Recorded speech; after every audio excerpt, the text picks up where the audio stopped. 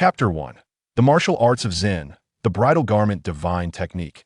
In the vast expanse of the divine martial continent, stretching for countless miles, the Great Xia Dynasty reigns supreme.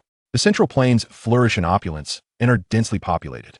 The other 6 major dynasties covet this prosperity, leading to countless conflicts over the centuries. Though the Great Xia is formidable, it is but a lone tiger amidst a pack of wolves. The splendor of the Central Plains is earned through the bloodshed of 1,000,000 soldiers at the borders. How many ironclad warriors have perished, their bones wrapped in white?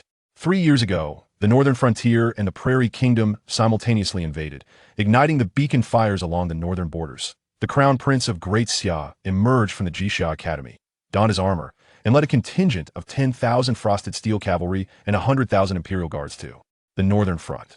This expedition lasted a full 3 years. In the 180th year of the Great Xia calendar, it marked the 4th year of the crown prince's command over the northern territories. A confidential letter stealthily made its way from the northern front to the imperial capital, landing in the hands of the emperor. The crown prince had perished, and the culprit was identified as Wen Liang. Only the crown prince's personal guards were privy to this matter, and currently, the crown princess was disguised as the crown prince to maintain morale among the troops. Wen Liang, ranked 7th in a martial evaluation of the Heavenly Mechanism Pavilion, possessed a dual nature of righteousness and wickedness. Having mastered the exquisite jade glazed divine technique to its pinnacle, he had single-handedly vanquished 3,000 cavalry from the Prairie Kingdom and had also slain a 3rd-rank official of the Great Xia. The martial winds swept across the divine martial continent, frequently leading to incidents where martial heroes defied laws.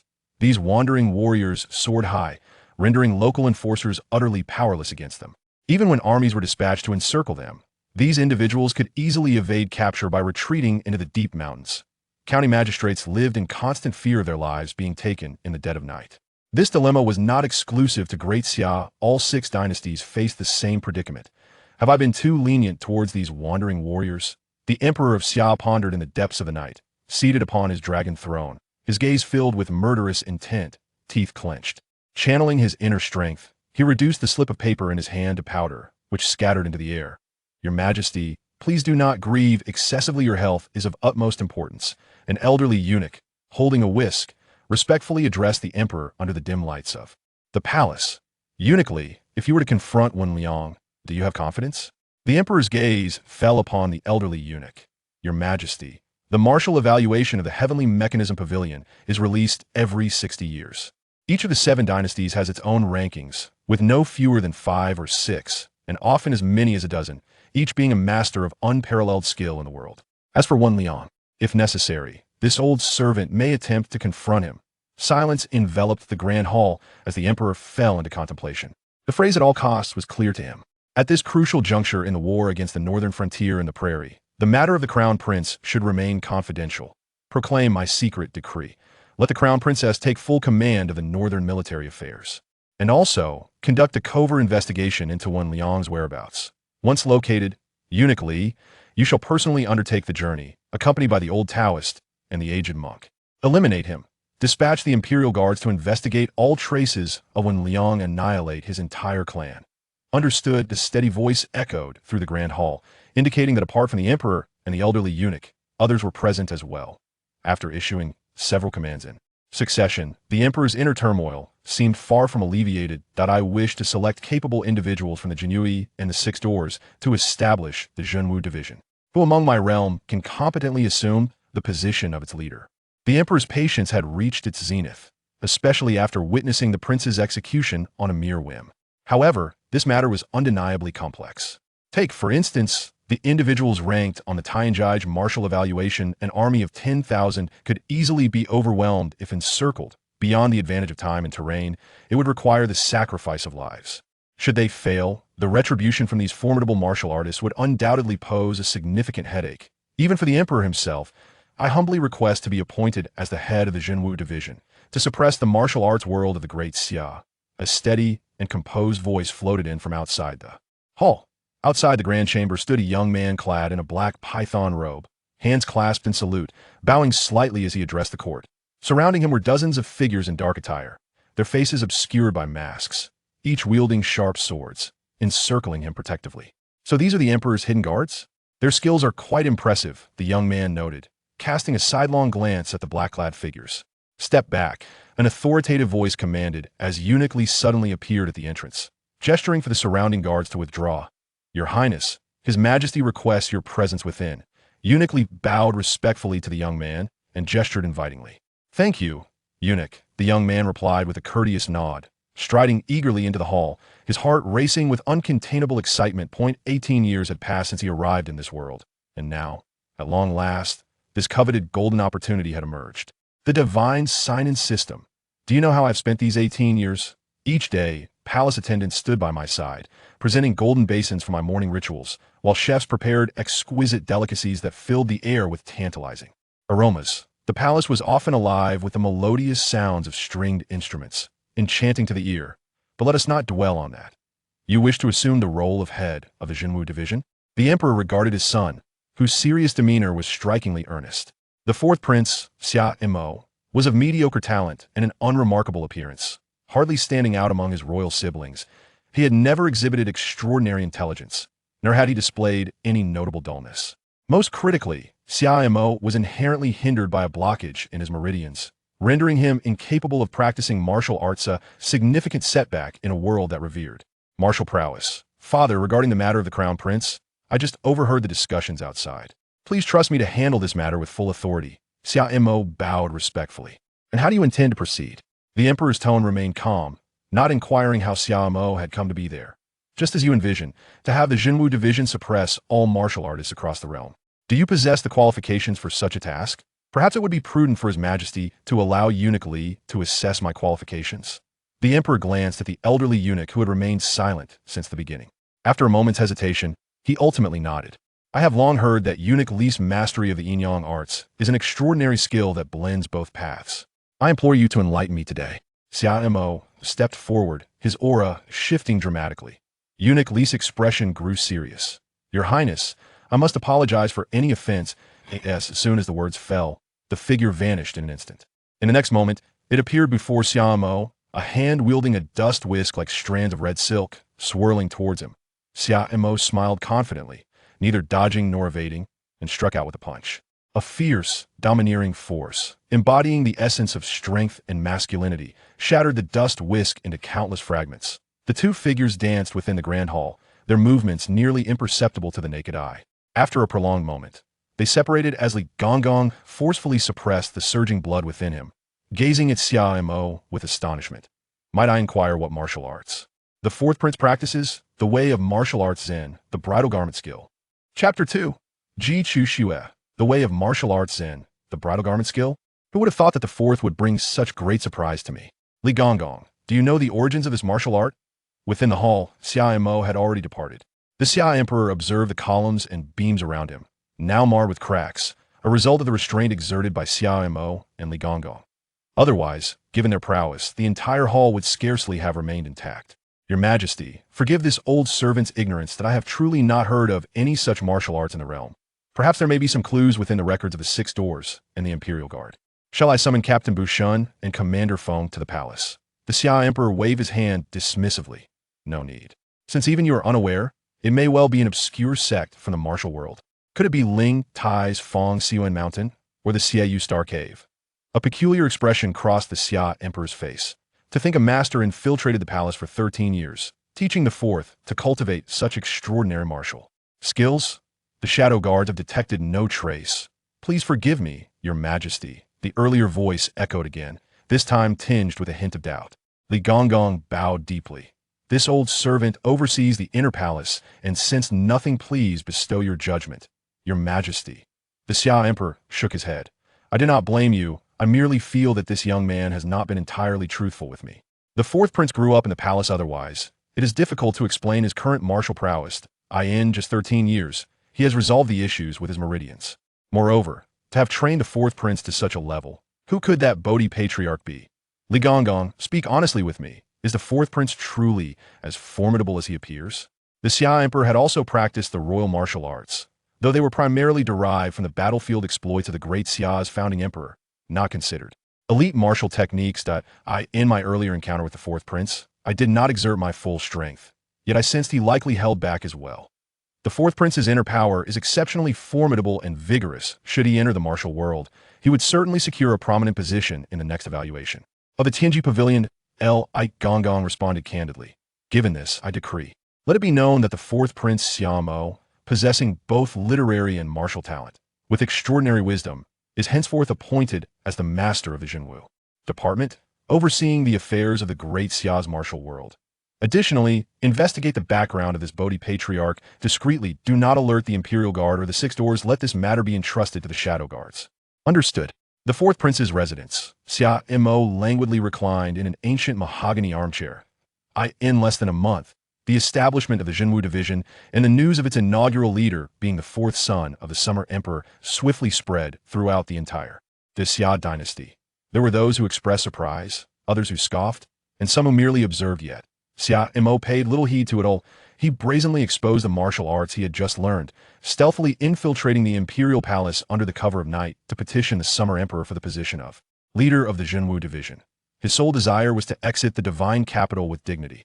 According to the customs of the Xia dynasty, princes must depart the palace upon reaching 18 and establish their own offices in the capital. He had only moved to the estate of the fourth prince less than a month ago.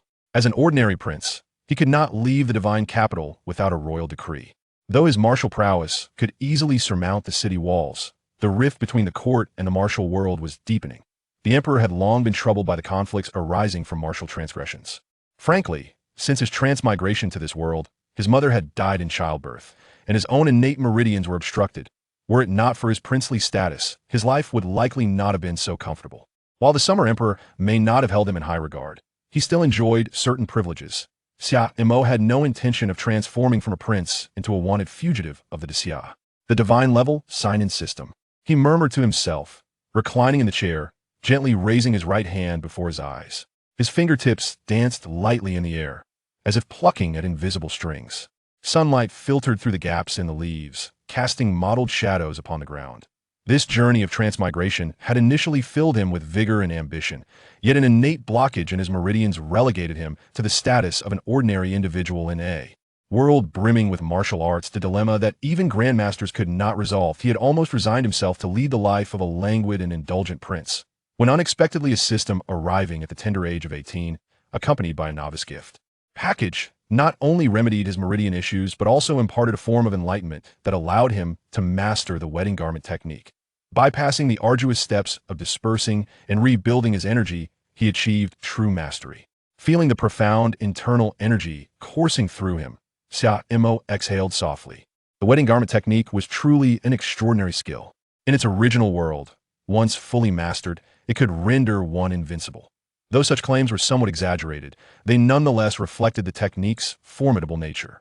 In the current world, where martial civilization flourished, even if the fully realized wedding garment technique could not guarantee invincibility, it surely would not be lacking in strength. When did the Six Doors learn the art of flying thieves? A figure descended gracefully from the high walls. The fallen leaves on the ground were stirred by a gentle breeze. Each step fell upon the leaf tips, making not a sound. Ji Chushua pays her respects to the leader. Xia Mo revealed a playful smile. The Jinwu division has just been established, and although my father ordered the Six Doors and the Imperial Guard to contribute personnel, I did not anticipate that the famed goddess catcher from the Six Doors will be sent to me so generously. Xia Mo unabashedly scrutinized the person before him. Draped in a deep blue attire, adorned with cloud patterns intricately embroidered in golden threads at the collar and cuffs. She cinched the garment with a slender cord of the same hue, ensuring a perfect fit while exuding an air of gallantry. The foremost female constable of the Great Xia, Ji Chushua, her visage was as frigid as frost, and her clear, penetrating eyes seemed to conceal an unfathomable abyss of icy depths. Her demeanor was both austere and noble, reminiscent of a solitary wolf atop a snow-capped peak, isolated yet resolute. You never expected to fall into my grasp, did you? Filthy woman! Xia Mo suddenly erupted, his hand darting like lightning towards Ji Chukshu's throat. Oh, you recall how you once struck me? Ji Chushua remained unperturbed. With a swift motion, she unsheathed the exclusive blade of the Six Doors constabulary, which gleamed with a blinding radiance under the sunlight. Bang. The sound echoed like metal clashing. Xia Mo's hand met Ji Chukshu's blade with a forceful snap. A surge of immense inner strength erupted like a tempest. Ji Chukshu's arms tingled, her entire being feeling as though struck by a heavy blow, causing her to involuntarily spiral backward. Her feet skidded against the ground, each step feeling as if she were treading upon cotton, rendering her powerless. At last, as she exited the courtyard, Ji Chuxue abruptly knelt upon one knee. The blade was thrust into the ground, steadying her wavering form, but a trickle of blood seeped from the corner of her mouth. Raising her gaze to Xia Mo, her clear eyes now brimmed with disbelief. Chapter 3. The White Cloud Temple of the Great Green Mountain. How could you possibly? Ji Chuxue's voice trembled slightly. The fourth prince, Xia Mo's true character, was all too familiar to her, for she was the one who had personally apprehended him from a brothel in the capital years ago. How could he possess such martial prowess? Xia Mo stood unmoved, his expression impassive as he regarded Ji Chuxue, stating coolly, "I warned you back then. I told you to wait for me. Consider this move a settlement." Xia Mo observed Ji Chuxue, whose once formidable presence now appeared somewhat fragile, yet still retained her indomitable spirit. Memories of their shared past flickered through his mind, a tapestry of grievances and bonds woven from a betrothal long ago. Ji Chuxue was the sole daughter of the Minister of War of the Great Xia Dynasty. Perhaps influenced by her family's traditions, she had eschewed feminine adornments in favor of martial attire from a young age.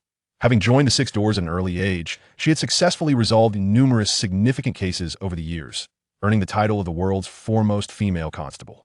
Their engagement had been arranged through a pact between Xia Mo's mother and Ji Chuxue's late mother. Devoid of any formal ceremony, Ji Chuxue was 2 years Xia Mo's senior. 3 years prior, Xia Mo had stealthily ventured out of the palace in disguise, accompanied by a few guards and several fierce hounds, meandering into a refined establishment. Where scholars recited poetry, he had vowed that his initial curiosity was purely to explore the elegance of ancient cultural venues. Just then, the proprietress had introduced a young girl with reddened eyes. A throng of Six Doors constables had stormed in from outside. Xia Mo faintly heard the phrase coerced into prostitution echoing in his mind, that a sense of foreboding washed over him. Yet he had no time to strategically retreat. Lady Ji burst through the window with remarkable fervor, shielding the young girl behind her, and proceeded to deliver a brutal beating to him. This incident eventually reached the ears of the Emperor of Xia. Although the Minister of War personally escorted Ji Chuxue to the palace to offer an apology, the fact that a prince was caught frequenting brothels was certainly not a matter to be glorified. After Ji Chuxue had delivered a rather perfunctory apology, she boldly expressed her desire to annul their engagement. The fourth prince, afflicted with a congenital blockage in his meridians, could aspire to nothing more than a life as a leisurely noble. After the Minister of War repeatedly sought forgiveness from the Emperor of Xia, and considering Xia Mo, the aggrieved party, shared the same sentiment, the engagement was ultimately dissolved. However, the memory of that beating remained indelibly etched in Xia Mo's mind. Since the master possesses such formidable martial prowess, why was it that at the outset? Ji Chuxue slowly rose, wiping the traces of blood from her lips. Her voice remained as frigid as ever. Does this palace need to elucidate its actions to Captain Ji? Xia Mo gradually approached Ji Chuxue. The newly established yamen of the Jinwu Division is located on Qinglong Street. Those from the Lushi men should proceed there first. Specific orders will be conveyed later by my attendants. After speaking, he directly bypassed Ji Chuxue and made his way outside. Is it not the case that the Jinwu envoy reports directly to the chief? Ji Chuxue's expression shifted slightly as she inquired, her tone laced with confusion. Xia Mo suddenly halted his steps, turning to glance at Ji Chuxue with a playful smile adorning his face. The guardian of martial arts? Just you? His voice was soft. Yet the disdain was palpable, discernible to anyone of sound mind. You. Ji Chuxue felt a surge of anger, just as she was about to retort. The image of Xia Mo's casual display of prowess flashed in her mind. The Guardian's office serves as the imperial authority to suppress martial arts across the realm. The 12 Guardians wield significant power, possessing the right to execute judgment on any official of the 3rd rank or below without prior consultation. Ji Chuxue, do you truly believe you are worthy? His calm tone drained the color from Ji Chuxue's face. Any words of rebuttal were rendered weightless in the face of his earlier display. The most renowned female martial artist, the direct disciple of the revered God Hunter, the only daughter of the Minister of War. These prestigious titles held little sway within the Guardian's office. You should seriously contemplate how to pass the forthcoming assessments and officially become a Guardian of Martial Arts. Otherwise, you may find yourself returning in a most disheartened fashion. Assessments? Ji Chuxue looked at Xia Mo, astonished. Xia Mo smiled faintly, then departed the courtyard without a glance back. Your Highness, the horse is ready, came the voice of a young servant clad in gray, leading a black steed. With powerful hooves that struck the ground with a resonant sound, the horse moved with a steady grace, its tail flowing like smoke, dancing lightly in the breeze.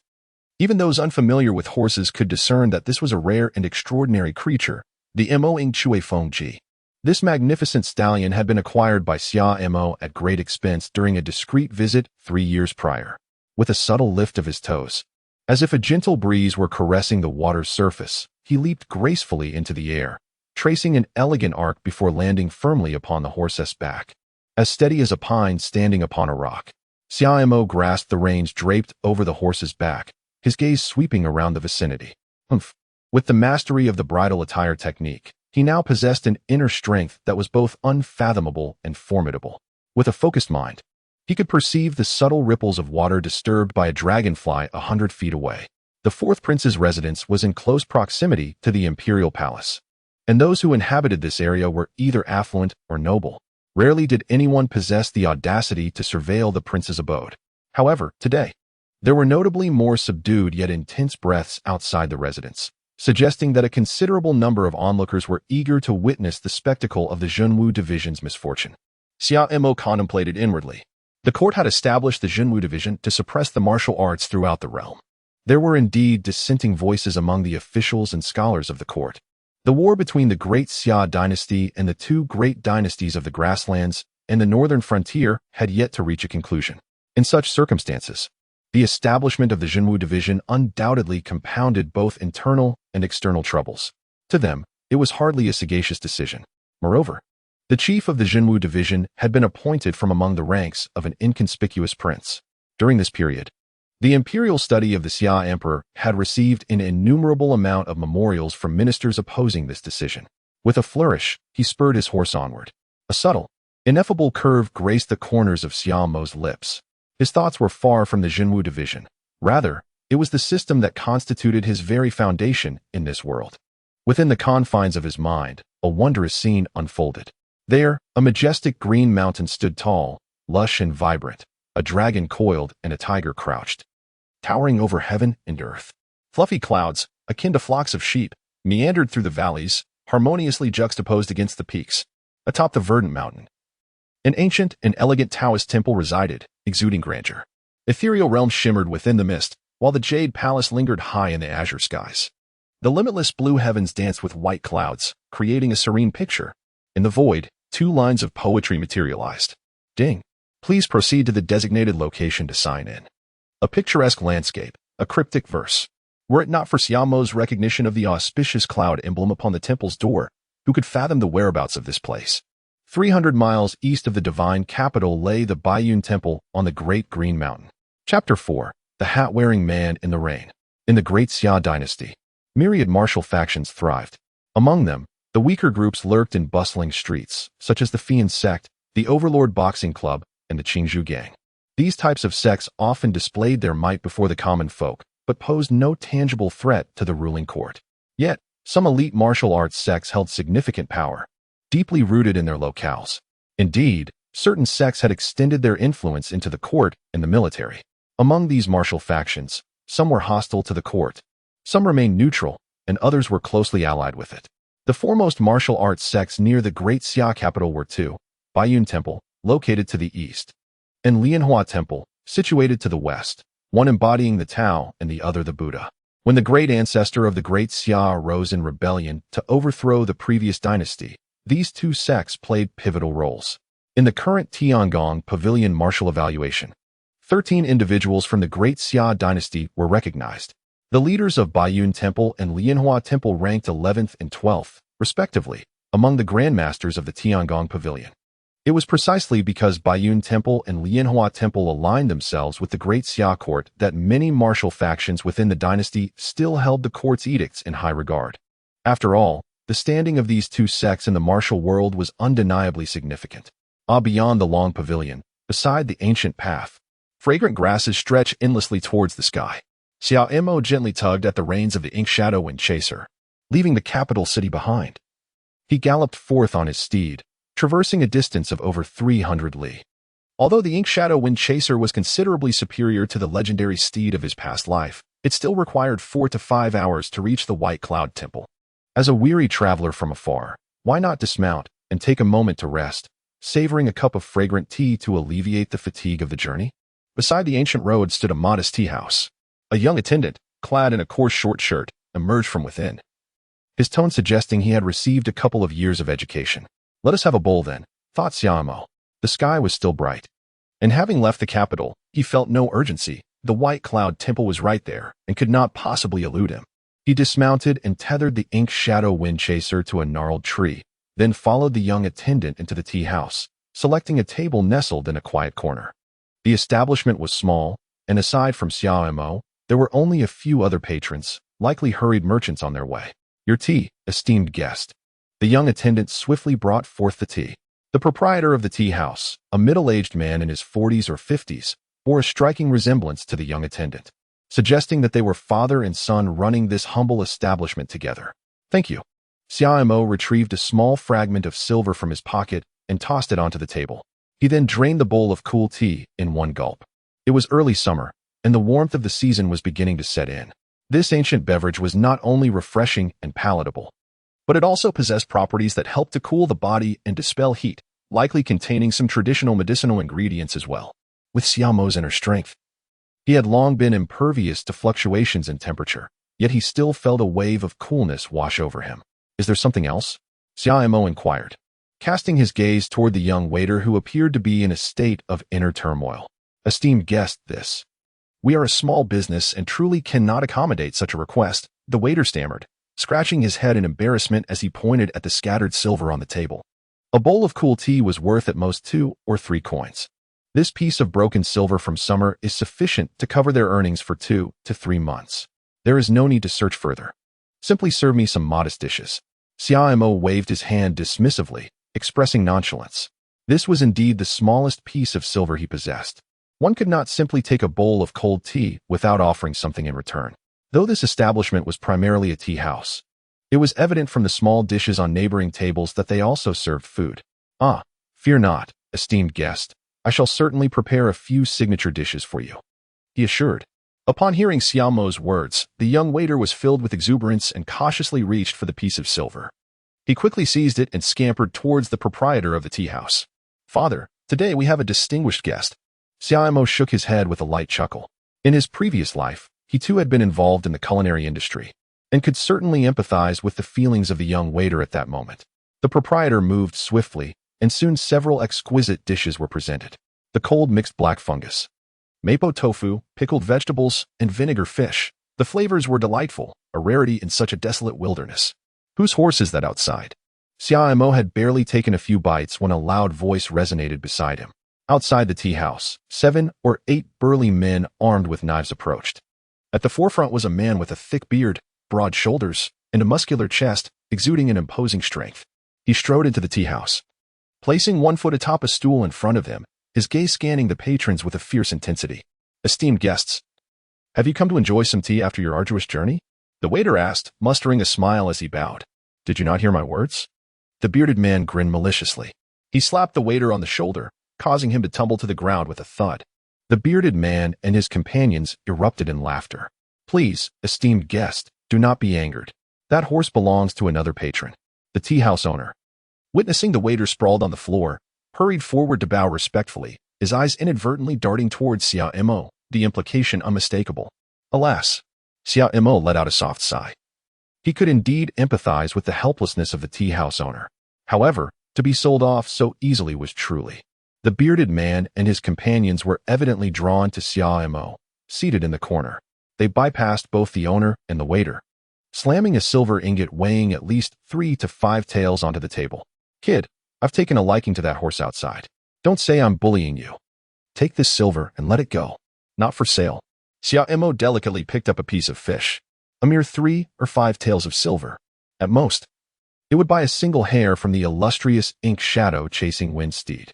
Young man, are you courting death? Do you even know who we are? The bearded man had yet to speak, while the men behind him began to clamor. Young man, is this your first day navigating the world? Surprisingly, the bearded man did not display anger. Instead, he seated himself on a stool opposite Xiaomo. Indeed, it is my first venture out. Do you have any guidance to offer? Xiaomo cast a curious glance at the bearded man. Ha ha. At this, the bearded man erupted into hearty laughter. You must remember, in your next life, to keep your wits about you." As he spoke, his hand had already rested upon the hilt of his blade. The wind began to grow tumultuous, rustling the leaves with a cacophonous sound. A damp scent gradually permeated the air. Suddenly, a torrential downpour commenced, as if the heavens themselves had unleashed a deluge. Shamir's gaze shifted away from the man with the beard and turned towards the outside. In the gentle drizzle, a figure adorned with a conical hat approached slowly from afar, appearing and disappearing amidst the misty curtain of rain. Chapter 5. Thunder concealed in the sleeve. Even the wind and rain bowed down. The figure entered the tea house and gently removed the conical hat, instantly capturing the attention of all present. He appeared to be around 40 years of age, with a stern countenance and hair that fell loosely, somewhat disheveled. The group of bearded men clearly sensed the unusual presence of this newcomer, their gazes wavering with a hint of apprehension as they redirected their focus back to Shamir. "Young man, I shall grant you one final opportunity. If you comply now, you might at least receive a few taels of silver. Otherwise," outside the tea house, raindrops fell in torrents, striking the ground with a resonant sound and splashing countless droplets. The sound of a steel blade being unsheathed was unmistakably clear to all. The conical-hatted figure, having entered the tea house, also glanced toward this commotion. "I shall not sell." Without the slightest hesitation, the steel blade was fully drawn. "You shall perish." The murderous glint in the bearded man's eyes was as fierce as that of a wild beast, his malice laid bare. He swung the blade directly at Shamir's head, with subtle currents of energy swirling at the tip. It was evident that the bearded man possessed some inner strength. Although martial arts flourished in the divine martial continent, not everyone could cultivate inner vitality. The more profound martial texts were predominantly monopolized by the great dynasties and martial sections. The bearded man's inner strength was quite feeble, barely scratching the surface of mastery, at most manifesting a wisp of energy. Clang! The bearded man felt as if he had struck the hardest stone in existence. The steel blade shattered. Protective chi? Terror and disbelief flashed in his eyes as blood streamed from the gash in his right hand, dripping down. "Brother!" The men behind him shouted in unison, drawing their blades and launching an attack against Shamir. Xiaomo sat motionless, his gaze serene as if the tumult of the world bore no relevance to him. The muffled sounds of thuds echoed around, and those men rushing towards him, save for the one with the bushy beard, were struck down as if by a mighty hammer. They tumbled out of the tea house, crashing heavily onto the muddy ground. Outside the capital, beneath the emperor's feet, when coercion fails, and a mere disagreement leads to bloodshed, today I have truly witnessed the depths of the martial world. Xiaomo slowly rose to his feet and approached the bearded man. The mundane tone of his voice roused the bearded man from his stupor. Although he could hardly comprehend what Xiaomo had said, with a sudden thud, he fell to his knees, trembling as he pleaded, "Spare me, noble sir. I hail from the Tianling stronghold, and I have come here under the orders of my master to." Before he could finish, the bearded man erupted with fury. He swiftly drew a slender blowpipe from his waist, aiming it at Xiaomo, who stood a short distance away. His gaze was fierce, and with a slight press of his finger on the pipe, a glimmering cold light shot towards Xiaomo.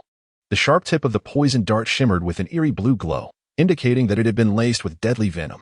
The dart carved an uncanny arc through the air, accompanied by a piercing sound, as it hurtled directly towards Xiaomo's neck. "Tianling stronghold," Xiaomo murmured to himself, entirely unfazed by the trivial antics of the bearded figure. With a slight tilt of his head, he deftly evaded the lethal poisoned dart. The dart whizzed past his ear with a sharp sound, embedding itself into the wooden pillar behind him, producing a crisp resonance. Xiaomo's palm rose slightly before striking the bearded man's chest with astonishing speed and force.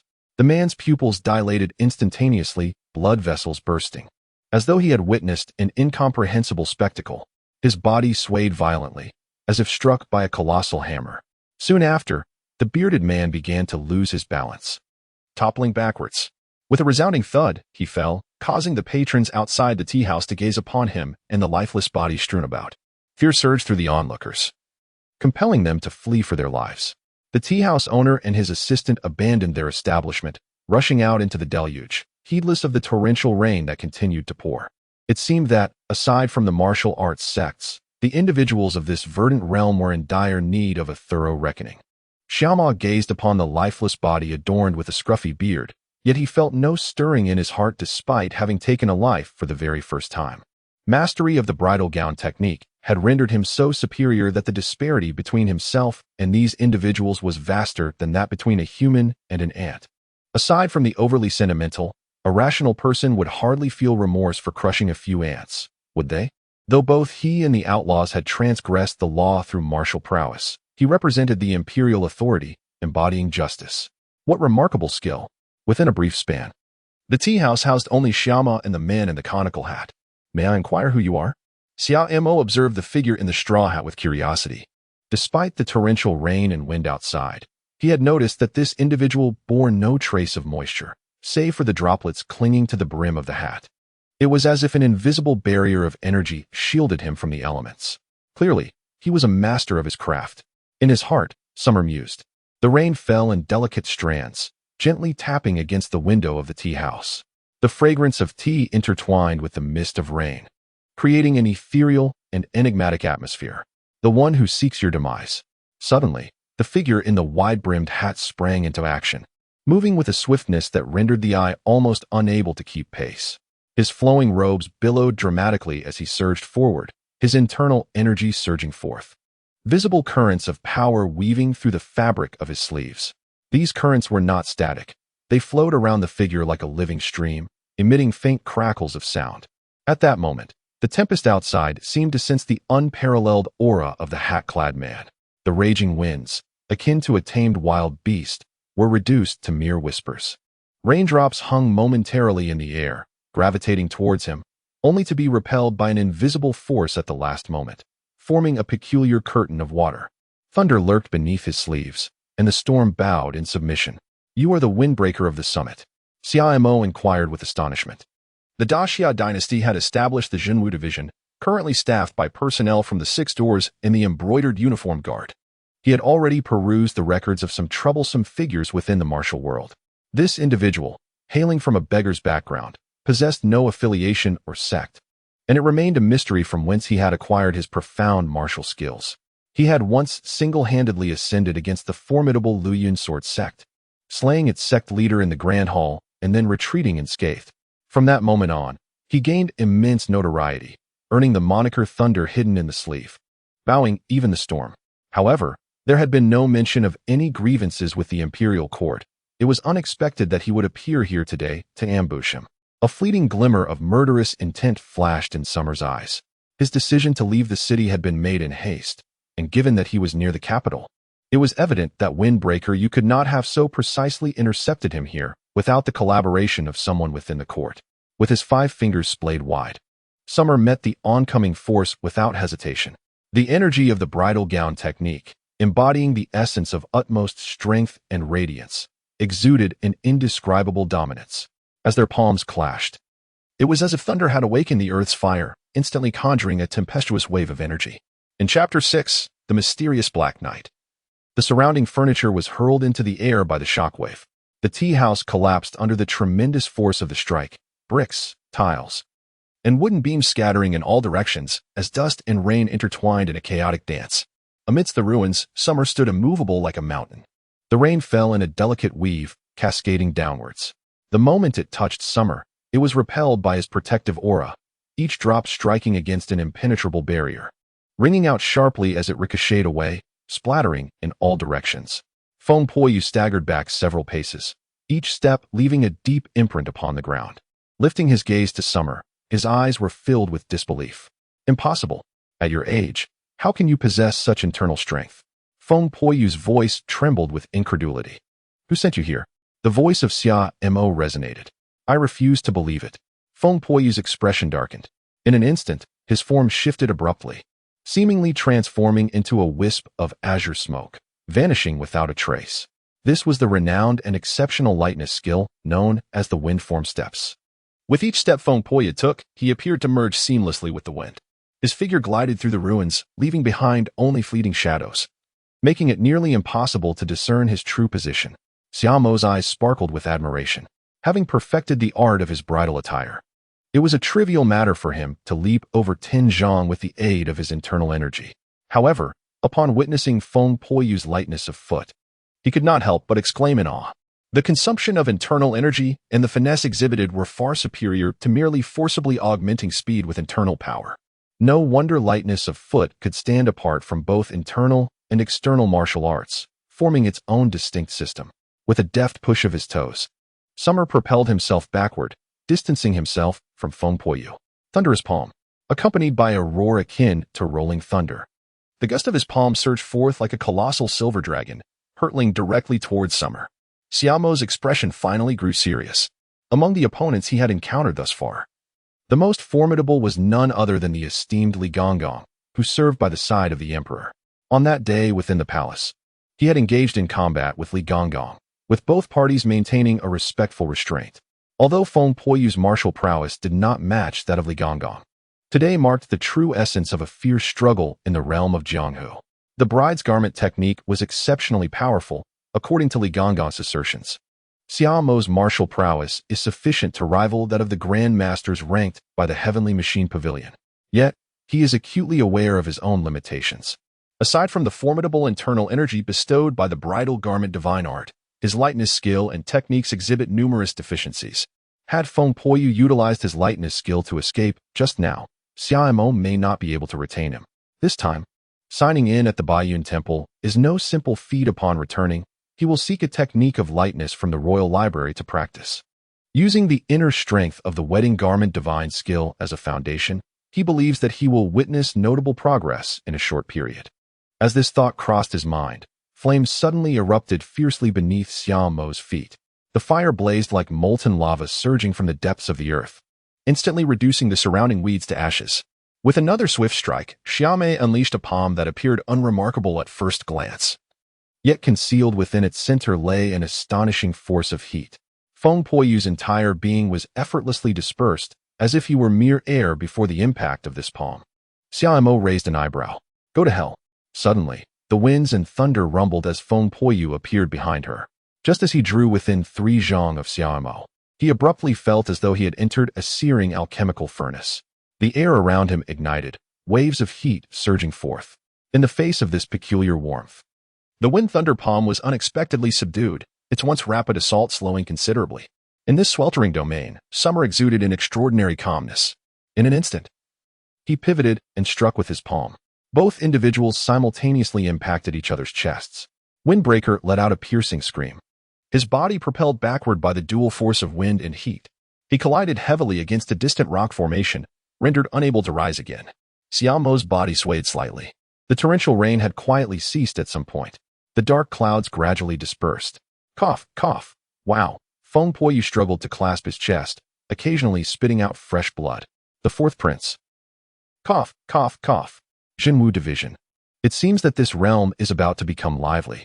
As he gazed at the slowly approaching Xiaomo, a bitter smile crept across Feng Puoyu's face. Reveal the identity of the person behind you, and I shall grant you a reprieve.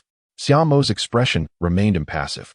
With a gentle lift of his hand, a silver flash erupted amidst the ruins of the tea house. He toyed with the poisoned needle, previously belonging to the bearded man. Feng Puoyu coughed twice, feeling the damage to his internal organs. Even if he survived today, he would be rendered a mere shell of his former self. Do you think I would divulge? Suddenly, Feng Puoyu's pupils dilated in shock. He opened his mouth, attempting to utter something, but it felt as though an invisible hand had seized his throat. With a thud, he collapsed. A tiny black dot appeared on his forehead, oozing dark blood incessantly. Indeed, it was highly toxic. Xiaomo crouched down, gazing at the lifeless body of Feng Puoyu, and remarked with a sigh. The wolf den was not something he had heard much about, yet it appeared to be far from benign. But then again, what need was there to speak of it? I have pressing matters to attend to, and no time to linger here with you. Xiaomo rose to his feet and strode towards the shadowy steed tethered to the gnarled tree. Remarkably, the previous battle had left it completely unscathed. After approximately half an hour, the ground began to tremble slightly. This tremor was initially faint, reminiscent of the distant echoes of thunder. As the rhythmic sound of hooves drew nearer, the vibrations intensified. In the distance, the silhouettes of dozens of riders became distinct, clad in uniform armor, their black cloaks billowing ominously in the wind. Their faces were obscured by sinister, jet-black masks, adorned with grotesque carvings, as if they were messengers from the underworld. Feng Puoyu. Has he truly met his demise? The leader of the riders spurred his horse forward, gazing upon Feng Poyu's lifeless form. A rare hint of astonishment crept into his cold voice. "Commander, shall we pursue them?" queried another rider, gesturing towards the hoof prints imprinted upon the ground. The leader fell silent for a moment before responding thoughtfully, "That direction leads to Baiyun Temple. It seems our master's predictions were indeed accurate. This fourth prince will certainly turn his attention towards Baiyun Temple and Lianhua Monastery. Without the support of these two great sects, the Xinwu division, that is but a jest. Let us return." After pondering briefly, the leader raised his hand to issue the command. "Commander, our master instructed us to." "Humph. If even Feng Poyu has faltered, what confidence do we possess?" The leader retorted. "While skirmishes among martial artists are one thing, should cavalry truly attempt to ambush the prince near the capital? Do you think the Jinui are ineffectual? Bring his body back, and let our master decide."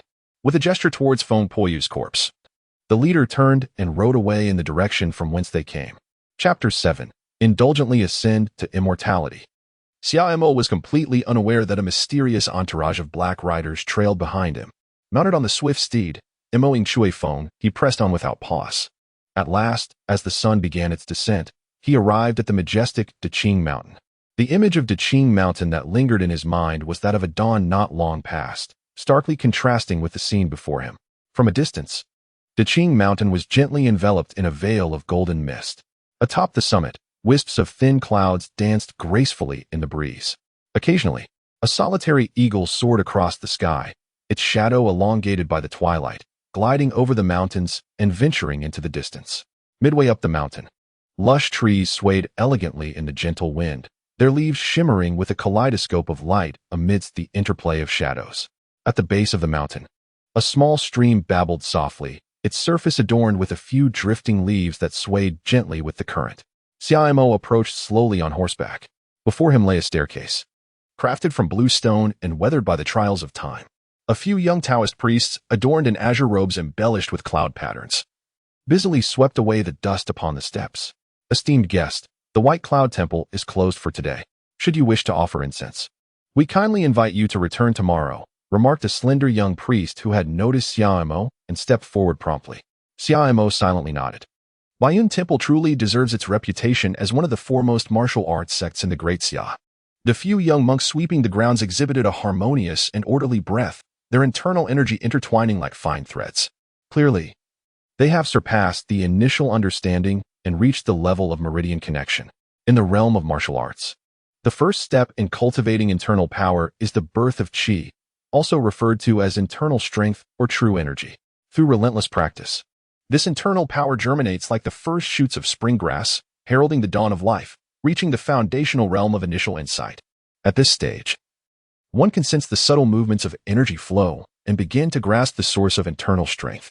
However, the true energy remains shallow, its application unrefined.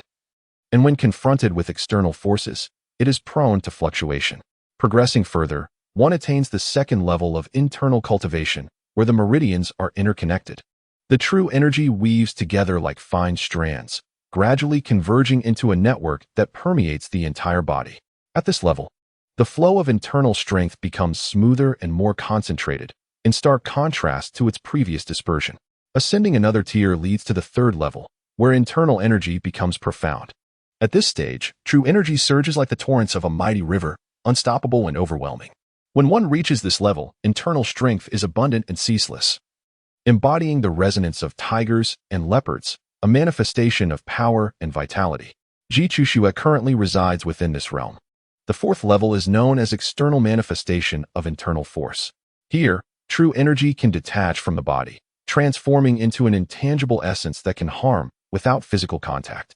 In every movement, great power resides, capable of inflicting injury upon those who encounter it, a feat beyond the capability of ordinary individuals to withstand.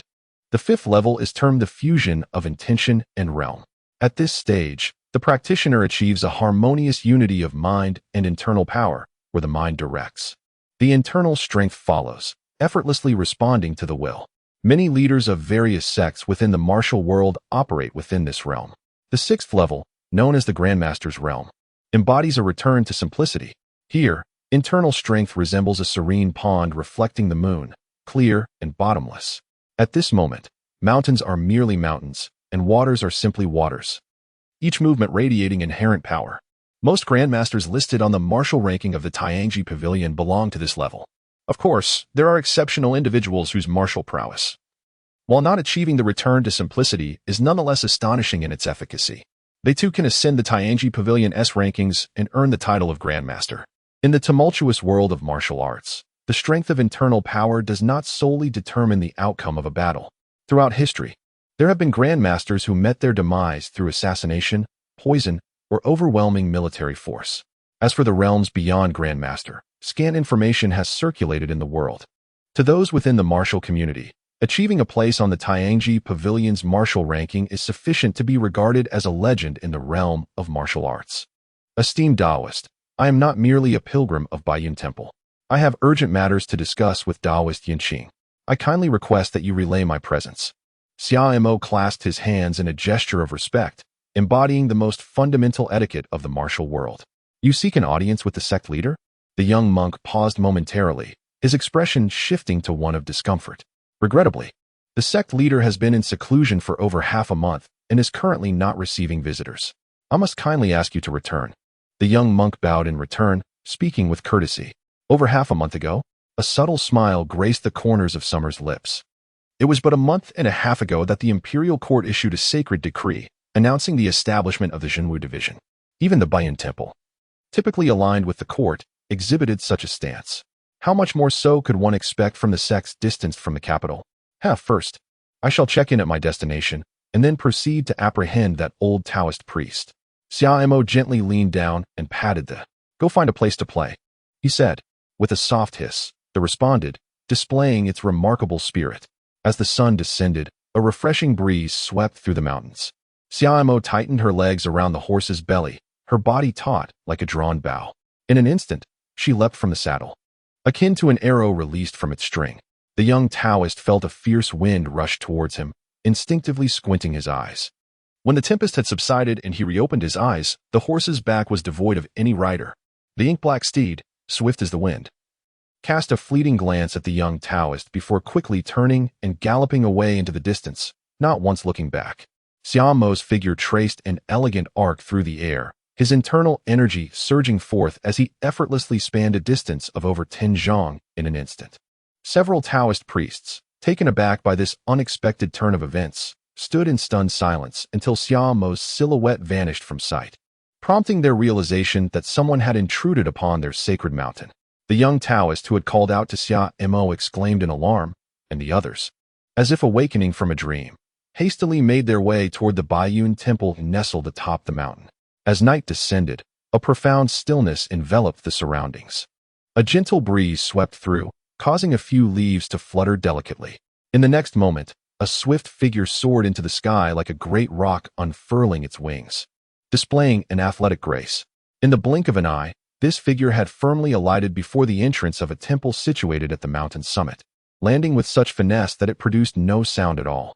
Xia Mo stood there, his gaze sweeping across the surroundings, as if in search of something, or perhaps awaiting an event. The entire Mount Qing was bestowed upon the Baiyun Temple by the imperial court. The most magnificent structures were concentrated halfway up the mountain, accessible to ordinary pilgrims. Yet, the true sanctum of martial inheritance of the Baiyun Temple lay in the ancient and unadorned Taoist temple before him. Ding! Congratulations on reaching Baiyun Temple. Your check-in is successful. Task reward: the celestial steps of freedom. This sound did not emanate from beside him, but resonated entirely within his mind. A glimmer of brilliance flickered in Xia Mo's eyes. A profound sensation of having the world beneath his feet surged within him.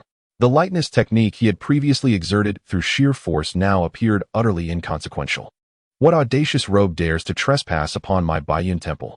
His voice reverberated through the air, causing the surrounding leaves to quiver gently. The intruder's internal strength was decidedly formidable. Chapter 8. The Old Taoist of Yinqing. Xia Mo gently turned around and beheld a middle-aged Taoist priest glaring at him from a short distance away. The priest donned a pristine white robe, reminiscent of the feathers of a celestial crane. The robe bore no superfluous embellishments, adorned only with a simple cloud pattern. At his waist, he was secured with a white jade belt, exuding an air of simplicity without sacrificing solemnity. This venerable Taoist. Xia Mo slightly cupped his hands. Yet before he could finish his words, he heard a thunderous shout from the middle-aged Taoist across from him. "Bold thief! Do you truly believe that my Baiyun temple is without defenders?" No sooner had the words left his lips than the middle-aged Taoist soared towards Xiaomo. Xiaomo stood in stunned silence. The Baiyun temple, whether in martial prowess or doctrine, adhered to the Taoist principles of tranquility and non-action. How was it that, on this late evening, he encountered an irascible temperament upon his arrival? In the blink of an eye, the middle-aged Taoist approached. His form was ethereal. Akin to flowing clouds traversing the heavens, his hands moved with the grace of silk threads, swift and decisive. The Baiyun capturing technique. A sudden thought struck Shamer, and for the moment, he refrained from revealing his identity. The Baiyun Temple is a prestigious sect with a lineage spanning several centuries within the martial world. The current abbot of Baiyun Temple is a grandmaster recognized in the martial evaluations of the Tianji Pavilion. This middle-aged Taoist possesses profound internal strength and exudes formidable energy, suggesting he is a figure of elder status within Baiyun Temple. Perhaps it would be prudent to test him. With the tips of his toes elevated, Summer's body swayed slightly, effortlessly evading the grasp of the middle-aged Taoist. What? The Taoist's pupils constricted. Initially, he perceived merely a youthful visage before him and had held back somewhat in his approach. However, he was taken aback to find that his attempt to seize was so easily sidestepped. Such remarkable lightness of foot. The middle-aged Taoist possessed discerning eyes. Quickly realizing that this young man's agility was extraordinary, he immediately barked, "Shadow Palm." The Taoist's figure began to blur, as this Shadow Palm was renowned throughout the martial world as a signature technique of the Baiyun Temple. Employing astonishing speed, he created multiple illusions, rendering it difficult for his opponent to discern the real from the false. Amidst the phantoms, he suddenly launched an attack, striking with a speed that was almost imperceptible. In an instant, several figures of the middle-aged Taoist emerged around him, their forms ethereal, movements synchronized, all simultaneously directing their palms towards Summer. This is becoming intriguing. A smile danced at the corners of Summer's lips. With hands clasped behind his back, he deftly propelled himself forward once more, flitting between the manifestations of the middle-aged Taoist like a nimble swallow. His steps were light and agile, each landing perfectly evading the assaults of the Taoist. The law enforcement elder. This is. Amidst their duel, a dozen disciples from Baiyun Temple arrived, showcasing their lightness of foot. Upon witnessing the scene before them, they were left utterly astonished. The esteemed law enforcement elder of Baiyun Temple seemed to be toyed with by a mere youth. "Brother Lin, can you discern the origins of that individual's agility?" inquired one of the Baiyun disciples. Brother Lin, closely observing the two figures in the arena, shook his head. His movements are ethereal, akin to celestial beings, bearing a resemblance to our Baiyun Temple's Yunbu Piaomiao, albeit the words he refrained from uttering hung in the air. The longer he gazed, the more he perceived that the youth's lightness of foot surpassed even their own Yunbu Piaomiao. How infuriating! What was evident to the Baiyun disciples was surely not lost on the middle-aged Taoist, who, as the law enforcement elder, could not remain oblivious. The thought of being humiliated by a young man, especially in front of the inner disciples of Baiyun Temple, compelled the Taoist to abandon restraint. "Boy, regardless of your origins, your intrusion into Baiyun Temple today means that should I injure you, your masters will have no grounds for complaint," the middle-aged Taoist bellowed, his voice resonating like thunder, audible even from great distances. Xiaomo smiled faintly, urging, "Enough with the idle chatter. If you possess any skills, do unleash them. If you can even graze the hem of my garment, then today, consider yourself the victor." In their brief exchange, Xiaomo had garnered a general understanding of the abilities of the law elder from Baiyun Guan. His internal energy was potent enough to manifest outwardly, and his mastery of Baiyun Guan's martial arts was indeed commendable, likely rivaling that of Feng Piyu, who had previously ambushed him at the tea house. Having mastered the art of carefree ascension, he now felt more adept in the face of such an adversary. Arrogance. The middle-aged Taoist glared furiously. Wisps of white cloud energy began to coalesce from all directions. Tiangang Cloud Chi Technique. A disciple from Baiyun Guan exclaimed in awe. The sect was renowned for two primary internal cultivation methods: the Baiyun Canon, reserved solely for the sect's leaders and their chosen successors, and the Tiangang Cloud Chi Technique, a supreme martial art derived from the founder's profound understanding of the ever-changing essence of cloud energy. While the enigmatic Baiyun Canon held its mysteries, the sect's fame was largely built upon the prowess of the Tiangang Cloud Chi Technique. The middle-aged Taoist was enveloped in a shroud of white cloud energy. In a mere blink, he had vanished from sight, reappearing behind Xiao. His hands, nearly transmuted into energy, surged forward with tremendous force. The gusts of his palms were poised to unleash a torrent, akin to a river breaching its banks, unstoppable and fierce. To the middle-aged Taoist, Xiaomo's figure had been distinctly visible, locked within the confines of his energy. Yet, in that fleeting moment, Xiaomo's form abruptly vanished from his line of sight. What? The middle-aged Taoist was taken aback. His palm strike could not be retracted, hurtling towards the very spot where Xiaomo had stood. It sliced through the air unimpeded, crashing into a massive tree several paces away. This tree, with a trunk so thick it would require several individuals to encircle, stood tall and lush. Yet beneath the force of the middle-aged Taoist strike, it appeared feeble. The moment the palm energy met the tree trunk, a deafening roar erupted, causing the entire tree to tremble violently. Cracks began to form at its core, rapidly spreading throughout its structure. With a resounding explosion, the tree shattered. Splinters scattering in all directions, leaves fluttering like confetti. Where is he? Find him. The middle-aged Taoist stood rooted, astonishment writ large in his eyes. He scanned the area, but it was devoid of any presence. Elder, the Baiyun Guan disciple, previously referred to as senior brother Lin, now looked as if he had seen a ghost, trembling as he pointed at the middle-aged Taoist. The expressions of the surrounding disciples mirrored his own terror. What is it? The middle-aged Taoist replied, his impatience palpable. He is right above you. Brother Lin let out a strained roar. The middle-aged Taoist's pupils constricted, and a bead of cold sweat trickled down his forehead as his gaze gradually ascended. Xiaomo embraced himself with both hands, his feet firmly resting upon the Taoist cap worn by the middle-aged priest. Your Highness, please refrain from jesting with these disciples any further. As dusk deepened and tranquility enveloped the surroundings, an aged voice quietly emerged. The heavy doors of Baiyun Temple slowly creaked open, revealing the figure of an elderly Taoist priest gradually coming into view. Xiaomo gazed at the old Taoist priest with a faint smile.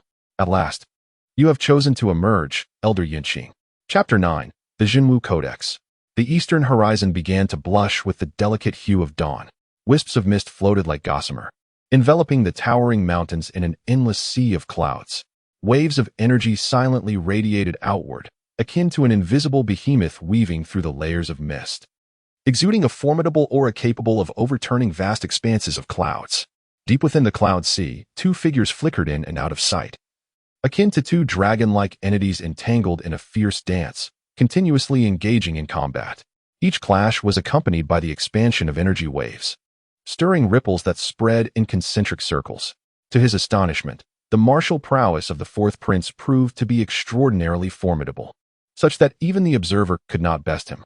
Atop the mountain, three Taoists stood resolutely like ancient pines, among them the Law Elder from the previous night.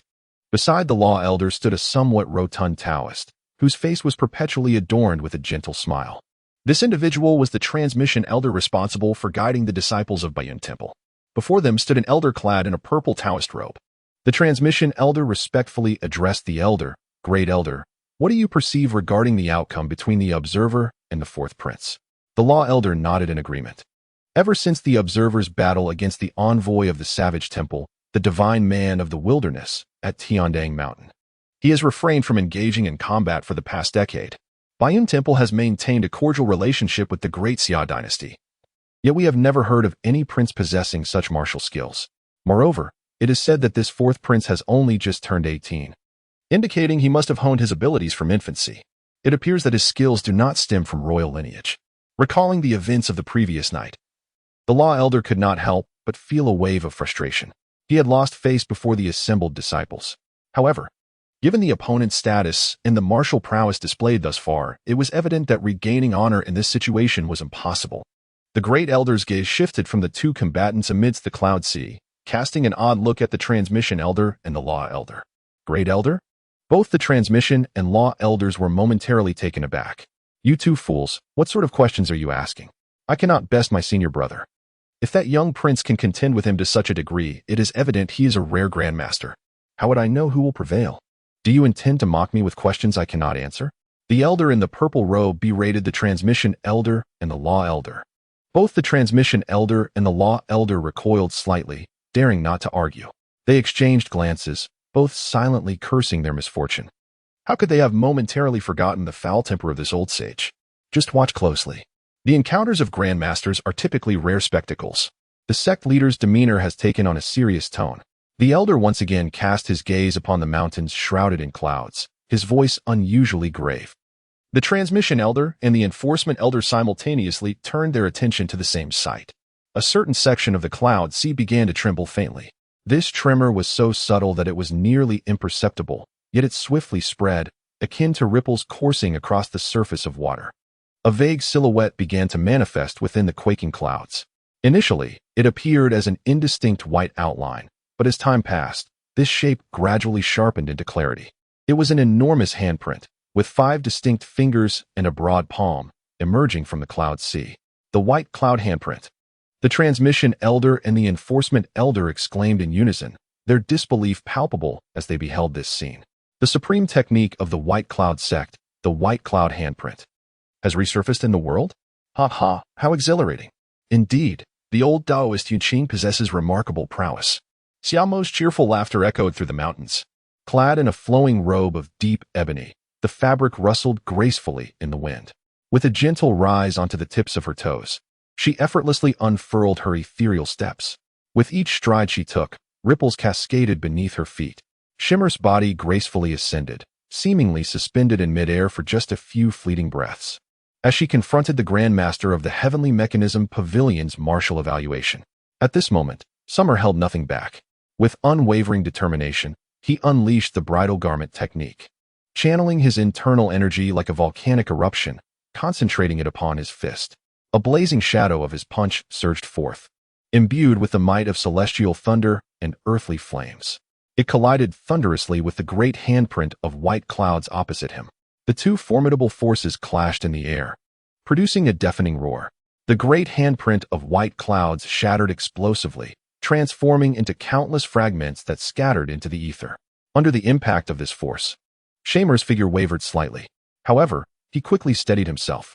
Is this the power of a grandmaster? Goodness, will I ever experience such a day in my life? The Grand Elder of Baiyun Temple murmured to himself. At that moment, the elder in charge of transmission and the elder responsible for law enforcement opened their mouths. Unsure of what to say, the old Taoist Yunqing stated, the court's intentions have been conveyed, and I shall not linger any longer at Baiyun Temple. Farewell.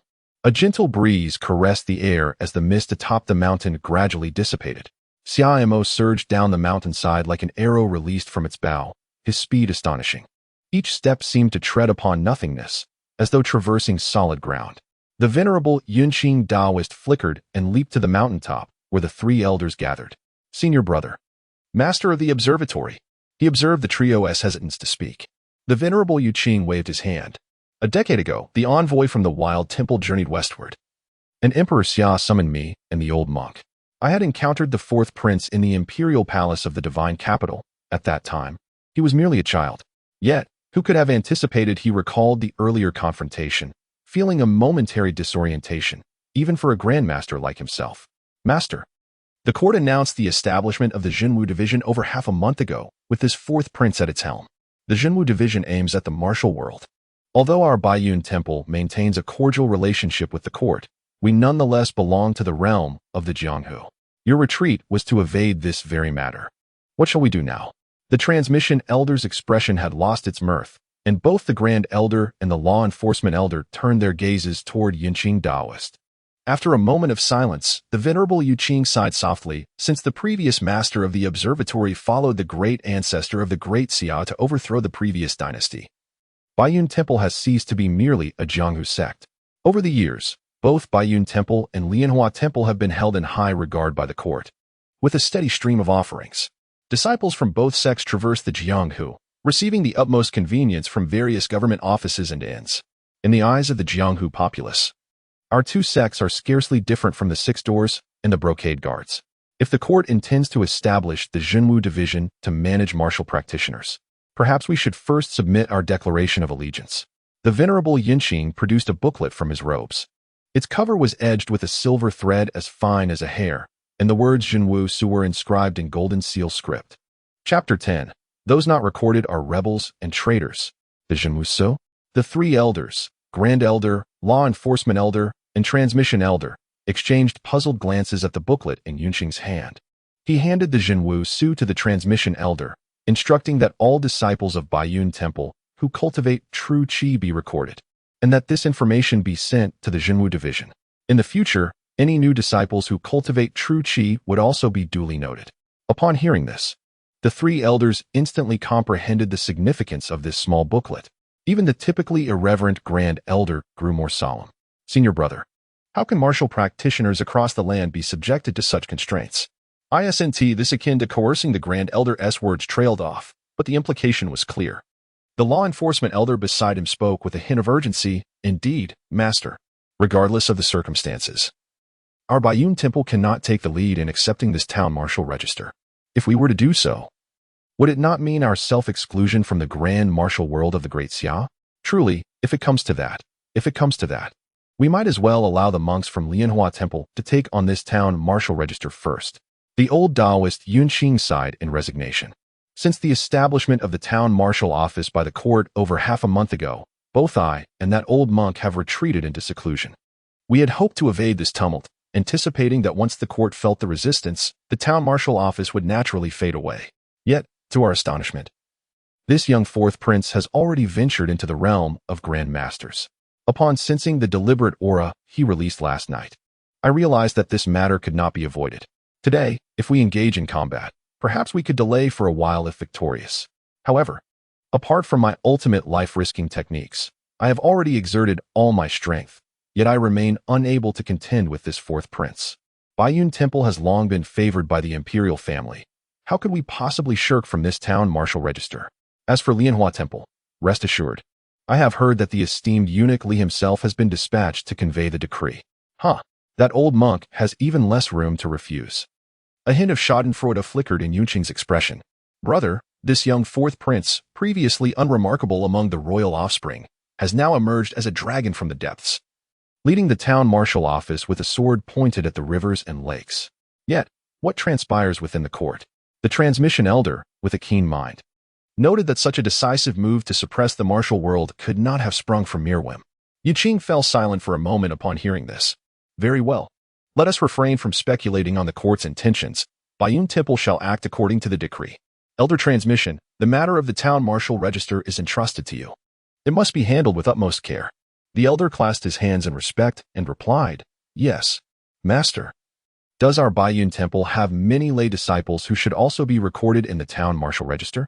Yunqing nodded slightly, his expression turning grave as he gazed at the elder. It is imperative that everyone be included in the town martial register. Not a single person must be overlooked. The senior elder beside them felt a stir in his heart. Brother, what are the consequences if one is not recorded in the town martial register? Yunqing's gaze darkened as he looked towards the swirling sea of clouds in the distance. Those not in the register are nothing but traitorous scoundrels. Xia Mo departed from Baiyun Temple, gracefully executing the technique of soaring to immortality. With a subtle shift of his form, he seemed to meld into the surrounding air. Silent as a whisper, not even stirring a breath of wind. His steps were as light as a feather, swift as lightning. As if he had contracted the vastness of space. In the blink of an eye, he found himself at the foot of the majestic Qing Mountain. Xia Mo's complexion was slightly pale, yet his eyes gleamed with an unmistakable excitement. Truly, it was a remarkable lightness of skill. Crafted by an ancient being who had lived for over a millennium, renowned for slaying dragons and vanquishing phoenixes. To my astonishment, when I impulsively exerted it to its fullest, it indeed bore a miraculous effect akin to traversing vast distances in an instant. However, the toll it exacted was rather substantial. Even with my mastery of the wedding dress divine art, I found it somewhat taxing. Xia Mo formed a circle with his thumb and index finger, producing a sharp whistle.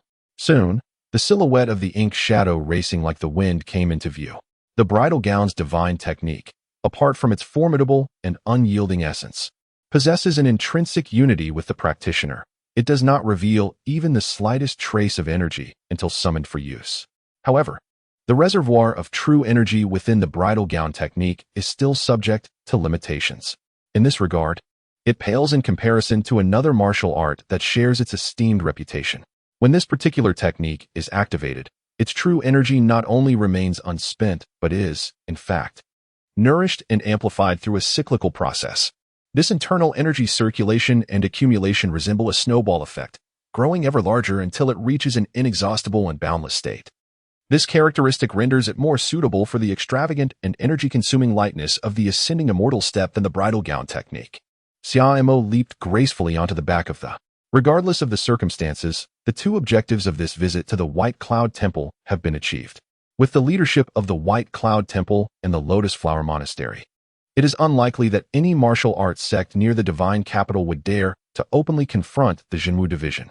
Henceforth, the strategy is to center around the divine capital, gradually expanding the influence of the Jinwu division until it encompasses the entirety of the martial world in the Great Xia. However, the current foundation of the Jinwu division remains rather inadequate. Apart from the division chief himself, there are no notable experts to speak of. Presently, the Jinwu division consists solely of the division chief, with 2 deputy chiefs of the second rank, followed by 12 Jinwu envoys, who hold the same rank as third-tier officials in the Great Xia. Beneath the 12 Jinwu envoys, there exist the Jinwu guards categorized into 3 levels: heaven, earth, and man. With Ji Chushua's martial prowess, she can at best serve as an earth-level Jinwu guard. It is presumed that the officer from the Jinyue, Yu Qianhu, possesses similarly modest skills. The contingent from the Jinyue and the 6 doors, if they can muster 20-man level Jinwu guards, will be considered adequate. The imperial decree has been issued. No sect within the martial world would be foolish enough to brazenly oppose the court. However, whether these martial artists can truly be subdued will depend on the capabilities of the Jinwu division. By martial might, let the Jinwu prevail. Xia Mo had long devised a strategy to subdue the unruly martial artists of the realm. It was imperative to possess a more formidable force. The imperial court was currently exerting its utmost efforts to confront the conflicts with the 2 great dynasties of the grasslands and the northern borders, which meant that support for the town guard would be limited. Therefore, it was essential to recruit individuals of exceptional martial prowess into the town guard. To speak of nothing else, at least half of the 12 town warriors must be restored to their positions for the town guard to have the confidence to challenge the entire martial world. Additionally, it was crucial to swiftly ascertain the whereabouts of Wen Liang, who held the 7th position in the Great Xia's Heavenly Mechanism Pavilion's martial rankings. The prince's death could not remain concealed for much longer. A fleeting glimmer of murderous intent flashed in Summer's eyes. Judging by the martial prowess of the old Taoist Yu Qing, he realized that he might not possess the strength to eliminate Wen Liang at this moment. Ding. Please proceed to the designated location to check in. A new vision emerged in his mind. Drive. As Xiamei pulled the reins, the ink-hued steed surged forward like a streak of black lightning. Chapter 11. The Swordsman of the Northern Desert. Xia Mo departed from Baiyun Temple, retracing his steps along the route he had taken to return to the capital. On the official road, the sky was a somber hue, shrouded in low-hanging clouds that obscured the sun's radiance. A breeze arose, rustling his garments and bringing a refreshing chill to his face. Indeed, the weather has been quite capricious these past few days. Xia Mo gazed at the sky and murmured to himself. It was clear and sunny just this morning, yet now, nearly at noon, the heavens had transformed into such a gloomy expanse. Xia Mo dismounted gracefully, unfastening the water pouch from his steed's back, and took a hearty gulp, sated from his drink. He then retrieved a delicately crafted flatbread from the imperial kitchen and devoured it with eager bites. Having ventured into the world, he, a prince of noble birth, appeared destined to endure a spell of hardship. Off he went, gently patting the rear of his swift steed, Mo Ing Chue Feng. Xia Mo settled beneath a grand tree. The ink-hued steed, a magnificent creature, lowered its head gracefully, indulging in the tender grass with unwavering focus. Whether it be a noble stallion or an ordinary horse, one must provide sustenance to encourage the horse to gallop. Xia Mo is not the malevolent capitalist of a past life. Focusing his mind, images shift in his thoughts. Shortly after signing in at the Baiyun Temple, the next sign-in location began to materialize in his mind. The air was suffused with a foul, damp odor. The stone walls were a deep, shadowy hue, mottled with moss. The light of day struggled to penetrate, with only a few rays filtering through narrow crevices, casting an eerie gloom throughout the room. The ground was puddled, reflecting the mottled stone walls above. Outside stood a massive stone tablet, the 9th level of the heavenly prison. There were no enigmatic verses to decipher, for the characters were directly carved upon the stone. The heavenly prison is directly managed by the imperial court, primarily housing serious offenders. Xia Mo had heard tales of the 9th level, where notorious figures from the martial world resided, having fallen into the hands of the Jinyui for various transgressions. Martial arts manuals are exceedingly valuable resources in this realm. The court had exerted tremendous effort to capture these individuals, and naturally, they would not easily dispose of them. The inventory of the royal library had gradually increased in such a manner. Baiyun Temple, the 9th level of the heavenly prison. The system truly has a knack for selecting locations, were it not for his royal rebirth and the fact that he had assumed the duties of the town protector. These two sign-in locations would indeed pose a significant challenge. Suddenly, the sound of rapid hoofbeats pierced his thoughts. Xiaomo furrowed his brow slightly, directing his gaze into the distance. A chestnut stallion was galloping swiftly toward him, bearing a young man of approximately 20 years. Clad in a moon-white robe adorned with delicate silver threads embroidered with plum blossoms at the hem, and a jade belt with a flowing cloud pattern cinched at his waist. He appeared to be the son of a wealthy family. However, he bore an expression of palpable panic. "Brother, flee quickly. There are villains pursuing me. And if they catch up, it will all be over." Upon seeing Xiaomo, the young man's face lit up momentarily before revealing disappointment. He hastily called out, "Ha ha, little one, how dare you claim your adoptive father is a villain in front of outsiders? Truly unfilial. Do not forget, it was your parents who entrusted you to me on their deathbeds, asking me to protect you. The condition was that you would teach me the Hanmei Ink Snow sword technique from your Plum Blossom Mountain. Good son, you have led your adoptive father on a merry chase these days. I never imagined this sword technique resided within your mind. What? Do you think you can escape before your adoptive father?" A discordant voice echoed through the valley, resonating clearly in the air despite seeming distant. The sound was imbued with profound energy, akin to an invisible storm raging through the atmosphere. Both the chestnut horse and the young man displayed expressions of anguish simultaneously. The youth clenched his silver teeth, his voice trembling slightly. "Bah, spare me your pretense of virtue. You covet only the unparalleled swordsmanship of the Lin family. You cannot absolve yourself of the responsibility for my parents' demise." No sooner had the young man uttered these words than a figure emerged before him, a raggedly dressed man. He. "My dear child, it would be wise to obediently hand over the Hanmei Ingshuo sword technique to your adoptive father. It will spare you from further suffering." The ragged man swayed and instantly appeared before the youth. A withered hand swiftly grasped the head of the chestnut horse. With a dull thud, the horse emitted a muffled groan, blood streaming from its 7 orifices before it wobbled and collapsed, devoid of life. "Xiaohong." The young man fell from the saddle, hastily crawling to the side of the horse's lifeless body, his face contorted with rage and sorrow. "Without this steed, how will you escape? Come now. Return with your adoptive father. Recite the Hanmei Ingshuo sword technique from your mind. Once your father masters it, he will surely teach you. Then, you shall have your vengeance upon the Iron Sword sect for your parents' deaths." Upon hearing this, the youth glared at the ragged man, his eyes ablaze with hatred, and gritted his teeth. "Bah? Scoundrel, abandon this delusion. Even if the Hanmei Ingshuo sword technique fades into obscurity, I will never surrender it to you. If you have the courage, kill me." The ragged man's face darkened at his words. "Humph, you insolent brat, you cannot refuse a toast and expect to escape punishment. Do you wish to die? It is not so simple. Your adoptive father will take you back and ensure you are thoroughly dealt with. I am not afraid of your silence." A glint of ferocity crossed the youth's gaze as his body swayed slightly. "Humph, do you wish to end your own life?" The ragged man scoffed coldly. With a flick of his fingers, he struck several vital points on the youth's body with precision. The young man slumped to the ground, weakened, unable to do more than glare at his assailant with a predatory gaze. "Over there, boy, bring your horse here." The ragged man paid no heed to the youth's gaze, instead directing his attention to the figure of Summer, who had been watching the spectacle unfold. More precisely, his gaze fell upon the shadowy steed, the Ink Shadow Wind Chaser, beside Summer. The journey ahead was long, and I must take this lad along. It would indeed pose a challenge without a worthy horse. If a steed is required, then why resort to slaying it? Xiaomo pointed towards the chestnut stallion fallen upon the ground. The ragged man grinned and remarked, "Since there exists a superior option, I have no need to retain this beast." The cold light flickered through the heavy atmosphere, as the soft sword of the northern frontier stood alone and unyielding. "Are you not the swordsman from the northern wasteland, whose martial prowess was rendered null by the leader of the Angry Whale Gang, Gufei Bai, 13 years ago in Jiangzhou? I never imagined that not only have you regained your skills, but you also dare to tread upon the Central Plains." Upon hearing Xiaomo's words, The ragged man's expression darkened, as if stirred by unwelcome memories. His gaze fixed intensely upon Xiao. I had originally intended to spare you, but it seems you are seeking your own demise. Chapter 12. Revenge. Reclaiming the manor. A flicker of malice ignited in the ragged man's eyes. A streak of cold light shot forth from his palm, revealing a concealed weapon resembling a locust. Bang!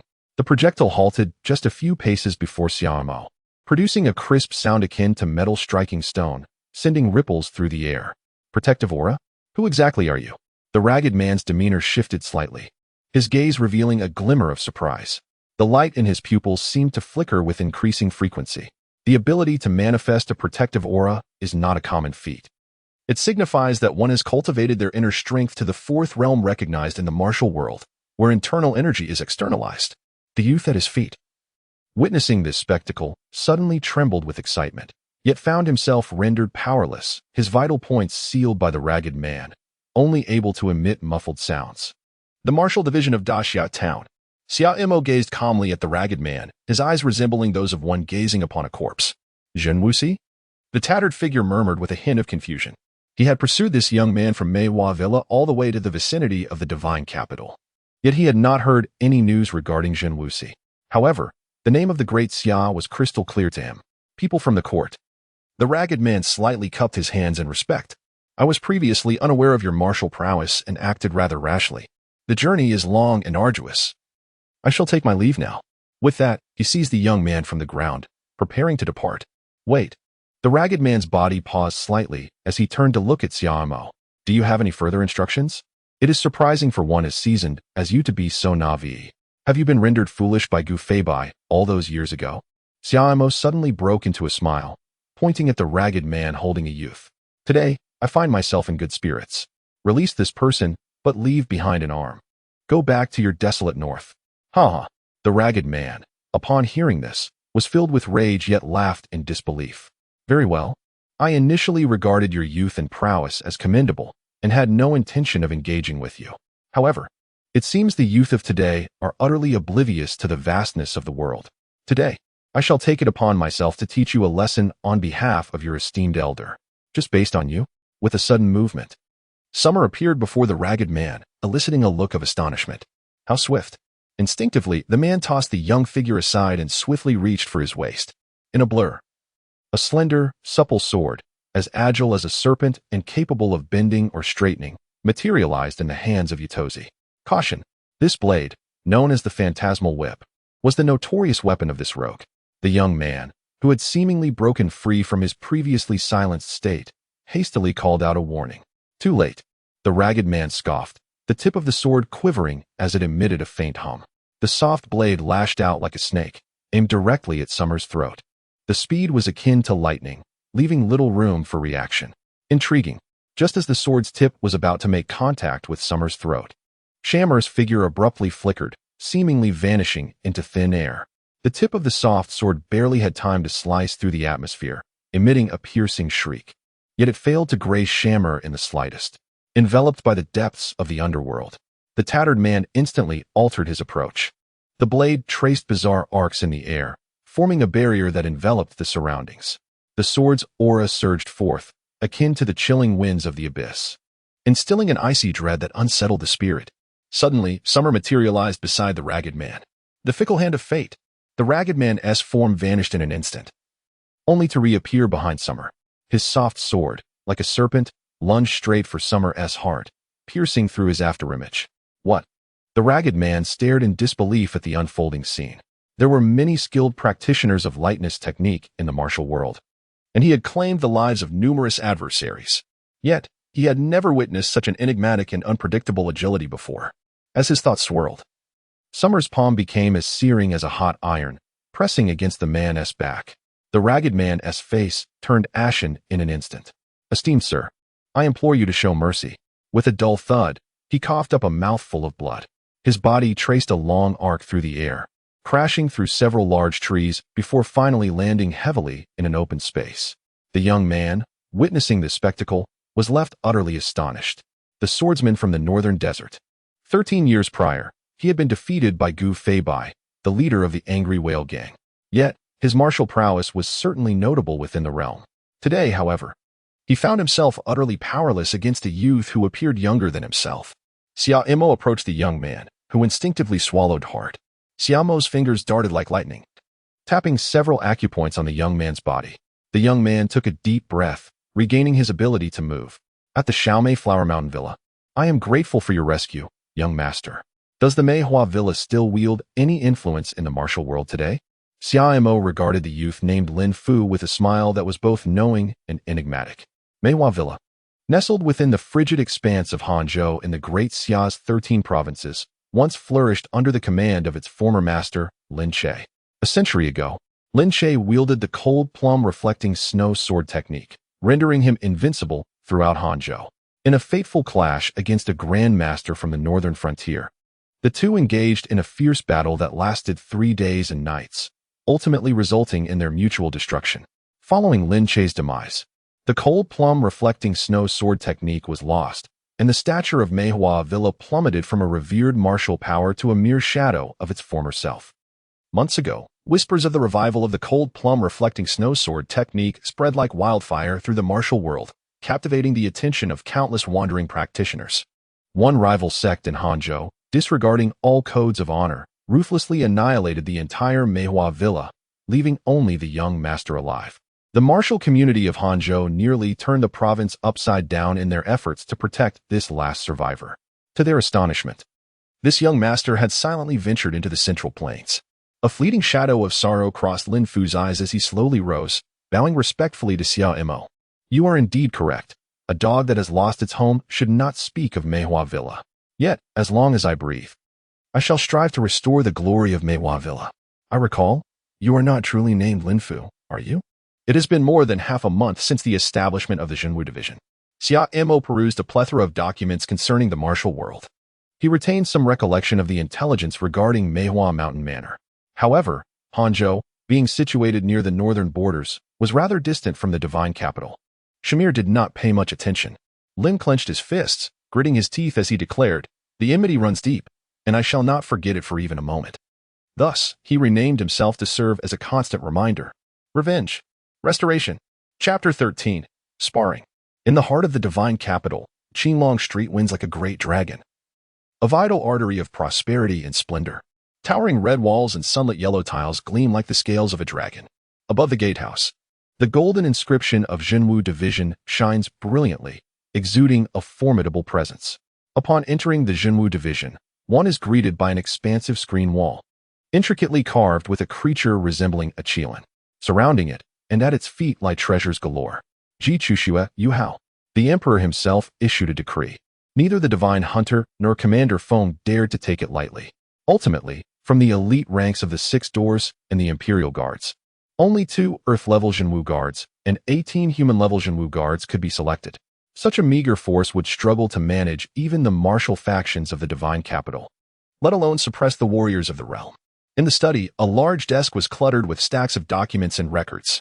Xiao's gaze wandered until it finally settled upon an unremarkable booklet resting on the table. He reached out and gently picked it up, casually flipping through its pages. Name, Yu Hao. Position, District-level Town Martial Guard. Previous position, Captain of the Brocade-clad Guard. Martial Arts, Azure Wave Profound Sound Palm. This individual is the most skilled among those transferred from the Brocade-clad Guard to the Town Martial Division. It is said that with his abilities and achievements, Yu Hao could have long since been promoted from captain to the town protector of the Brocade-clad Guard. However, due to offending a certain commanding officer within the Brocade-clad Guard, he has remained stagnant in his rank. Otherwise, an ordinary captain of the Brocade-clad Guard could never aspire to the level of a district-level town martial guard. Once the imperial decree establishing the town martial division was issued, Yu Hao did not hesitate to volunteer for the transfer. Name, Ji Chuxue. Position, District-level Town Martial Guard. Previous position, Gold-clad Constable of the 6 Doors. Martial Arts, Flowing Light Blade Technique. Name, Meng Liang. Position, Human-level Town Martial Guard. Previous position, Captain of the Brocade-clad Guard. Martial Arts, Illusory Sword. Name, Zhu Yan. Position, Human-level Town Martial Guard. Previous position, Silver-clad Constable of the 6 Doors. Martial Arts, Soul-snatching Flying Star Hidden Weapon. The roster of the Town Martial Division currently records the details of 21 members, though it is limited to just a few lines. Name, position, and the martial arts that brought them fame. Although Xia Mo was confident that no one could snatch this roster from his grasp, he still deemed it prudent to avoid overly exposing the details of the town martial guards.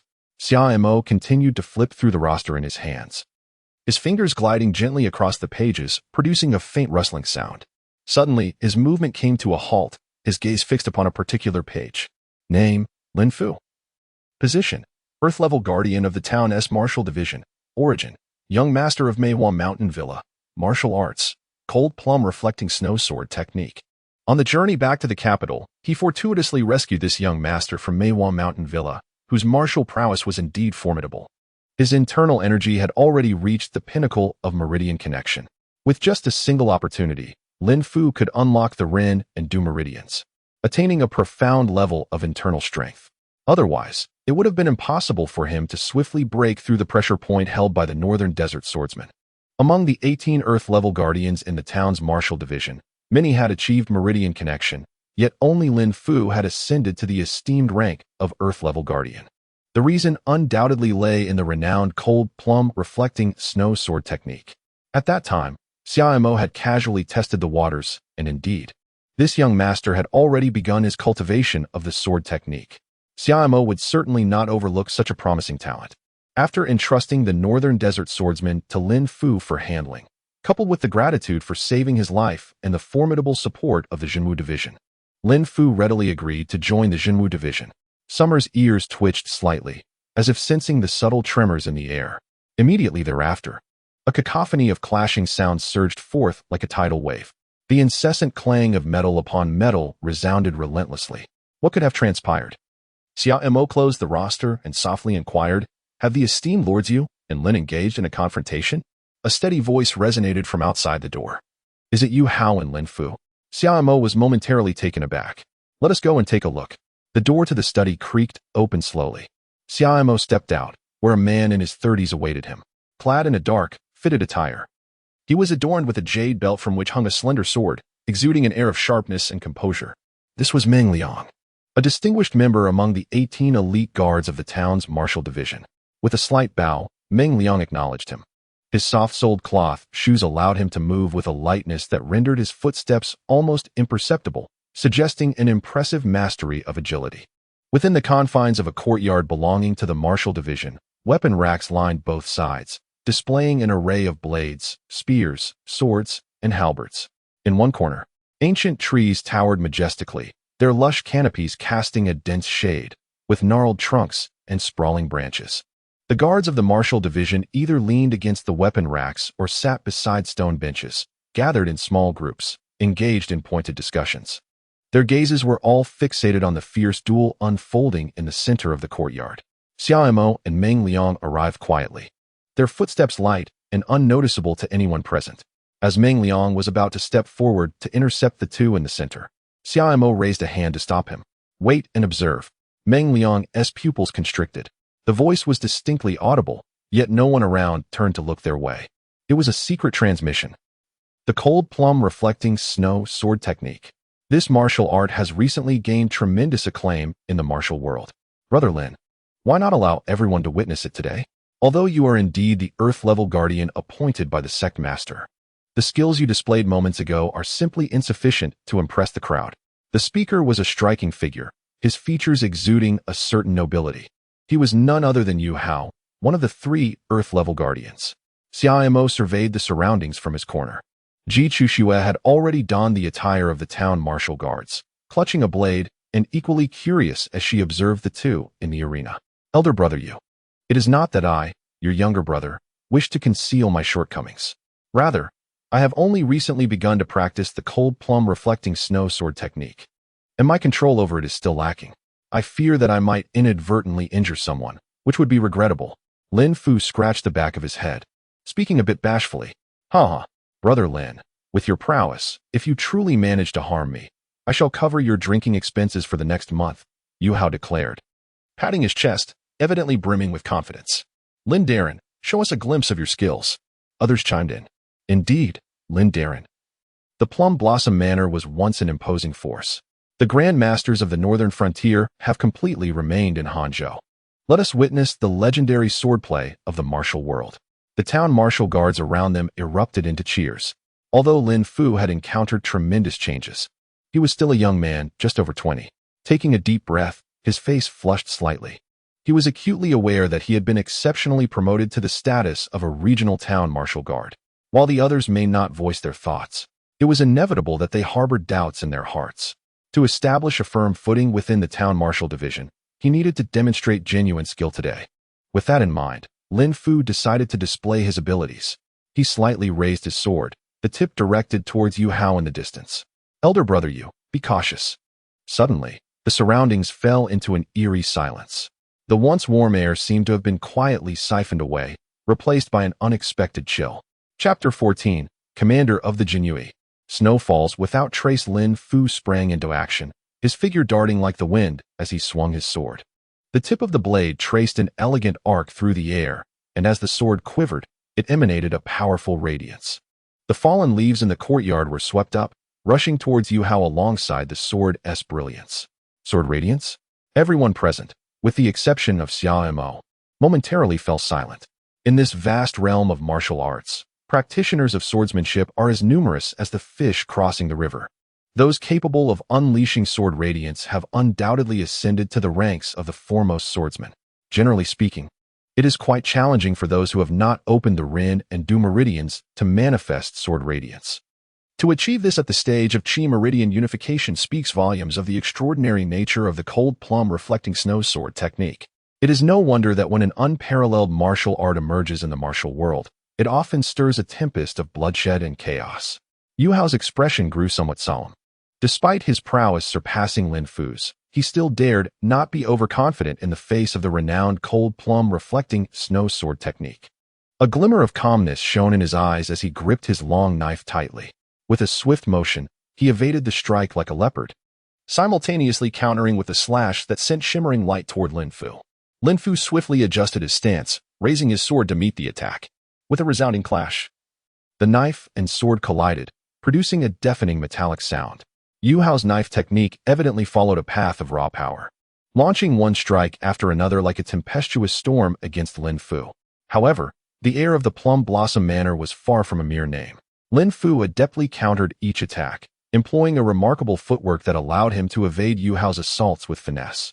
"Be careful, brother Yu," Lin Fu called out, and with a slight tremor of his sword tip, an invisible force seemed to coalesce in the air. Suddenly, crystalline cold plums blossomed in the sky, each radiating a bone-chilling aura. "What?" Yu Hao gasped in astonishment.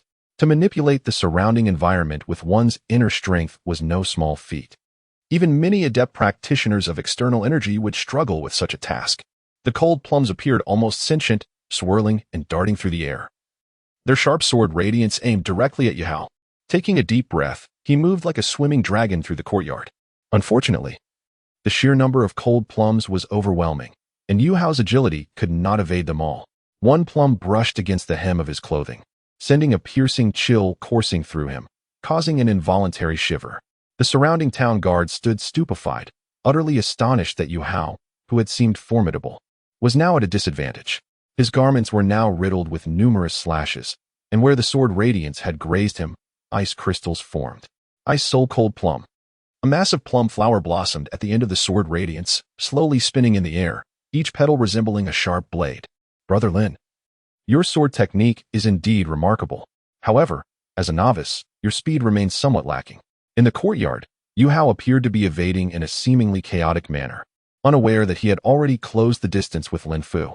With a flourish, he executed the Azure Wave Mystic Palm. Abandoning his sword, Yu Hao summoned a gentle blue light that began to coalesce in his palm, a hallmark of the Azure Wave Mystic Palm. As he channeled his inner strength, the force of his palm was soft yet profound, akin to the endless waves of the Azure Sea. With a resounding crash, the long sword collided with his palm's power, producing a thunderous noise. Although Lin Fu's swordplay was fierce, it was as if a colossal stone had been cast into the ocean, instantly submerged by the dense force of the Azure Wave Mystic Palm. The power erupted, transforming into concentric circles of blue ripples that radiated outward. Lin Fu felt an overwhelming force surge forth, causing his long sword to slip from his grasp and fly away. He staggered, retreating several steps before managing to regain his balance. "My brother Lin, I concede, Yu Hao said with a courteous smile and a bow. Lin Fu finally regained his composure, a wry smile creeping onto his face. The renowned Cold Plum Snow swordplay bore a significant reputation, yet he had faced defeat time and again since his debut. Brother Yu's Azure Wave Mystic Palm is truly formidable. I humbly bow to your prowess. Lin Fu was not one to shy away from defeat. Returning the gesture with cupped fists, Yu Hao gently shook his head.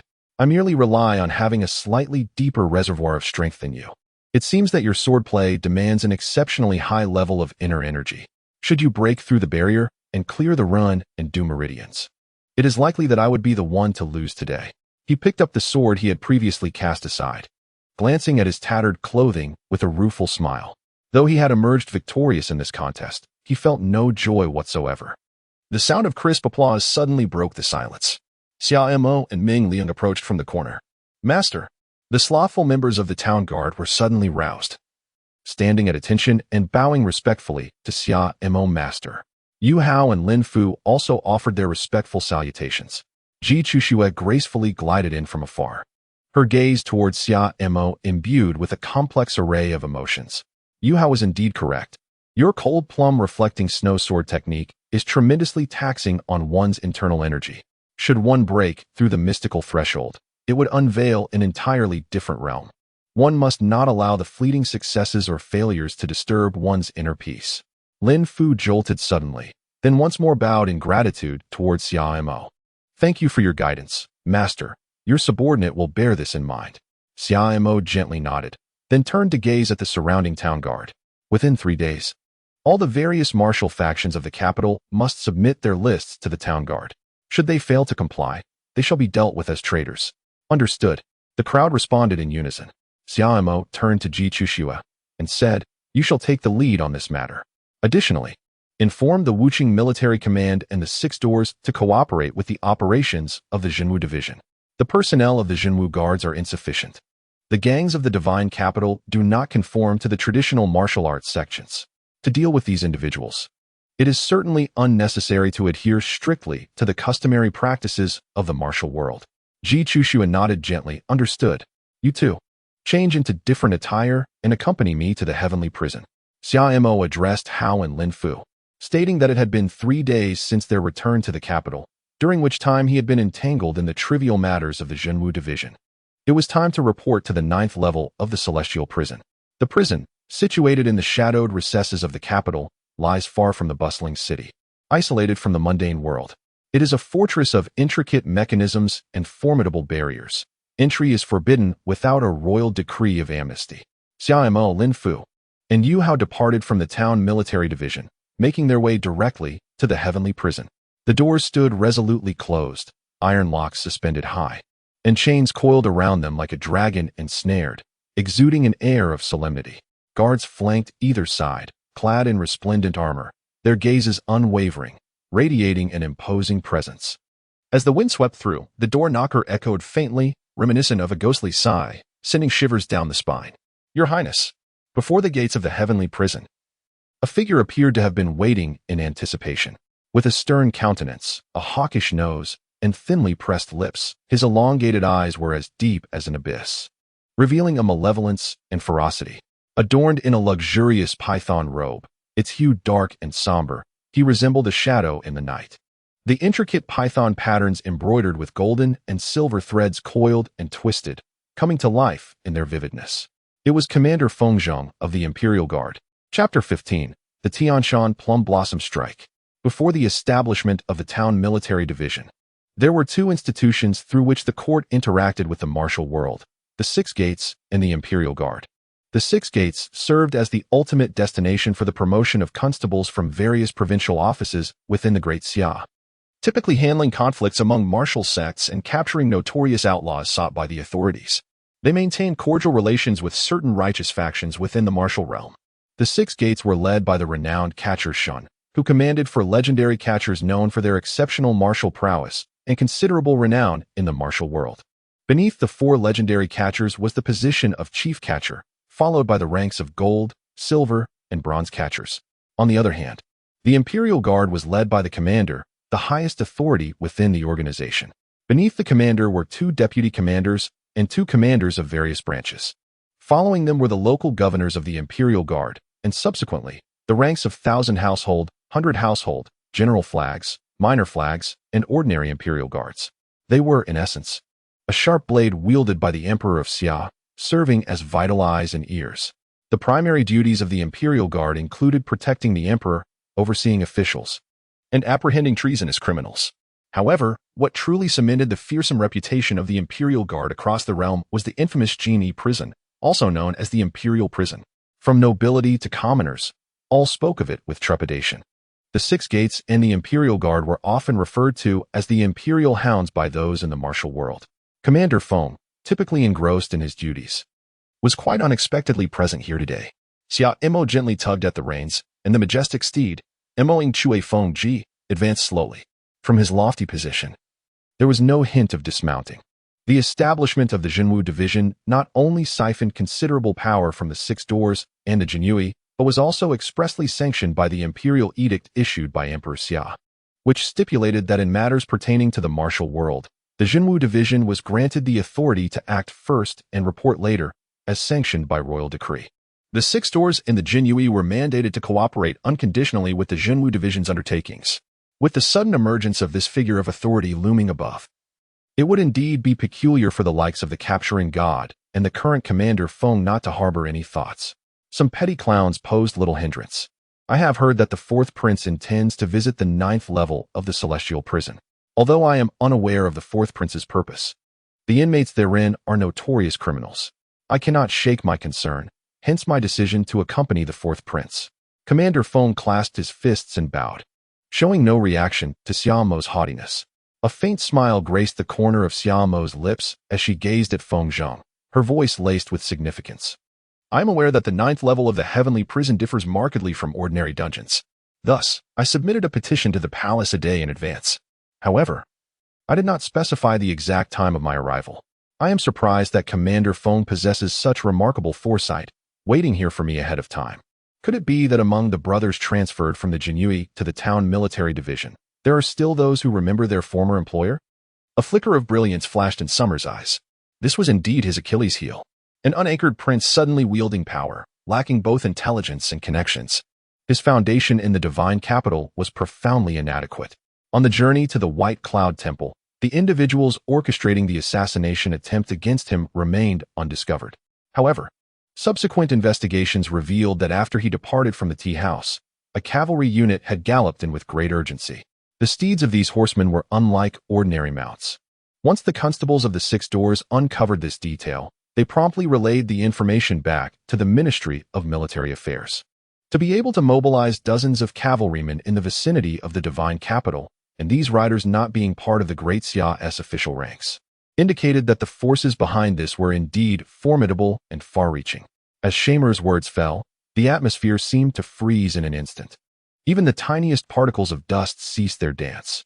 Feng Zheng maintained an expressionless demeanor, while behind him, Yu Hao's forehead glistened with a fine sheen of cold sweat.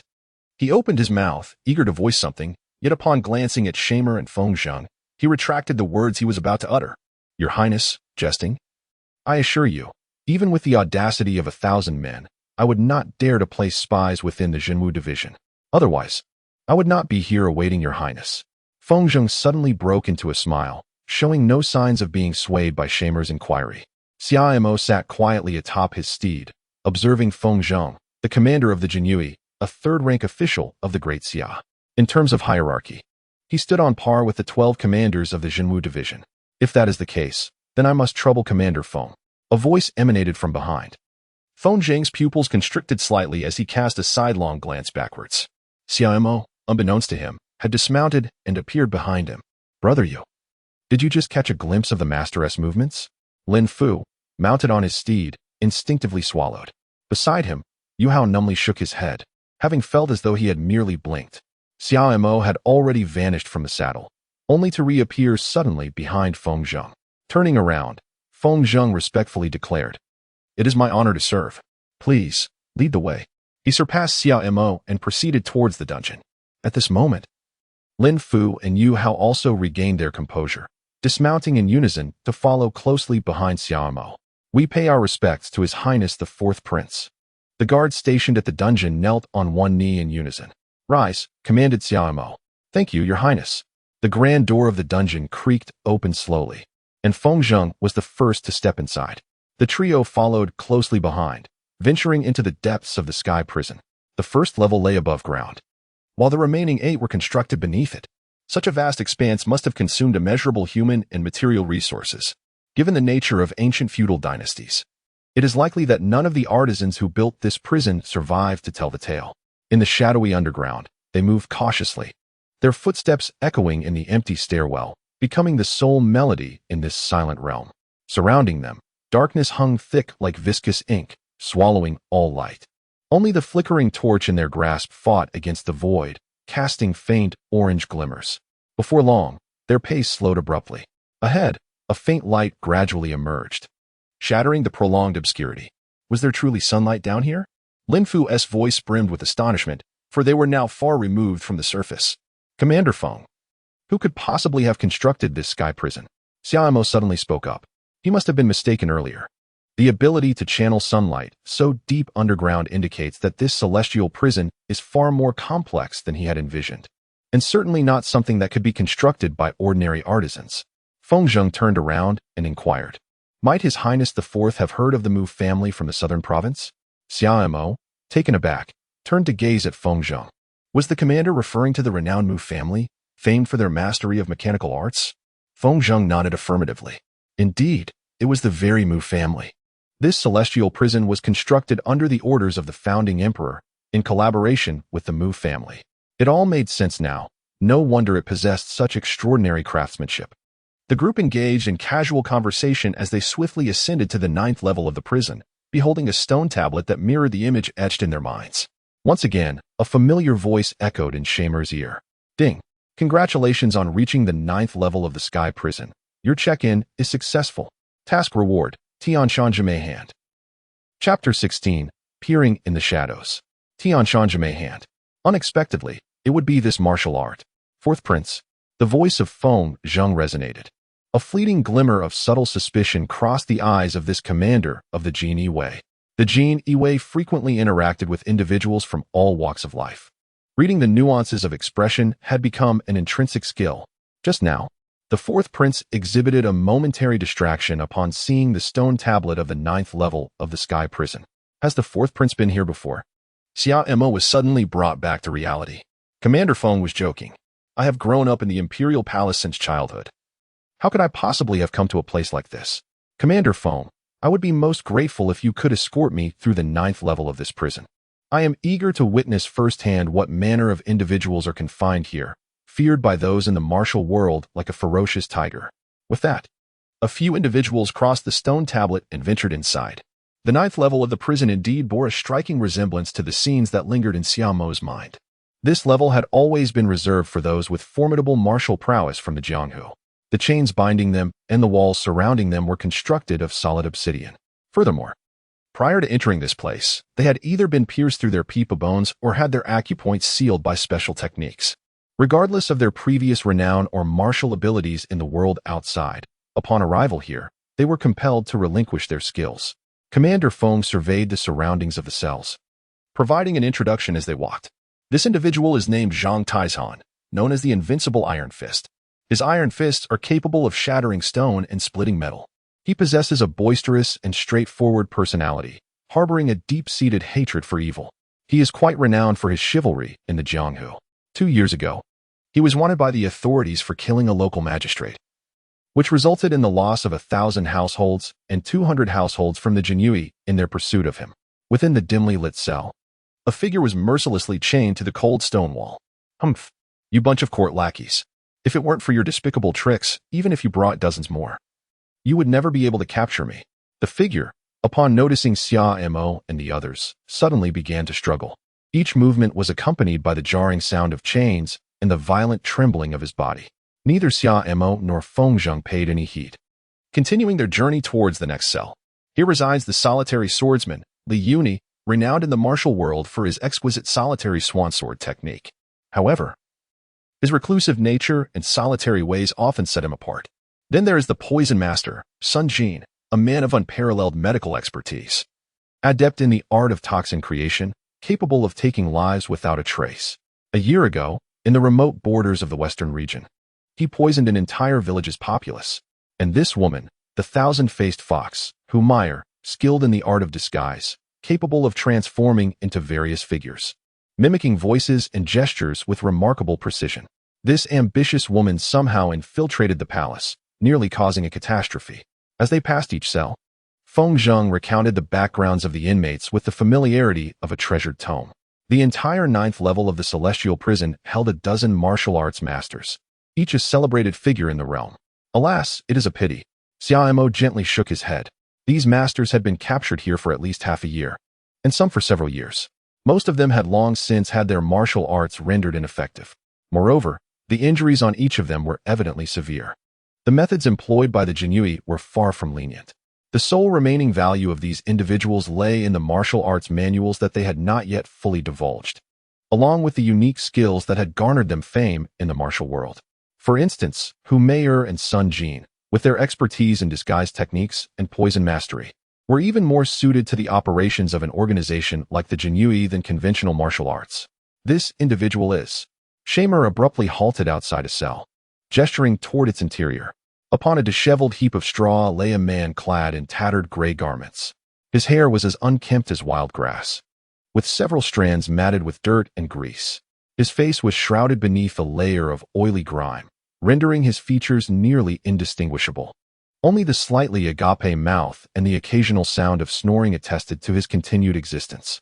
Remarkably, he seemed to be sleeping soundly in such a place, and he was not restrained by iron chains. A rare hint of embarrassment flickered across Feng Zheng's face. "Your Highness, this man is the laziest in the realm." He voluntarily entered the dungeon and, on his very first day, surrendered his cultivated skills of the turtle-breathing technique to us. Since then, he has remained here. Not only Shamer, but also Yu Hao and Lin Fu behind him were left speechless. Is there truly such a person in this world? What a waste of rice. The voice of Summer was frigid. He had initially anticipated encountering some concealed master on the 9th level of the Sky Prison, hoping to recruit them into the town's martial division. However, he was taken aback to find even such lowly characters present. Let us eliminate them. Xia Mo extinguished any desire to remain there. After speaking, he turned and walked outside. Indeed, Feng Zheng gazed at the laziest person in the world imprisoned within. With his left hand clasped behind his back, he delivered a strike with his right hand. This blow seemed to bear the weight of 1,000 June. It was as light as a feather. The laziest person in the world suddenly widened his eyes, filled with terror and disbelief. A sound of bones shattering echoed, accompanied by a spurt of blood. His chest caved in, creating a horrifying deep pit, and his garments were instantly stained crimson. Feng Zheng retracted his hand, his expression devoid of emotion as he observed the scene. Without a backward glance, he departed from that place. At this moment, as Xia Mo reached the monument, he felt a stirring in his heart. He had not anticipated the remarkable skill of the Jinui commander. "Your Highness, I shall not see you off any further." Outside the prison, Feng Zheng once again bowed his hands in respect to Xia Mo. "Commander Feng is too gracious. I appreciate your guidance today. Should you find leisure in the future, do come visit the town military ministry for a chat." The trio of Xia Mo mounted their horses. At this juncture, he naturally held no belief in Feng Zheng's nonsensical claims about the accompanying guards. Regardless of how formidable the inmates of the 9th level of the dungeon were in the past, they now consisted solely of a frail and ailing group. Could this esteemed commander truly be here merely to garner familiarity? I must pay a visit to the 4th prince. After exchanging pleasantries, just as Xia Mo prepared to depart, a sudden furrow appeared on his brow. He abruptly lifted his gaze towards the dome of the dungeon. Who goes there? As this question escaped his lips, Yu Hao and Lin Fu instinctively drew their swords. The guards stationed at the dungeon swiftly formed a line. It turned out that the Imperial Court's dungeon for apprehending those from the martial world was situated here. Ah, if this location were to be disclosed, a splendid spectacle would surely ensue. A mocking voice echoed. Feng Zheng, whose demeanor had been as steady as a mountain, instantly transformed, his expression becoming as ghastly as if cloaked in frost upon hearing that voice. "Who dares to spy upon the sacred grounds of the dungeon?" Feng Zheng bellowed, his voice resounding like thunder. Before his words had fully dissipated, he surged forth like an arrow released from a bow. With a light step, he gracefully leaped onto the dome of the dungeon. Chapter 17, The Martial Enthusiast by Xian. The dungeon, distant from the bustling streets, lay within an inconspicuous mountain range in the divine capital. Should its location be revealed, only a significant military presence from the court could prevent the ensuing waves of eager martial artists from flocking here. The individual who had just been clandestinely observing possessed remarkable skills. You too remain here, lest we fall victim to an adversary's scheme to lure us away. Xia Mo imparted a word of caution to Yu Hao and Lin Fu. The figure had vanished from the saddle, amidst the lush emerald peaks, towering ancient trees, and profound valleys, where birds sang sweetly. Two silhouettes darted like the wind and lightning through the forest, their agility mesmerizing. "Leave this to me," Fengzheng commanded, observing a figure leap gracefully through the air, akin to a swallow gliding over treetops. With a surge of internal energy coalescing in his palm, he unleashed a powerful shout and struck forward with a forceful palm. Leaves cascaded down like confetti. The figure ahead halted abruptly, vanishing from sight like a wraith. A resounding crash echoed as a massive tree succumbed, its trunk splintering into fragments, wood shavings scattering in the air. "Oh, so this is the famed celestial silkworm palm of the Jinhui commander? Indeed, it possesses considerable might." The earlier figure suddenly emerged from another towering tree. Arms crossed over his chest, his toes barely touching a leaf beneath him, which remained utterly still as if weightless. "Who are you? What is your purpose in spying on the heavenly prison?" Fengzheng alighted upon a branch and solemnly inquired, gazing at the distant figure. Moments ago, they had both been in rapid motion, yet this individual had evaded his palm strike with an uncanny grace reminiscent of the elusive techniques from the Maple Leaf sect. "There is no particular agenda. Since arriving in the Central Plains, I have been hearing whispers about the heavenly prison. My curiosity has become insatiable, prompting me to seek it out. However, the location is indeed quite obscure. I have been in the capital for some time yet have failed to locate it. Thus, I resorted to lurking outside the northern town protectorate. Just as I was on the verge of giving up, I finally spotted the commander hastily departing from the northern town protectorate, which led me to follow. The mysterious figure, clad in dark attire and bound with a black silk sash, his face obscured by a black scarf, continued. I did not expect His Highness the Fourth Prince to be so vigilant. Merely taking a breath of fresh air, and I was discovered." Fengzheng's expression darkened. "Are you implying you have been tailing me since I left the northern town protectorate?" The mysterious figure spread his hands wide. "How else would I have found the heavenly prison's whereabouts? It is regrettable, though, I have yet to find an opportunity to enter and explore within." The figure shook his head, feigning a sigh. "In that case, it seems I truly cannot allow you to remain." A flicker of murderous intent flashed in Fengzheng's eyes.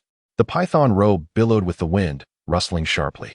With a deft push of his toes, he leapt towards the enigmatic figure. At that moment, it seemed as if two delicate silken threads intertwined within his palms, shimmering with a faint silver glow.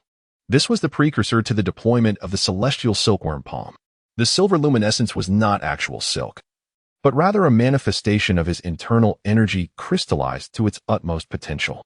Fengzheng's celestial silkworm palm overcame strength with finesse. His inner force was as fine and relentless as silk. Once it struck the adversary, it would ensnare them tightly, leaving them no avenue of escape. He had inadvertently revealed the location of the heavenly prison. Should this reach the ears of Emperor Xia? At that moment, Fengzheng had infused all his internal power, will, and murderous intent into this singular strike. What a challenge! The mysterious figure was undeterred. With a nimble push of his toes, the leaves rustled gently as he soared towards Fengzheng. Boom! A thunderous sound erupted as their palms collided, the true chi reverberating through the forest. Countless leaves were swept away by this force, scattering in all directions. The trunks trembled slightly under the impact. In the instant of their clash, it felt as if two colossal beasts of the wild had collided. Fengzheng sensed an overwhelming force emanating from his palm. Realizing he had encountered a formidable opponent, the celestial silkworm palm unfurled like an unceasing river, flowing endlessly. The two exchanged blows amid the trees, their palm energies clashing. The mysterious figure's form flickered, seemingly transforming into countless phantoms that spiraled rapidly around Fengzheng. With both hands raised, a series of transparent palm shadows materialized out of thin air. These shadows appeared and disappeared like wraiths, elusive and difficult to grasp. The mysterious shadow palm. Fengzheng raised an eyebrow, clearly recognizing the martial arts techniques employed by the enigmatic figure. With both hands extended, his inner strength flowed like fine silk within his palms. A gentle wave of his hands caused a collision with the ethereal shadows of palms surrounding him, resulting in a series of resounding thuds. Each clash of power sent ripples through the air, scattering all the palm shadows, leaving only the singular, tangible silhouette. Feng Zheng struck out with a powerful palm. But the mysterious individual was equally resolute, countering with a strike of their own. Utilizing the rebound force, the figure deftly maneuvered to increase the distance between them.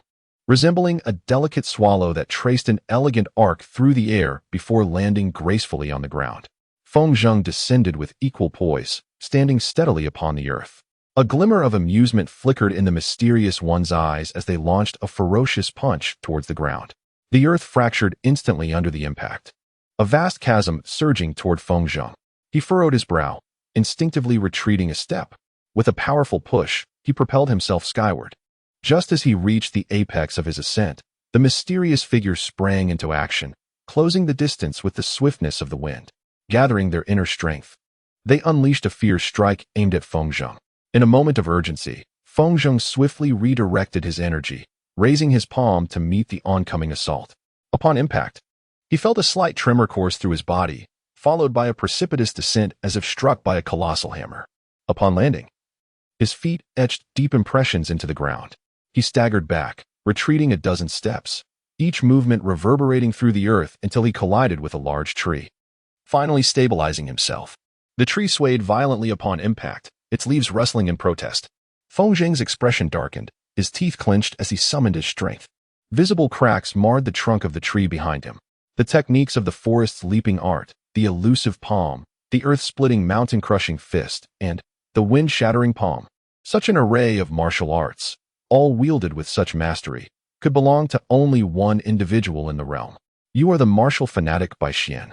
As Feng Zheng's words fell, they reverberated like a hammer striking the surface of a lake, creating ripples that spread far and wide. Countless birds, startled from their slumber, took to the skies in a flurry. Indeed, the truth had been unveiled. Truly, the renowned commander of the Jinyui is well-versed in the martial arts of the Jianghu. The mysterious figure gently unveiled their masked visage, revealing a face marked by a hint of resignation. Chapter 18. A good martial artist, a curious mind. The pursuit of martial arts necessitates inherent talent, and the mastery of profound skills demands an even greater endowment. The martial world is replete with individuals who possess tomes of unparalleled techniques, yet remain incapable of entering the realm of mastery. However, human potential is sometimes limited, and talent can be equally elusive. The path most often traversed by the majority of gifted individuals involves selecting the martial arts best suited to them and devoting their entire lives to its cultivation. Yet, there exists a singular individual who, having dined on the wisdom of many, assimilated diverse skills from various schools, and relentlessly honed every art he learned to its zenith. This martial enthusiast, Bai Xian, hailed from the cold state of Han. Originally a scion of a wealthy family, he became a disciple of a wandering martial artist during his youth, acquiring rudimentary skills. In less than a year, Bai Xian's rapid progress rendered his initial master incapable of matching him. Upon recognizing Bai Xian's prodigious talent, his first teacher, unwilling to delay his development, utilized his lifelong connections to introduce Bai Xian to the Maple Leaf sect in Han, where he became a disciple under the old sect master. In merely 3 years, Bai Xian mastered all the techniques of the Maple Leaf sect, surpassing even his teacher's prowess. The old sect master, overjoyed, declared Bai Xian the candidate for the next sect leader. However, Bai Xian deemed this achievement insufficient, for the Maple Leaf sect was merely a second-rate faction within the martial realm. He had no desire to waste his life within such a modest sect. Thus, after leading the Maple Leaf sect to victory against another faction, he publicly announced his departure from the sect, nearly causing the old sect master to faint from rage. Naturally, the Maple Leaf sect was incensed and spread word of Bai Xian's ingratitude, branding him as a pariah among martial artists, even dispatching several elders to retrieve him. Although Bai Xian had mastered all the techniques of the sect, his practice had been brief, and his internal power was still inferior to that of the elders. Consequently, he was relentlessly pursued until he was expelled from Han. This marked the beginning of Bai Xian's liberation. He bowed to anyone willing to impart martial knowledge, readily calling them master. His obsession with martial arts was both profound and inexplicable. 3 years later, Bai Xian's skills advanced dramatically, earning him the moniker martial maniac. and his reputation soared throughout the martial world. During this time, he sought out renowned masters to challenge, claiming that his only intent was to witness their famed techniques. His record evolved from more defeats than victories to a balance of wins and losses, ultimately shifting to predominantly victories. In under a decade, Bai Xian's renown rivaled that of leaders from some of the most prestigious sections. What truly cemented Bai Xian's fame was his legendary battle with the formidable demonic expert, Wugo Laolao. After achieving martial excellence, Bai Xian returned to Han, acknowledging that his past actions concerning the Maple Leaf sect left him at fault. Therefore, he bore no grudge against those who had pursued him and returned directly to his family's home in Shilin City. His father was a well-known merchant in Shilin City. Yet the day before Bai Xian's return, the Bai family unwittingly incurred the wrath of Wugo Laolao, who happened to pass through Shilin City, resulting in the massacre of the entire family. Bai Xian would certainly not rest easily. He pursued relentlessly and ultimately cornered the venerable Wugu Laolao in an inn within a small town. The Wugu magic codex, which he practiced, was said to originate from a demonic sect known as the Jing Mo sect, founded 5 centuries ago. Each of her moves embodied a peculiar force that could lead one astray into madness. Wugu Laolao was also a renowned master within the martial world, having once escaped with her life from a grandmaster during a martial evaluation at the Tianji Pavilion. What was presumed to be a battle without suspense unexpectedly culminated in victory for the resourceful Bai Xian. Having avenged his great enmity, Bai Xian chose not to inherit his family's wealth. Instead, he donated a significant portion of his riches to the beggars and refugees in the town and resumed his travels through the martial world. Rumors circulated that Bai Xian, a martial fanatic, had 2 great passions in life: the pursuit of martial arts and an insatiable curiosity. His affinity for martial prowess is self-evident. Despite being a top-tier master with a renowned reputation, he would kneel before anyone, regardless of age or gender, upon witnessing a martial skill that piqued his interest, promptly performing the rites of apprenticeship. As for his curiosity, it was as straightforward as the term implies. This individual possessed an unquenchable thirst for knowledge at all times. Tales of martial rumors, clandestine secrets, forbidden territories, and perilous places would ignite his desire to explore. Once, upon hearing that the leader of a certain sect had a clandestine affair with a male consort, while maintaining a facade of propriety, Bai Xian audaciously concealed himself beneath the leader's bed for an entire day and night, inadvertently exposing the affair to the world. The sect leader, driven to madness, attempted to confront Bai Xian with the full force of the sect, yet was unable to subdue the martial enthusiast. In summary, Bai Xian could be regarded as a figure of both righteousness and villainy within the martial realm. Commander, if your celestial silkworm palm possesses only this level of skill, it cannot pose a threat to me. After all, I have not committed any heinous acts. It would be wise to let this matter go. I assure you, I will never disclose the location of the celestial prison. You are aware that, while I am not universally beloved in the martial world, I also lack true friends. It is unnecessary to antagonize the court. At that moment, Bai Xian appeared to be in his 30s, wearing a playful grin on his face. If one could trust the words of a martial fanatic, the esteemed Qing, you would not still be scouring the world for you. Feng Zheng let out a cold snort. His gaze towards Bai Xian tinged with a hint of hostility. The esteemed Qingyu master, whose clandestine affair had been inadvertently exposed by Bai Xian, could no longer maintain his position as the sect leader due to such a scandal. It was rumored that even the reclusive elders within the sect were stirred by the turmoil. Bai Xian awkwardly scratched his head, recalling that he had intended to depart quietly that night. It was that fellow who insisted on a duel. The commotion had inadvertently led to the revelation of Qingyu master and his apprentice's indiscretions, a matter that had nothing to do with him. Feng Zheng's expression was as dark as a stormy sea. Their earlier clash, though marred by carelessness, revealed that this individual indeed possessed superior martial skills. How infuriating it was that the 4th prince was present today. He chided himself for exposing his face before the prince for no good reason. Now finding himself in an untenable situation, the heavenly prison was a place of gravity. Should this secret become known to the world, tranquility would surely elude him in the future. With such knowledge in hand, why was Commander Feng still hesitating? A calm voice reached the ears of both Feng Zheng and Bai Xian, causing their expressions to shift simultaneously as they looked up towards the source of the sound. Chapter 19, Invitation. At the pinnacle of a towering tree, adorned with lush foliage that resembled a verdant canopy reaching for the heavens, stood a young nobleman clad in a black python robe, a jade belt cinching his waist, appearing as if a celestial being had descended to the mortal realm. Fourth Prince. Feng Zheng exclaimed in astonishment. To be honest, the Summer Emperor's appointment of this fourth prince to command the Jinwu division had led Feng Zheng to speculate about his martial prowess. Earlier, at the gate of the heavenly prison, it was this fourth prince who first detected Bai Xian's presence.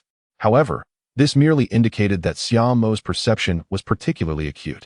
Until now, Feng Zheng had exchanged dozens of blows with Bai Xian and had even believed that the fourth prince had not followed them. Yet now it seemed. Bai Xian gazed up at Xia Mo in the tree, his expression growing slightly grave as he realized he had not noticed when the prince had appeared there. The fourth son of the current Summer Emperor and the chief of the Jinwu division, Xia Mo Bai Xian, having been in the divine capital for some time, was well aware of the nature of the Jinwu division. For a martial artist of his ilk, it was a more formidable entity than the Six Doors or the Jinyui. Your Highness, I swear I have no intention of opposing the court. What if we let today's matter rest? Bai Xian suddenly raised 3 fingers, his face adorned with a sincere expression. With a smile gracing the corners of his mouth, Summer lightly tapped the branch with his toes and soared into the air. In the blink of an eye, he had descended to the ground. To spy upon the heavenly prison is a grave offense, let alone when I oversee the martial artists of the realm. Those who fail to convey orders are deemed traitorous and rebellious. Wuchi Bai Xian, I have heard of your esteemed reputation. I have also observed your recent contest with Commander Feng. If your skills are limited to this, it is likely that the name Wu Qi will fade from the rivers and lakes in the future. Upon hearing these words, Bai Xian's expression darkened momentarily, but he soon replied with a smile. May I inquire when His Highness the Fourth Prince arrived? How much of my duel with Lord Feng did you witness? Feng Zheng, standing nearby, also cast a curious glance in their direction. Xia Mo feigned contemplation for a moment before pointing to a grand tree that had fallen to the ground. Before you ascended that tree, I had already been waiting for you here. What? Feng Zheng furrowed his brow, while Bai Xian wore a look of disbelief. I have already stated my intention to avoid opposition against the court. My curiosity regarding the celestial prison has prompted this exploration. Your Highness, please do not act excessively, or I shall be compelled to disclose the location of the prison. I take my leave now. Bai Xian cupped his hands in respect and turned to depart. As a commander of the Golden Robe Guards and a prince, he knew he could not truly harm them. Trying to leave?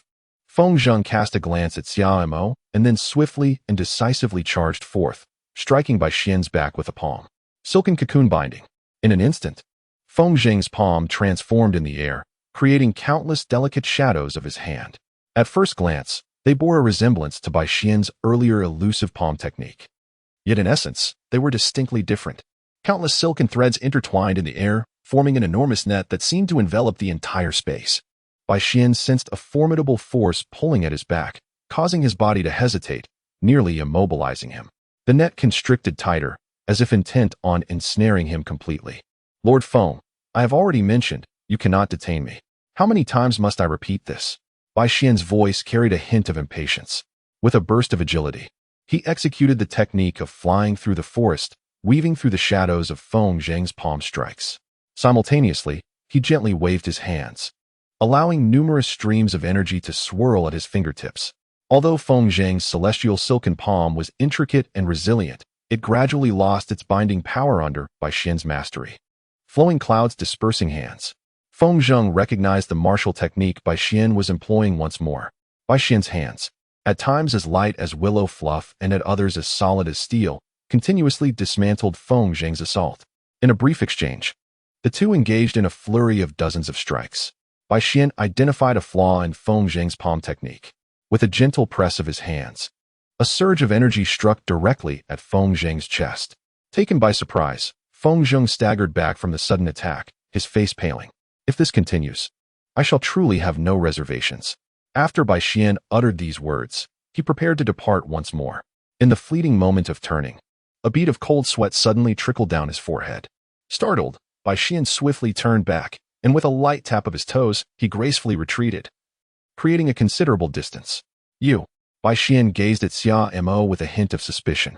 At that moment, Xia Mo bore a subtle smile, his gaze towards Bai Xian imbued with an enigmatic significance.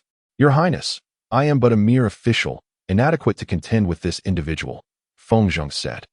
Placing a hand on his chest, his voice strained. There is no need for concern, Commander Feng. The duties of the Jinhui do not encompass this matter. These renowned figures in the martial world should rightly fall under the purview of my Jinwu division. Please, withdraw for now. Xia Imo waved his hand, signaling Feng Zheng to step back. The pallor of Feng Zheng's face regained a hint of color. He nodded gently and then retreated to the side. You were nicknamed the martial enthusiast. One wonders just how many martial arts you have truly mastered. Xia Imo gazed at Bai Xian and inquired. Bai Xian cast a suspicious glance at Xia Imo, the earlier surge of a lethal sense of crisis resurging within him. He pondered whether it stemmed from the presence of the fourth prince before him. It was said that he possessed an array of martial arts, perhaps numbering in the dozens. Bai Xian responded candidly, revealing that these skills were acquired through mentorship, gained from battling formidable foes, and even learned in the sacred grounds of esteemed predecessors who had transcended. It was evident that these martial arts, which could captivate the attention of a martial enthusiast, possessed their own unique merits. Yet, was there not a fear of being overwhelmed by the abundance of knowledge? Xia Imo inquired with curiosity. Indeed, I find myself somewhat lacking in energy, which is why I do not pursue every martial art. Are you confident in your own skills? If the fourth prince has something to say, please speak candidly. If there is nothing further, I shall take my leave. Bai Xian met Xia Mo's gaze, an inexplicable sense of foreboding washing over him. Previously, you had engaged in a contest with Commander Feng, demonstrating 5 or 6 different martial arts. In the end, you countered his heavenly silkworm soft palm with the flowing cloud dispersion. Should you manage to overcome my Tianshan folding plum technique, we shall consider today's matter concluded. As for whether the location of the prison should be publicized, that is entirely up to you. The court shall not trouble you regarding this issue. Xia Imo gently raised his hand. The Tianshan folding plum hand, both Bai Xian and Feng Zheng were momentarily taken aback, their eyes flickering with intrigue as they desperately recalled which sect or school in the martial world bore such a name. Your Highness. Just as Feng Zheng was about to speak, Xia Imo interrupted him with a gesture. What are your thoughts? If I were to lose? Bai Xian inquired cautiously. Should you lose, then you shall join the Jinwu division. Chapter 20. The 9th Jinwu envoy. The proposal to invite Bai Xian to join the Jinwu division was indeed a whimsical notion of Xia Mo's.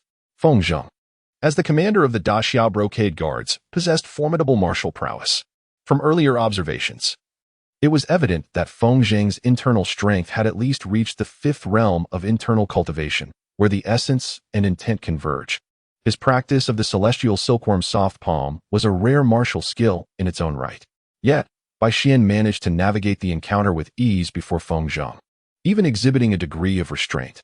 Although this martial enthusiast was not particularly well liked in the martial world, he had not committed any heinous acts. Xia Imo indeed possesses a certain reluctance to part with talent. What if I refuse? Bai Xian inquired, his gaze fixed upon Xia Mo's eyes. Regardless of the perspective, this fourth prince appears exceedingly youthful. Having traversed the martial world for many years, Bai Xian is well aware that one ought not to judge solely by appearances. Yet, it remains difficult to fathom how a young man, barely on the cusp of maturity, could possess such formidable martial prowess. Nonetheless, the earlier revelations of his movements and the display of his exceptional agility suggest that this fourth prince is far more complex than he initially appears. Should you refuse, I assure you, you will find it exceedingly difficult to depart from this place today. Shamer's voice remained soft, yet the words he uttered sent an icy chill through those present. Ha, very well. After I have dispatched the old hag Wugu. It has indeed been quite some time since I have heard such threats today. I shall agree, but with one condition. Pray tell, if I emerge victorious, not only shall today's affair be dismissed, but you must also ensure he hands over a copy of the Heavenly Silkworm Cotton Palm Secret Manual to me. Furthermore, the lightness technique you just demonstrated must also be provided to me. Bai Xian gestured towards Feng Zheng beside him. You are delusional. Feng Zheng immediately glared furiously at Bai Xian. Very well. Summer readily agreed. Your Highness, Feng Zheng looked at Summer with some suspicion. Does Commander Feng lack confidence in this palace? I dare not, he replied, but, very well, let it be so. I shall obey your command. Feng Zheng reluctantly clasped his hands in salute.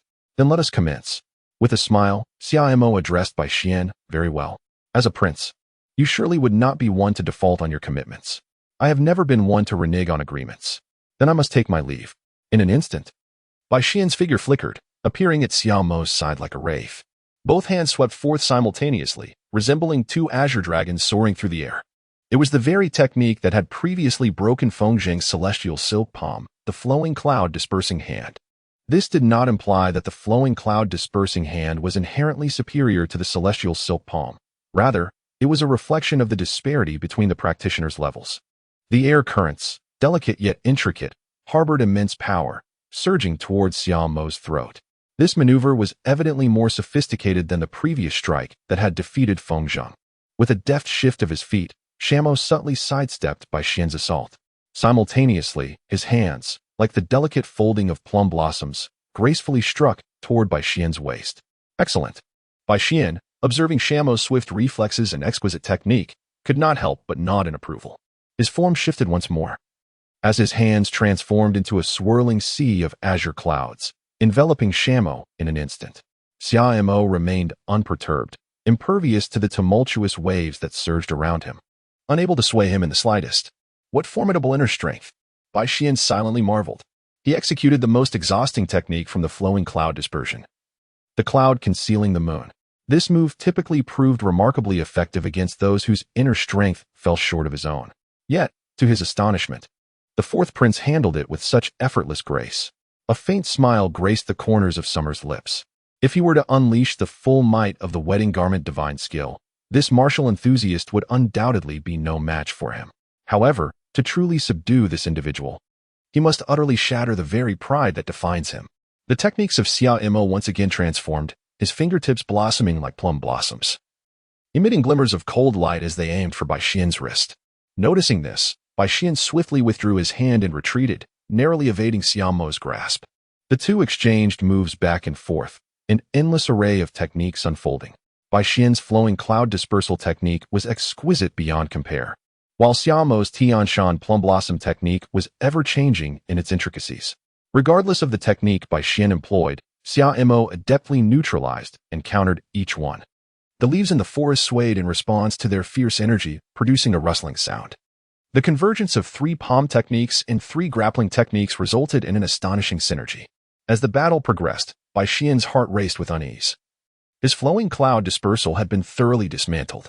The misty palm, the cracking earth and mountain punch, the breaking wind palm, no matter how many skills he possessed, all were rendered ineffective against Xia Mo's 6 variations of the plum blossom technique.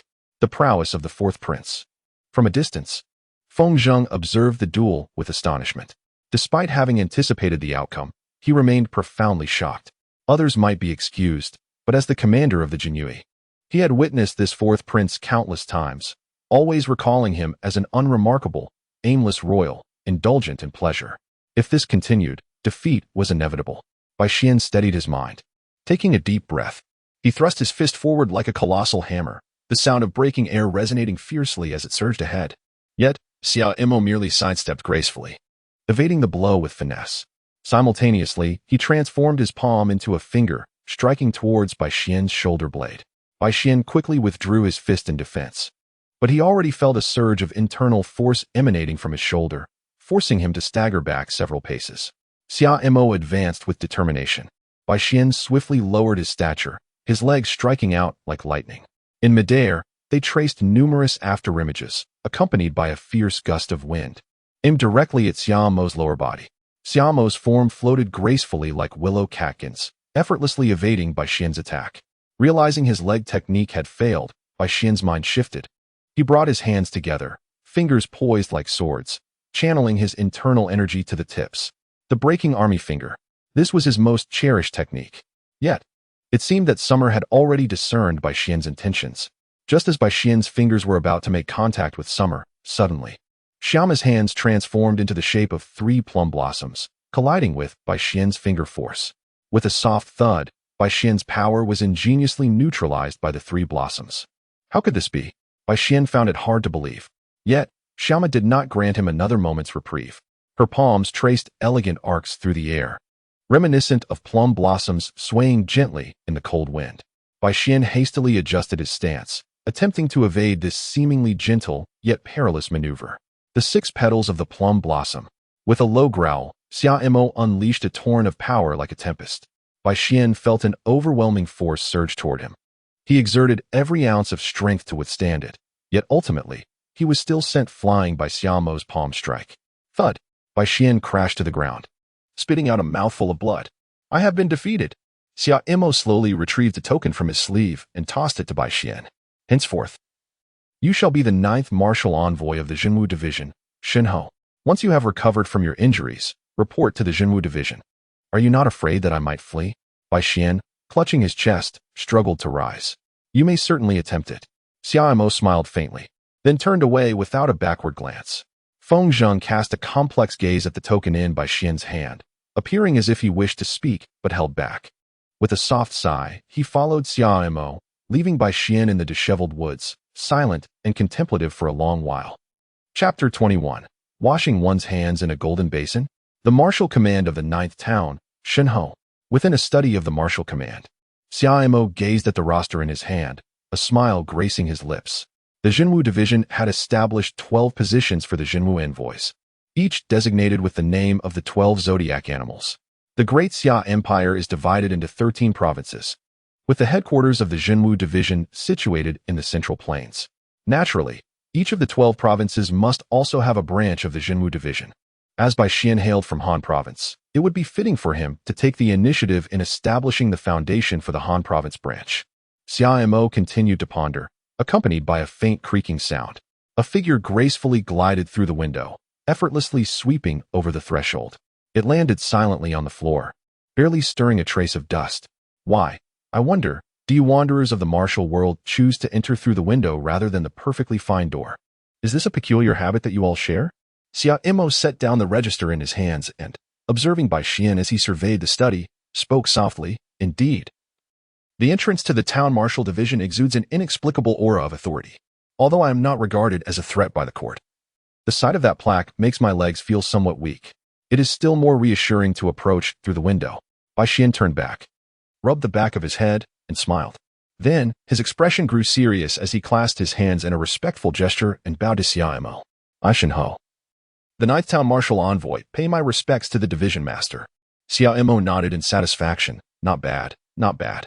It seems you are adapting quite swiftly, which reassures me to entrust this task to you. Task? What task? Surely you jest, Sir Master. I have only just joined the town guard. Please do not assign me any challenging duties.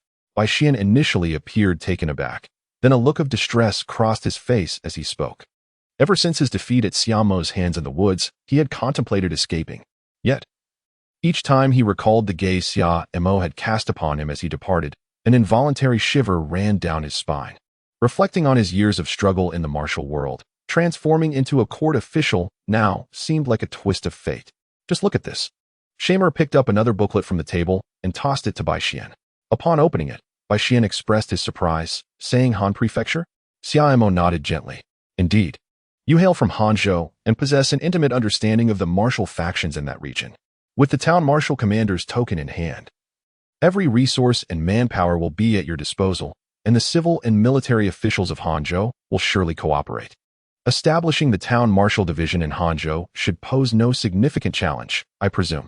Bai Xian revealed a hint of a wry smile. Hanzhou, alas, I have not returned there for 2 or 3 years. Xia Imo paused momentarily as he lifted his teacup, raising his gaze toward Bai Xian.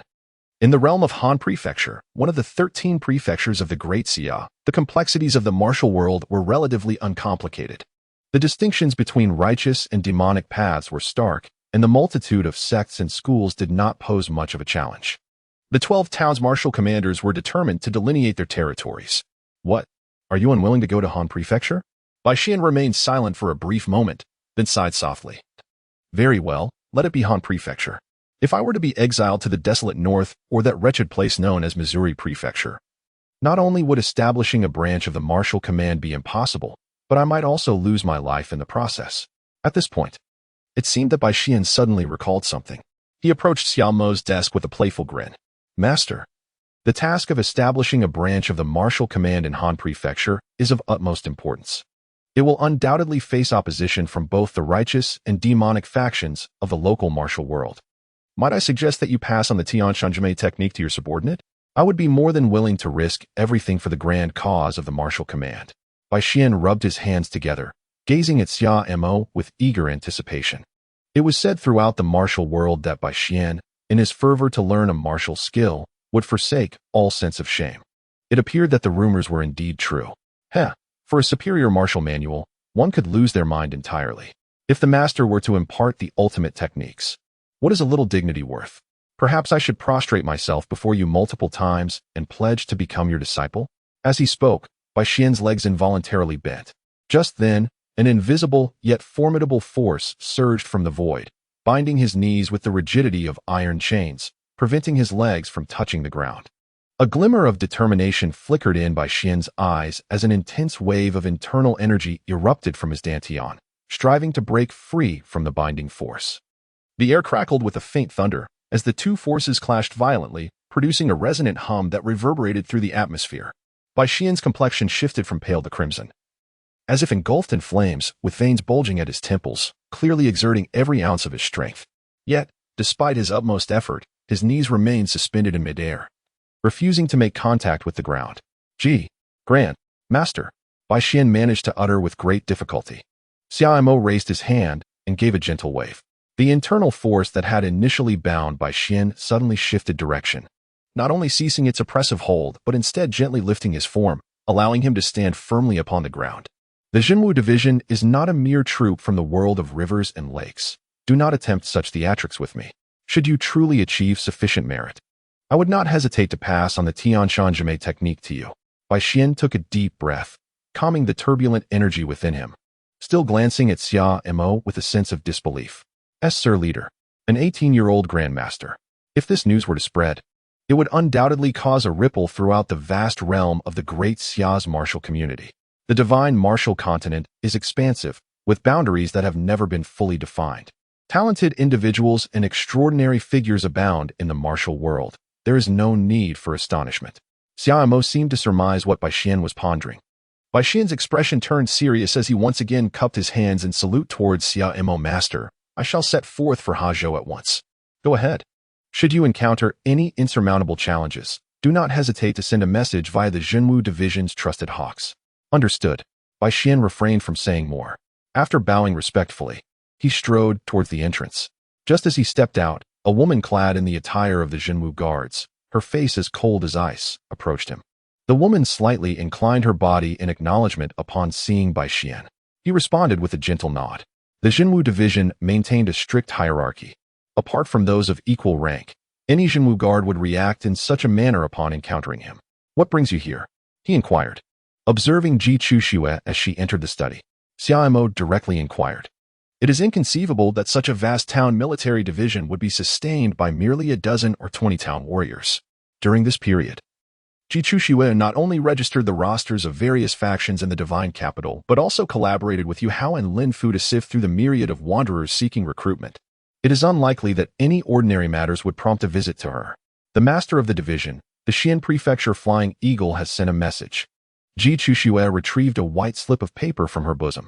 Elder Pang Wenshan of the Bai Luo Sword Manor will hold a grand ceremony to wash the hands of gold on the 8th day of the 8th month in the ancient city of Minggu, Xian Prefecture. Xia Mo was taken aback. Washing one's hands in a golden basin? Chapter 22, Departing from the Divine Capital. Who delivered the news? Xia Mo picked up the note and gave it a gentle shake. Ji Chuxue replied, "It is a golden-clad constable from the Six Doors. The Biluo Sword Manor is a prestigious orthodox sect in Xianzhou. The current master of the Biluo Sword is a top-tier expert, second only to the Grand Masters in the martial rankings of the Heavenly Machine Pavilion." How could Fang Wenshan communicate his intention to retire from his former life through the Six Doors? Upon seeing the phrase "retire from his former life," a familiar sensation unexpectedly surged within Summer. However, the intricacy of this world far surpasses that of the one etched in her memory. Xia Mo would certainly not fall into the trap of preconceived notions. A month ago, Fang Wenshan had already pledged allegiance to the court and is now serving as a captain in Minggu City. Ji Chuxue responded truthfully. Ha ha ha. Upon hearing this, Xia Mo suddenly burst into laughter. Indeed, it is said that the greatest principles are often the simplest, and all paths lead to the same destination. What does the master mean by this? Ji Chuxue looked at Xia Mo with a puzzled expression. It is nothing, merely a reminiscence of an old acquaintance. Yet, the look of confusion in Ji Chuxue's eyes remained unabated. Before the age of 18, Xiama lived exclusively within the confines of the royal palace. How could there be any acquaintances from the martial world? The depths of the rivers and lakes conceal secrets, making it difficult to turn back, a single reed adrift. The dream remains unfulfilled. The ever-changing tides of fate cause emotions to fade with time, while the frost of swords and the chill of knives render ambitions unrequited. Bound by the myriad of worldly affairs for so long, one finds solace in the tranquil waters that span countless layers. If one wishes to inquire about the path home, only the bright moon remains to illuminate the solitary boat. Xiaomo rose from his chair and slowly approached the window that Bai Xian had just opened. The world of martial arts, once entered, is not easily forsaken. Although the Bai Luo sword manor is a righteous sect in Xinzhou, it has always maintained a respectful distance from the imperial court. Moreover, the entire martial arts community of Xinzhou, irrespective of the righteous or demonic factions, has naturally forged an unspoken understanding that sets them at odds with the court. Washing one's hands in a golden basin. How could this basin, filled with the stains of blood, ever be cleansed? Xiao Imo turned around and inquired of Ji Chuxue, setting aside the other sects of Xinzhou. What is the stance of the Biluogen house on this matter? Ji Chuxue replied softly. It is said that the Biluogen house has remained tight-lipped regarding Pang Wenshan's retirement from the world. The master of Biluogen has also been in seclusion for quite some time. However, another righteous sect in Xinzhou, the Tianhe Palace, is quite incensed about this issue. Tianhe Palace? Is that the same Tianhe Palace where the venerable Tianhe resides? Ji Chuxue nodded. Indeed, it is the very same Tianhe Palace. Originally, Tianhe Palace could be considered merely a second-tier power in Xinzhou. Yet, since the emergence of a grandmaster, it has gradually risen to be on par with venerable sects like the Biluogen house. There are even whispers suggesting it may surpass the Biluogen house. Xiaomo turned around and, with keen interest, inquired of Ji Chuxue. Are you suggesting that our journey to Xian Prefecture might bring us face to face with the grandmaster? Ji Chuxue instinctively replied. The elder Tianhe is notoriously elusive. Currently, the Tianhe Palace is presided over by his sole disciple. According to the records of the Six Doors, this individual appears to have had past grievances with a prominent official of the court. As the realization dawned upon her, Ji Chuxue suddenly reacted. With a casual toss, Xiaomo let the note slip from his fingers, and it ascended into the air, igniting spontaneously without a breath of wind, transforming into ash. The grand cleansing ceremony is such an intriguing affair. Of course, one must witness it. The divine messenger entrusted you to convey this intelligence to the Jinwu division. Is that not the implication? Ji Chuxue's heart trembled, and she hastily replied, Master, he. Enough. Xiaomo waved his hand, interrupting Ji Chuxue's attempt to speak. I harbor no intentions of reproach. This is indeed the responsibility of the Jinwu division. On the 8th day of August, although Xian Prefecture borders the Central Plains, the distance is still considerable. If we set off in the next 2 days, we should arrive at Minggu City before the 5th of August. Let Yahao remain at the Jinwu division. This time, you, Lin Fu, Meng Liang, and Zhu Yin shall accompany me to Xian Prefecture. Master, when shall we depart? In 2 days. Understood. The rugged path twisted and turned, with verdant grass flourishing on either side, the wind whispering through the withered leaves. A party of 5 riders ambled leisurely along, their horses' hooves lightly treading the earth, raising a slight cloud of dust. At the forefront was a young gentleman, clad in a resplendent black embroidered robe, exuding an air of nobility and grace. His expression was calm as he gazed ahead, seemingly lost in thought, yet appearing untroubled by desire. Close behind him, 2 riders flanked him at half a step's distance. To the left, a woman with an icy demeanor and piercing gaze donned a fitted outfit of deep blue, intricately accented with silver threads that formed cloud patterns, manifesting both competence and valor. A long knife hung diagonally at her waist, its unadorned sheath emanating an imposing aura, its sharpness palpable even in its sheath. To the right, a young man with refined features wore a light, elegant blue robe, a gentle smile gracing his lips. The garment fluttered softly in the breeze, cinched at the waist with a jade belt, from which a finely crafted sword dangled, subtly exuding a chilling presence. Following closely behind were 2 additional riders, a man and a woman, both attired in practical fitted clothing that conveyed a sense of efficiency. The man was clad in deep gray attire, simply secured with dark cords that allowed for unrestrained movement. The woman appeared more agile, dressed in a bright outfit of pale yellow, further enhancing her lively demeanor. This group, Xiaomo, Ji Chuxue, Lin Fu, Meng Liang, and Zhu Yin, was en route from the divine capital to Xian Prefecture. Master, at our current pace, we may not reach the next post before sunset, Ji Chushue remarked, casting a glance at the leisurely Xia Dynasty. No matter. Once we leave the divine capital, the vastness of the world offers numerous places to rest, Xia Mo replied, surveying the surroundings as he rode his steed, Ing, a swift steed of exceptional speed. Before him lay verdant mountains, their hues resembling delicate ink, stretching endlessly. Clear waters meandered through villages, their bottoms visible, flowing gently with the sounds of pebbles and fish. A sight rarely encountered in his past life. It seemed that such beauty would not grace him again. The five continued onward for another half hour. Xiaomo suddenly spoke. Is the master waiting for someone? Lin Fu asked with a puzzled expression. Meanwhile, Ji Chushue appeared to be deep in thought. It's nothing. Let us go, she said. We should quicken our pace. Xiaomo galloped forth, leading the charge with fervor. After entering the divine city, he meandered leisurely, hoping to catch a glimpse of the enigmatic cavalry that had trailed him that day. Within the divine city lurked a clandestine force, eluding both the six gates and the imperial guard, leaving one with a sense of frustration akin to a fishbone lodged in the throat. However, it appeared that hope was dwindling. The defeat of the martial enthusiast by Xian at his own hands and his subsequent enlistment in the Jinwu division could hardly escape the discerning eyes of the vigilant. Go. The steeds of Ji Chushue and her companions, though not as magnificent as the Ing chasing wind, were still remarkable creatures rarely seen. Chapter 23, Slaughter in the Rainforest. The clouds hung low, dark as ink, pressing down upon the city's outskirts. Dense woods flanked the wild paths, casting flickering shadows that hinted at an undercurrent of unease. A cohort of 5 riders darted through the trees like bolts of black lightning, the sound of their hoofs echoing with urgency and strength. Master, given the ominous skies, it seems a torrential downpour is imminent, Ji Chushue remarked in a hushed tone. Xiaomo felt a twinge of embarrassment upon hearing those words. Just 2 hours ago, the world seemed vast and filled with possibilities for rest. Now, it appeared he was on the verge of becoming a drenched chicken. Their party, traveling lightly, had not brought much with them. Moreover, in ancient times, tents were a luxury unknown to them.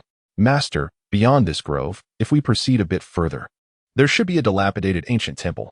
Perhaps we can take refuge there from the rain, Zhu Yan, mounted on a large yellow horse, suddenly spoke up. Have you been to this place before? Xiaomo gazed curiously at Zhu Yan. This adept in concealed weaponry, a member of the town guard, had scarcely uttered a word since departing from the divine capital. Upon feeling Xiaomo's gaze upon her, Zhu Yan experienced a slight flutter of nerves. Returning to the matter at hand, my lord, I once traversed this area during my tenure at the Six Doors while pursuing a notorious bandit. The sky mirrored the hues of today, and I caught a distant glimpse of that ancient temple, though I never ventured inside. Shimmer nodded gently. In that case, let us hasten to the ancient temple ahead. We shall spend the night there. Indeed, the other 4 had no objections. The sky gradually darkened, the clouds hanging low as if they could brush against the treetops. Soon after, a fine rain began to fall, weaving a delicate curtain of droplets with silent grace. The raindrops tapped softly upon the ground, producing a gentle, rhythmic sound. Xiaomo and his companions retrieved their conical hats from their packs, delicately placing them atop their heads to shield themselves from the impending downpour. The edges of the hats glistened with crystalline droplets, which occasionally cascaded down to merge with the earth below. The sound of hooves striking the damp soil resonated with a rhythmic clatter, each impact sending up circles of fine splashes, reminiscent of white lotuses blooming upon the water's surface, only to be swiftly devoured by the falling rain. As the 5 ventured deeper into the woods, the rain seemed to weave a more intricate tapestry, the leaves glistening a vibrant green, freshly washed by the downpour. The path through the forest became treacherously muddy, a testament to the rain's embrace. At that moment, Xiaomo's ears perked up slightly. He subtly slowed his horse, his gaze sweeping the surroundings with keen vigilance, a cold smile instinctively forming on his lips. Ji Chushue, after all these years at the Six Gates, are you aware of why bandits have historically chosen to ambush travelers during rainy weather? Ji Chushue paused, momentarily taken aback, before swiftly regaining her composure, her hand instinctively resting on the hilt of her blade. There are 3 reasons. First, the weather favors the wicked. With the rain falling heavily, travelers struggle to see, unable to discern front from back. Second, the terrain offers an advantage. The road is muddy, making it arduous to traverse, causing travelers to hesitate. Third, the hearts of men are fraught with anxiety. On a rainy night, the chilling wind penetrates to the bone, and travelers, eager to find shelter, often neglect their defenses. Ha ha. Since you understand so well, you must either be a fellow traveler or part of the authorities. Brothers, keep your eyes sharp, let not a single one escape. Otherwise, this line of work will become increasingly difficult. As Jichushue's voice faded, a hoarse voice echoed through the woods. Lin Fu drew his sword from its sheath, a cold smirk crossing his face. Knowing they are from the authorities yet daring to act, how foolishly reckless. The hoarse voice rang out once more. What of the authorities? In this territory, even the King of Heaven cannot govern us. Ha ha ha ha. Laughter echoed through the forest, a stark contrast to the fear that would have gripped ordinary merchants, who would have likely quivered in terror. 1, 2, 3, a total of 28, among them 3 whose breaths were steady, suggesting they possessed inner strength. In his heart, Shammer silently commanded, "Proceed." Just as Shammer and his companions ventured deeper, countless bamboo spikes surged towards them from all directions. Coated in black oil, these spikes would spring forth from the ground with astonishing speed upon activation, capable of penetrating even the heaviest armor. A mere trick of the carving worm. He sensed the subtle shifts in the surrounding air. The internal energy surged within Xiaomei as the bamboo spikes were forcefully deflected upon nearing him by an overwhelming power. Ji Chushue's form shifted slightly, her blade transforming into a streak of luminous light that sliced through the rain curtain. Each flash of her blade struck those incoming bamboo spikes with precision. Lin Fu uttered a soft command, and the glimmer of his sword flickered like the plum blossoms blooming in the winter. Each stroke carried a biting chill, freezing the bamboo spikes mid-air before shattering them one by one. Meng Liang showcased his unique illusionary sword technique, with the short sword in his hand conjuring countless sword shadows, making it nearly impossible to discern the real from the false. As the bamboo spikes brushed against these illusions, they were misled, losing their original trajectory and ultimately falling helplessly to the ground. Zhu Yan, among them, was the most extraordinary. With a gentle tap on her steed, she leapt into the air.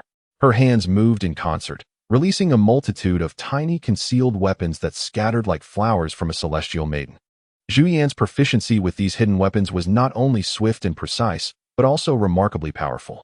Strike true, ensnare them, rasped a voice once more. For figures descended from the heavens, tugging at a massive net adorned with sharp iron hooks, rendering escape nearly impossible for those ensnared. Embrace death. With a cold snort, Summer delivered a powerful strike directly onto the enormous net that was about to close in. A thunderous roar erupted as the net was shattered into countless fragments, scattering debris and causing iron hooks to fly chaotically. For figures were struck as if by lightning, their chests caving in, and they spewed blood as they were sent hurtling backward. What? The hoarse voice echoed in disbelief. The roadblock, ruthless in its methods, had no regard for the countless innocents it had harmed. Let them all be eliminated. Xia Mo, perched upon his steed, spoke softly. Indeed, in unison, Ji Chuxue, Lin Fu, Meng Liang, and Zhu Yan soared into the air, charging towards the depths of the forest. Alas, this is dire. These individuals are formidable. The air was filled with the cries for mercy that echoed from within the thicket. How could this band of brigands possibly contend with the might of the Zhenwu Guard? Dark crimson blood trickled down the ancient trees, seeping into the earth below. Master, all 28 have been vanquished. Shortly thereafter, Ji Chuxue and her companions emerged from the woods, unblemished by any stains of blood. Let us proceed. Xia Mo gently caressed the mane of Mo Ying, the swift steed. Ji Chuxue and the others mounted their horses simultaneously. As the night descended, silence enveloped the surroundings. The 5 members of the summer team trod along the muddy path, ultimately arriving at the dilapidated temple that stood solitary in the wilderness as the last vestiges of daylight faded from the horizon. Surrounding them, darkness descended like a heavy curtain, silently enveloping everything in a profound shroud of the unknown. Chapter 24. Did the Buddha statue come to life? Suddenly, the sky appeared to be rent asunder by an invisible force as a brilliant lightning bolt cleaved through the darkened heavens. It descended like a great dragon, illuminating the world in an instant. The light was pallid and blinding, delineating the contours of the crumbling temple with startling clarity. Even the shattered tiles of the temple's roof shimmered with a ghostly glow in that fleeting moment. Following this spectacle was a deafening roar of thunder, reverberating from the heavens above and causing the earth to tremble. The might of nature is indeed fearsome. Xia Mo gazed at the encroaching darkness of the sky, murmuring to himself, in this world, the martial arts civilization was exceedingly advanced. The grandmasters on the Tiangong pavilion's martial rankings were revered figures, almost deities in the realm of martial arts. The bridal garment technique, if unleashed in its entirety, could rival the cataclysmic force of a volcanic eruption. Yet, should he be struck by that lightning moments ago, he would surely meet with death or grievous injury. With the rain intensifying, Xia Imo dismounted from the swift steed. Emoing Chue Fengji. The temple door stood ajar, creaking with every gust of wind, emitting mournful groans. As he pushed the door open, a musty, damp odor assailed his senses. Meng Liang and Zhu Yin ventured inside to investigate. "Master," they called, "there is no one within." Xia Mo and his companions led their horses towards the dilapidated temple. The temple's expanse was not insignificant, accompanied by a spacious courtyard. Within the courtyard, weeds thrived, nearly engulfing the stone pathway, while the withered wild grasses swayed gracefully in the rain. A few gnarled old trees stood askew, their sparse branches reaching skyward like ghostly claws. Raindrops cascaded from the worn eaves, creating slender waterfalls that splashed into the puddles below, producing a melodic, tinkling sound. A stable. Lin Fu surveyed the area within the courtyard. In a corner of the temple's yard, adjacent to the mottled wall, stood a long-abandoned stable. Inside, it was utterly bare, left in a state of disarray. In the corner, remnants of rusted chains and horse gear perhaps lingered. "Let us lead the horses over there." Xiaomo cast a glance as well. Although the stable was dilapidated, the wooden beams of the roof remained relatively intact. The horses would not be left tethered in the yard to endure the rain at night. Indeed, Lin Fu took the reins and led 5 horses, including Mo Ying and Chasing Wind, into the stable. Xia Mo and Ji Chushua made their way towards the dilapidated temple. Meng Liang and Zhu Yin had long been stationed outside the entrance. Upon noticing Xia Mo's approach, they slightly bowed in greeting. It appeared that this ancient temple had been forsaken for at least 2 to 3 decades. Shamer stepped inside. The light was dim, as Meng Liang and Zhu Yin each ignited a torch, barely illuminating the dilapidated space. At the center of the temple, a statue of Buddha sat majestically upon a lotus pedestal. The features of the statue had become obscured by the ravages of time and weather. Its once resplendent golden body now mottled and dull. Beneath the lotus seat, the incense altar had long since toppled, the incense burner in ruins, and the offerings extinguished. Surrounding them, wild grasses thrived unchecked amidst the crumbling walls. The conditions were rudimentary, but they would make do. Zhu Yin gathered a good amount of dry grass and laid it down not far from the Buddha statue. Xia Mo cast a casual glance and then shook his head. "I can meditate for an entire night. If any of you feel weary, you may rest above." For those endowed with formidable internal energy, meditation requires unwavering focus. Where thoughts converge into a singularity and breath descends into the dantian.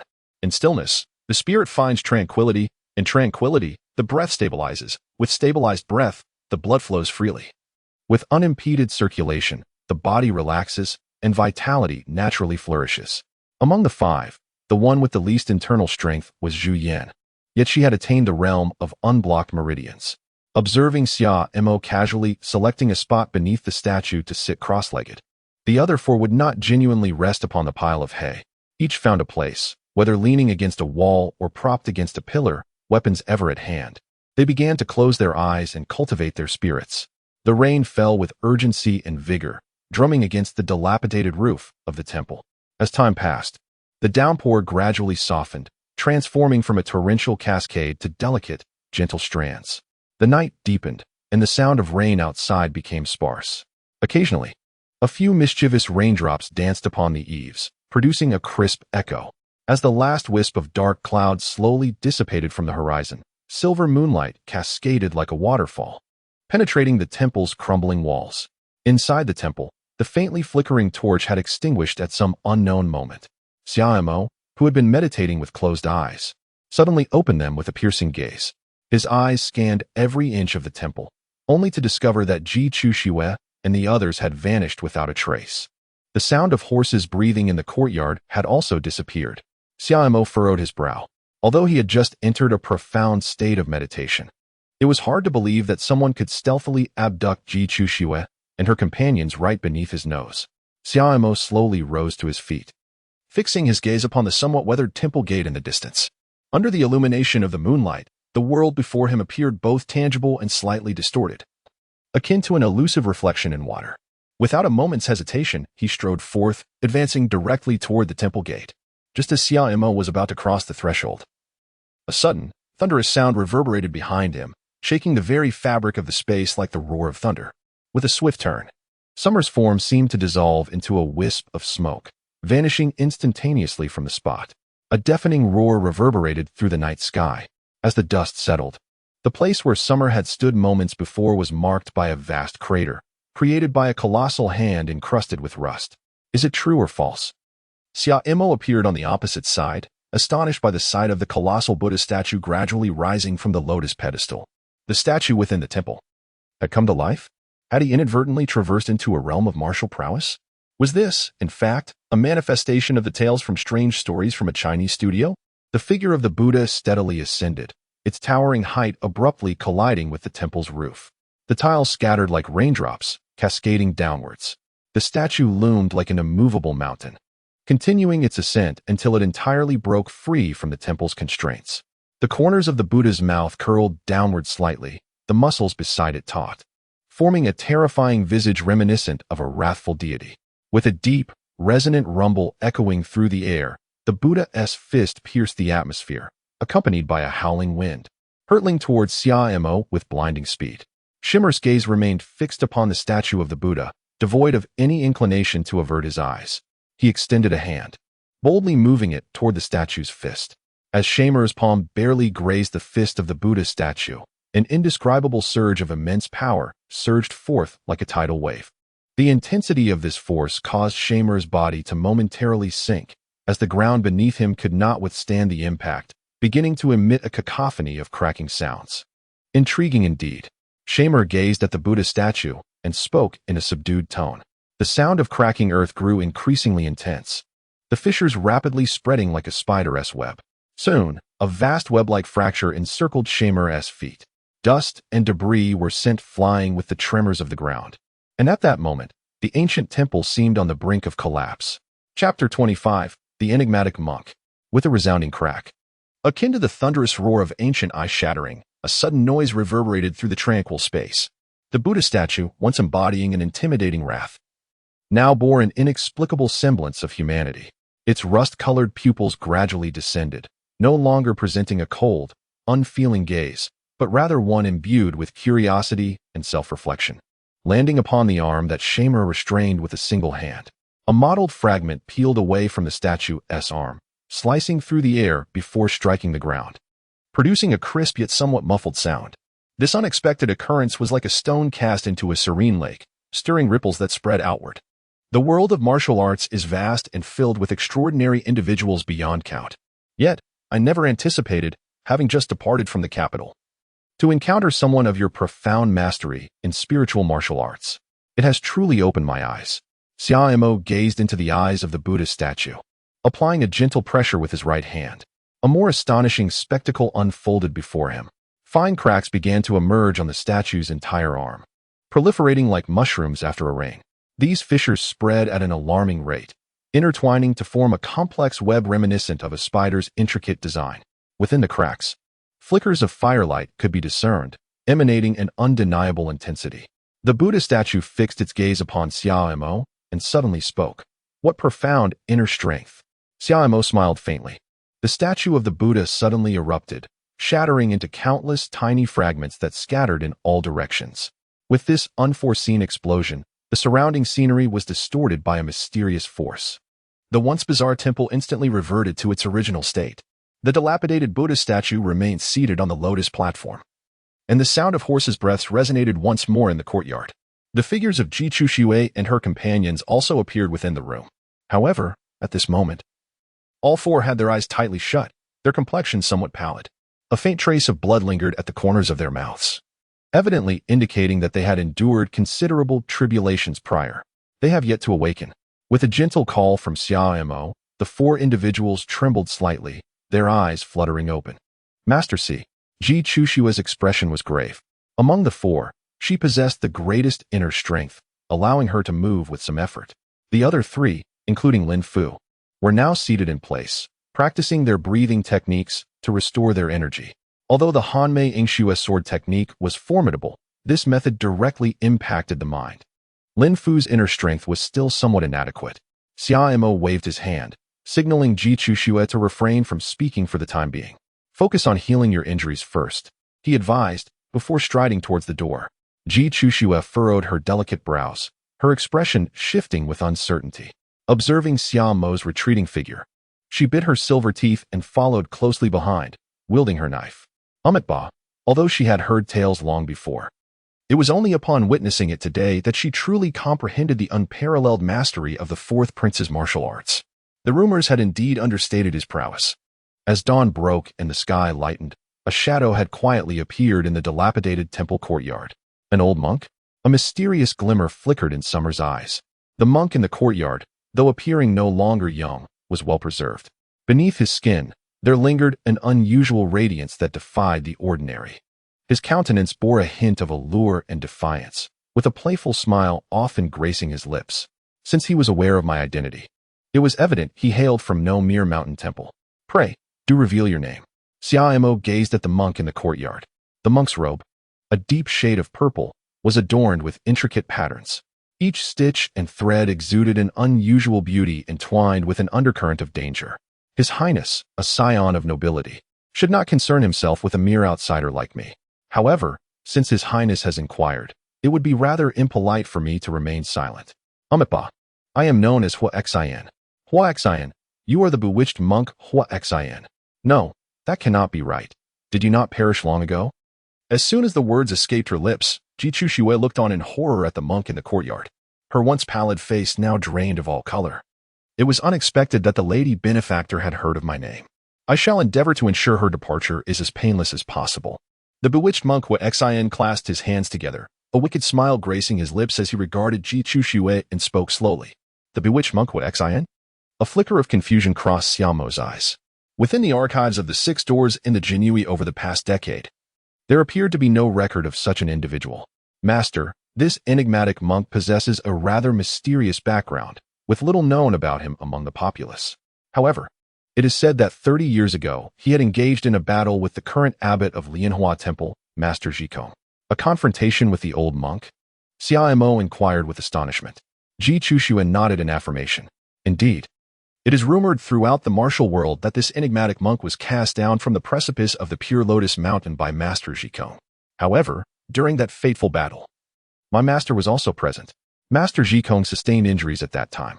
As Ji Chuxue spoke, Huixin in the courtyard maintained a serene smile throughout. Oh, capable of wounding a grandmaster? At this moment, Xia Mo finally exhibited a semblance of vitality.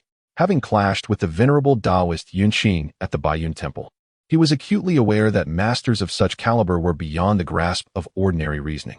Although the esteemed monk Zhikong held a ranking in the Tianji Pavilion martial arts evaluation that was one position lower than that of Taoist Yunqing, the outcome of a confrontation between them remained an unpredictable variable. He recalled that he had unwittingly fallen prey to the devious methods of this enigmatic monk moments ago. Xia Mo appeared to be brimming with eagerness. Master, it is said that the martial arts of the enchanting monk are known as the chaotic mind technique.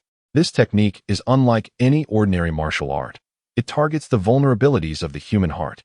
In the blink of an eye, it can plunge one into a state of confusion, giving rise to inner demons that are inescapable. Ji Chuxue understood Xia Mo's implication and immediately spoke up. The chaotic mind technique?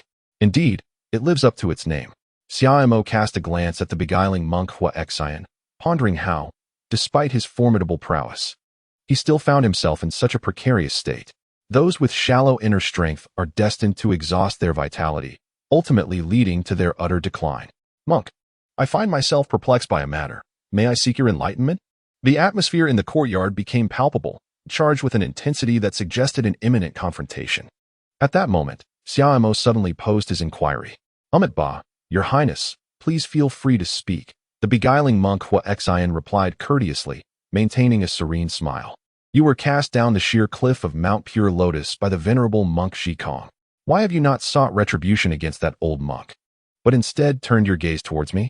Xia Mo's gaze was as sharp as a sword, piercingly fixed upon the eyes of the demon monk, Hua Xian. Ha! The poor monk perceives what His Highness the Fourth wishes to inquire. However, I cannot divulge such information. As for the grievances between myself and Lianhua Temple, They shall be resolved in due time. There is no need for your highness to trouble yourself. The hour grows late. It is time for me to bid you all farewell." Just then, Lin Fu, Meng Liang, and Zhu Yan emerged from the temple, having completed their meditation. With a swift rush, they burst forth. Whoosh, whoosh, whoosh. Dozens of shadowy figures silently perched upon the walls, clad in garments as dark as the night. Their faces masked in ghastly expressions. These individuals moved in perfect unison, drawing their longbows taut, the strings vibrating ominously. The air was thick with an oppressive tension that was almost suffocating. Chapter 26. The Fierce Battle at the Ancient Temple. As they surveyed the encircling black-clad, ghost-masked archers, the expressions of Ji Chuxue, Lin Fu, Meng Liang, and Zhu Yan darkened instantly, save for Xia Mo. I had thought you would refrain from intervening this time. Yet, unexpectedly, while the cavalry visited last time, this time it is an entire archery unit, to maintain private soldiers. Do your superiors not realize the grave sin of exterminating 9 clans? Xia Mo's gaze swept over the dark-clad archers, his voice growing increasingly frigid. Although he had initially harbored the intention of luring these individuals out, he had never anticipated that the puppeteer behind the scenes would audaciously attempt a second assassination against him. Such audacity was truly astounding. Amipa. As long as the 4th prince and several members of the Jinwu Guard remained here, no one would ever uncover the events of today. The beguiling monk, with his head lowered and demeanor compliant, exuded a peculiar aura that rippled around him. Humph. Xia Mo let out a cold snort, her voice as frigid as ice, capable of cleaving the heavens and shattering stones. In an instant, the atmosphere within the courtyard surged tumultuously. A fierce gale arose, swirling garments and sending dust and stones flying. That peculiar wave of energy resembled a startled bird, retracting in an instant, leaving no trace behind. Such unrefined tactics should not be displayed before me. Have you not contemplated the possibility of failure? Xia Mo stood resolutely before Ji Chuxue and the others, his gaze fixed intently on the malevolent monk, Great Xia. This monk undoubtedly posed a significant threat. One moment of inattention could lead to dire consequences. Amiba. Though I am merely a wandering monk in the realm, I possess a fair degree of confidence in my own abilities. However, the prowess of the 4th prince truly astonished me once again. Witnessing Xia Mo effortlessly dismantle my stratagem, a flicker of surprise crossed Great Xia's eyes, vanishing as swiftly as it appeared. No wonder His Majesty entrusted the 4th prince with the command of the Jinwu division. It seems that today, the possibility of defeat may indeed loom. As Xia Mo confronted the beguiling demon monk, his hands, which rested behind him, stirred gently. Ji Chuxue and the others understood instantly, retreating partially back into the temple. They had previously fallen victim to the demon monk's insidious machinations, rendering their condition far from peak performance. Facing a multitude of black-clad, ghostly archers would inevitably lead to casualties. Only by leveraging the intricate terrain of the ancient temple could they hope to navigate this perilous encounter. Since you are aware of the impending failure, why not disclose the identity of your backer to me? I can take charge of the situation and ensure that today's events are forgiven, she proposed. Your martial prowess is commendable, should you be inclined. I can offer you a position as a town guardian. What say you? The demon monk, upon hearing this, chuckled and shook his head. A 3rd-grade town guardian. Your Highness's suggestion does stir a flicker of intrigue within this humble monk. However, I am beholden to a monumental debt from 30 years ago. Today, I must use your Highness's head to settle this obligation. 30 years ago, Xia Mo, pondering while stroking his chin, softly remarked. I initially thought it was one of my brothers. It appears that the scope must be broadened a bit. Among the sons of the Summer Emperor, the eldest, who has already perished in the northern realms, was merely 30 years of age this year. The beguiling monk fell silent upon hearing this. After a brief moment, he spoke. It seems we can no longer engage in conversation with the 4th prince. Proceed. In an instant, a deluge of arrows descended like a dark torrent. These archers, clad in black and bearing formidable inner strength, unleashed a flurry of arrows, each imbued with the power to penetrate even the hardest of metals. Ji Chuxue and her companions reacted with remarkable swiftness, their figures darting like the fleeting wind and returning to the temple in a heartbeat. The sharp, rapid clashing of metal rang out incessantly. Xia Mo stood his ground. The arrows, upon making contact with his protective aura, seemed to encounter an invisible hammer, shattering one after another. The broken tips glimmered with a cold light, clattering as they fell to the ground. Be careful. The warning from the demon monk, Xian, had barely escaped his lips, not yet fully dissipated in the air, when a black-clad ghostly archer found his vision momentarily obscured.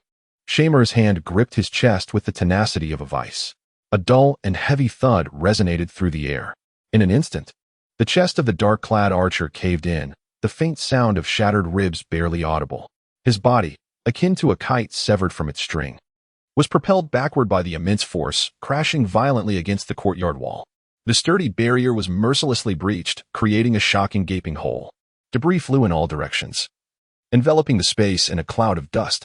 This scene unfolded with such swiftness that the surrounding archers in black were left utterly unresponsive. With a slight smile at the corner of his mouth, Summer stepped forward, traversing an immense distance in an instant. His hands transformed into fleeting shadows, reminiscent of leaves caught in a tempest or fish gliding through a stream, graceful yet lethal. The six black-clad ghostly archers simultaneously sensed the impending threat emanating from Summer. They attempted to evade, only to discover that their bodies seemed ensnared by invisible chains, rendering them incapable of any effective response. Shamer's hands moved like twin bolts of lightning, striking with unerring precision at their vital points. A surge of formidable energy erupted instantaneously. These individuals, akin to the archer from before, were violently propelled away. In the blink of an eye, 7 shadowy figures clad in black had met their demise beneath Shamer's hands. "Cease at once," the malevolent monk exclaimed, his figure soaring upward in an instant, hovering above Shamer. His sinister visage now bore a look of astonishment and suspicion. The movement Shamer had just executed had indeed caught him off guard.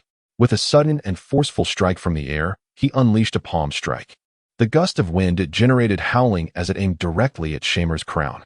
Xiaomo squinted slightly, his internal energy surging forth, and with an astonishing swiftness, he executed a counterattack. His palms collided violently in the air, producing a deafening roar. The surrounding air currents were distorted by this force, creating visible ripples. "First, eliminate those 4, commanded the demon monk, his complexion slightly flushed. Indeed, the remaining black-clad archers echoed in unison, discarding their bows and drawing gleaming steel blades from their waists. They charged towards the temple. Will the 4th prince not come to the aid of his subordinates? The demon monk gritted his teeth. Only by truly encountering the formidable essence of the bridal attire's divine skill could one comprehend its terrifying nature. If they could not even deal with this rabble, then they were unworthy of remaining in the Jinwu division. Xiaomo smiled faintly, exuding an air of composure. With the threat of the rain of arrows dissipated, the martial prowess of Ji Chuxue and her companions rendered them utterly unafraid of these black-clad, ghostly figures. A dull thud echoed through the air. Xiaomo stood motionless. The demon monk Xian, harnessing this surge of power, swiftly retreated. His palms struck like lightning, and within them swirled countless demonic shadows, each imbued with a terrifying force capable of shattering one's spirit. The technique was known as the chaotic mind palm. Chapter 27, The Might of the Grandmaster. A triumphant expression adorned the face of the demon monk Xian. This strike, named chaotic mind, not only assailed the physical form, but also targeted the very essence of the heart. It possessed the capacity to disrupt one's consciousness, plunging them into an abyss of unending fear and confusion. Xiaomo felt as though the world before him had collapsed into darkness, as if the very fabric of reality was crumbling beneath this sinister monk's grasp. This enigmatic figure not only possessed formidable internal strength, but also wielded a skill set that was remarkably peculiar. With a subtle shift of his form, his right hand blossomed like the first plum blossoms of spring, gracefully yet powerfully countering the monk's beguiling assault. In this moment, the exquisite artistry of the Heavenly Mountain's plum blossom technique was revealed in all its splendor. Xiaomo's palm seemed to possess the extraordinary ability to fold space at will, effortlessly neutralizing the fierce gusts of the demon monk Xian and skillfully transforming them into counterattacking force. What kind of martial art is this? After all, the demon monk Xian is a martial arts master capable of contending with grandmasters, and he immediately discerned the exquisite intricacies of the Tianshan Zamaishu. With a sudden leap, he lunged forward like a fierce tiger pouncing on its prey, delivering a powerful strike aimed directly at Xiaomo's chest. Such a sophisticated maneuver is most vulnerable to falling into the rhythm of one's opponent. "I shall defeat you with my martial skills." Xiaomo moved with an unhurried grace, his steps slightly askew, resembling a celestial being effortlessly evading danger. Simultaneously, his right palm traced a beautiful arc, initiating the Tianshan folding plum technique, welcoming the encounter with a flourish. The clash of palm and fist reverberated in the air with a muffled thud, as the turbulent currents swirled, stirring the fallen leaves around them. In an instant, their confrontation escalated to a fervent intensity. The enigmatic palm technique of the demon monk, awaken, was exceedingly peculiar. Each strike left faint black fissures in the air, suggesting that the monk's internal power had reached an unparalleled fusion of realms, merely a step away from returning to the essence of being. With every exchange of blows, waves of energy cascaded, sending the surrounding flora into disarray. Bewildering the mind, awaken suddenly bellowed, forcefully bringing his palms together. A potent wave of psychic force radiated from him, seeking to disrupt Xia Mo's focus. Within the depths of Shamer's being, a fervent and formidable vital energy surged forth from his dantian. It radiated like the blazing sun at zenith, instantaneously illuminating the entirety of his meridians. This vital energy's dominance seemed capable of incinerating all worldly illusions and malevolent thoughts. It remained entirely impervious to the chaotic incantations of the demon monk's mind-altering techniques. I had presumed this chaotic technique to be formidable. Yet, it appears to be of no greater caliber than this. It pales in comparison to the few spiritual martial arts I am acquainted with. Xia Mo channeled the essence of his bridal attire technique throughout his limbs and bones, enveloping himself in a faint layer of flame. This ethereal fire, though intangible, emanated an aura of inviolable majesty that made the very air around him tremble. A grandmaster? In comparison to Xia Mo's effortless mastery, the demon monk's heart was filled with incredulity as he beheld the flames born of pure internal energy. How young could this fourth prince be? Amipa. The monk had heard tales of the contemporary saintess of the Grassland dynasty, who had attained the supreme martial arts of Chongqing Tian. Yet, in such tender years, he had already achieved the status of a grandmaster. It now appeared that the fourth prince's martial talent surpassed even that of the saintess. Do not divert the conversation. Do you truly believe you can escape unscathed today? With a cold smirk, Xia Mo soared into action, charging fiercely towards the demon monk awaken. At that moment, the Tianshan plum blossom technique was executed to perfection. His palms danced and his fingers wove like threads, compelling his opponent to retreat repeatedly. Awaken's expression darkened. The prowess of his highness indeed surpassed the monk's expectations. However, capturing this monk would not be an easy feat. The plum blossom's three variations set. With a light admonition, Xia Mo unleashed three streams of internal energy, which simultaneously struck the demon monk awaken. However, awaken's internal prowess was formidable. His eyes widened, veins bulging upon his forehead, and an eerie aura began to envelop him. It was the unique power of the chaotic mind technique stirring within. In the air, an invisible force clashed violently, producing a series of subtle explosions. Following a deafening roar, the demon monk successfully broke free from his constraints, retreating with the swiftness of a tiger freed from captivity. Moving as swiftly as a specter, in the blink of an eye, he had reached the edge of the courtyard wall. In confronting a grandmaster, the monk felt that he had repaid his debt of gratitude. Fourth prince, the mountains are high and the roads are long. May we meet again. Upon realizing that Xia Mo was a grandmaster, awaken's desire to retreat began to take root. If a grandmaster were so easily vanquished, then the figures on the martial evaluation of the Heavenly Mechanism Pavilion would indeed lack substance. Awaken lightly tapped the wall with his feet, and in a few graceful leaps, he distanced himself from the ancient temple. The master had come, so it was best to stay. This ancient temple was destined to be the resting place of the master today. The voice of summer echoed in his ears. The demon monk, bewildered, narrowed his pupils and abruptly turned around. A searing fist hurtled toward him. Boom. The demon monk was forcefully sent back into the courtyard. Cough, cough, cough.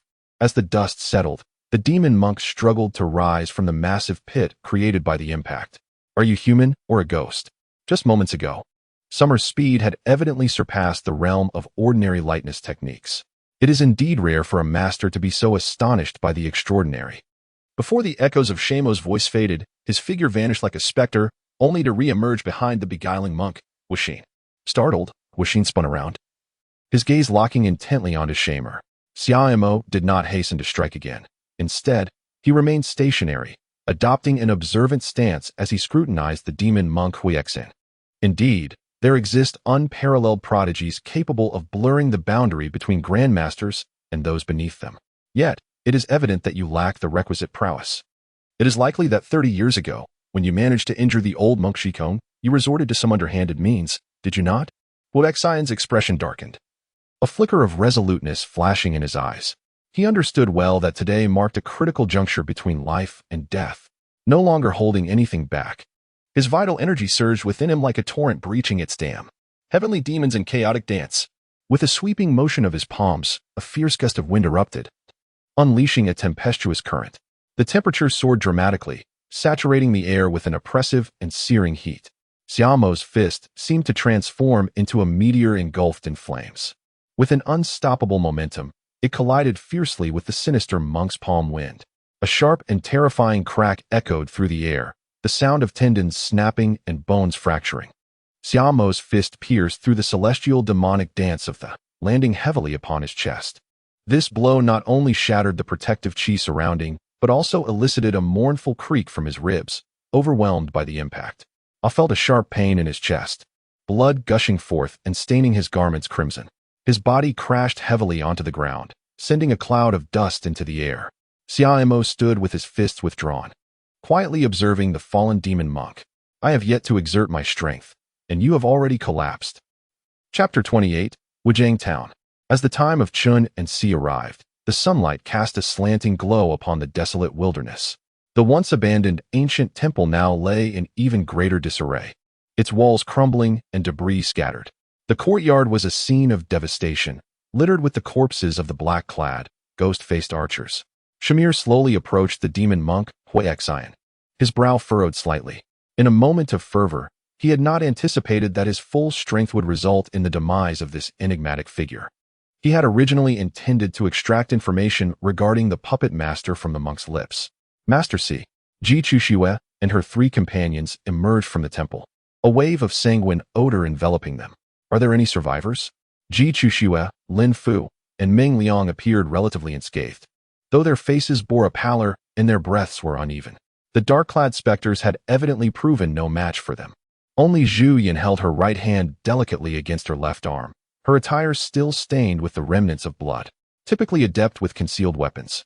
She struggled to engage multiple adversaries in the cramped confines of the ancient temple. Meng Liang shook his head. They were all death warriors, their teeth laced with poison. After Master Si vanquished the demon monk, his subordinates were unable to react in time and all succumbed to their own poison. Xiaomo stood quietly in place, lost in thought. Ji Chuxue and the others dared not disturb her. They had all heard the earlier exclamations of the demon monk, who had captivated their hearts. A grandmaster, especially Ji Chuxue, who had been aware of this since the establishment of the Jinwu division. Xiaomo repeatedly challenges her understanding, feeling an inexplicable twinge of regret. The eagle messenger is dispatched to notify the 6 doors to manage these corpses. Furthermore, Xiaomo gazed at Ji Chuxue and said, request your master to reinvestigate the whereabouts of this demon monk over the past 30 years. Having been cast off the cliff by the venerable monk Zhikong, it would be inconceivable for him to have survived the descent from Jingshan Mountain without assistance. Ji Chuxue nodded gently. Indeed. My master has informed me that both the 6 doors and Lianhua Temple searched extensively, yet they found no trace of the demon monk Xian's body. Ultimately, they concluded that it must have been taken away by a nearby wild beast. Is everything well? Suddenly, Summer turned to Zhu Yan. With a hint of trepidation, Zhu Yan replied, thank you for your concern, Sectmaster. It's merely a superficial wound. There's nothing of great significance. Then let us tidy ourselves up and prepare to continue our journey, came the response.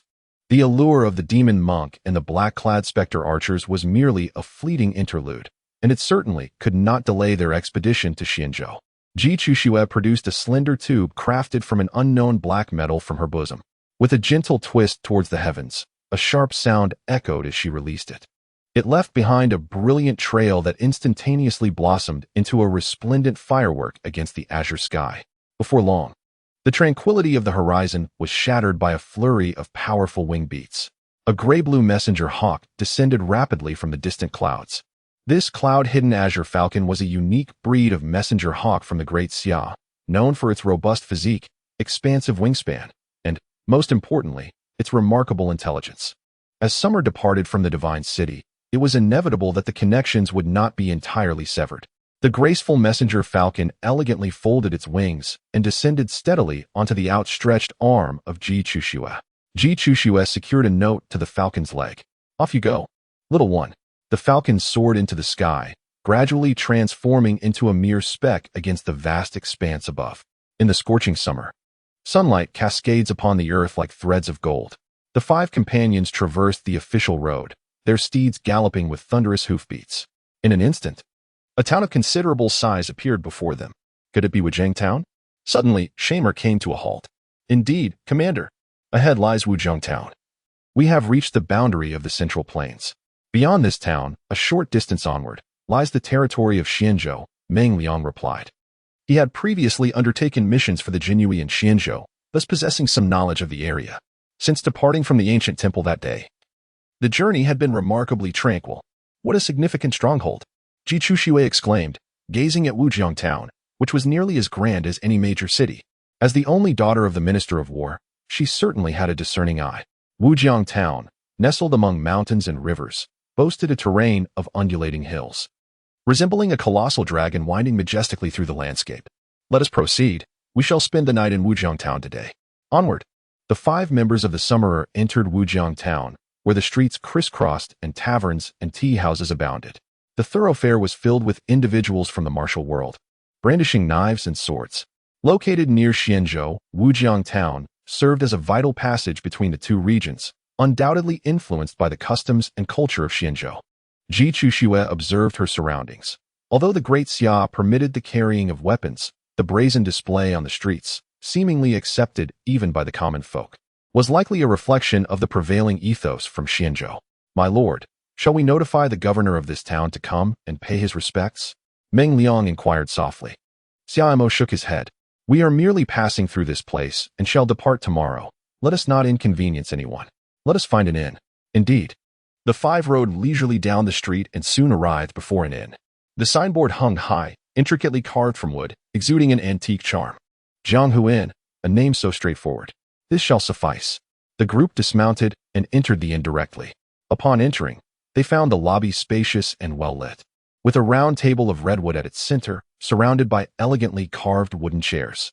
On the walls hung several scrolls of landscape paintings, their brushstrokes vigorous and the artistic conception profound, adding a touch of refinement to this rugged realm of wanderers.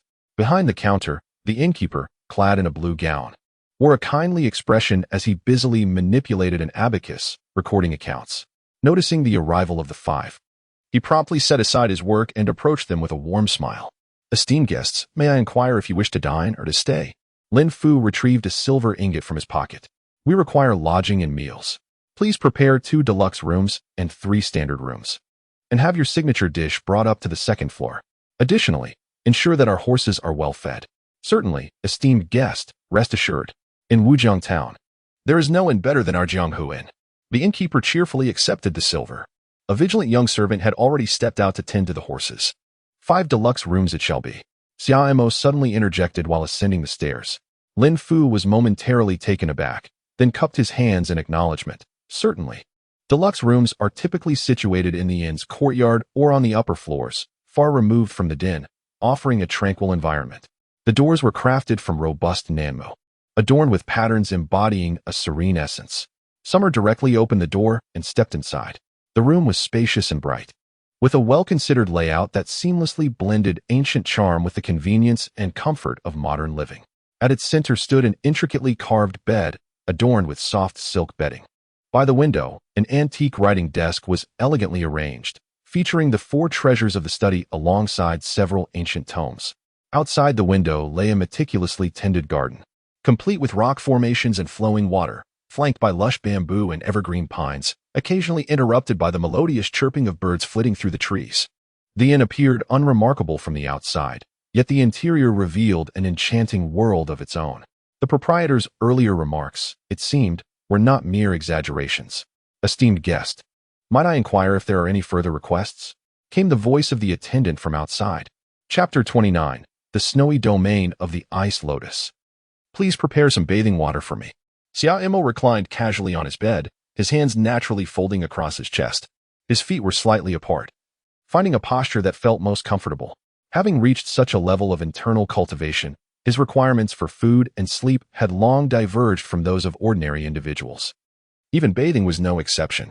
The flow of internal energy coursed through his body, invigorating every sinew, with no obstructions present. At this moment, his pores opened slightly, akin to leaves adorned with morning dew, embracing the dawn. This effect far surpassed that of a conventional bath. Nonetheless, the habits Xia had cultivated over the years led him to prefer engaging in such activities. "Please hold on a moment, esteemed guest," came the response from the waiter, as hurried footsteps echoed outside the door. As Shamer gently closed his eyes, the world behind his eyelids instantly succumbed to darkness. Yet, paradoxically, this obscurity allowed him to perceive every subtle change within his body with heightened clarity. His consciousness began to drift along the threshold between reality and dreams. Surrounding him stood ancient trees, each a millennium-old fir, their branches resembling swords that pierced the heavens, tirelessly standing guard like sentinels of steel. Within this realm, a chilling aura enveloped him, accompanied by the faint echo of swordplay. At the center of the mound, there lay a stone platform, soaring 100 feet high and spanning several dozen yards wide, its surface as smooth as a mirror, untouched by the dust of the mundane world. At that precise moment, a sliver of sword light swiftly streaked through the void, eluding the grasp of mortal eyes, leaving only a trace of ethereal brilliance in the air, both piercing and sacred. Xia suddenly opened his eyes, a glimmer of brilliance flickering within them. In the blink of an eye, he had risen from the bed. The sword tomb of the azure sky. Shamer's voice held a note of surprise. He had not anticipated that a new sign-in location would manifest during his brief respite. The Azure Sword Tomb, a name unfamiliar to him, surely bore some connection to the Azure Sword Manor. What a remarkable coincidence. "Esteemed guest, your bathwater has been prepared." The voice of the young attendant resounded once more from outside the door. "Please bring it in." In ancient times, households with even modest means typically utilized wooden tubs for bathing. In a corner of the quaint room, there stood an antiquated wooden barrel. "You may take your leave now," came the command. The young attendant withdrew from the chamber. Summer loosened his garments and stepped into the wooden tub, where an array of flower petals floated upon the water's surface. The weather was already sweltering, and Summer did not linger long in his wash.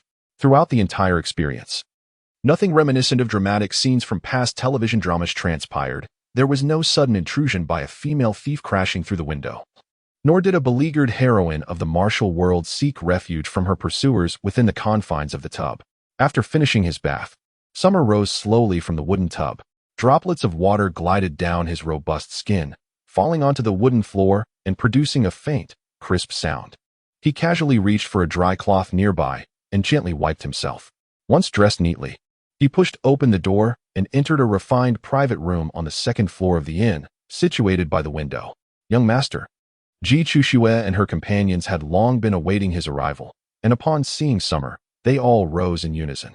There were other patrons in the inn, hence addressing him as the master was not appropriate. "Please, take your seats." Xia waved his hand. "Waiter, serve the dishes." Lin Fu called out loudly. Before long, an array of exquisite dishes was brought to the table. "Please enjoy, do not hold back." The chef of this inn seemed to possess remarkable culinary skills. Xia was already itching to try the dishes. "Little second brother, do these delicacies have any names?" Xia delicately lifted a piece of golden, crispy fish with his chopsticks. "Ah, esteemed guests, these dishes are indeed the signature of our Jianghu Inn. What you are currently savoring is the dragon leaping in the Jianghu fish.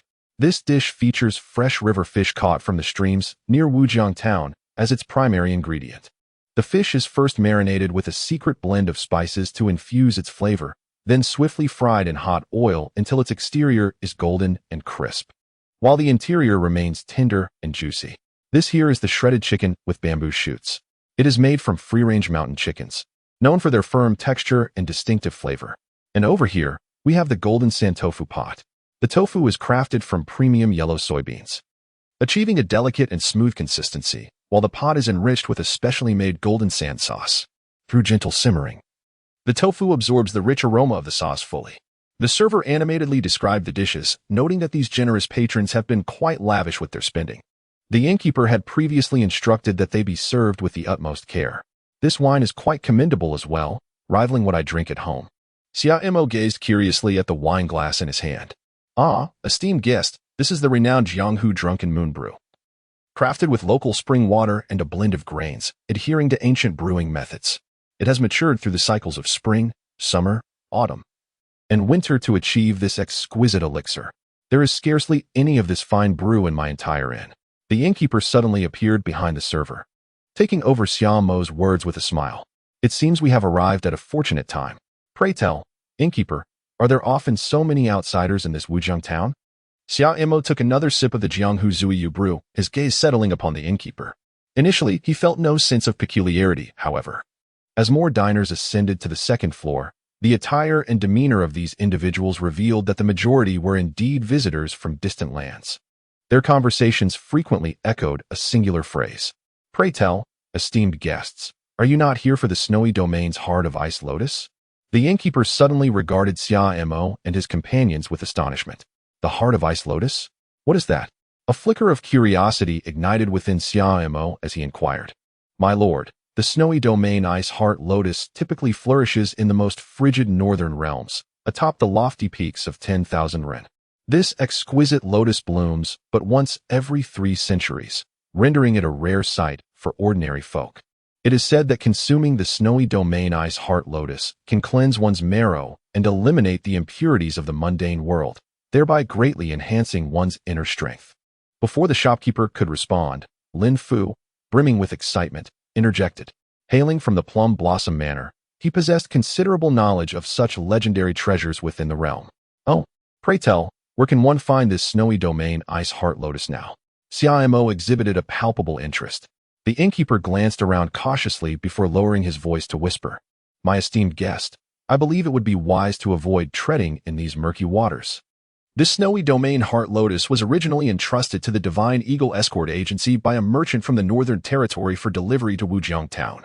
However, for reasons unknown, the recipient was tragically annihilated along with his entire family just a day before the agency's arrival. Consequently, this matter remains unresolved, attracting numerous individuals from the martial world, which explains the influx of visitors to Wujiang Town in recent days. Xia Mo nodded in understanding. So that is the case. Man dies for wealth, just as birds perish for food. It seems that this time, Wujiang Town will indeed witness some excitement. The innkeeper concurred, remarking, who could argue otherwise? Within our very inn, several illustrious figures from the martial world have already taken residence. Everyone's eyes are fixated on the snowy domain's Ice Heart Lotus held by the Divine Eagle Escort Agency. However, I happen to have heard a rather intriguing rumor. The innkeeper's gaze became elusive as he lowered his voice once more. The head of the Divine Eagle Escort Agency is well aware that the Ice Heart Lotus is a double-edged sword, lacking the courage to consume it himself. He has already dispatched individuals to establish contact with the imperial court. Lord Wang, the governor of Wujiang Town, is willing to pay a handsome price for the Ice Heart Lotus. Chapter 30, A Night of Dark Winds. After a brief period of casual conversation, the innkeeper took his leave. How fascinating indeed. As Summer sipped his drink, he pondered the words of the innkeeper. The governor of Wujiang Town, Wang Jing, seems to be a student of your father, does he not? Ji Chushua gently nodded. Indeed, this Wang Jing is indeed a disciple of my father. He possesses genuine talent and has been serving in his position for many years. Xia Mo's demeanor was serene, his gaze directed towards the window. At dusk, the horizon was gradually adorned with a crimson glow, resembling a tapestry unfurling in all its splendor. The sun descended in the west, partially veiled like a peepa, casting a golden radiance upon the world. You have studied under the Divine Hunter, and your internal cultivation is commendable. However, without a fortuitous encounter, making further progress in a short period is nearly impossible. What do you think? Do you have any thoughts? Upon hearing this, Ji Chushue felt a flicker of interest. Yet, she hesitated and replied, after all, this was arranged by Lord Wang with the Divine Eagle Escort Agency. Xia Mo spoke directly, asserting that they would not take it for free. They would simply pay whatever was required. The Snow Domain Ice Heart Lotus was far too precious to be wasted on him. If the young master were to consume it, you do not understand. At my level of cultivation, merely increasing internal energy holds little significance. It would be far more beneficial to let you utilize it to its fullest potential. The 300-year-old Snow Domain Ice Heart Lotus may not even be fully needed for one to break through their current limitations. The remaining lotus petals should be consumed by the 3 of you, which would undoubtedly provide similar benefits. Xia Mo pondered thoughtfully and spoke, Thank you, my lord. Lin Fu, Meng Liang, and Zhu Yin displayed expressions of excitement. Particularly Lin Fu, whose cold plum-reflecting snow sword technique was hindered by his meager internal energy, preventing him from unleashing its true potential. If he could bridge the two realms of heaven and earth, reaching a state of profound internal power, the true might of the cold plum-reflecting snow sword technique would finally be realized. The day was waning. Let us visit Lord Wang tomorrow. Indeed, after the third round of wine and a variety of dishes, although many patrons remained in the inn, the sun had completely set. The current prince, the head of the Jinwu division, had personally come to pay a visit, which certainly conferred considerable prestige upon a mere circuit commander. At the hour when the night deepens, the stars stretch across the sky, and silence envelopes the world. Xiaoma sat quietly on the couch in the room, his legs crossed in a lotus posture, his mind focused as if he were a venerable monk in deep meditation. The flickering candlelight illuminated his face, which bore an expression of solemnity and transcendence. The art of the bridal garment and the martial Zen were realms that could only be glimpsed by those of extraordinary wisdom and courage. He had ascended to great heights, having perfected the bridal garment technique. However, the system's reward of a fully realized martial skill should reflect the pinnacle attained by either its creator or a practitioner of remarkable prowess. Though the progression was exceedingly gradual, Xiaoma was acutely aware that his power could still be augmented. His energy surged as if 1,000 streams converged in his dantian, like myriad rays of dawn piercing through clouds and splitting stones, illuminating his heart. The air in the room felt dense, and a gentle breeze caressed his face. Yet the doors and windows remained firmly shut. A soft radiance subtly enveloped Xiaoma, casting a gentle glow that illuminated the surrounding walls, though not overwhelmingly bright. In this moment, his breath became elongated and profound, as if he were synchronizing with the very rhythm of nature and the cosmos. For a brief interval, it felt as though he had merged with all existence, indistinguishable from the world around him. After an indeterminate span of time, Xiaoma abruptly opened his eyes. Above, on the roof ridge, an unusual sound stirred, and dust began to cascade softly, carried by the whispering breeze. Shamer gently extended his finger. The dust that ought to have fallen suddenly halted in midair, swirling around the tip of his finger, floating serenely. In the stillness of the night, one who remains awake must either be a thief or a rogue. The window of the room slowly opened, and with a gust of wind, Shamer vanished from within. Upon the rooftop of the inn, Shamer trod upon the azure tiles, his steps light as though he were gliding through the clouds, undisturbed by the dust. He glanced around, a flicker of astonishment crossing his eyes. The full moon hung high in the sky, casting a silvery glow. Gazing into the distance, he beheld the surrounding buildings arranged harmoniously. The figures he had seen in the bustling world by day, some seated, some standing, were all present upon the rooftops. Young Master, Ji Chuxue and the others had also flown to the rooftop from their respective rooms. With such a commotion, it would indeed be peculiar for anyone to remain asleep. What was happening?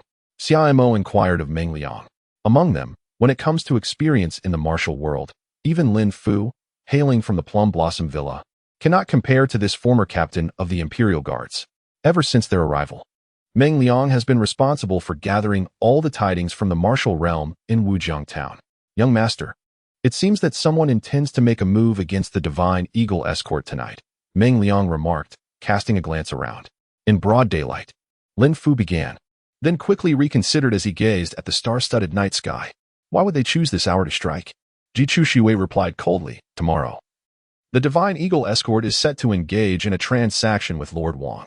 If the Snow Domain Ice Heart Lotus falls into the hands of the court, seizing it thereafter would be no simple feat. Though these martial artists typically disdain associating with the court, few can truly bear the wrath of its thunderous fury. Thus, tonight presents the most opportune moment for action. Yet, it remains uncertain who will take the lead. Xia Mo accepted Ji Chuxue's words, a faint smile curving upon his lips. The martial world, truly intriguing. What audacity! Before long, a sudden roar reverberated through the quiet town. Almost immediately, two figures danced upon the rooftops, their movements a blur. The sounds of their fierce clashes echoed incessantly. Ha ha! Master Lei, the Ice Heart Lotus left at your Divine Eagle escort is indeed a nuisance. Why not hand it over to me? It would relieve you of this hot potato. Lu Xiaodian, at your age, why not find a place to await your end instead of wandering about aimlessly? Are you not afraid of an untimely accident that could claim your life? The two figures landed on the roof of a nearby house. Lei San, the head of the Divine Eagle Escort, was a notable figure in the martial world. His mastery of the Iron Claw of the Kanjing had reached an unparalleled pinnacle. As for the other man, Iron Fist Yin Luo Lu Xiaotian hailed from a family of martial artists in a small town. His family had been tragically annihilated due to a sudden feud in the martial realm, leaving him as the sole survivor. In his quest for vengeance, he traversed renowned mountains and rivers, challenging various masters. Paying the price of life and death, he relentlessly honed his skills. His mindset was warped, embodying the belief that might is justice, ruthlessly pursuing the utmost power. After avenging his family, he became increasingly reckless, burdened with numerous homicides, and the bounty on his head from the 6 doors was substantial. Ji Chuxue observed the elder confronting Lei San, her hand instinctively resting upon the hilt of her blade. There was no rush. She would observe for now. Xia Emo settled himself upon the tiles. His interest peaked as he observed the two combatants in the distance once more engaging in a fierce exchange. Chapter 31. The Man of the Left Path. Very well. Since you refuse to recognize your own folly, do not blame me for striking you down and subsequently claiming the precious snowy domain Ice Heart Lotus. Such a rare treasure. I trust Master Lei would carry it with him for security, echoed Lu Xiaotian's voice once again. The onlookers within the martial world stirred with intrigue. Lei San, seething with rage, declared, "You old fool, seeking death." With that, he leaped from the rooftop like a falcon in the dark of night, his sharp gaze fixed upon the robust figure below. Come then, let me experience the true might of your eagle claws. Lu Xiaotian stood his ground, stepping forward as the wind from his fist howled, aimed directly at Lei San's face. Humph! Lei San twisted midair to evade the brunt of the attack. His palms transformed into eagle claws, exuding a fierce aura as they aimed for Lu Xiaotian's shoulders. Eagle strike twin peaks. Recognizing the technique, some spectators noted that it was indeed a renowned maneuver from the infamous Lei San, intended to exploit an opening and gain the upper hand. Not a chance. Lu Xiaotian retorted, retreating a half-step while redirecting the force of his iron fist. The wind swirled as he sought to dissipate Lei San's assault into nothingness. Lei San, with profound inner strength, maintained his claw's trajectory, adapting his stance midair, shifting from claws to fingers, aiming directly at Lu Xiaotian's sternum. The air shimmered around his fingertips, clearly infused with internal energy. Break for me, Lu Xiaotian bellowed, channeling his full power as his iron fist solidified like steel, meeting the strike head-on. The collision of their forces erupted in a thunderous sound, dust billowing as the rooftop lay in disarray. The two men separated instantly, each taking a stance, their gazes fierce and unwavering in silence. Though Lei San's attire was slightly disheveled, his breath remained steady. What a remarkable eagle claw! What an impressive master Lei! Lu Xiaotian's complexion flushed slightly, indicating he had endured considerable pressure.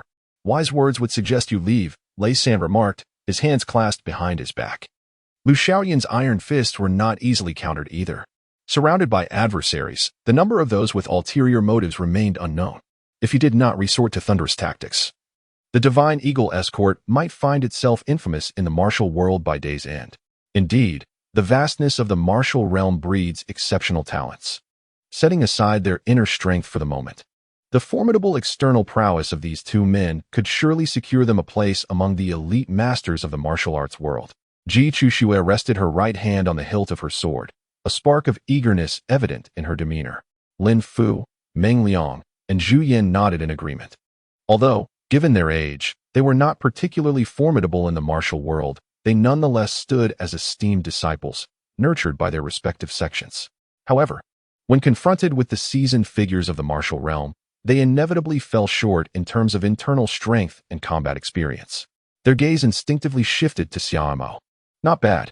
The simplicity of the phrase felt dismissive, yet the realization that this individual was an 18-year-old grandmaster left them feeling somewhat disheartened. In the presence of such a prodigy, any other talent in the martial world seemed insignificant. Humph. Does Head Escort Lei truly believe that your Divine Eagle Escort can safeguard the snowy domain Ice Heart Lotus today? Lu Xiaotian's expression darkened. Are the two of you waiting for me and Head Escort Lei to exhaust ourselves before seizing the opportunity? His voice carried through the night, echoing ominously. Ha ha ha, old Lu. Do not underestimate the intentions of gentlemen with a narrow mind. I have no such designs with the young scholar when a sudden laughter cleaved through the night sky. Each ripple seemingly resonating with the air, stirring invisible waves that revealed profound internal strength. As the laughter approached, two figures emerged like specters from the shadows. Their toes lightly tapping the tiles, causing them to tremble without falling as they leapt gracefully from several paces away to perch upon the eaves. Old withered bones. When Moxie. How could it be these two? They were taken aback to find these individuals aligned with the iron-fisted Lu Xiaotian. This spelled considerable trouble for the Divine Eagle escort. This is not merely trouble. If careless, the Kanjiing Iron Claw may very well be erased from the martial world. As the two appeared, whispers arose. The old withered bones was a stooped, white-haired elder, clad in a tattered gray robe, patched yet clean and tidy. He held what appeared to be an utterly ordinary cane. When Moxie, a scholarly figure draped in black, had his raven hair simply tied up with a jade hairpin, with a few strands fluttering in the breeze. He wielded a folding fan adorned with a landscape ink painting. Master, these two are from the left path of Xianzhou, and they are also registered with the 6 doors. Jichu Xue whispered quietly to Xia Mo. What is the left path? In the martial world, aside from the righteous and demonic paths, those who embody both righteousness and wickedness are categorized as the left path. Old withered bones. When Moxie, do you intend to oppose my Divine Eagle escort as well? Lei San's face darkened as he confronted the sudden appearance of the two. Came the chilling response. Within the entirety of the Divine Eagle escort agency, aside from your formidable iron claw of the Tsang Eagle, what other masters can you present? What of your adversaries? Chief Lei. It would be prudent for you to relinquish the snowy domain's Ice Heart Lotus. Otherwise, this night in Wujiang town shall become your grave. With a delicate folding fan in his right hand, when Ma Xuan struck it against his left, observing the subtle curve that formed at the corner of Lei San's mouth. Indeed. Chief Lei, I have no desire to be your foe. After all, the designated recipient appointed by our employer has already perished. Surrendering the snowy domain's Ice Heart Lotus would not tarnish the reputation of your Divine Eagle escort agency. If you do not consider your own interests, you ought to contemplate the welfare of your agency. Upon hearing this, a flicker of anger momentarily crossed Lei San's face, though he managed to suppress it. The 3 opponents before him were all equally skilled, and together they possessed the capability to annihilate the Divine Eagle escort agency. Do not presume that I am unaware of your intentions. With so many in the martial world gathered here today, let us speak plainly. The snowy domain's Ice Heart Lotus has long been sold to the esteemed Governor Wang Jing of Wujiang Town. If you possess the audacity, go and seize it from him. Lei San's gaze swept over Lu Xiaotian, Wen Ma Xuan, and the old bone elder. At this proclamation, an oppressive silence enveloped the scene. After a moment, the old bone elder's expression darkened like the depths of a stormy sea. This is a matter of our martial world, Chief Lei. There is no need to involve officials of the court. Since the Divine Eagle escort agency entered Wujiang town, countless pairs of eyes have been watching. At least tonight. The item must still be in your possession. Lei San coldly fixed his gaze upon the old bone elder. I run an escort agency, duly registered with the authorities. I am not like you rogues. Stubborn and unyielding, what further dialogue is there with this fellow? First, incapacitate him, then retrieve the snowy domain's Ice Heart Lotus. Lu Xiaotian's eyes shimmered with determination and cold resolve. Suddenly, the gray-blue tiles beneath his feet could no longer bear the weight, emitting a sharp and urgent cracking sound. His fists clenched tightly, muscles rippling beneath his garments. In an instant, he leaped into the air, his fist aimed at Lei San with ferocity. Chapter 32. Each facing their opponent. In the face of Lu Xiaotian's fierce assault, Lei San's expression hardened, his form shifting with the agility of a leopard as he deftly evaded the powerful strike.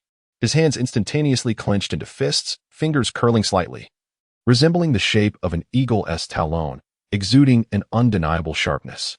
First, I shall deal with you, Lei San shouted, boasting without restraint. Lu Xiaotian, equally unwilling to show weakness, met the oncoming force with a single iron fist. In an instant, the air ignited, erupting with a deafening roar. Dust and currents intertwined, forming a chaotic vortex. Chief Escort. Suddenly, a dozen figures wielding blades leaped onto the rooftops. They were the escorts from the Divine Eagle escort agency. Retreat. You are no match for these adversaries.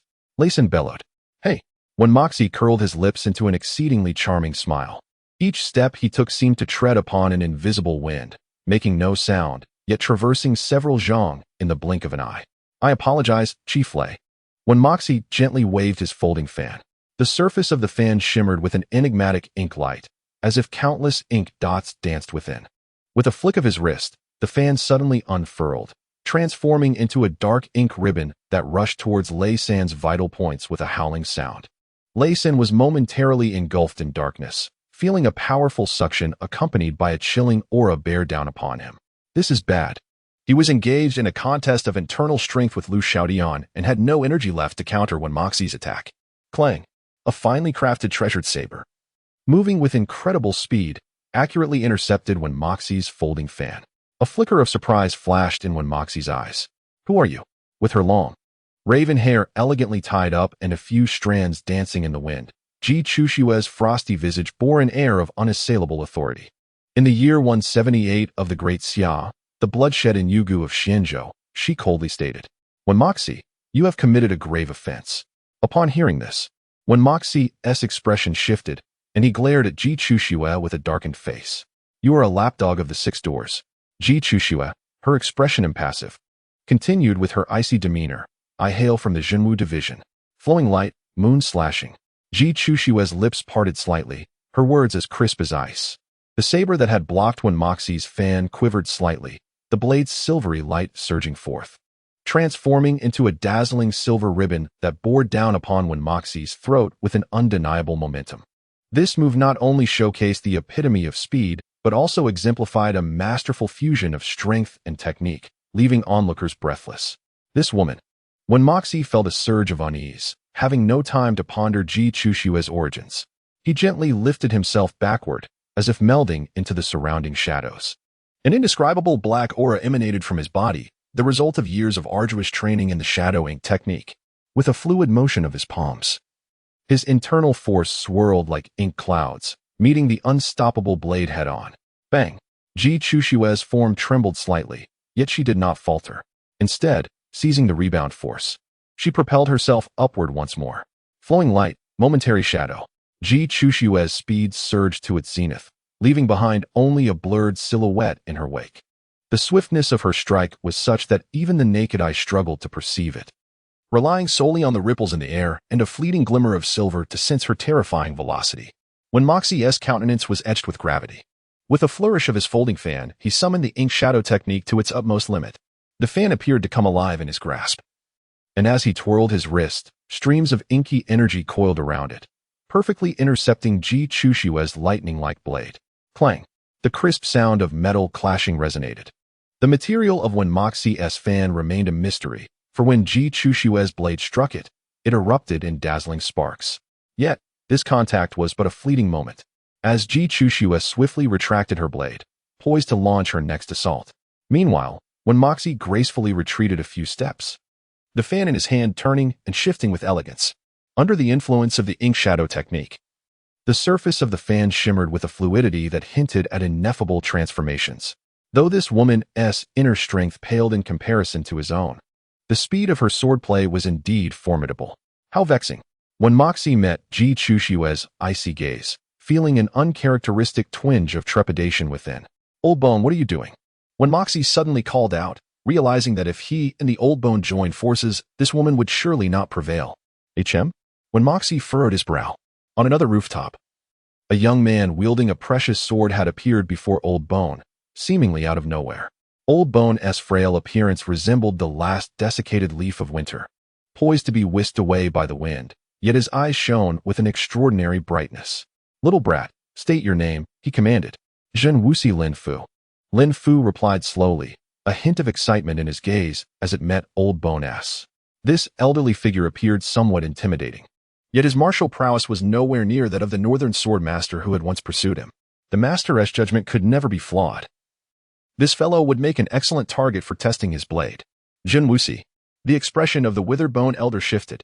The news of the establishment of the Jinwu division had long since spread throughout the martial world. However, compared to the illustrious Six Doors and the Brocade Guards, the Jinwu division was shrouded in mystery. Aside from knowing that its leader was the fourth son of the current emperor of Xia, little else was known. Unexpectedly, a man and a woman had appeared tonight, boldly claiming to be from the Jinwu division, judging by the martial prowess displayed by the young girl. This seemingly insignificant child was not to be underestimated. A sudden, ominous premonition surged from the depths of the elder's heart. Having traversed the martial realm for many years, His survival until this age was largely due to his faith in such sudden intuitions. This feeling did not stem from the young girl before him. The withered bone elder cast his gaze around, wondering if there were experts from the Zhenwu division nearby. Upon this thought, a vague inclination to retreat began to surface within him. "What are you looking around for?" he said. "I've heard you've committed numerous misdeeds in Xianzhou. Today, let me show you the might of a young master." The temperature around them plummeted, and delicate ice crystals formed in the air, gently cascading down. Lin Fu's figure surged forth, his long sword striking like lightning, aimed directly at the elder's face. This strike was devoid of any sound, leaving behind fine traces of ice in its wake, glimmering with a cold radiance akin to the first snow of winter, pure and deadly. "What kind of swordplay is this?" The withered bone elder's eyes flickered with seriousness. Although there were legends of the cold plum reflecting snow sword technique in the martial world, this art had been lost for over a century, with few having ever witnessed it. "Withered would encounter spring," the elder exclaimed, as his cane seemed to come alive. One side radiated vibrant green vitality, while the other was a desolate, withered yellow. Chapter 33. Wangjing. The cane and the longsword clashed with a resounding clang. Lin Fu felt a surge of robust internal energy transmit through the cane, causing his wrist to tingle slightly. The momentum of his sword was momentarily halted. "Damn it. Up to now, internal energy really is my weakness." Seizing the opportunity, the withered bone elder counterattacked, the cane tracing a smooth arc in the air. Its tip aimed directly at Lin Fu's side. Using force against force, Lin Fu reacted swiftly, shifting his body to the side while his long sword deftly flicked, lightly tapping the cane to deflect the elder's counter. At the same time, Lin Fu continued to step lightly, circling around the elder. The intensity of their clash escalated, the sounds of sword and cane colliding ringing incessantly. After one particularly fierce encounter, both retreated a few steps, locking eyes with one another. Lin Fu's sword tip still trembled slightly, clearly indicating the pressure he had just endured. "What an excellent sword technique." The elder of the withered bones was the first to speak, his voice raspy, yet filled with vigor. "It has been many years since I have encountered a youth such as yourself." Lin Fu responded with a cold laugh. "That merely reflects your ignorance." Without mentioning his revered master, the vast expanse of the Great Xia's 13 provinces is beyond your comprehension. This elder, nearing the threshold of the grave, has only garnered fame in the regions bordering the Xian and Central Plains. How many true prodigies could he have possibly seen? Arrogant youth. Has your family not taught you the values of respecting your elders and cherishing the young? The elder glared furiously. "Then let me send you to inquire with them." As Lin Fu's words fell, the temperature around them plummeted. A faint, chilling fragrance permeated the air, the unique scent of plum blossoms. Yet it also heralded the approach of death. Lin Fu unleashed his full prowess. Where the sword light passed, the air was cleaved into disarray, producing faint explosive sounds. "What manner of sword technique is this?" The elder's expression shifted dramatically. Although the youth's inner strength seemed lacking, the swordplay evoked a sense of prickling discomfort. Confronted with Lin Fu's lethal strike, the elder's eyes widened, brilliance flashing within. "Cycle of decay and rebirth, all phenomena converge as one," he bellowed. With a flick of his wrist, his cane transformed into a roaring yellow whirlwind, colliding head-on with Lin Fu's long sword. The impact from the clash sent both combatants reeling, their blood surging within them, while the ground beneath them cracked under the force. The snowy domain's ice heart lotus may not be carried by the violent eagle's iron claws. Why have the bodyguards of the divine eagle escort not yet engaged? Something is amiss. Search. Hand over the ice heart lotus. As Ji Chuxue and Lin Fu faced off against Wen Mo Xie and the elder of the withered bones, Lei San and Lu Xiaodian were locked in a fierce struggle. The onlookers from the Jianghu could no longer contain themselves, and soon a dozen figures soared toward the location of the divine eagle escort, with numbers only increasing. "You dare!" Lei San roared in fury. Yet, he found himself unable to shake off Lu Xiaoyan's relentless pursuit. "Damn it, do they think I am made of clay? Brothers, anyone who dares to rob the escort shall be met with no mercy." The bodyguards of the divine eagle escort drew their blades, plunging the scene into utter chaos. "Master, what shall we do?" Meng Liang leaned down to ask Xia Mo, who was seated on the tiles, watching the spectacle. "Get out of my way." Before Xia Mo could respond, a sudden, aggressive voice erupted from behind. A burly man wielding a large blade leaped toward their location with remarkable speed, showing no intention of halting. A fleeting glimmer of cold light flashed in Zhu Yan's eyes. Her fingers twitched, and a flying dagger, as delicate as a cicada's wing and glistening with a chilling radiance, silently appeared in her palm. The burly man, initially brimming with ferocity and poised to unleash a flurry of strikes, was caught off guard by the sudden turn of events. His pupils constricted in an instant, a blend of shock and fear overtaking him, leaving him unable to execute even the most basic defensive maneuver. The dagger in Zhu Yan's hand surged toward the man's throat. With a faint sound of slicing through the air, a long, deep wound abruptly manifested on the man's neck, blood gushing forth in an instant. "You!" The man's eyes widened in disbelief and resentment. His body, deprived of support, plummeted like a severed kite from the rooftop, crashing heavily to the ground and stirring up a cloud of dust. The surroundings were instantly enveloped in a profound silence, interrupted only by the whisper of the wind passing through the window and the occasional call of night birds in the distance. The Jinwu division. Nearby witnesses were taken aback. Some suddenly recalled the encounter with the young man and woman associated with the withered old man and the wicked scholar, who had seemingly been on the rooftop of the Jianghu in moments ago. They were all part of the same faction, truly reckless. Zhu Yan cast a glance at the burly man's lifeless body, lightly shaking her hand. "Heh, the grand performance has been underway for quite some time tonight, and our esteemed governor has finally made his entrance." Suddenly, Shamer chuckled softly, catching the attention of Ming Liang and Zhu Yan, who were momentarily taken aback. Just as they were about to speak, dozens of riders, like phantoms in the night, galloped in from the distance. Immediately, hundreds of figures emerged silently atop the rooftops, gripping gleaming longbows with arrows aimed directly at the onlookers below. "The soldiers? This is bad. We are surrounded. Dreadful. We must break through. Don't act rashly. Do you wish to be riddled with arrows?" All conflict abruptly ceased. Ji Chuxue and Lin Fu distanced themselves from Moxie and the withered old man. Iron Fist, Yin Luo Lu Xiaotian's expression fluctuated as he surveyed the encircling soldiers. "Lord Wang." Lei San's face visibly lit up with joy. He leaped towards the middle-aged man leading the riders. "Wang Jing, the military governor of Wujiang Town. It seems that we shall not wait until tomorrow for the transaction. Lei Zongbiao, you should hand over the Snow Domain Ice Heart Lotus to me first. Stop thinking about waiting for a better price if I do not come tonight.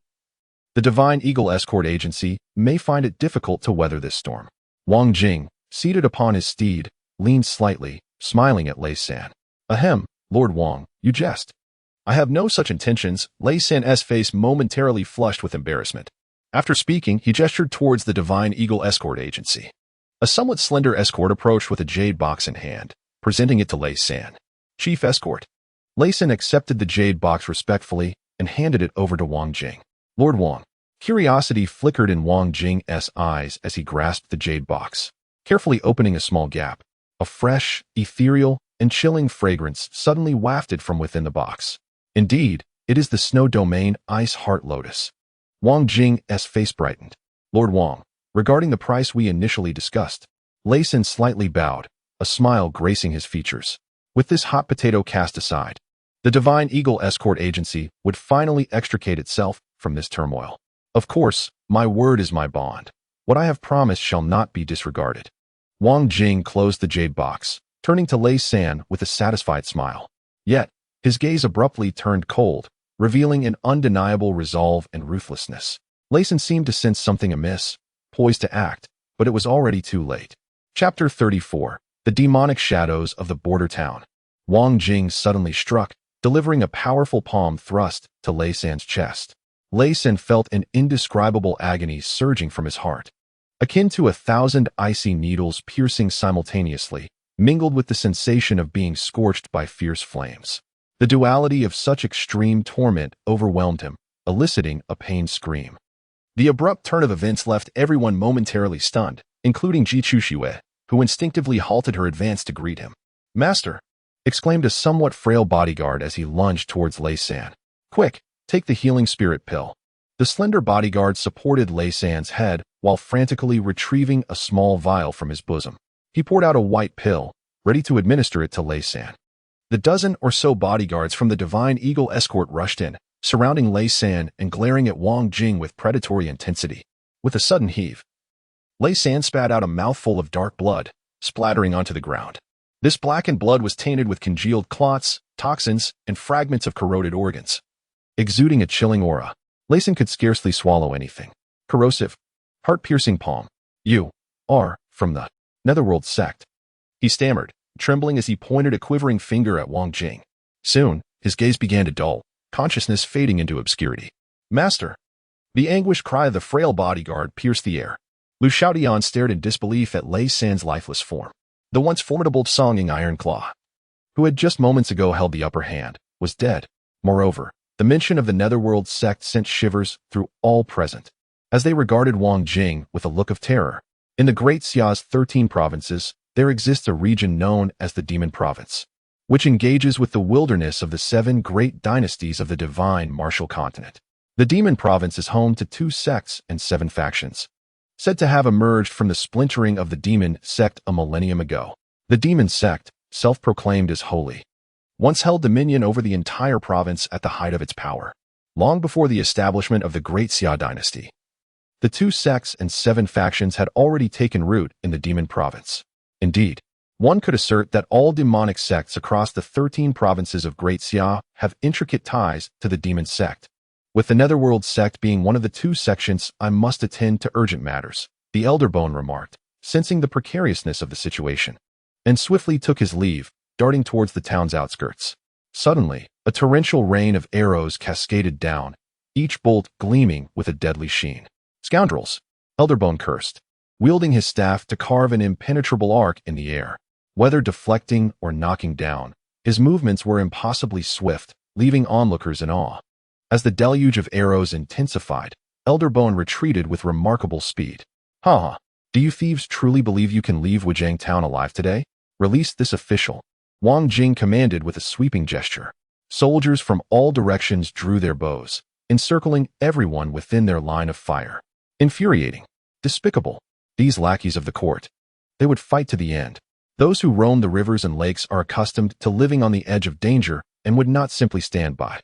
Especially the guards of the Divine Eagle escort, who charged recklessly towards Wang Jing. Capture the leader first. Let us deal with this scoundrel. Someone shouted. Following suit, another 20 or 30 figures surged forward alongside the guards of the Divine Eagle escort. The direction where Wang Jing stood was also the weakest against the rain of arrows. Although he had previously struck down the chief guard of the Divine Eagle escort with a single blow, everyone recognized that this scoundrel had achieved his victory through treachery. Among those sharing this sentiment was the Iron Fist Yama, Lu Xiaodian. Wang Jing, mounted on his steed, displayed a sneer at the corner of his mouth. Behind him, dozens of riders responded with a low call, moving in perfect unison. Accompanied by the crisp sounds of metal, gleaming long knives whistled out of their sheaths. Commander! Ji Chuxue and Lin Fufei ascended to the rooftop where Xia Mo stood. With weapons in hand, they deflected the arrows raining down from all sides.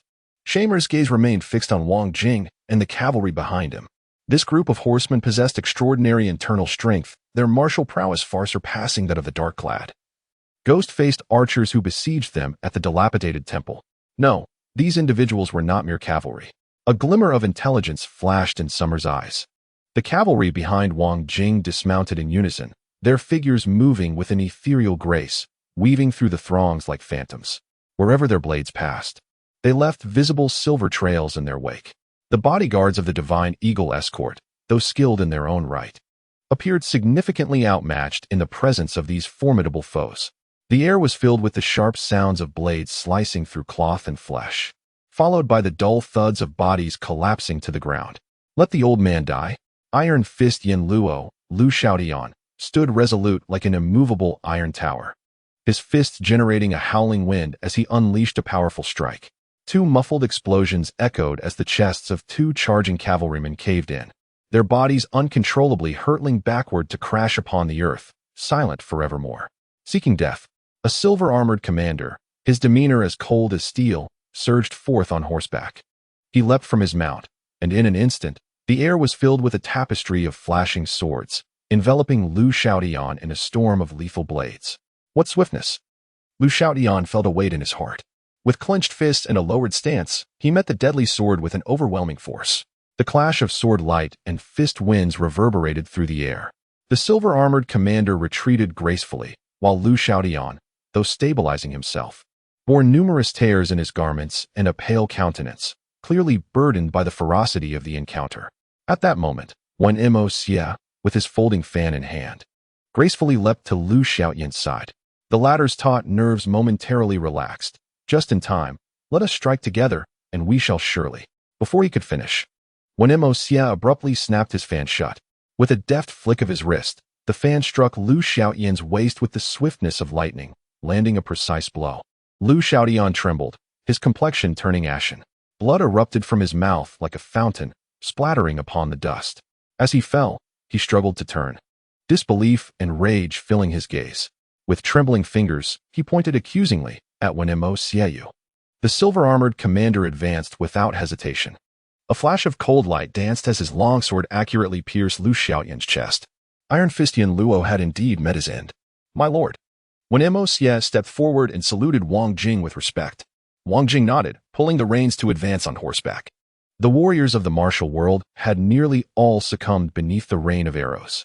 Only a handful of figures now gathered around the Jianghu Inn. Your humble servant pays respects to His Highness, the fourth prince. Wang Jing's gaze settled upon Summer, who was perched upon the rooftop, a knowing smile gracing his visage.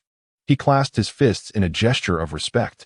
Chapter 35. The Art of the Thousand-Faced Illusion. Since my departure from the divine capital, I have not made contact with any local authorities. Upon entering this martial frontier town, I have kept my identity concealed. From what Lord Wang implies, it seems you were already aware of my presence here? Xia Mo gradually rose from the rooftop, his hands gently brushing off the dust clinging to his garments. Certainly. Were it not for the anticipation of the fourth prince, he would have long since apprehended these wayward individuals from the martial world. Wang Jing chuckled, gesturing towards the surviving dozen or so figures surrounding the inn, among them the frail old man known as the Withered Bone Elder.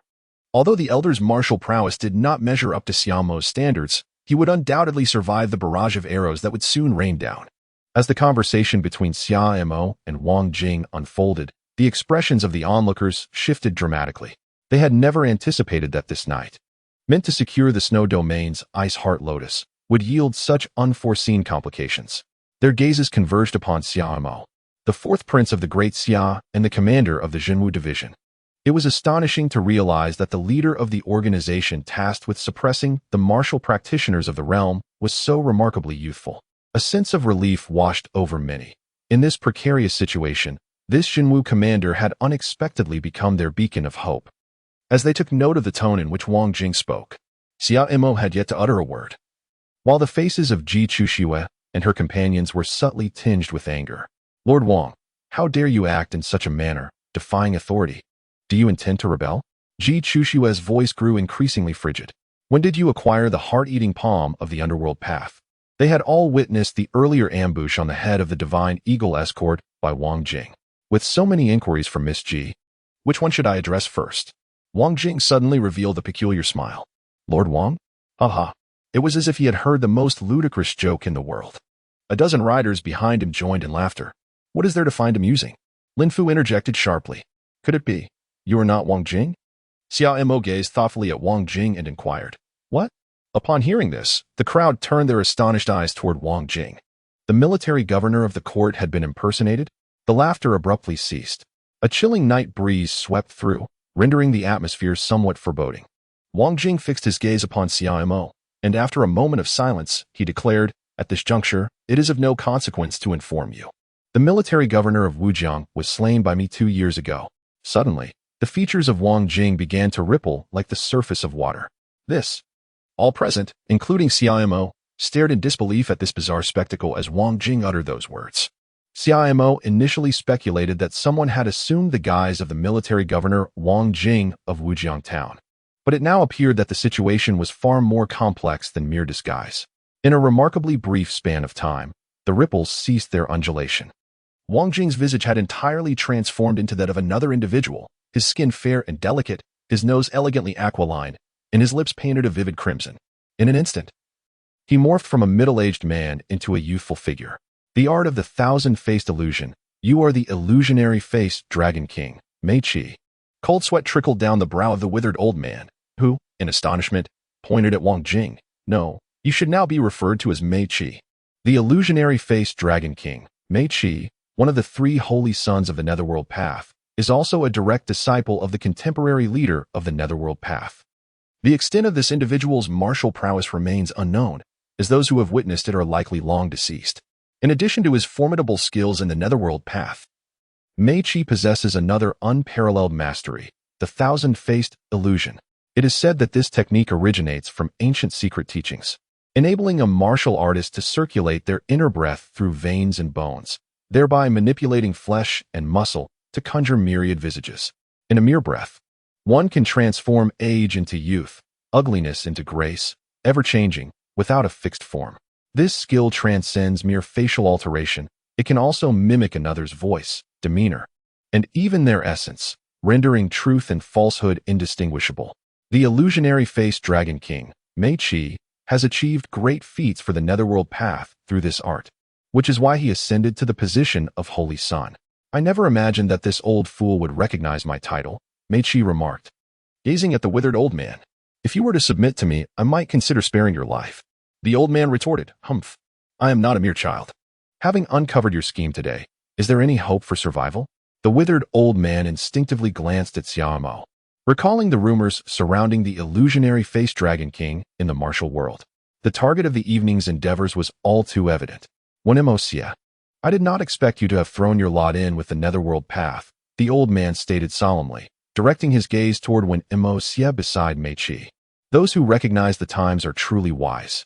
When Xia, idly fanning himself, replied with a faint smile, the illusionary face Dragon King, is it? It seems that not only has the military governor Wang Jing been replaced, but the forces of Wuzhong Town have also been infiltrated by your people. After exerting such effort to remain concealed in the border towns of the Central Plains, why choose to reveal yourselves now? If you continued your charade, even I might not discern your true identity. Xiaomo's expression was as somber as water. Initially, he had taken on the responsibilities of the Jinwu division merely to gain the freedom to traverse the divine capital. However, he now acutely sensed the looming threat from the martial world. These individuals were truly audacious. How brazen they were. Haha. As long as they could capture the fourth prince, what was a mere Wuzhong town? A flicker of indescribable fervor glimmered in Mei Qi's eyes. It seemed that the Yuming sect intended to erase their presence from the martial realm. The thousand-faced illusion technique. One need not speculate to understand the intentions of the adversary. Xiaomo, rather than displaying anger, merely smiled, casting a gaze at Mei Qi akin to that directed at a corpse. The fourth prince is jesting. Let us not even ponder whether the court can accomplish such a feat after tonight. I shall represent the fourth prince in paying respects to his majesty in the divine capital. What reason would the court have to mobilize such forces? After all, among the esteemed masters on the martial ranking of the Heavenly Mechanism Pavilion, 3 hail from the 2 factions and 7 sections. Mei Qi fixed his gaze upon Xiaomo, enunciating each word deliberately. The 2 factions and 7 sects of the demon state descended from the schism of the demon sect a millennium ago. Though they engage in both overt and covert skirmishes, should the court dare to act against one, the others would undoubtedly not remain idle. I shall make the journey. The fourth prince may not have such an opportunity. Release the arrows. At Mei Qi's command, the surrounding soldiers, or perhaps it would be more accurate to refer to them as disciples of the underworld path, unleashed a torrent of cold light that sliced through the night sky, imbued with lethal menace. Arrows from all directions descended like a torrential downpour, dense and swift, hurtling towards Xiaomo and his companions. Xiaomo raised a single palm towards the heavens. A deep and resonant hum emanated from the center of his hand. The rain of arrows abruptly halted in midair. Humph! A cold snort escaped his lips. As Summer clenched his 5 fingers, the arrows in the air began to emit a cracking sound, shattering and descending directly from the sky. The expressions of the withered old man and the surrounding martial artists were filled with astonishment. However, Mei Qi's countenance gradually darkened. Chapter 36. The 3 Deadly Arts of the Netherworld. It seemed that the establishment of the Martial Suppression Division by the court was no mere jest. The martial prowess of the fourth prince was indeed somewhat astonishing. Mei Qi fixated on Summer, articulating each word deliberately. The release of inner strength effectively obstructed the deluge of arrows. This level of skill was something Mei Qi humbly acknowledged he could not rival. Release. Mei Qi waved his hand once more, and the barrage of arrows came rushing in from all directions again. No matter how formidable one's inner strength, there always comes a time when it is depleted. Surrounded by a protective aura, Summer charged directly through the rain of arrows towards Mei Qi. Ji gritted her silver teeth, unleashing the flowing light blade technique, effortlessly severing the arrows around her. She followed closely behind Summer, rushing forth. Simultaneously, the withered old man executed his lightness skill, making a beeline for one Xia. Those remaining in the martial world were far from ordinary. Utilizing the intricate architecture surrounding them, the arrow storm posed no threat. Meng Liang moved with the grace of an elusive night breeze. With each delicate step, he skillfully evaded the trajectory of the arrows. Despite the dense barrage, not a single arrow grazed his garments. Each dodge was accompanied by the barely perceptible sound of his feet brushing against branches or fallen leaves, a subtle whisper of movement. Die! In the blink of an eye, Meng Liang had closed in on the two nearest archers. With a flick of his right hand, an ethereal sword shadow materialized, the renowned illusory sword. The tip of the sword lightly touched, and in silence, two slender crimson lines appeared on the necks of the archers. Zhu Yan, hidden behind a pillar, tightly grasped several poison plum blossom needles. Her fingers glided over the cold surface of the needles, a glint of ruthlessness flickering in her eyes.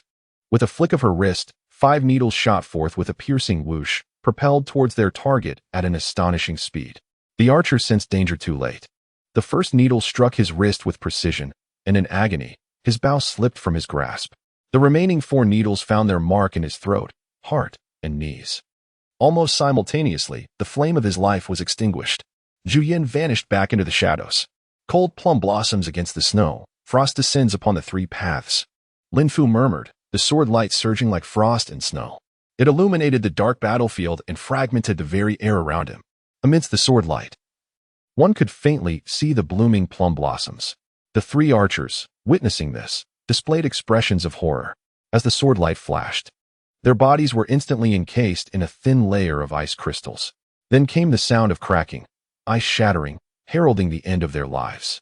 Seeing such formidable prowess, the remaining martial artists felt invigorated, charging towards the archers scattered around them. In an instant, chaos ensued.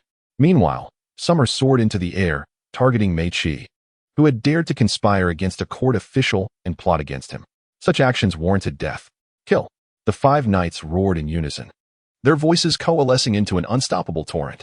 The blades gleamed like dragons, sharp and unmatched, all striking towards Summer. You overestimate yourselves. With eyes like lightning, Shaimo. In the very instant when 5 long blades were poised to strike his body, made a sudden sweeping motion. Effortlessly, as if capturing falling leaves, he grasped all 5 blade tips firmly in his hand. What? The 5 knights were taken aback. In the blink of an eye, the 5 long blades shattered with a resounding crash, transforming into countless shards that scattered in every direction. The knights, struck by the backlash of this force, turned as pale as paper, blood trickling from the corners of their mouths. Their bodies, like kites with severed strings, lost all control and flew backward. Xiaomo's ferocity remained undiminished as he reached out to grasp Mei Qi's face. Saint! 5 more knights surged forward. Before they could even draw their swords, a blinding force sent them hurtling away. Mei Qi's demeanor was grave, as if frost had settled upon his countenance. He struck out with a palm, dark energy swirling within it, resembling the slow opening of a gate to the abyss. The temperature plummeted around them, a bone-chilling wind coursing through the air, leaving the flora and fauna in a state of alarm. Xiaomo narrowed his eyes, a surge of true energy coursing through him. As his palms met, a thunderous sound erupted. Mei Qi's expression shifted rapidly, his body trembling imperceptibly. The horse beneath him, unable to withstand the force, let out a piercing neigh and collapsed to the ground. Recognizing the dire situation, Mei Qi's countenance hardened and his form transformed abruptly, akin to a ghost shedding its shell. As he executed an enigmatic lightness skill, in an instant, he had retreated several yards. Upon landing, he took a series of steps, each as heavy as 1,000 pounds, imprinting deep marks into the solid earth. Once steady, Mei Qi gazed at Xiaomo with uncertainty. Although renowned in the martial world for his 1,000-faced illusion technique, he was nonetheless the saint son of the underworld path, with martial prowess rivaling that of the older generation. He anticipated that the 4th Prince's abilities would be even more astonishing. The fierce and domineering true energy left Mei Qi's hands, which hung behind him, tingling even now. Meanwhile, a silver-armored general, poised to assist Mei Qi, suddenly felt a chilling wind rush towards him, a crisis emerging swiftly. The general reacted swiftly, halting abruptly, his head tilting back slightly, akin to a fish evading a wave. In a moment of peril, he narrowly avoided a sudden blade that grazed his forehead, leaving a wisp of smoke in its wake. "Your opponent is me," Ji Chushuet declared coldly, pointing her blade at the silver-armored general. "Wuko, old man, let me go? And I assure you I will keep tonight's events to myself." The old bone elder glared at the figure of one Mo Xia blocking his path, flanked by a dozen cavalrymen, his expression darkening considerably. When Mo Xia unfurled his folding fan, wearing an expression of resignation. "Old bone, I have no desire to be your enemy, but should I release you, my own life would be forfeit. Therefore, I must insist you meet your end." His tone turned suddenly frigid. "Humph, if you possess such capability, then come and attempt it." The old bone elder crossed his cane before him. Despite having endeavored to adequately assess the fourth princess' abilities, he realized he had still underestimated him. Mei Qi fixed his gaze on the slowly approaching Xia Mo and remarked, "Is this your final word?" Xia Mo's expression remained impassive. "The outcome of the hunt for the deer is still uncertain. The three elders, what are you waiting for to reveal yourselves?" Mei Qi's voice resonated. "Holy Son, should the three of us intervene, this assessment would undoubtedly result in your failure." A deep voice emerged. Three figures approached from a distance, standing before Xia Mo. "In the realm of Yuming, where shadows conceal secrets, there are three elders renowned for their formidable combined techniques, feared by the world as if they were specters. They are known as the three absolute evils of Yuming." Chapter 37. The Death of Mei Qi. For the grand cause of our Yuming sect. What significance does a mere assessment hold? The three elders must not underestimate this individual. The martial prowess of the master of the Jinwu division exceeds expectations. Upon seeing the newcomers, Mei Qi instinctively exhaled in relief, then regarded Xia Mo with a wary gaze. At this moment, Summer's attention was captivated by the sudden appearance of the trio, the three fiends of the Netherworld. These three individuals held a status within the Netherworld sect that was second only to that of the sect master. They were notorious figures in the Demon Province. It was unexpected that they had arrived in the Central Plains. From their words, it seemed they were involved in some trivial matter related to the assessment of a holy son. Is this the esteemed master of the Imperial Martial Department? How regrettable it is to possess such formidable martial skills at such a young age. Suddenly, a woman clad in a flowing black silk gown from the three fiends of the Netherworld licked her lips. Shamer's gaze was drawn to a towering guqin held by the woman before him. The enchanting melody of Lu Wuyin, known as the Qin sorceress, could ensnare souls. Her haunting piece, Dark Night's Abyss, scattering the minds of all who heard it. Combined with her unique finger technique, the soul-severing finger, the sound waves pierced the heart, rendering all defenses futile.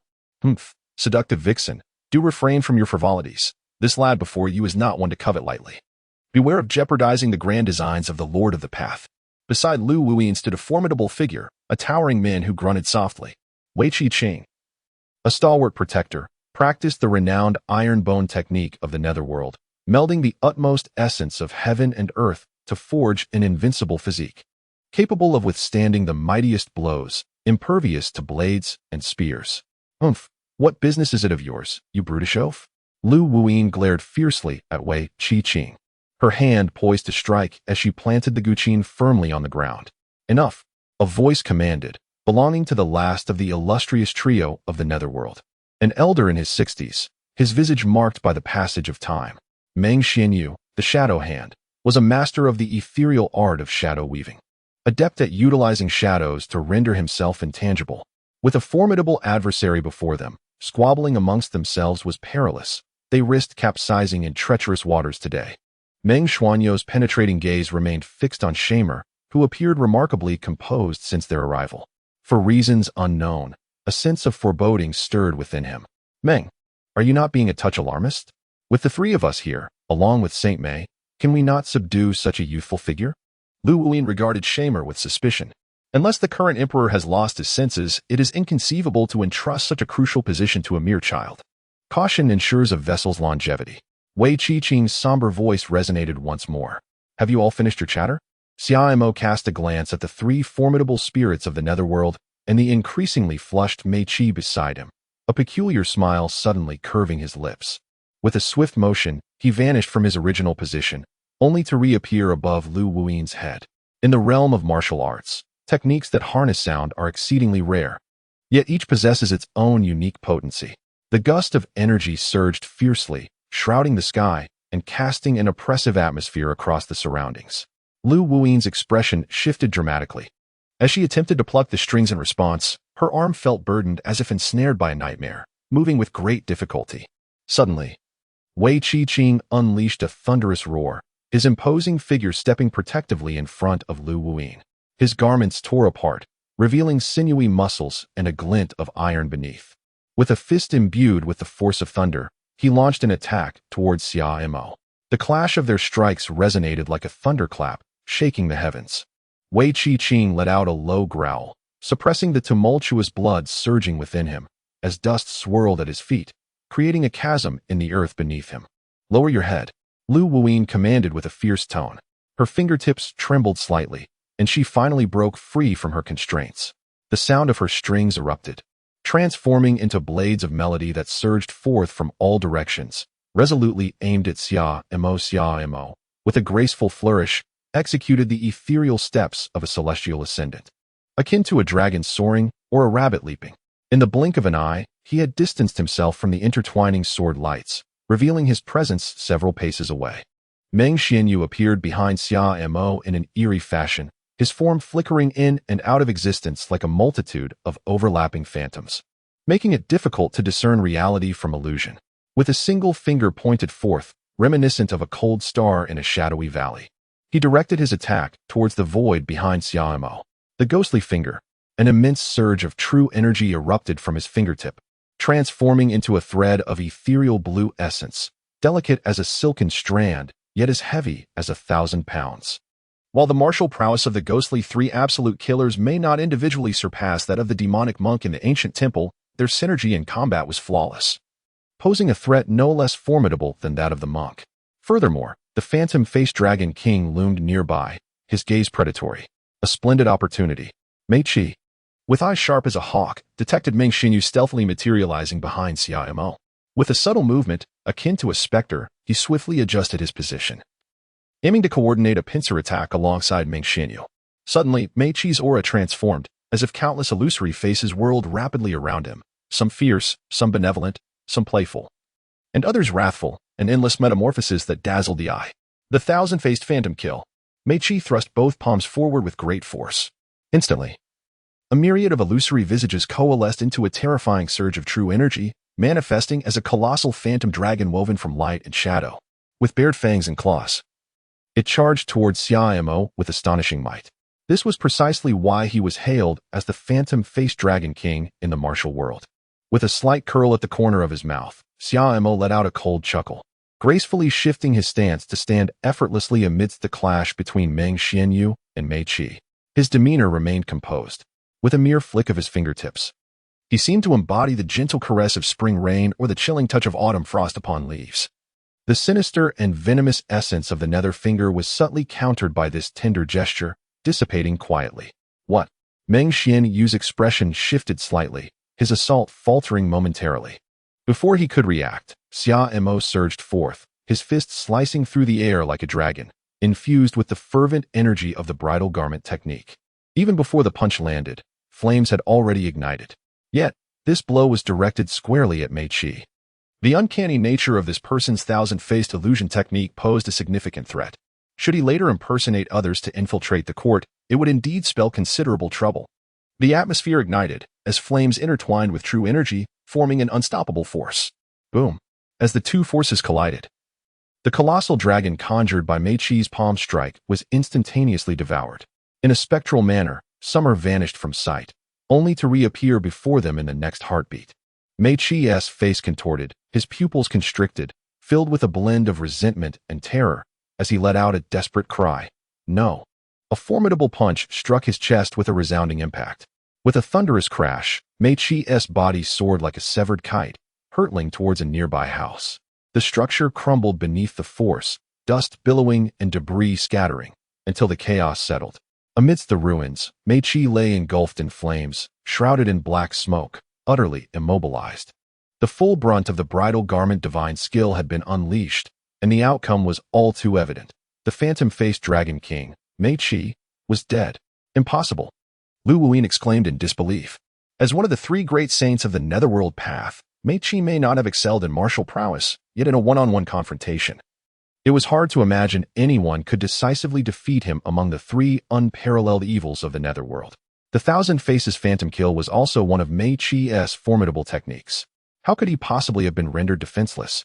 Utilized the combined attack technique without holding back.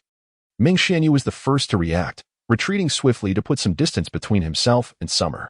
The earlier display of Summer's ability to counter his netherworld finger was one matter, but the sheer power he exhibited while slaying Mei Qi, akin to the fury of heaven and earth, truly sent shivers down Meng Xianyu's spine.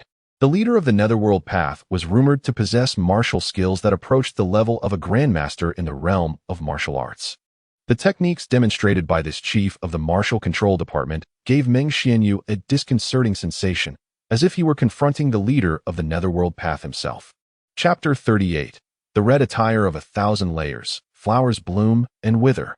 Lu Wuyin and Wei Qiqing moved in unison, forming a triangular formation with Meng Xianyu, encircling Summer. With Mei Qi now deceased, their plans had collapsed utterly. It was time to unleash their full strength and eliminate him together. Meng Xianyu fixed his icy gaze upon Xia Mo, his voice chillingly cold. In a fleeting moment, Lu Wuyin gently caressed the jade-like chin, elegantly positioning it upright upon the ground. A resounding melody soared into the air, its sound waves weaving like silken threads, entwining with whispers that beckoned one into a mesmerizing illusion, ensnaring the heart and mind. Wei Qiqing stood like an iron tower, his physical prowess rivaling that of metal and stone. Without wielding any weapon, he relied solely on his formidable fists, capable of shaking the very mountains and rivers. The wind from his punches howled, resonating with the sound of clashing metal. Each strike seemed imbued with the force of 1,000 pounds, sufficient to cleave mountains and shatter stones. Meng Xianyu spread his hands, revealing a multitude of dark shadows, akin to phantoms beneath the shroud of night. Each shadow harbored the profound inner strength of Meng Xianyu. Some entwined, some sliced, and others bound, weaving a deathly net that ensnared Xia Mo entirely. The three forces converged in perfect harmony. Above, the sound waves, the force of the punches, and the dark shadows intertwined, forming a colossal vortex that firmly anchored Xia Mo at its center. Within the vortex, Wei Qiqing suddenly manifested, letting out a low growl laced with boundless fury and resolve. Beneath his skin, it seemed as if torrents of iron surged, his bones resonating with a thunderous roar. His exterior was enveloped in an indomitable sheen of steel, resembling a living embodiment of a steel war god. The previously raging vortex trembled slightly, while Wei Qiqing's eyes blazed like torches, locking onto Xia Mo, who was not far away. With a fist imbued with the power of a collapsing mountain, he struck thunderously toward Xia Mo. How intriguing! A faint smile curled at the corners of Summer's lips as he faced a strike potent enough to shake the very foundations of the earth. Instead of flinching or recoiling, he channeled his entire essence into the fist before him. The aura of his bridal attire martial arts surged with fervor, radiating a brilliant crimson glow, reminiscent of a dance of flames, both ardent and lingering. At the moment their fists collided, the world seemed to hold its breath in stillness. Yu Qiqing gritted his teeth, his expression resolute, embodying the indomitable spirit of iron and bone. Even in the face of Summer's overpowering martial prowess, he stood unwavering, each blow met with defiance, determined to ascertain supremacy. Is this all there is to it? Suddenly, Shamer spoke up. Wei Qiqing, who was gritting his teeth in determination, was taken aback. The next moment, a sound of something slicing through the air reached his ears. With a sudden sweep of his leg, Xia Mo aimed a fierce kick at Wei Qiqing's head, infusing it with the fiery essence of the bridal garment technique, radiating brilliance like flames. Instinctively, Wei Qiqing raised his hand to block the strike. Yet, as his palm made contact, it was seared by the blazing energy, turning crimson like molten iron, causing excruciating pain. With a thunderous roar, Wei Qiqing was launched like a cannonball, crashing through walls and barriers. Dust swirled within the room, revealing a gaping hole as tall as a man in the wall. The surrounding vortex of energy showed no signs of dissipating. At that very moment, Meng Xianyu's figure silently materialized behind Xia Mo, resembling a specter, fingers outstretched, enveloped in dark mist that melded seamlessly with the night. Stealthily, She advanced towards Xia Mo from behind. Xia Mo seemed to possess an innate perception, swiftly pivoting, her Tianshan plum blossom technique resembling the furious bloom of winter plum blossoms. The force of her palm was fierce, imbued with glimmers of cold light. In an instant, Meng Xianyu found his wrist ensnared by Xia Mo. The shadow quivered, as if frozen by a chilling frost, losing the previous agility and swiftness. Suddenly, a melodious sound of the guqin arose, flowing with an enchanting eeriness, surging from all directions. Xia Mo's figure faltered slightly, seemingly disturbed by the sound of the zither. Meng Xianyu seized this opportunity to retreat swiftly. Looking up, he beheld a colossal sword materializing from thin air, suspended high above, its radiant blade shining like a shimmering ribbon, unhesitatingly descending towards Xia Mo's head. What a predicament! Xia Mo muttered softly, unleashing a punch imbued with surging energy, akin to a volcanic eruption, with magma spilling forth, clashing head-on with the colossal sword. After a brief moment of stalemate, the enormous blade ultimately succumbed to the might of Xia Mo's strike, shattering into countless fragments that dissipated into the air. Thus, it became clear that the so-called three absolutes of the Nether relied upon the shared origins of your martial arts. A trinity indeed. Whenever I engage with any one of you, I am simultaneously contending against all three. Xia Mo's gaze swept over Meng Xianyu, Wei Qi-qing, and Lu Wuyin. Meng Xianyu let out a cold laugh. Indeed, the internal strength we possess now is equivalent to the sum of the three of us. Engaging with just one of us is akin to battling all three simultaneously. Should we strike together, your demise today would be inevitable. I have traversed the martial world for many years, yet have never taken the life of a current prince. Today shall mark a precedent. Xia Mo gently shook his head. It is truly a disappointment that you, who consider yourselves seasoned veterans of the martial world, are nothing more than empty vessels. I have already witnessed your martial prowess, and I must admit that I now feel quite weary. There is no need for haste. I shall soon send you on your way. Suddenly, Shamer stretched languidly, speaking in a tone laden with nonchalance. Humph, facing death yet still audaciously boasting. You wretched woman, Meng, unleash your full power and grant him no opportunity. Wei Qi-qing, fueled by rage, urged forth the iron bone technique, releasing every ounce of latent potential within. A brilliant iron radiance erupted from his being, akin to the blazing sun breaking through the clouds, casting resplendent light. As the iron light reached its zenith, it gradually began to shift, its rigid gleam softening into a lustrous, jade-like sheen. With a deft step, Wei Qi-qing caused the ground beneath him to collapse violently, forming a profound pit as he charged directly towards Shamer. All or nothing. Lu Wuyin softly parted her lips, raising her hands gently. The zither, drawn by her inner strength, began to levitate gracefully in the air. As her fingertips brushed across its strings, a powerful and exhilarating melody erupted, imbued with boundless intent to kill and formidable energy, as if it could summon the underworld itself. Instantly, the surrounding air trembled, malevolent winds swirling. As numerous skeletal commanders adorned in dark armor and wielding weapons materialized from thin air, their eyes glinting with an eerie green light as they lunged viciously toward Shamer. Meng Xianyu, compressing his vital energy to its utmost limit, struck forth with a palm, unleashing a massive black-red handprint that erupted explosively from his palm. This handprint, with its bizarre hues of black and crimson, expanded rapidly in the air, blotting out the sky and exuding a catastrophic aura as it thundered down upon Shamer. Xia Mo's expression turned solemn. The combined strength of these three individuals was indeed formidable. He slowly raised both hands, the tips of his fingers lightly tapping as he wove intricate trajectories in the void. The surrounding air seemed to be drawn by an invisible hand, converging into brilliant streams of red light that encircled Xia Mo like a bride adorned in layers of exquisite wedding attire, both beautiful and imbued with an ineffable power. The red light danced at his fingertips, ultimately coalescing into a dazzling beam aimed directly at Wei Qi-qing, Lu Wuyin, and Meng Xianyu. With the resplendent red hues cascading like petals in bloom and then withering, Xia Mo let out a sharp cry. The brilliance erupted suddenly, transforming into a torrent of layered crimson shadows that surged towards the trio like a tempest. Though Wei Qi-qing's iron bone technique was powerful, it faltered under this assault, forcing him to stagger backward, revealing a faint crack in his ironclad and jade-toned form. Lu Wuyin's melodic strains ceased abruptly as the skeletal generals, clad in dark armor, were obliterated by the onslaught of red light, dissolving into nothingness. The qin was sent flying, leaving Lu Wuyin pale, evidently suffering significant internal injury. As for Meng Xianyu, his dark red handprint disintegrated upon contact with the red light, as if ice had met the scorching sun, melting away rapidly. He was violently thrust backward by the force, crashing to the ground, momentarily incapacitated. Silence enveloped the surroundings, leaving Xia Mo standing alone in the aftermath. Chapter 39, A Bloodbath.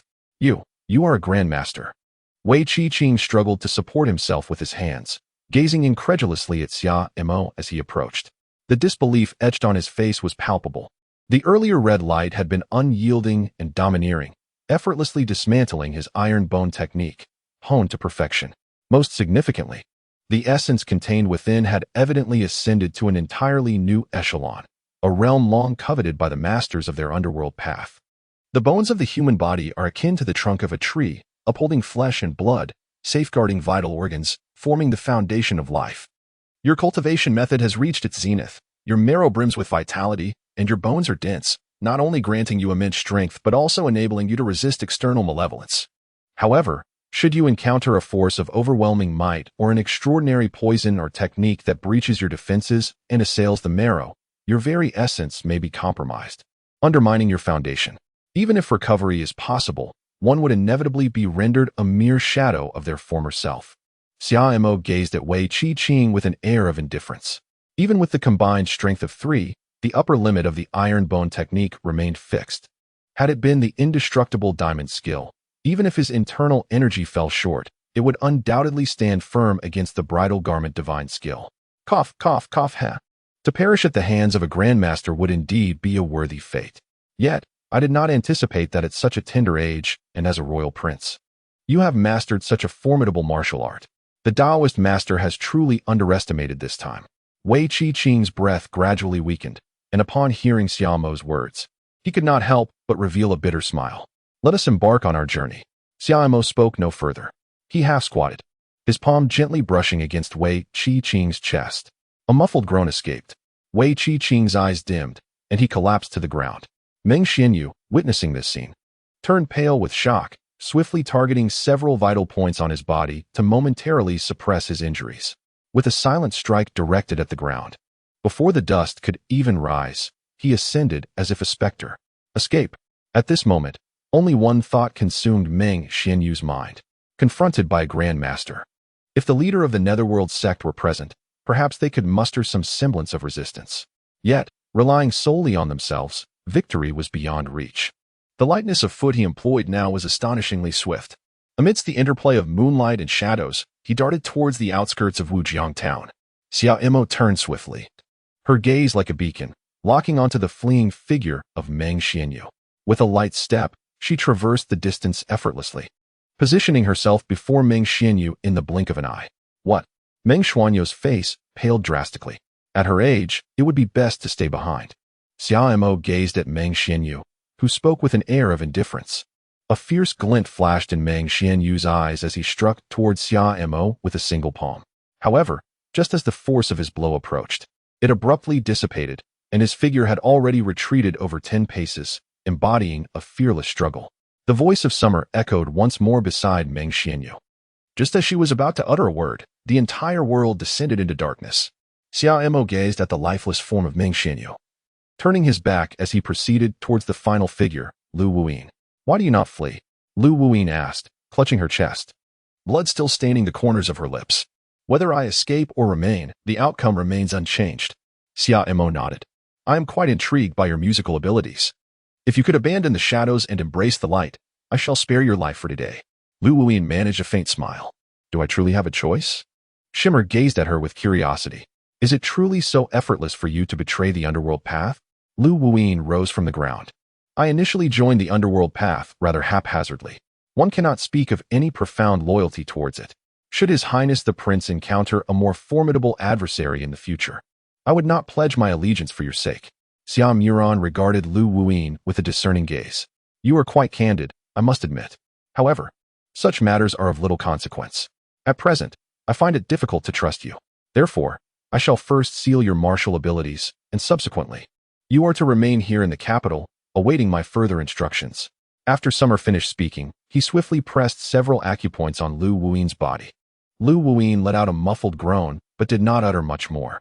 Upon your return, ensure that you first relay the information you possess regarding the Yumming sect and the situation of the 7 factions in the Demon Province.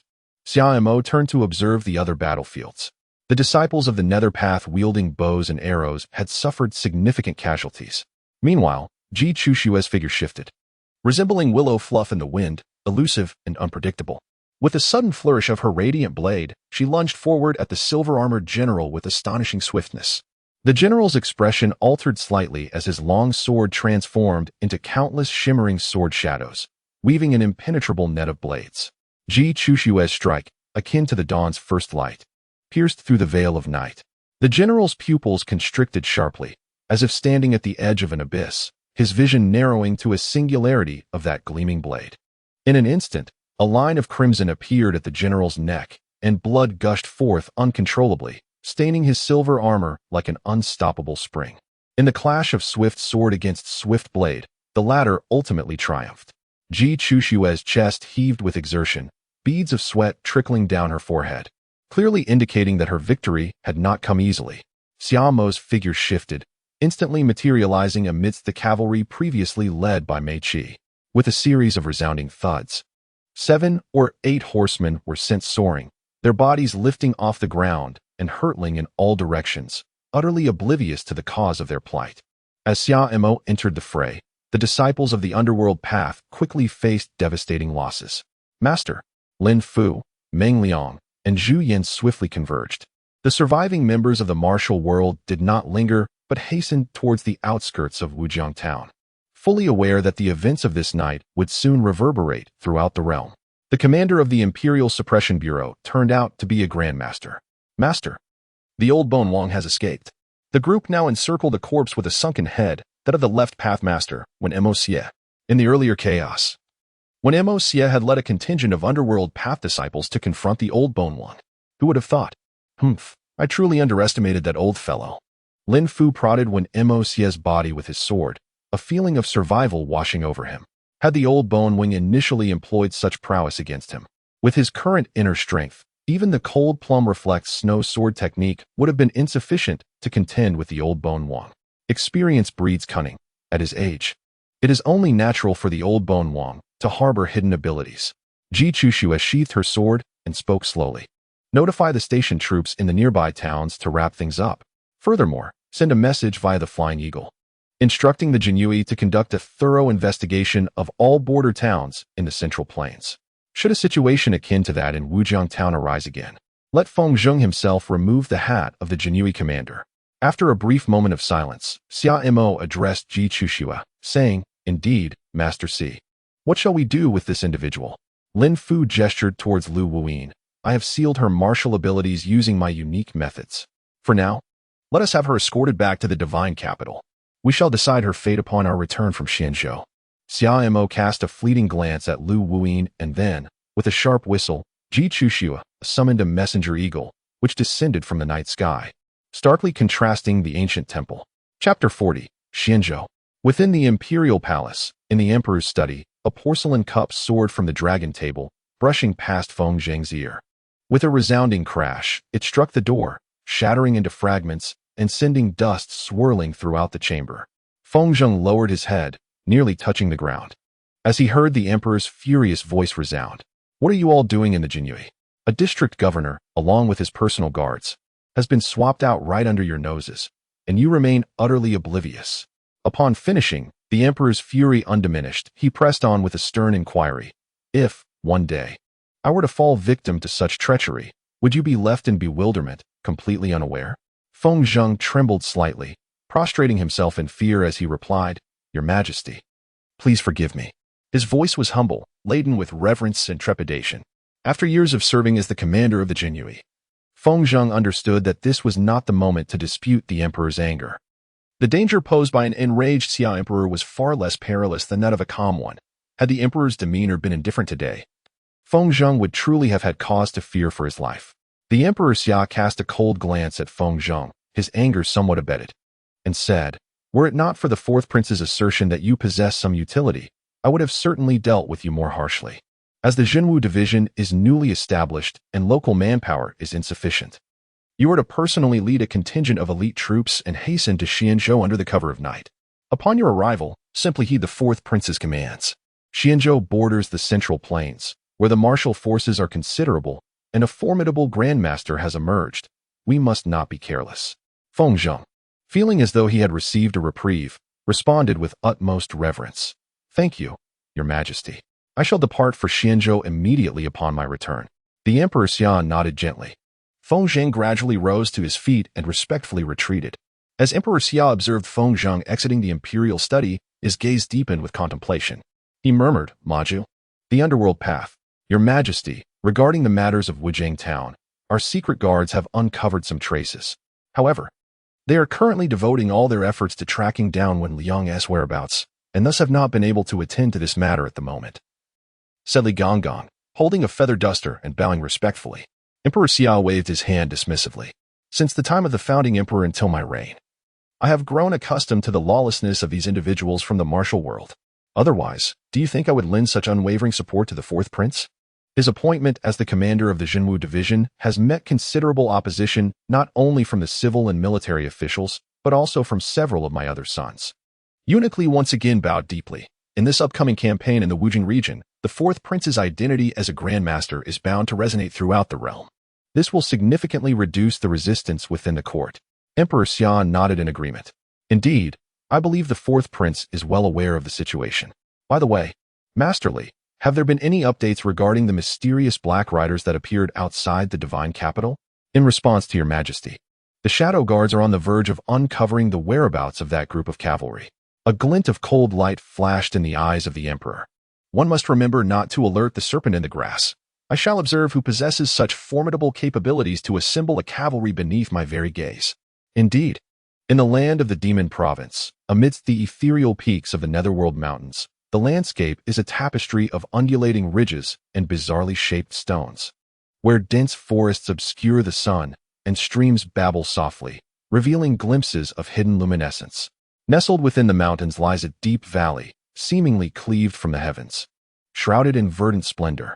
Along the valley's walls, structures are artfully arranged in a cascading manner, harmoniously integrated with the cliffs. Between the dwellings, winding paths meander into tranquil obscurity, with stone steps that entice one to delve deeper. At the innermost recess, a humble thatched cottage is concealed. Though simple in appearance, it emanates an aura of serene detachment from the mundane world, imbued with mystery. In front of the thatched cottage rests a slab of blue stone, upon which an elderly man sits in meditation. Clad in a black robe, his gaunt visage reveals sharp features, and his brow exudes an air of quiet authority, commanding respect without the need for anger. In truth, our Netherworld sect has suffered the loss of 3 elders, a holy son, and 200 to 300 disciples, ultimately achieving nothing in return. Instead, we have inadvertently bolstered the reputation of the Imperial Court's Martial Suppression Division. The elder slowly opened his eyes, his gaze falling upon 2 young men and an old woman, who stood before him with utmost respect. Master, this is the rumor circulating in the martial world. The old woman spoke, slightly bowing. No one anticipated that the head of the Martial Suppression Division, still in his youth, would prove to be a grandmaster of martial arts. Humph, a grandmaster in his youth? Elder Wu, do you truly believe such outlandish claims? The Netherworld sect leader scoffed. However, Master, given the martial prowess of the 3 elders and junior brother Mei, if it were not for the grandmaster's intervention, they should have been able to escape even when surrounded by a vast army. The absence of news thus far suggests the rumors may hold a kernel of truth. Things do not bode well. One of the young men clad in a deep blue robe interjected. The gaze of the Netherworld sect leader turned towards the young man. I have been in seclusion for an extended period, diligently practicing the supreme martial arts of our sect, the Netherworld Heart Sutra. Yet that final barrier remains elusive, like a mirage, forever unattainable. A mere child, even if he commenced his training from the womb, could not possibly attain the status of grandmaster at such a tender age. You speak wisely, Master. That Prince of the Fourth is undoubtedly a puppet set forth by the court. The true head of the Martial Suppression Division must be someone else. Junior Brother Mei and the 3 elders surely fell victim to the machinations of the actual leader, another slightly older man suddenly asserted. The Netherworld sect leader nodded in agreement. I share the same sentiment. Humph, the court's hounds are truly treacherous. The infamous three shadows of the netherworld may be a matter of concern. Yet the prowess of Mei Qi's thousand-faced illusion technique. After centuries of effort, our sect has finally produced an individual who has mastered this art to perfection. It was anticipated that this would bear significant fruit in the future, but alas, fortune has turned against us. A man clad in a deep blue robe lowered his gaze, a flicker of barely perceptible joy crossing his features. He then raised his head. An expression of concern etched upon his face as he spoke. Master, the court is aware of our actions in Wujing Town. Is it possible that?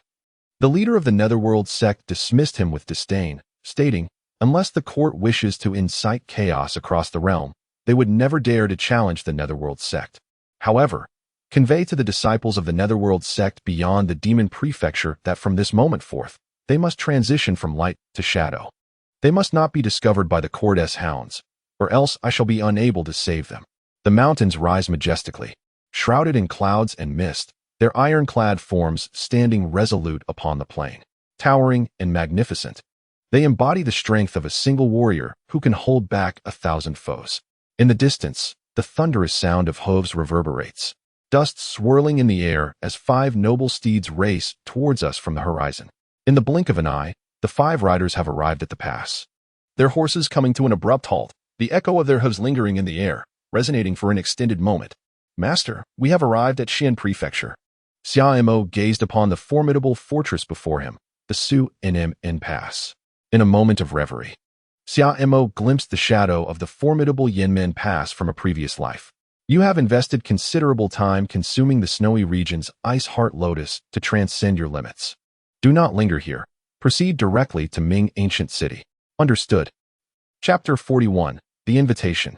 After Shamer killed Mei Qi, the Snow Domain Ice Heart Lotus naturally fell into his possession. The 300-year-old Snow Domain Ice Heart Lotus was of little use to a grandmaster. Thus, it was divided among Ji Chuxue, Lin Fu, Meng Liang, and Zhu Yan. Even with Shamer's assistance, it took the 4 of them several days to fully absorb the medicinal properties of the Snow Domain Ice Heart Lotus. Lin Fu's internal energy surged, seamlessly connecting through his meridians and elevating him to a realm of profound internal strength. Ji Chuxue reached the pinnacle of this profound internal strength, teetering on the verge of externalizing her inner energy. Meng Liang and Zhu Yan, whose internal energies had barely managed to connect through their meridians, now stood on the threshold of profound internal strength as well. The martial prowess of the 4 experienced remarkable advancements.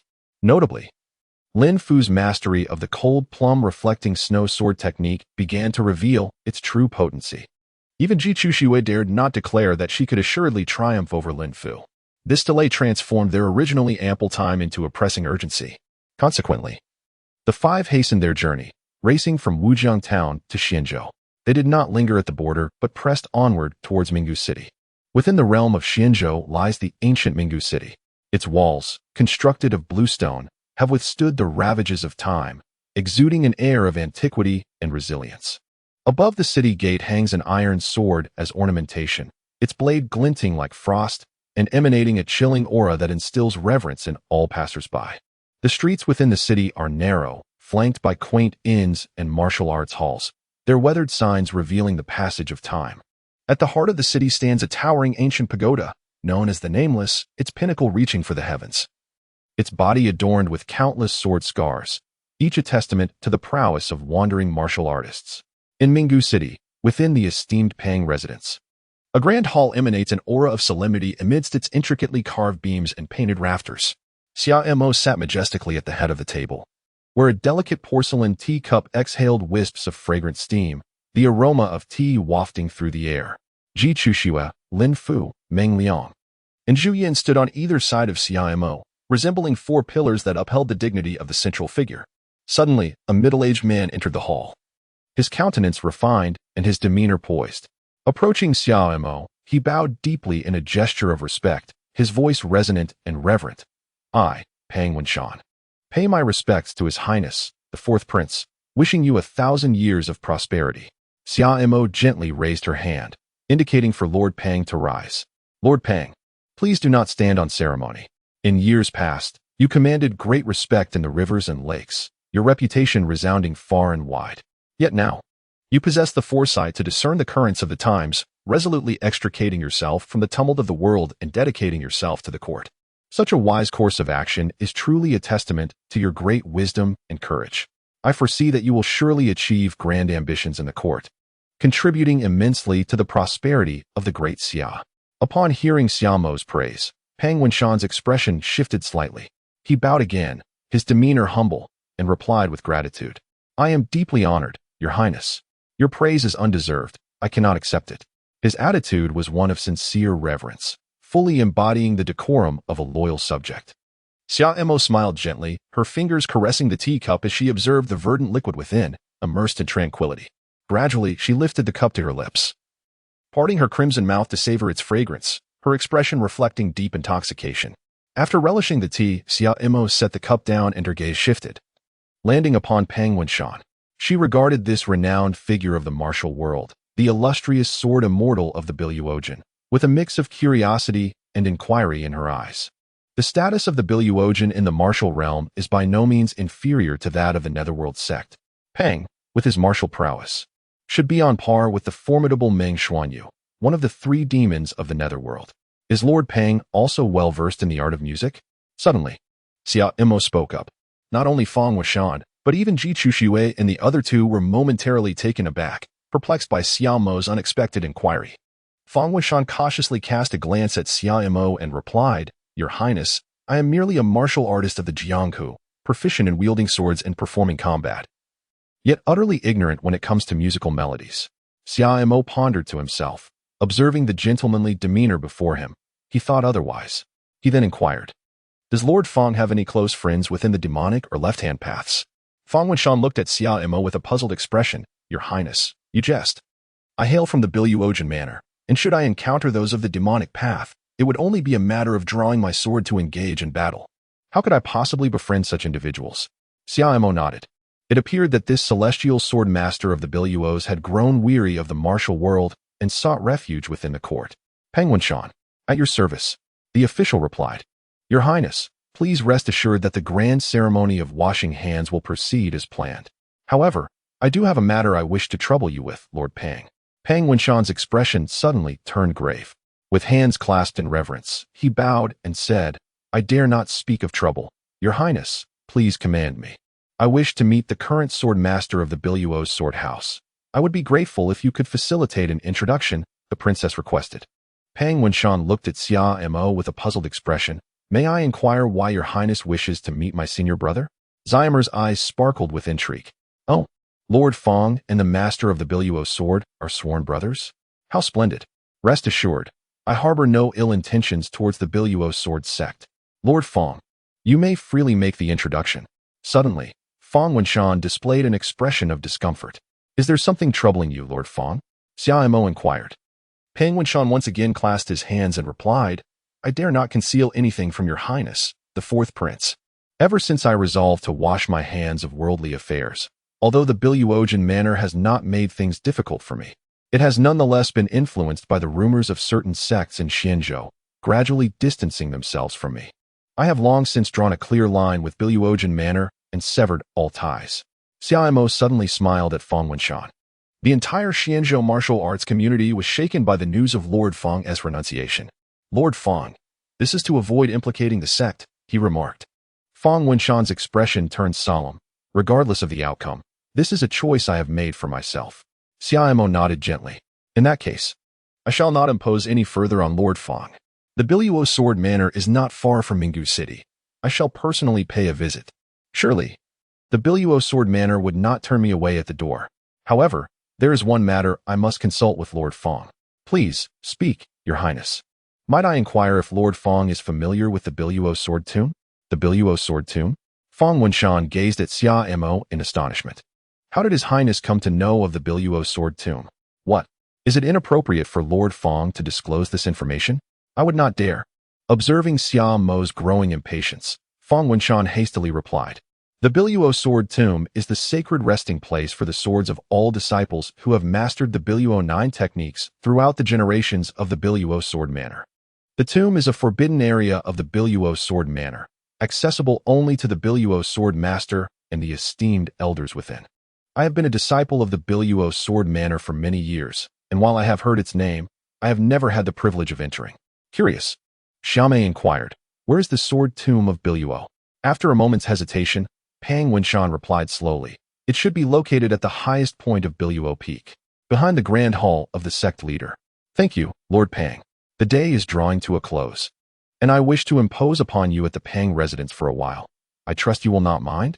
Not at all. It is my honor.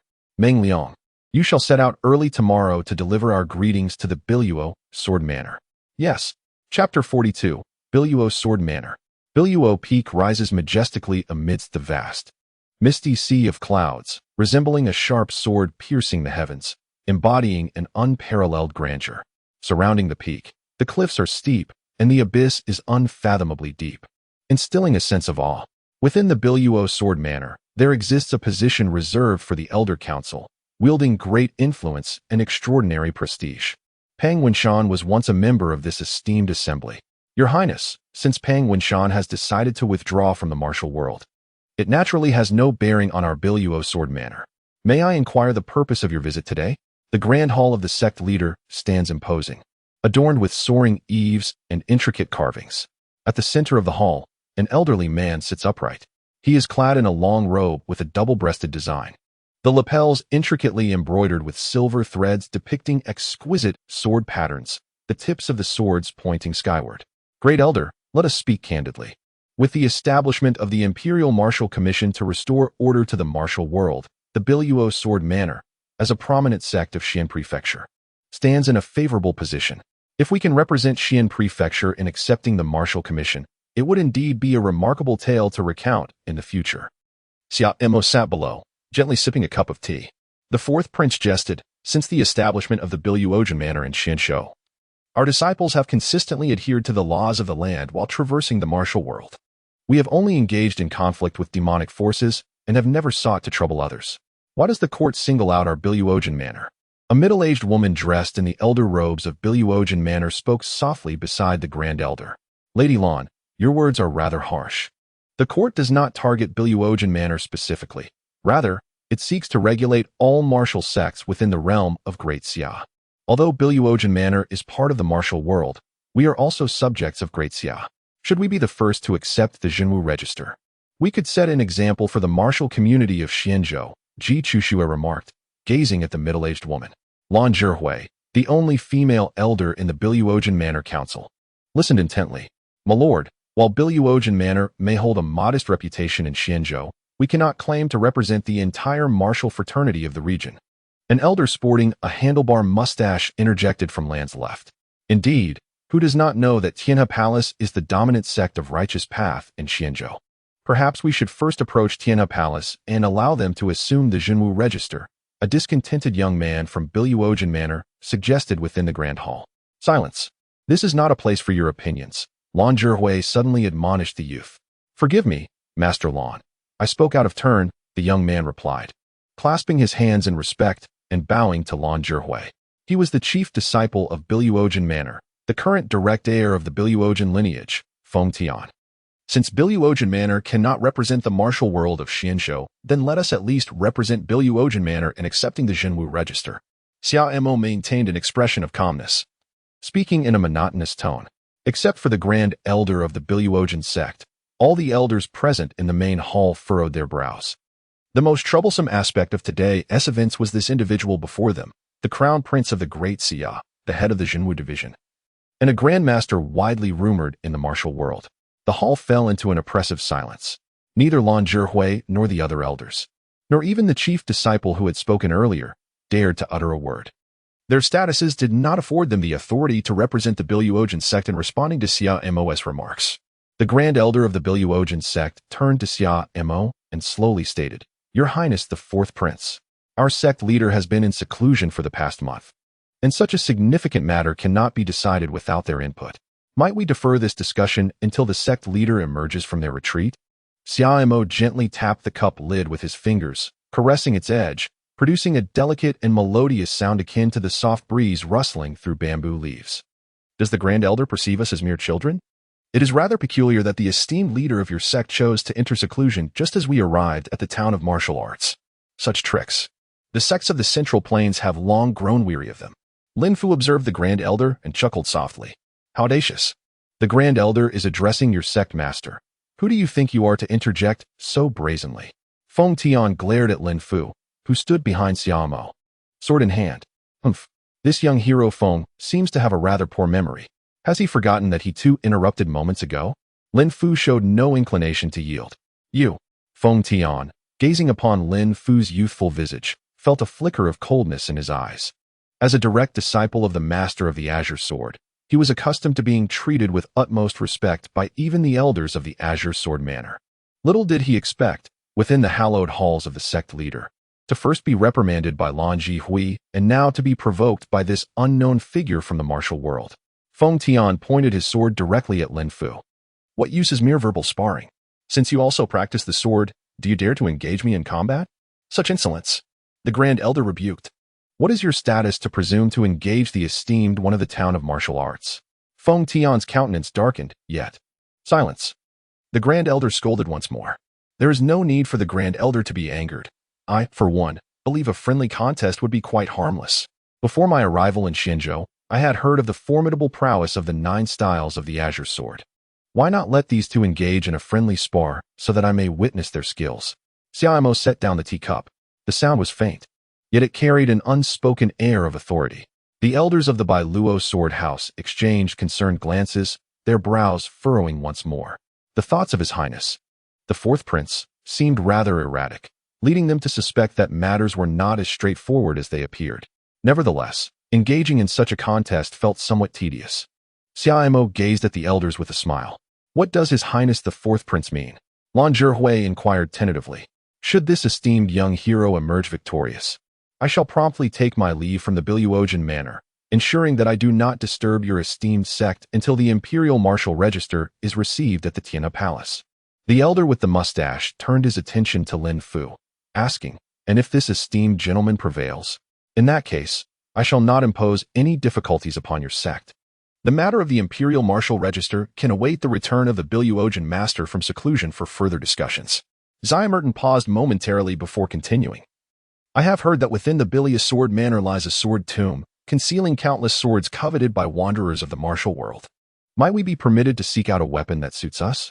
Upon the utterance of these words by Shamer, the countenance of all but the Grand Elder of the Biluojan sect shifted dramatically.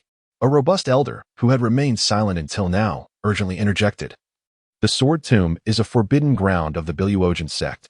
Except for the sect leader and the supreme elder, even the Grand Elder lacks the authority to enter. The voice of Xia Imo gradually grew cold. I have made concessions time and again today. Does the Biluo sword sect truly believe that I am without temper? Let us heed the words of the fourth prince. The visage of the Grand Elder, aged and weathered, shifted, his gaze towards Xia Imo tinged with confusion. The Grand Elder? Gasped the other elders in unison. The Grand Elder waved his hand gently. I shall bear some consequences. Feng Tian, do you have confidence? Feng Tian's expression brightened. He promptly stepped forward, clasping his fists. Rest assured, Grand Elder and esteemed elders, I shall not bring dishonor to the reputation of the Biluo sword sect. Chapter 43, The Sword Match. Sunlight filtered through the sparse clouds, casting dappled patterns upon the smooth, mirror-like surface of the bluestone ground. Outside the main hall of the Biluo sword sect, there lay a martial arts arena. Surrounding the arena, towering pines and verdant cypresses intertwined to form a lush green canopy. A gentle breeze rustled through the treetops, bringing with it the sounds of pine waves and birdsong. Scattered about were stone tables and benches, arranged in an aesthetically pleasing manner. The chief disciple of the Biluo sword sect was to engage in a sword match with a member of the Imperial Martial Division. Once the news spread, it instantly attracted numerous disciples from the Biluo sword sect to witness the duel. Is that the one who will be sparring with senior brother Feng? He appears rather young, truly unaware of the vastness of the world. Indeed, senior brother Feng's Biluo 9 styles are deeply rooted in the teachings of our sect leader. And even some elders are not his match. Yet, do not underestimate the opponent. I have heard that the Imperial Martial Division intends for us to accept their martial decree. They would not send a weakling to compete against senior brother Feng. Humph. The world of Jianghu has always distanced itself from the court. The imperial ambitions are indeed fanciful. Shu, speak quietly, lest we draw trouble upon the Biluo sword sect. Indeed, the court's determination this time is quite substantial. Even the Baiyun Temple and Lianhua Monastery have announced their acceptance of the martial decree. Those two sects are led by great masters. Well, who doesn't know that those two sects followed the Great Xia's founding emperor and have always aligned with the court? What is so surprising about that? Tell me, is it true that that prince, though still in his youth, has already attained the status of a martial grandmaster? Yes, both the three fiends of the Nether and the illusionary Dragon King have fallen to this prince's prowess. I find it hard to believe. Every so often, the Jianghu is graced by inexplicable prodigies. Whether this prince is a grandmaster or not has little bearing on us. Even if he were merely an ordinary person devoid of martial skill, we of the Biluo sword sect would still treat him as an esteemed guest. Let us focus on the match at hand. I believe the name of that martial guard is Lin Fu. Without mentioning the whispers of the disciples of the Biluo sword sect, the gaze of the Grand Elder remains steadfastly fixed upon Lin Fu in the arena. At such a tender age, possessing such profound internal cultivation, it is indeed a rarity. Fourth Prince. Might I inquire from whom this esteemed Lin has received his teachings? Suddenly, Lan Jihui, positioned beside the Grand Elder, posed the question. What is this? Does the valiant Lady Lan harbor doubts regarding the chief disciple of the Biluo sword sect? With a smile in her eyes, Xiao Imo softly spoke, Your Highness. You jest. Elder Lan is merely concerned that in the heat of the moment, Feng Tian's subordinates may lack discretion and inadvertently harm Lord Lin, which would be unfortunate. The elder with the mustache expressed his discontent. In the realm of martial arts, injury is inevitable. Rest assured, with both myself and the Grand Elder present, there shall be no significant harm. Let us focus on observing the swordsmanship of these two. After Summer's words, a profound silence enveloped the surroundings once more. Lord Si. Ji Chushue's voice resonated in Summer's ear. She cast a glance at Lin Fu on the martial arts platform, her brows knitting together. Although Lin Fu's internal strength surged after consuming the Snow Domain Ice Heart Lotus, it was inconceivable that Feng Tian, as the foremost disciple of the Biluojan manor, would possess martial prowess that was anything but formidable. Just wait and see. Xiaomo spoke softly. This sword is named Dawnbreaker, forged precisely as the first ray of sunlight graced the dawn. The blade measures 3 feet and 7 inches in length, weighing 7 pounds and 14 ounces. Feng Tian raised his sword, declaring, Mine measures just over 3 feet and 6 inches, perfectly weighing 7 pounds and 9 ounces. Crafted in a humble blacksmith shop in the divine capital, it pales in comparison to the treasure in Brother Feng's hand. However, after this battle, I trust one shall acquire a worthy sword of my own. Lin Fu slowly unsheathed his blade. A cold smile crept upon Feng Tian's lips. Such audacity. A crisp and prolonged sound resonated, reminiscent of a dragon awakening or the wind rustling through a pine grove, instantly capturing everyone's attention. Brother Feng is making his move. A disciple from the Biluojan Academy exclaimed. The sword slipped from its sheath, its cold gleam expanding, filling the air with a fierce aura. As Feng Tian unleashed his sword's might, a deep blue glow ignited at the tip, akin to the purest azure of the heavens converging here. The air emitted a faint yet piercing hiss. Star River Falling Rain. Feng Tian's figure surged, unleashing countless strands of sword energy that shot forth from the blade's tip. The sword energies intertwined and spiraled in the air, ultimately converging into a resplendent galaxy, cascading down upon Lin Fu. The Biluojan technique embodies the vastness of the stars and the delicacy of dew, possessing the power of annihilation while retaining an essence of gentleness. Feng Tian's mastery of swordsmanship truly befits the chief disciple of the Biluojan Academy. Lin Fu's expression grew slightly grave. Vital energy surged within him, his eyes gleaming brightly. Like a cold plum reflecting the first snow of winter, both serene and resilient. His figure shifted, akin to a plum branch swaying in the frigid wind, instantly entering a state of combat. With a sharp whistle, Lin Fu raised his sword, its tip lightly touching the ground. A chill emanated from the blade, freezing the surrounding air and forming delicate crystalline whirlpools. This, on the observation platform, the elders of the Biluojan Academy exchanged glances, their expressions shifting. The cold plum blossoms. As Lin Fu unleashed his technique, he soared into the air, leaving behind shimmering sword trails in the atmosphere. Snowflakes dance. Countless snowflakes fluttered gracefully, each imbued with the sharpness of sword energy. In the instant of their blades clashing, sparks flew, and the sound of metal resonated deafeningly. Feng Tian's eyes shone with determination as he raised his sword high, its tip pointing towards the heavens. Billuogen, yellow spring. The tip quivered slightly, and a blurred sword in tint erupted, obscuring the line between life and death. The luminous essence of Billuogen blossomed at the sword's tip, illuminating Lin Fu's resolute visage, soon followed by the shadow of yellow spring, swallowing all light. Lin Fu retreated swiftly, like leaves swept by the wind, stabilizing himself in an instant. Fully aware of the formidable might of Feng Tian's strike, with focused intent, he resolved to counterattack. Proud frost, defying snow. Lin Fu unleashed a commanding shout. Exuding an aura of coldness akin to a sudden snowfall, frost coalescing in the air. The flash of his sword glimmered like the winter sun piercing through the clouds, illuminating the vast expanse. Where the blade pointed, the air was cleaved, leaving a trace as pure and transparent as ice. As the sword technique was executed, countless ethereal yet vivid plum blossoms materialized around Lin Fu, radiating brilliance, enveloped by an icy aura, embodying an unwavering purity. The essence of this move transcended mere elegance. It delved into profound meaning.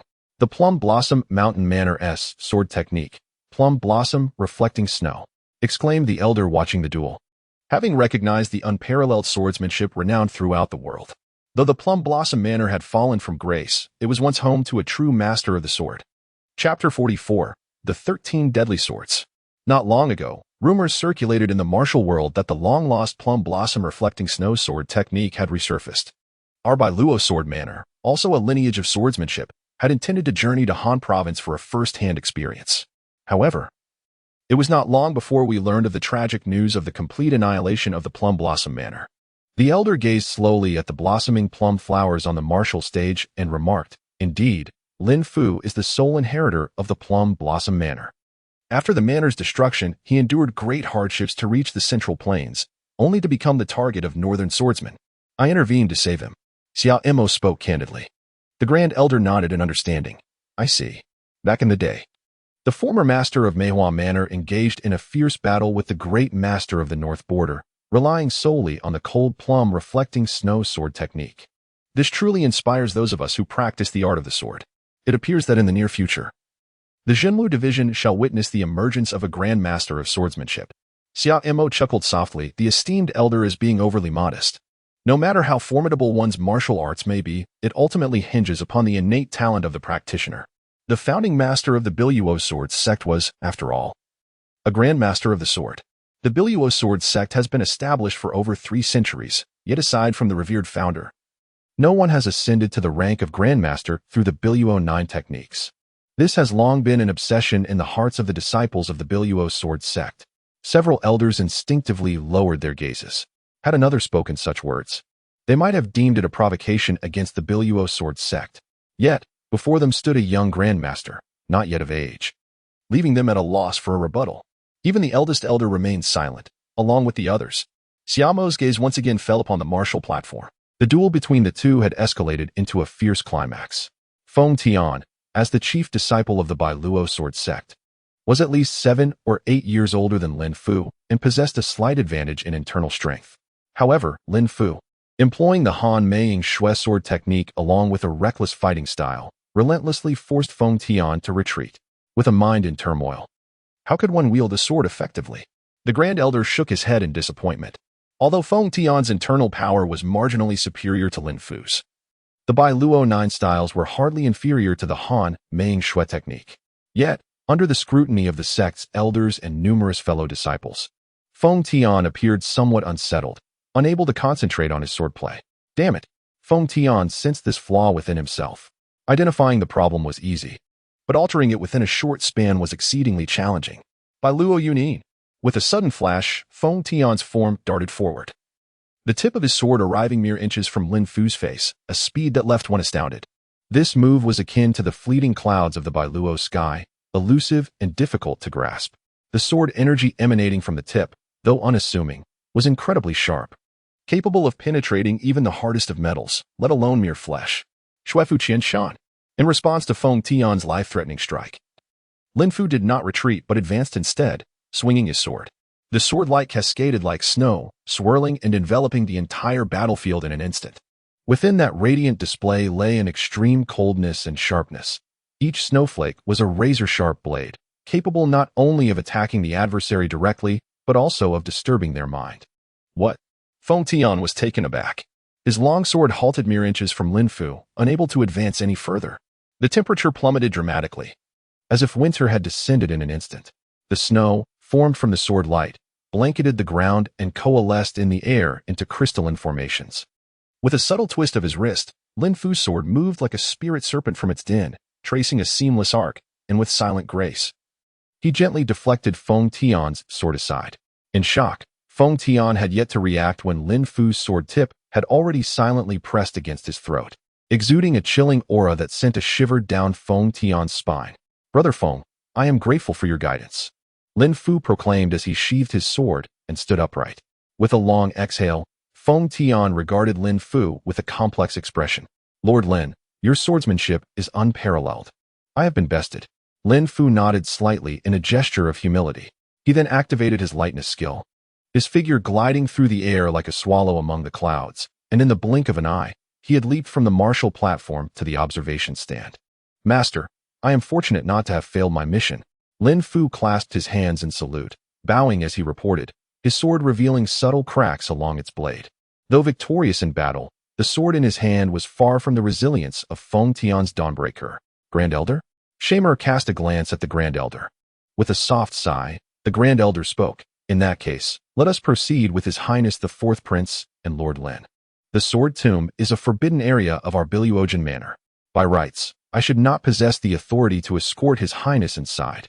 However, given the esteemed status of His Highness, it should pose no issue if it is merely to procure one or two treasured swords." Xia Mo discerned the underlying meaning in the Elder's words. "Elder, is it certain that the resting place of the esteemed masters of the Biluo Sword Manor is indeed within the Sword Tomb?" A flicker of doubt crossed the Elder's eyes. Yet he nodded in affirmation. Although it lay merely within the outermost layer, it was indeed situated within the Sword Tomb. "Then please, lead the way," Xia Mo requested. Atop Biluo Peak, a stone staircase resembled a celestial ladder, winding upward. Three figures ascended slowly: Xia Mo, Lin Fu, and the Elder. Given that this was the forbidden ground of the Biluo Sword Manor, it was ill-advised to bring too many people. "We have arrived." Not long after, the Elder halted. "Behold, the Biluo Sword Tomb." Lin Fu gazed around in astonishment. The winding stone path led into a secluded depth. The interior of the tomb was dim, with only scattered glimmers of sword light piercing through, akin to stars descending to the earth, their cold brilliance subdued, illuminating the surrounding stone walls. Upon the walls were etched fragments of ancient sword manuals, their characters exuding an archaic charm, subtly revealing the flow of sword intent. As the wind swept through, a howling sound resonated, the spirits of bygone swords unwilling to remain silent, still yearning to clash. A crystal-clear spring flowed gently, its waters pure and reflective of the celestial light and cloud shadows, adding an ethereal quality to the scene. Beside the spring, dozens of ancient swords were embedded at angles in the stones, most with weathered blades, yet their sharpness and might remained formidable, exuding an innate authority. Indeed, this is the burial ground of the predecessors of the Biluo Sword Manor. The majority of these swords are of exceptional quality. Some, however, have not withstood the ravages of time. "After you both make your selections, we shall depart from this place," the Elder sighed softly. "Master," Lin Fu exclaimed, his eyes sparkling with excitement as he looked at Xia Mo. The swords here truly dazzled him, necessitating a careful selection. "Go ahead." Xia Mo nodded gently. Lin Fu strode directly towards the dozens of treasured swords by the spring. "Ding. Congratulations on arriving at the Biluo Sword Tomb. Check-in successful. Task reward: the 13 deadly swords." A familiar notification sound echoed in his ears. A stirring sensation coursed through Summer's heart. Ever since he learned that the rendezvous point was a sword tomb, he had harbored a premonition. He anticipated acquiring a sword technique, initially believing it to be the divine sword formula that complemented the bridal gown's divine skill. To his astonishment, it turned out to be the lethal 13 swords. Chapter 45. The Underworld. The vital energy of the bridal gown's divine skill was both vigorous and domineering. Had it been paired with an equally formidable and unparalleled divine sword formula, the resulting power would transcend mere addition, far exceeding a simple sum of 1 plus 1. Xia Mo closed his eyes, attuning himself to the sensations around him. He had begun to speculate about the martial arts techniques provided by the system, The term full level presumably refers to the pinnacle achieved by the founder of a particular technique or an esteemed practitioner thereof. Although the Bridal Garment Divine Skill and the Divine Sword Technique are said to complement each other perfectly, the 13 deadly swords exuded a fleeting yet terrifying essence of annihilation. The Grand Elder beside him, in a moment of panic, retreated several steps, gazing at Xia Mo with an expression of astonishment. Indeed, it was as he suspected. Xia Mo opened his eyes, a glimmer of joy flashing within his gaze. Is the fourth prince also proficient in swordsmanship? The Grand Elder's voice bore a note of skepticism. Although the sword intent vanished swiftly, he was certain of his perception. I possess a modest understanding of the art, which is why I sought a suitable sword from your esteemed sect. Xia Mo smiled indifferently. If such a lethal 13 swords indeed surpasses the divine sword technique, then it is truly remarkable. Master C. Lin Fu has returned promptly. Xiamer and the Grand Elder simultaneously turned their gaze towards the sword held by Lin Fu. The blade was long and slender, its edge reminiscent of autumn waters, exuding a chilling brilliance. Subtle frost-like patterns adorned its surface, emanating an aura of icy majesty as they shifted. The hilt, intricately carved from ancient wood, was elegantly wrapped in fine silver threads, embellished with a small luminous pearl. This sword, named Ling Shuang, harmoniously complemented your frosty, plum blossom swordsmanship. The Grand Elder nodded, seemingly unfazed by Lin Fu's choice of the Ling Shuang. Xia Mo inquired with curiosity, Elder, may I ask about the origins of this frost blade? Lin Fu also gazed at the Elder with intrigue. The Elder gently stroked his long beard and replied slowly, this frost blade is not a creation of our Biluogen pavilion. In years past, one of our elders, a true sword enthusiast, traversed renowned mountains and rivers in search of an exceptional blade. One day, while wandering through a secluded valley in the deep mountains, he felt a chilling aura and sensed something extraordinary. Thus, he excavated through ice and stone, ultimately unearthing this sword. The Elder treasured it dearly and named it Frost Blade, symbolizing its frigid nature akin to autumn frost and its unparalleled sharpness. Now it makes sense. Xia Mo and Lin Fu slightly nodded. The Ling Shuang is now within the confines of the Biluogen tomb. It is presumed that the Elder has long since passed away. Since Lord Lin has made his selection, let the fourth prince choose another sword, and we shall depart from the sword tomb. The Grand Elder had yet to finish his words. Xia Mo approached a sword embedded in a stone.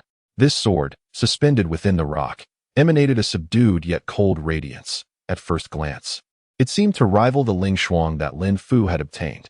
As Xia Mo reached out to grasp it, his fingertips barely an inch from the hilt, the blade suddenly emitted a soft hum, followed by a tremor that coursed through it. Having mastered the 13 deadly swords, his understanding of swords had ascended to a level akin to that of a grandmaster. This sword resisted the sword intent emanating from him, even exhibiting a sense of fear. Such a blade was certainly incapable of bearing the full force of the 13 deadly swords. Xia Mo retracted his hand, and in an instant, a chilling aura of sword energy surged around him, filled with murderous intent, as if frost had blanketed the earth. Within the sword tomb, a symphony of 100 swords resonated, humming and vibrating, all attuned to this formidable intent of the sword. Xia Mo furrowed his brow. Is this all the treasured swords your esteemed sect possesses, Great Elder? The Great Elder, momentarily taken aback, gazed at the surrounding swords, which buzzed incessantly, and found himself at a loss for words. The sword, the grandmaster of the sword path. It is impossible for anyone other than a grandmaster to evoke such a reaction from so many swords at once. Noticing Xia Mo's discontented expression, the Great Elder hurriedly replied, Your Highness, all the swords crafted for the disciples who have mastered the 9 styles of Biluo sword sect are present here. If you cannot find a satisfactory sword in this place, it is unlikely you will find one elsewhere. Upon hearing this, Xia Mo's gaze flickered before he turned his attention towards the depths of the Biluogen tomb. The Grand Elder was suddenly taken aback. Your Highness, that place is the secluded retreat of the sword masters of our Biluogen manor throughout the ages. It is imperative that one does not recklessly intrude, lest. The Grand Elder instinctively began to utter a few words of warning, only to abruptly recall the identity and prowess of the individual before him. There is no need for alarm, esteemed Elder. As long as I do not enter, it shall not be deemed a violation of our accord, correct? Xia Mo suddenly looked at the Grand Elder and smiled. The Grand Elder was taken aback, a faint sense of foreboding rising within him. However, at that moment, he could only nod and say, as long as His Highness the Fourth does not venture deep into the sword tomb, he may choose any sword he desires from here. A broader smile spread across Summer's face. The words of the Grand Elder were indeed reassuring. Xiao slowly turned around, and the air around him subtly shifted. His robe began to billow as if gently lifted by an invisible force. "Your Highness, what is happening?" the Grand Elder inquired cautiously. Xiao merely smiled faintly, his gaze piercing through the layers of overlapping sword shadows, directly targeting the innermost depths of the sword tomb. Xiao extended his right hand, directing it towards the depths of the sword tomb, as if sensing or perhaps summoning something. The swords surrounding him, which had previously trembled only slightly, began to quiver with increasing intensity. After a brief interval, a chilling gust surged forth, imbued with boundless resentment and the aura of slaughter. Lin Fu's complexion turned ashen, and his body grew unnaturally rigid. "Retreat quickly." The Grand Elder's figure flickered as he positioned himself in front of Lin Fu. Seizing the opportunity, Lin Fu soared backward, halting only at the edge of the sword tomb. Suddenly, a jet-black sword, as dark as the night, erupted from the depths of the sword tomb. Its blade shimmered with a dark crimson glow, akin to the anguished wails and unyielding spirits of countless souls. "Mingyu." The Grand Elder's voice quivered slightly upon seeing the sword. "Ah, this sword is called Mingyu." With a graceful motion, Shammer summoned the infernal prison, which swiftly landed in his grasp. The moment it made contact with him, a subtle transformation occurred within the sword.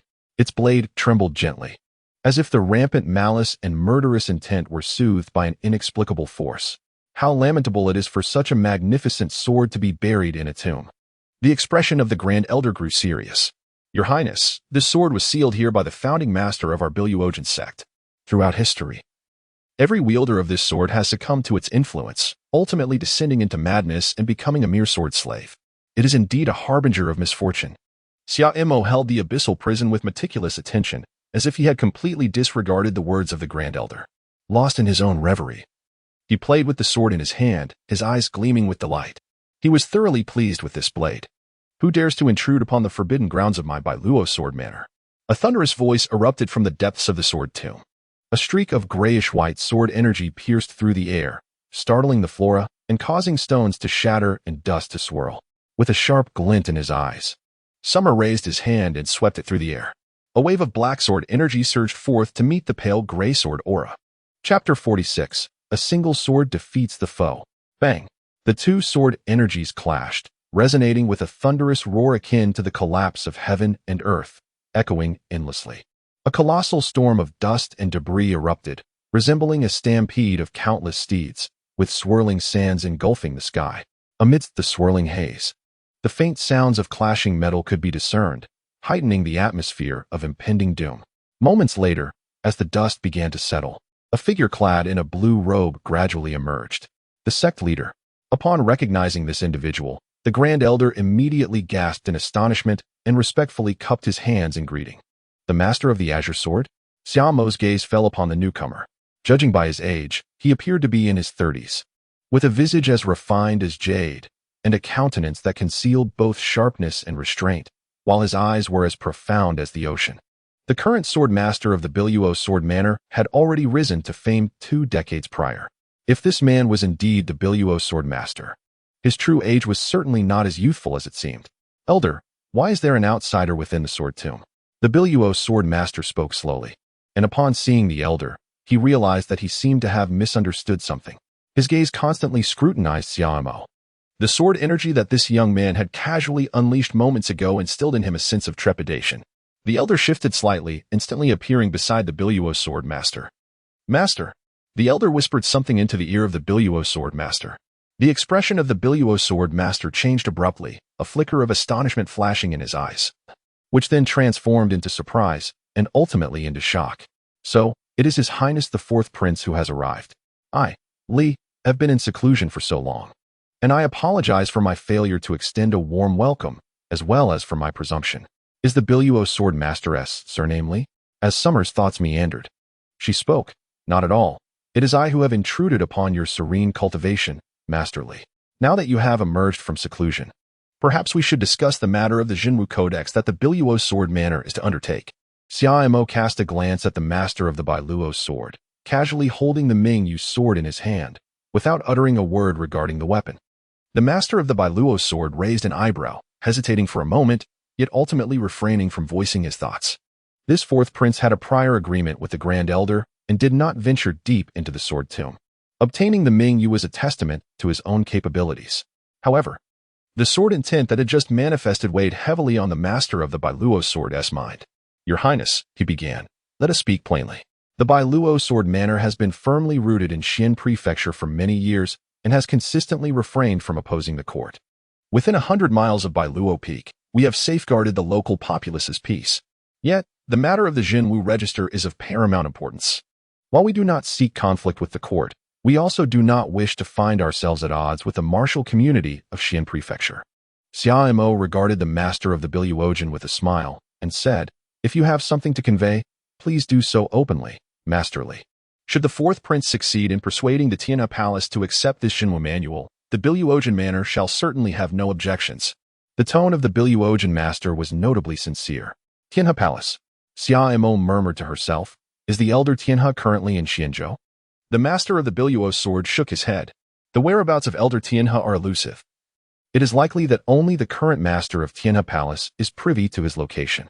However, since the Tianhe Palace was founded by elder Tianhe himself, and the four halls have journeyed without concealing their trail, I surmise that elder Tianhe is bound to make an appearance."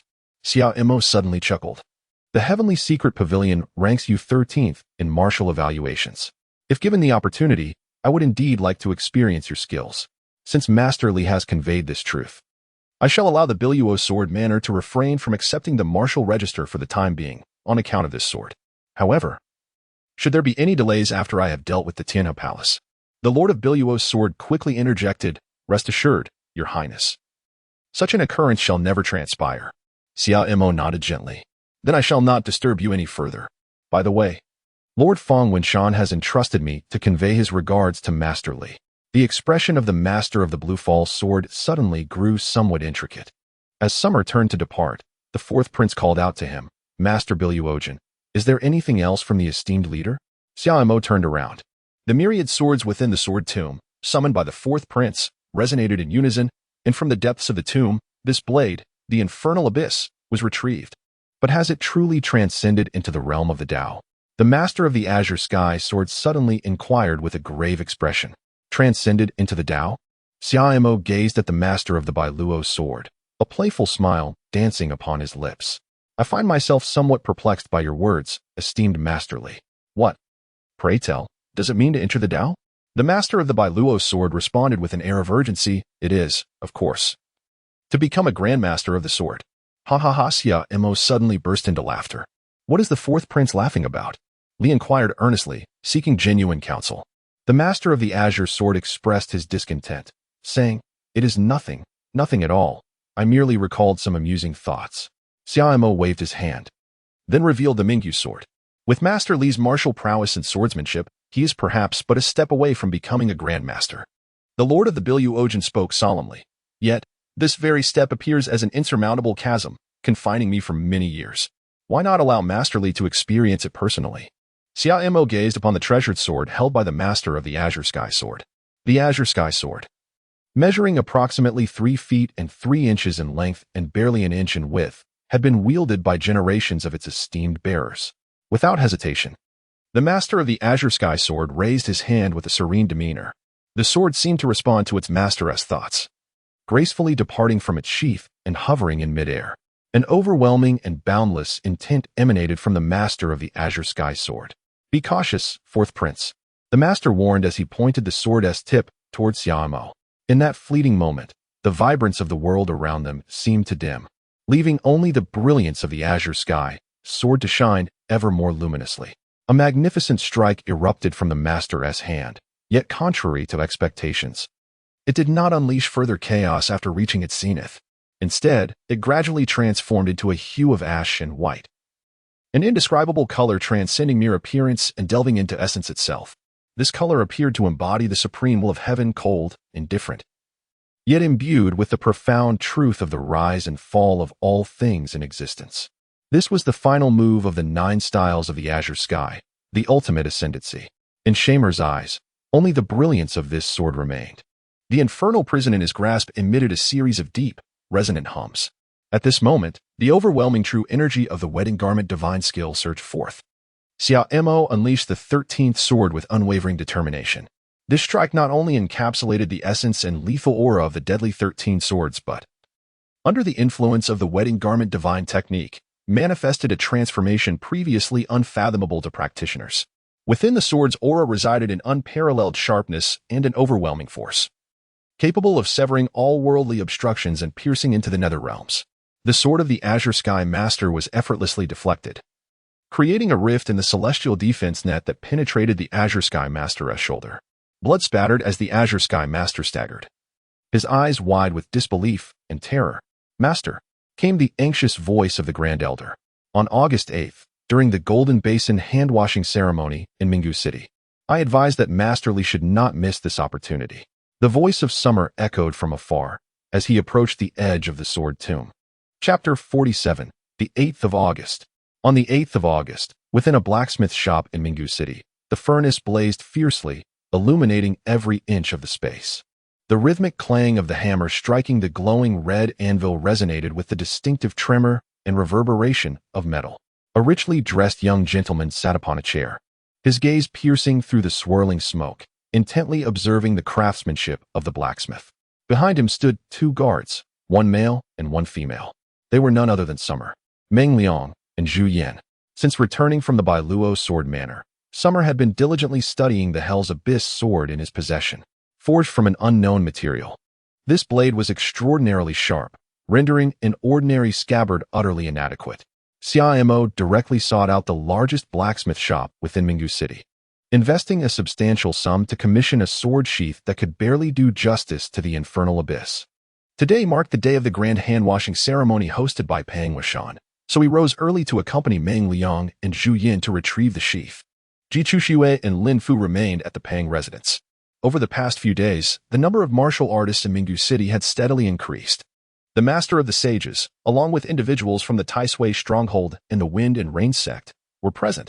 Meng Liang glanced outside the blacksmith shop, where the 2 factions had just engaged in a heated exchange before parting ways in displeasure. During his stay in Minggu City, he had nearly familiarized himself with all the martial sects in Xianzhou. To his surprise, even the Green Forest members had arrived. It seemed that this hand-washing ceremony hosted by Pang Winshan was destined to be a lively affair.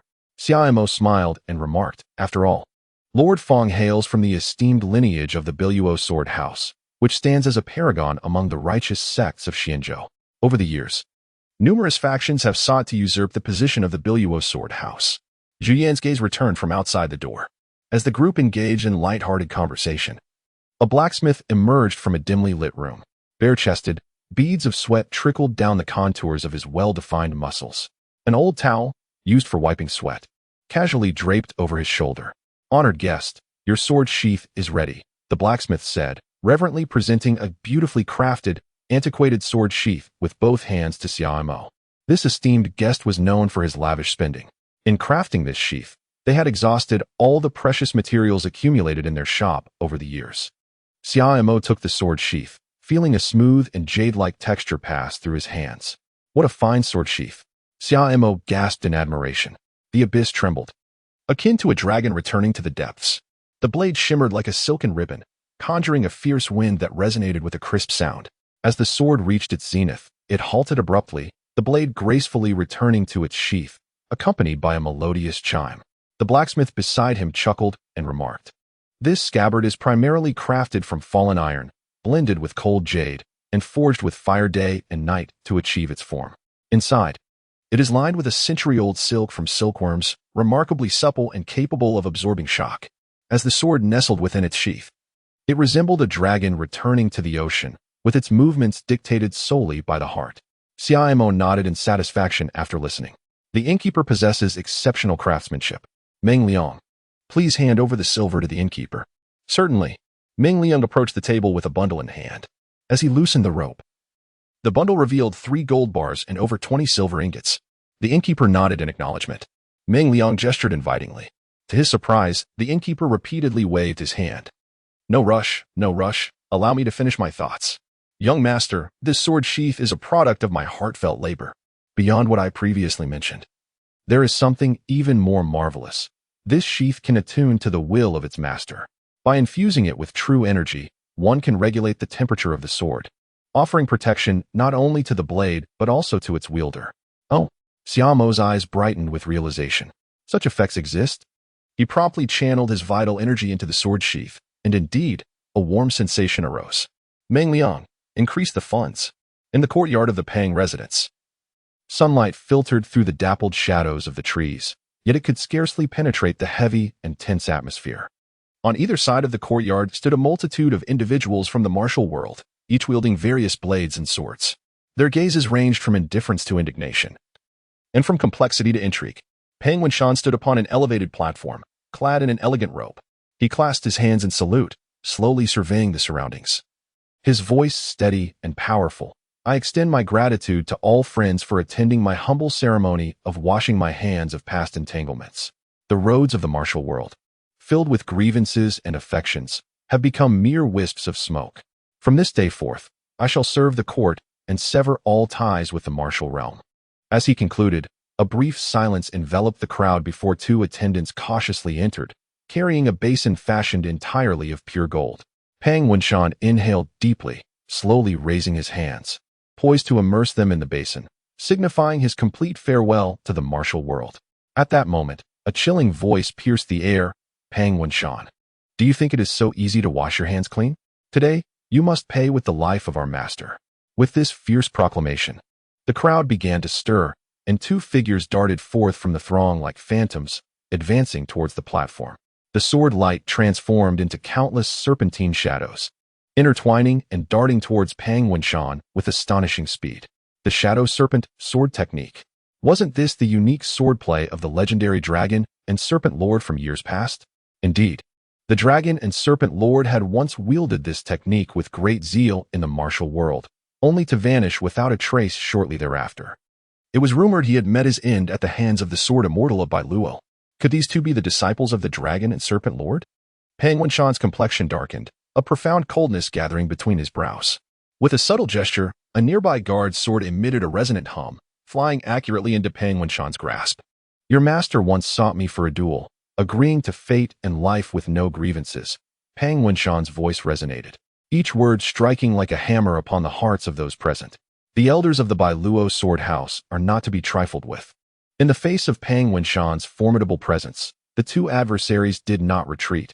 Instead, they moved in tandem, their stances forming a pincer-like formation, with their sword tips aimed menacingly. Were it not for my superior skills, it is likely that today you would not be seeking vengeance upon me. Pang Wenshan remained motionless. The tip of his sword transformed into a streak of ethereal blue, aimed directly at the throat of the adversary to his left. The man reacted with remarkable speed, crossing his sword to block, the clash of metal resounding sharply. Yet, Pang Wenshan's swordplay was exquisite. Leveraging force against force, he deftly redirected his blade, gliding towards the opponent's wrist, compelling him to withdraw his sword defensively. Seizing the opportunity, the enemy on the right unleashed a flurry of attacks, the shadows of swords weaving intricately, pressing relentlessly against Pang Wenshan's flank. He leaped into action, akin to a cheetah on the hunt, executing 3 successive strikes, each distinct, thrusts, slashes, flicks, and hooks, effortlessly neutralizing the barrage. In the culmination of his final strike, he discovered an opening, the tip of his sword lightly touching the opponent's shoulder. Though it did not inflict a fatal wound, it nonetheless caused him to stagger back. What concern is that of ours? You have slain our master, today. We shall exact vengeance upon you. Is this not the essence of our world? Pang Wenshan, do you truly believe that by washing your hands in a basin of gold, you can extricate yourself from the realm of martial arts? Over the years, can you count the souls who have perished beneath your blade? The two disciples of the dragon and serpent lord fell into the courtyard. Only then did the onlookers discern that they were but 2 young men in their 20s, resembling one another, likely fraternal twins. Do you believe your master, the dragon and serpent lord, to be a virtuous man? How many innocent lives did he take in pursuit of mastering the shadow serpent sword technique? Pang Wenshan spoke coldly. Today's grand event of washing hands in gold saw nearly all the notable sects of Xianzhou sending representatives. If these grievances were not clarified, his noble act would be rendered a farce. In previous times, he would have deemed it unnecessary to explain himself to these 2 fledgling serpents. Let us dispense with pleasantries. Today, either my brother and I shall perish at your hands, or we shall vanquish you. The disciples of the Dragon and Serpent Lord once again pointed their swords at Pang Wishan. Haha. Very well. I, Pang, initially intended to use this opportunity to sever ties with the martial world. However, it appears some of my fellow practitioners hold grievances against me. Let us make matters clear. My hands are set to wash today. If there are those with past enmities against me, feel free to step forward. In the presence of so many martial comrades, let all grievances be resolved here and now. After today, should anyone dare to trouble me again, they shall find themselves at odds with the court. Consider your choices wisely. Standing atop the platform, Pang Wishan held his sword firmly, his piercing gaze sweeping across the crowd. Since you, of the surname Pang, have spoken thus, it seems we must settle our accounts. A figure suddenly leaped over the courtyard wall and landed firmly within the courtyard, despite it being broad daylight. This individual was clad in dark attire. His facial features were sharply defined, with sword-like brows slanting into his temples, presenting an undeniably handsome visage. However, his left eye was shrouded in black silk, adding an air of sinister intrigue. The butterfly of jade, Lu Xuanhuan. Someone in the crowd exclaimed in astonishment. How dare this flower thief appear here? Umph. This scoundrel has harmed countless virtuous women. He must not be allowed to escape today. That very eye of his was blinded by the esteemed sword immortal of Biluo. Pang Wishan gazed intently at Lu Xuanhuan, his eyes like cold stars, brimming with fury and authority. Years ago, you relied on your extraordinary lightness of foot and the intricate terrain to evade capture. Little did you know. Today you have delivered yourself right to my doorstep. Lu Xuanhuan could not help but sneer. Pang Wishan, spare me the pleasantries. If you were to dutifully serve as an elder of the Biluo sword sect, I would not have been afforded such an opportunity. Since you have resolved to withdraw from the martial world, surely the Biluo sword sect and your fellows will not intervene on behalf of the court. As he spoke, Lu Xuanhuan's gaze shifted to Lan Zhiwei, who had remained silent alongside her disciples from the outset. The Biluo sword sect found itself in an awkward position regarding Pang Wishan's retirement from the martial arts. Ultimately, the sword master of Biluo did not attend, instead sending Lan Zhiwei and a number of disciples to represent the sect in Minggu City. Lu Xuanhuan, there is no need for your taunts. The grievances between you and junior brother Pang are not something the Biluo sword sect will involve itself in. However, once this matter concludes, you, the thief, shall face the wrath of all, Lan Zhiwei said, her expression icy and voice cold. Indeed, the same goes for my Jiugong sect, another voice chimed in. Lu, since brother Pang has chosen to retire from the martial arts, we have no reason to stand up for him. But you, the flower thief, have you lost your senses? How dare you brazenly appear here? A middle-aged man clad in a robe adorned with green bamboo suddenly laughed. Humph. Lu Xuanhuan let out a cold snort, remaining silent. Within the esteemed sects of Xianzhou, apart from the Biluojan mansion, there were three other factions of equal renown. The first was the Tianhe Palace, which, due to the venerable elder Tianhe, had long regarded itself as the foremost sect in Xianzhou. The second was the Jingang Temple, where the monks practiced the formidable Vajrabadi, rendering them impervious to blades and weapons, endowed with immense strength. The temple's martial arts were renowned for their ferocity, each move embodying the power of collapsing mountains and splitting earth, further augmented by the Arhut demon suppression formation, capable of ensnaring legions without a trace. Regrettably, no representatives attended the Golden Basin hand-washing ceremony today. The third was the Jiugong sect, with an ancient lineage, its martial arts incorporating the profound mysteries of the 9 palaces and 8 trigrams, standing unrivaled in the martial world. The position of the leader was passed down through generations, requiring not only exceptional martial prowess, but also mastery of the 9 palace formations and the art of the mysterious escape. The middle-aged man present was a master of the Jiugong sect, known as Yuqiao Dupu Zhuing Han. He was not famed for swordplay or martial arts, but rather for a technique called the Jiugong bamboo shadow steps, moving like the wind through a bamboo grove, silent as the falling leaves.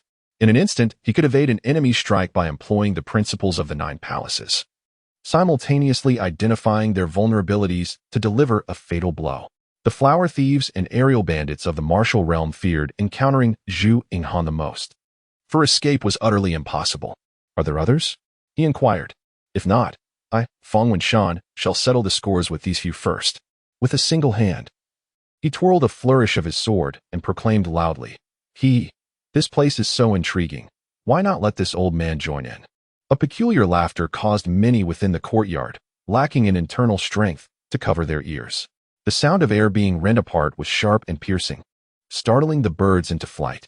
An elderly man, with hair and beard as white as snow and eyes flashing like cold lightning, appeared before the gathered crowd. Blood-handed De Liang. Fang Wenshan's pupils constricted. Lan Zhiwei and Zhu Yinghan abruptly rose from their seats. The combined weight of the two heirs of Longxi Langjun and the jade-faced butterfly Lu Xuanhuan paled in comparison to the presence of this elder. De Liang, a fiend of the demonic path, dares to show himself? Blood-handed De Liang was notorious throughout Xianzhou, his martial arts exceedingly bizarre, capable of draining one's life essence and reducing foes to mere skeletons. Lan Zhihui immediately drew her sword with a swift motion, while Zhu Yinghan subtly shifted a few steps. Just moments ago, this Biluojan immortal had declared his intent to settle scores before the Golden Basin hand-washing ceremony. The old man had once lost a disciple to him. What's this? Do you all intend to rush at me? De Liang's gaze swept across the surroundings, seemingly regarding these figures with disdain. Such audacity. Were my sect leader or the Jiogong sect's master present, you would likely have fled in terror. With a cold sneer, Lan Zhihui glanced at De Liang, who appeared utterly oblivious to her presence. Turning to Fang Wenshan, she remarked, "The old man is not attempting to take advantage of you. First, deal with those little thieves and the snake brats over there, and then we shall engage in battle. However, if you righteous individuals wish to band together, then let us not proceed with today's grand assembly of renunciation." Upon hearing these words, Fang Wenshan's expression immediately darkened. Attack! Just as silence enveloped the scene, the two disciples of the dragon and snake lord struck once more. 10,000 snakes devouring the heart. They bellowed in unison, and a brilliant flash of sword light erupted, akin to a myriad of venomous serpents surging forth from the shadows. Each sword shadow twisted and spiraled, exuding a chilling aura, as if imbued with the deadliest poison in existence. The onlookers bore witness to the ferocity of this sword technique, yet it was its sinister nature that instilled true dread. A faint metallic scent and an icy chill lingered in the air. The twin assaults of 10,000 snakes devouring the heart converged into an unstoppable torrent, surging relentlessly towards Fang Wenshan. Within the sword shadows, it seemed as though myriad snakes writhed and hissed, seeking to engulf Fang Wenshan in an endless sea of serpents, devouring his spirit and robbing him of vitality. "So, you two have mastered the 10,000 snakes devouring the heart. No wonder you dare to confront me today," Fang Wenshan remarked, somewhat surprised. A refreshing essence emanated from his sword as he subtly shifted his stance, thrusting forth his blade, resembling the rising sun piercing through the clouds, instantly illuminating the darkened space shrouded by the 10,000 snakes devouring the heart. As the tip of his sword met the venomous sword shadows, a sizzling sound resonated. Each sword shadow seemed to be purified upon contact with Fang Wenshan's blade, dissipating into nothingness. The two disciples of the dragon and snake lord were not taken aback. Had the illustrious Biluo sword immortal been so easily vanquished, their master would not have suffered defeat at his hands years ago. Changing their sword stance, the dissipated sword shadows reformed, converging once more from all directions, even more densely and ferociously. Overconfident, Fang Wenshan's lips curled into a faint smile as the subsequent sword techniques of the Biluo 9 styles followed suit. The sword light became soft yet versatile, each swing deftly avoiding the lethal strikes of the venomous sword shadows. Fang Wenshan moved like the wind, his sword shadows akin to dragons, and in the blink of an eye, he stood before the two disciples of the dragon and snake lord. In a flash, the sword gleamed like a comet striking the moon. Before the two disciples could react, they felt a chill at their throats. Blood blossomed briefly and then solidified. Disbelief filled their eyes as their bodies froze, swords fell, and they breathed their last. What a swift and formidable sword. Zhu Yinghan's expression shifted. Just moments ago, Fang Wenshan's strike had proven challenging to evade even with his lightness skill, let alone for those two juniors. Be careful, as Fang Wenshan stood with his sword in hand. Droplets of blood fell from its tip. The voice of Lan Zhiwei reached his ears. Lu Xuanhuan, employing an unknown technique, danced like a butterfly amidst the flowers, silently appearing behind Fang Wenshan. With a finger pointed at him, a faint and alluring fragrance wafted through the air. This gesture concealed a cunning intention, stealthily targeting Fang Wenshan's vital points. Fang Wenshan, acutely aware, spun around like a tumbleweed in the wind. The glimmer of his sword pierced Lu Xuanhuan's shoulder with unerring precision, instantly staining his garments crimson. In the blink of an eye, Lu Xuanhuan's other hand struck first, deftly touching Fang Wenshan. The swiftness and accuracy of his technique were truly astonishing. A playful smile curled at the corners of Lu Xianhuan's lips, despite the excruciating pain in his shoulder. He remained composed. He pressed on his wound and swiftly retreated, widening the distance between himself and Pang Wuxian. Just as Pang Wuxian prepared to pursue, he suddenly felt a disruption in his internal energy, his body inexplicably stiffening, and his expression darkened. You have fallen victim to my imperceptible hand. Your internal energy is now in disarray. Do not even think about forcefully breaking through your acupoints, for that will only exacerbate the turmoil within. Lu Xianhuan remarked to the bloodhand Di Liang. Without waiting for a response from anyone, he lightly tapped his toes and moved like a startled rabbit, darting through the courtyard. Reaching the wall, Lu Xianhuan spread his arms wide like a butterfly's wings, intending to leap over the courtyard wall. He sought to escape. A gasp echoed through the air. Zhu Yinghan's footsteps stirred as he prepared to pursue. A chilling sword aura surged from outside the courtyard, pressing menacingly towards Lu Xianhuan's chest and abdomen. What? Lu Xianhuan was taken aback, his movement momentarily halted. Yet, his reflexes were equally swift. He executed his exquisite technique to its utmost, narrowly evading the lethal strike. With a light tap on the wall, he aimed to leverage it for another leap. Suddenly, an unexpected blade flashed from the side, swift as a fleeting shadow, nearly severing his throat. Lu Xianhuan's heart sank, and he altered his form, his movements becoming even more elusive. The blade passed dangerously close, and he staggered back, landing once more in the courtyard. It was then that the onlookers discerned a man and a woman atop the courtyard wall, clad in chilling garments. Their eyes fixed hungrily on Lu Xianhuan. You. Lu Xianhuan was about to speak, but before he could steady himself, a barrage of sword shadows descended upon him. Overwhelming and relentless. Damn it! Lu Xianhuan, engulfed in a tempest of fury and astonishment, transformed into a flurry of fleeting shadows, weaving through the onslaught of sword strikes. At that moment, a delicate embroidered needle, silent and stealthy, glided through the gaps between the swords like a thread through a needle. Caught off guard, Lu Xianhuan's heart filled with dread, and it was too late to evade. The needle approached his brow, his eyes widened, brimming with shock and indignation, as his body trembled before slowly succumbing to the ground. Lord Fong, I stepped out merely to fetch a sword sheath. How has the manor become so raucous?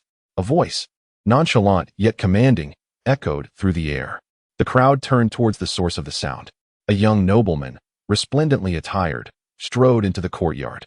The four assailants who had just attempted to take Lu Xianhuan's life now stood behind him. Your Highness the Fourth, Fong Wunshan exclaimed, his voice laced with joy. He hurriedly stepped forward, clasping his fists and bowing deeply. I am deeply grateful to your Highness. There is no need for such formality, my lord, the nobleman replied. You are a fifth-rank general, officially bestowed by the court. Your official robes, seal, and appointment documents have all been duly arranged. This so-called retirement from public life is but a whimsical gesture. Today, I am eager to see just how many treacherous rebels dare to lay a hand upon a fifth-rank official of the court within the realm of our Great Xia. Xia Mo gently patted Lord Pang's shoulder, casting a glance around at the individuals of the martial world. Including Lan Zhihui and Zhu Ying'an, they instinctively averted their gazes.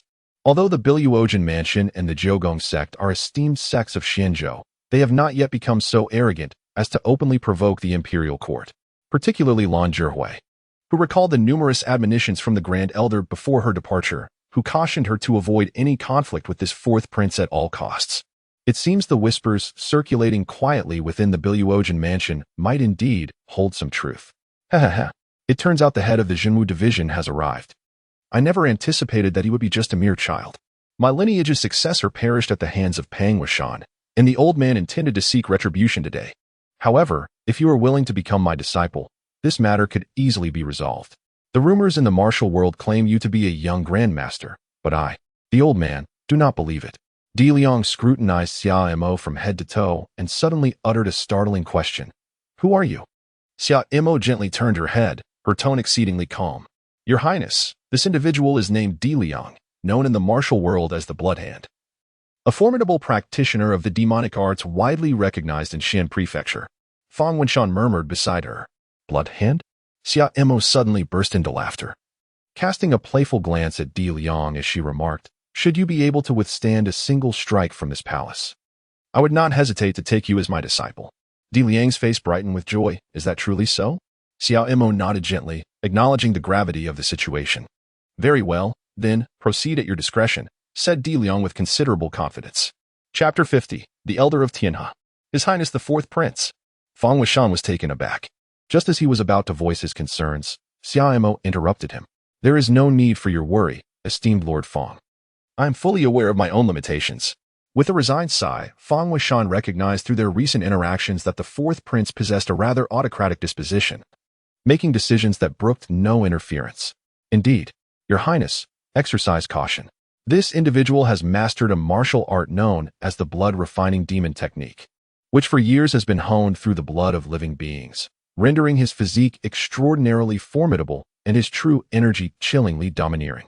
When this dark art reaches its zenith, he can manipulate the blood flow of his adversaries during combat, making him a truly ruthless opponent. After all, having served as an elder in the Biluojan manor for so many years, Fang Wuxian had gained some understanding of the characters within the righteous and demonic sects of Xianzhou. Xia Mo nodded slightly, indicating his understanding. He casually drew Mingyu from its sheath, hardly expecting that just after sheathing it today, he would be compelled to draw blood once more. Mingyu seemed to comprehend Xia Mo's words, emitting a series of resonant hums. What a magnificent sword! With Di Liang's discernment, he could naturally recognize the quality of Mingyu. My obedient disciple, unleash your prowess. Di Liang appeared to possess great confidence in his martial skills. Xia Mo's eyes gradually turned frigid.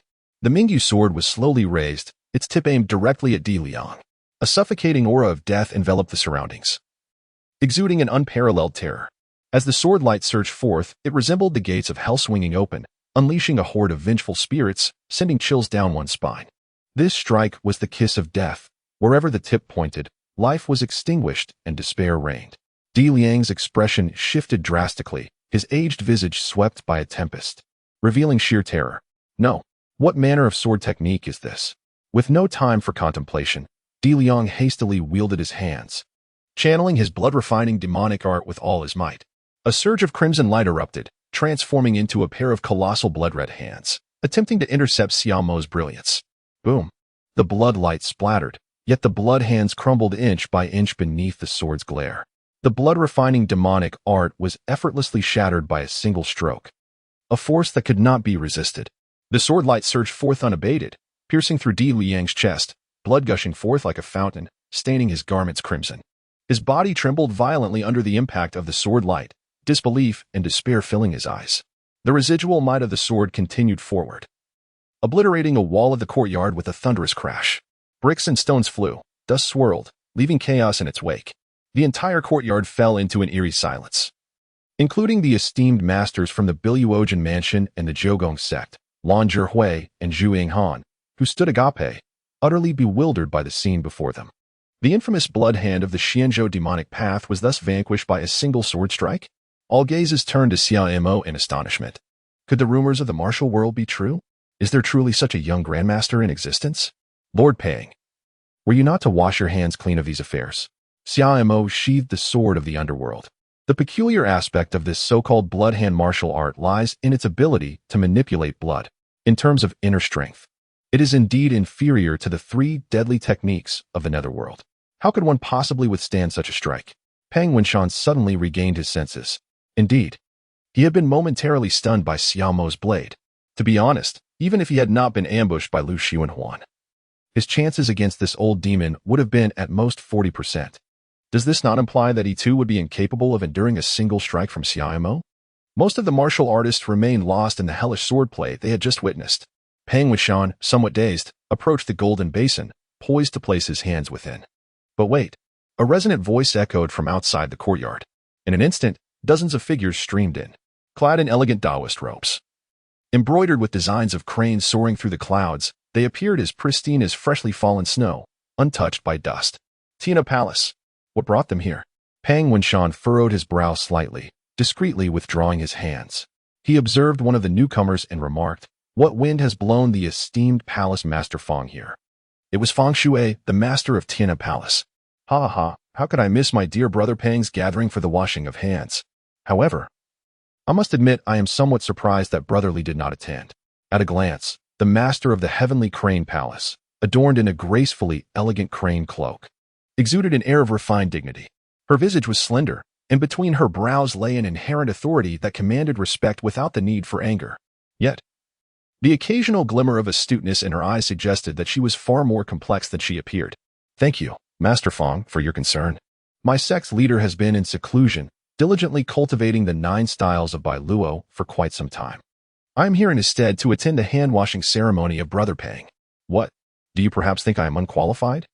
Lan Zhihui fixed her gaze upon the eyes of the master of the Heavenly Crane Palace as she spoke. The master of the Heavenly Crane Palace offered a gentle smile. Lady Lan, you jest. It is merely that I have not seen Brotherly for many years, and I had hoped that today would provide an opportunity for us to exchange swordplay. Alas, it seems that we'll have to await a later time.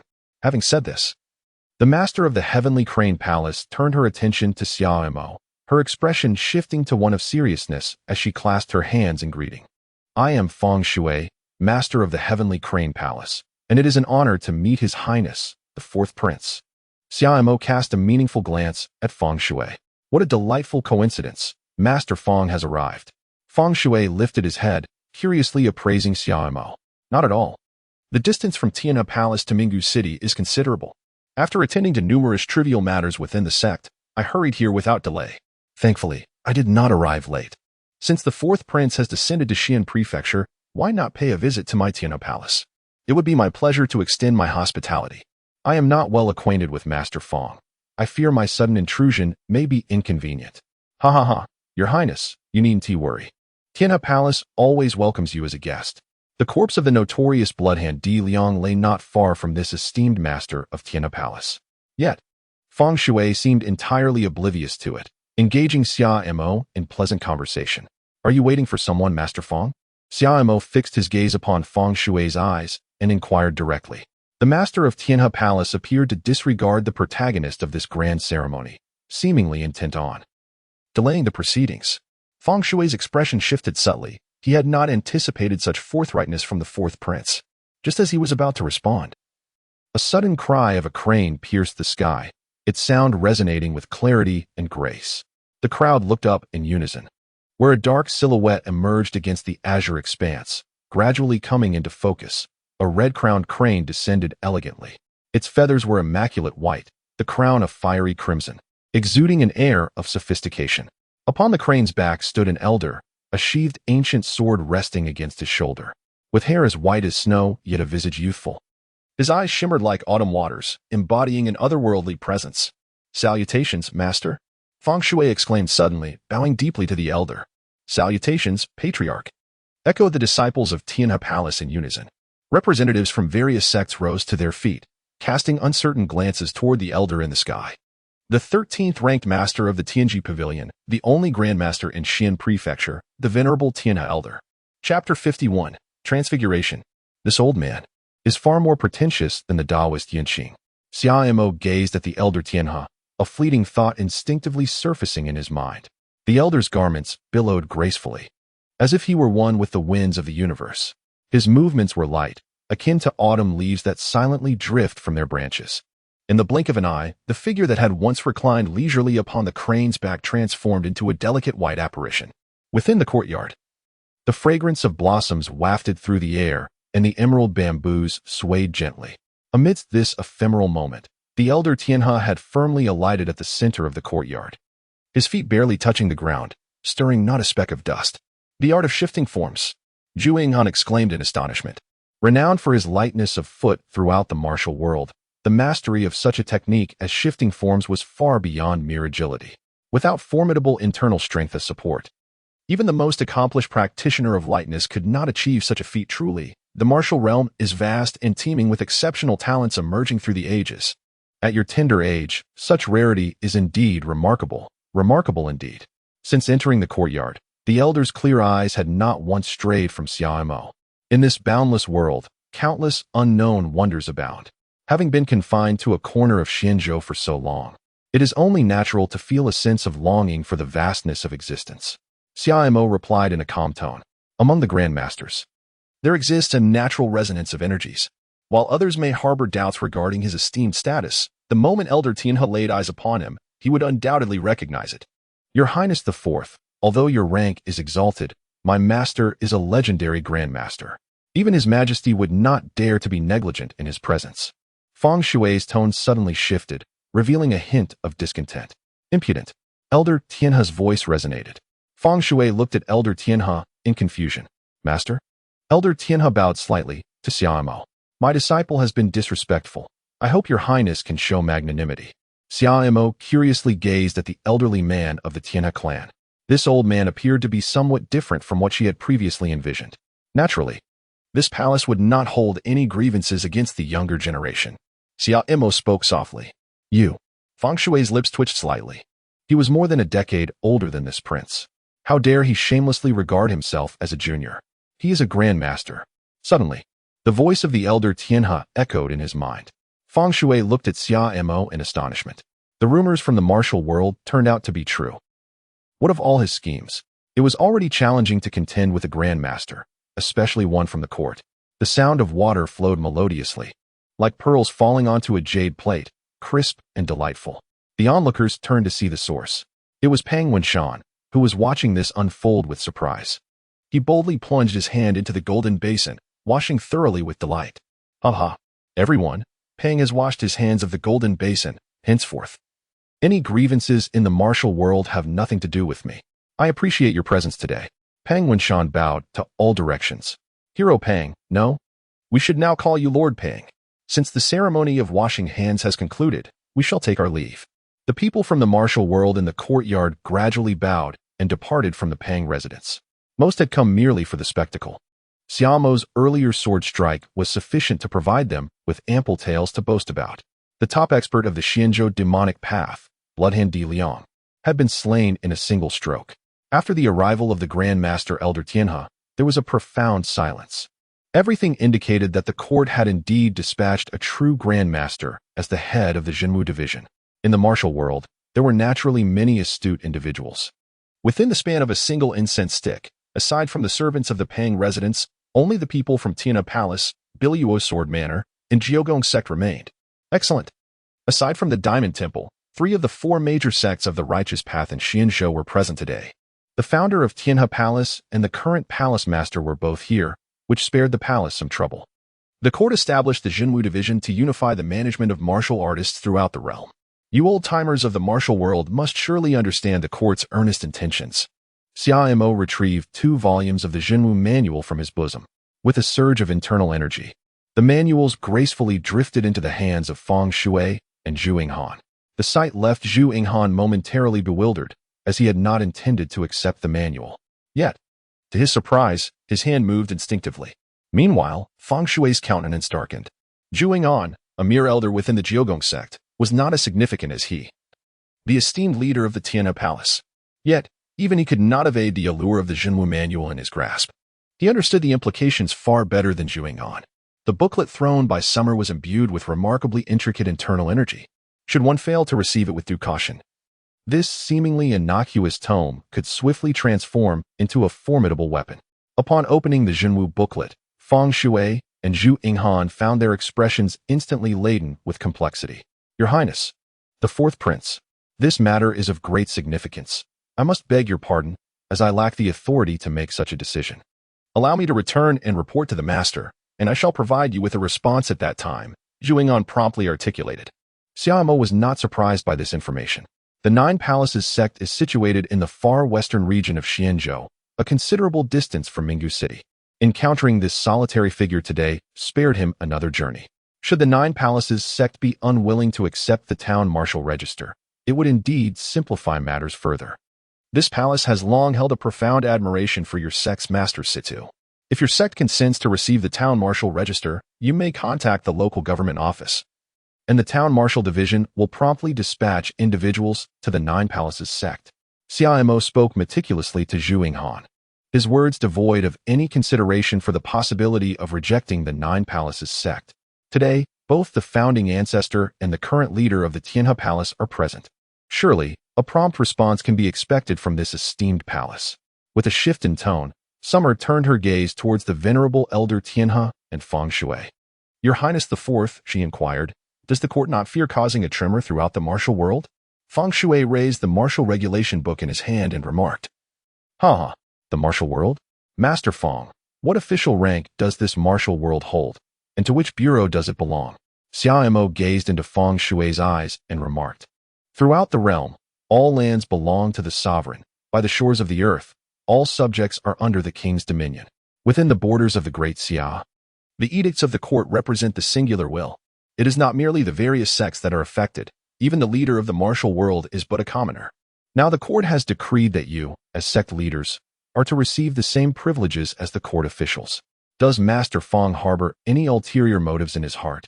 Suddenly, the voice of Elder Tianhe became sharp and piercing. Feng Shui paused, instinctively glancing towards the elder. At this moment, only another grandmaster could withstand the pressure of one. Chapter 52, The Challenge. You are now the Lord of Tianhe Palace. What do you seek from me? If you wish to engage, then engage. If not, then do not. Hesitating and second-guessing, it seems that entrusting this vast legacy to you was rather rash. To Feng Shui's surprise, Elder Tianhe did not align with his thoughts, but instead reprimanded him. "Master, I." Feng Shui glanced around at the disciples of Tianhe Palace, whose heads were bowed low, feeling somewhat embarrassed. Elder Tianhe shook his head in disappointment. "All day long, you concern yourself with hollow titles. What does it matter if Tianhe Palace is the foremost sect in Xianzhou? If you, as the Lord, lack martial prowess, will you not become a source of ridicule for heroes across the land? Master, my ethereal and unpredictable sword technique has already reached great heights, below the grandmaster level. I believe I shall not lose to anyone," Feng Shui declared softly, cupping his fists. "Not lose to anyone." Elder Tianhe's peripheral gaze fell upon Feng Shui, a playful smile curving his lips. "Does that not imply you cannot win against anyone either? That imp from Biluo Sword Mansion, that lad from Jiogong sect, who do you feel confident defeating? And let us not even mention the old bald monk from the Golden Temple. Your sword might not even breach his adamantine body." Feng Shui opened his mouth, momentarily at a loss for words. Today was meant to be a day to invite Elder Tianhe for support, yet it had turned into a session of self-reproach. "If the two of you wish to discuss martial arts, you may return to Tianhe Palace and deliberate at your leisure.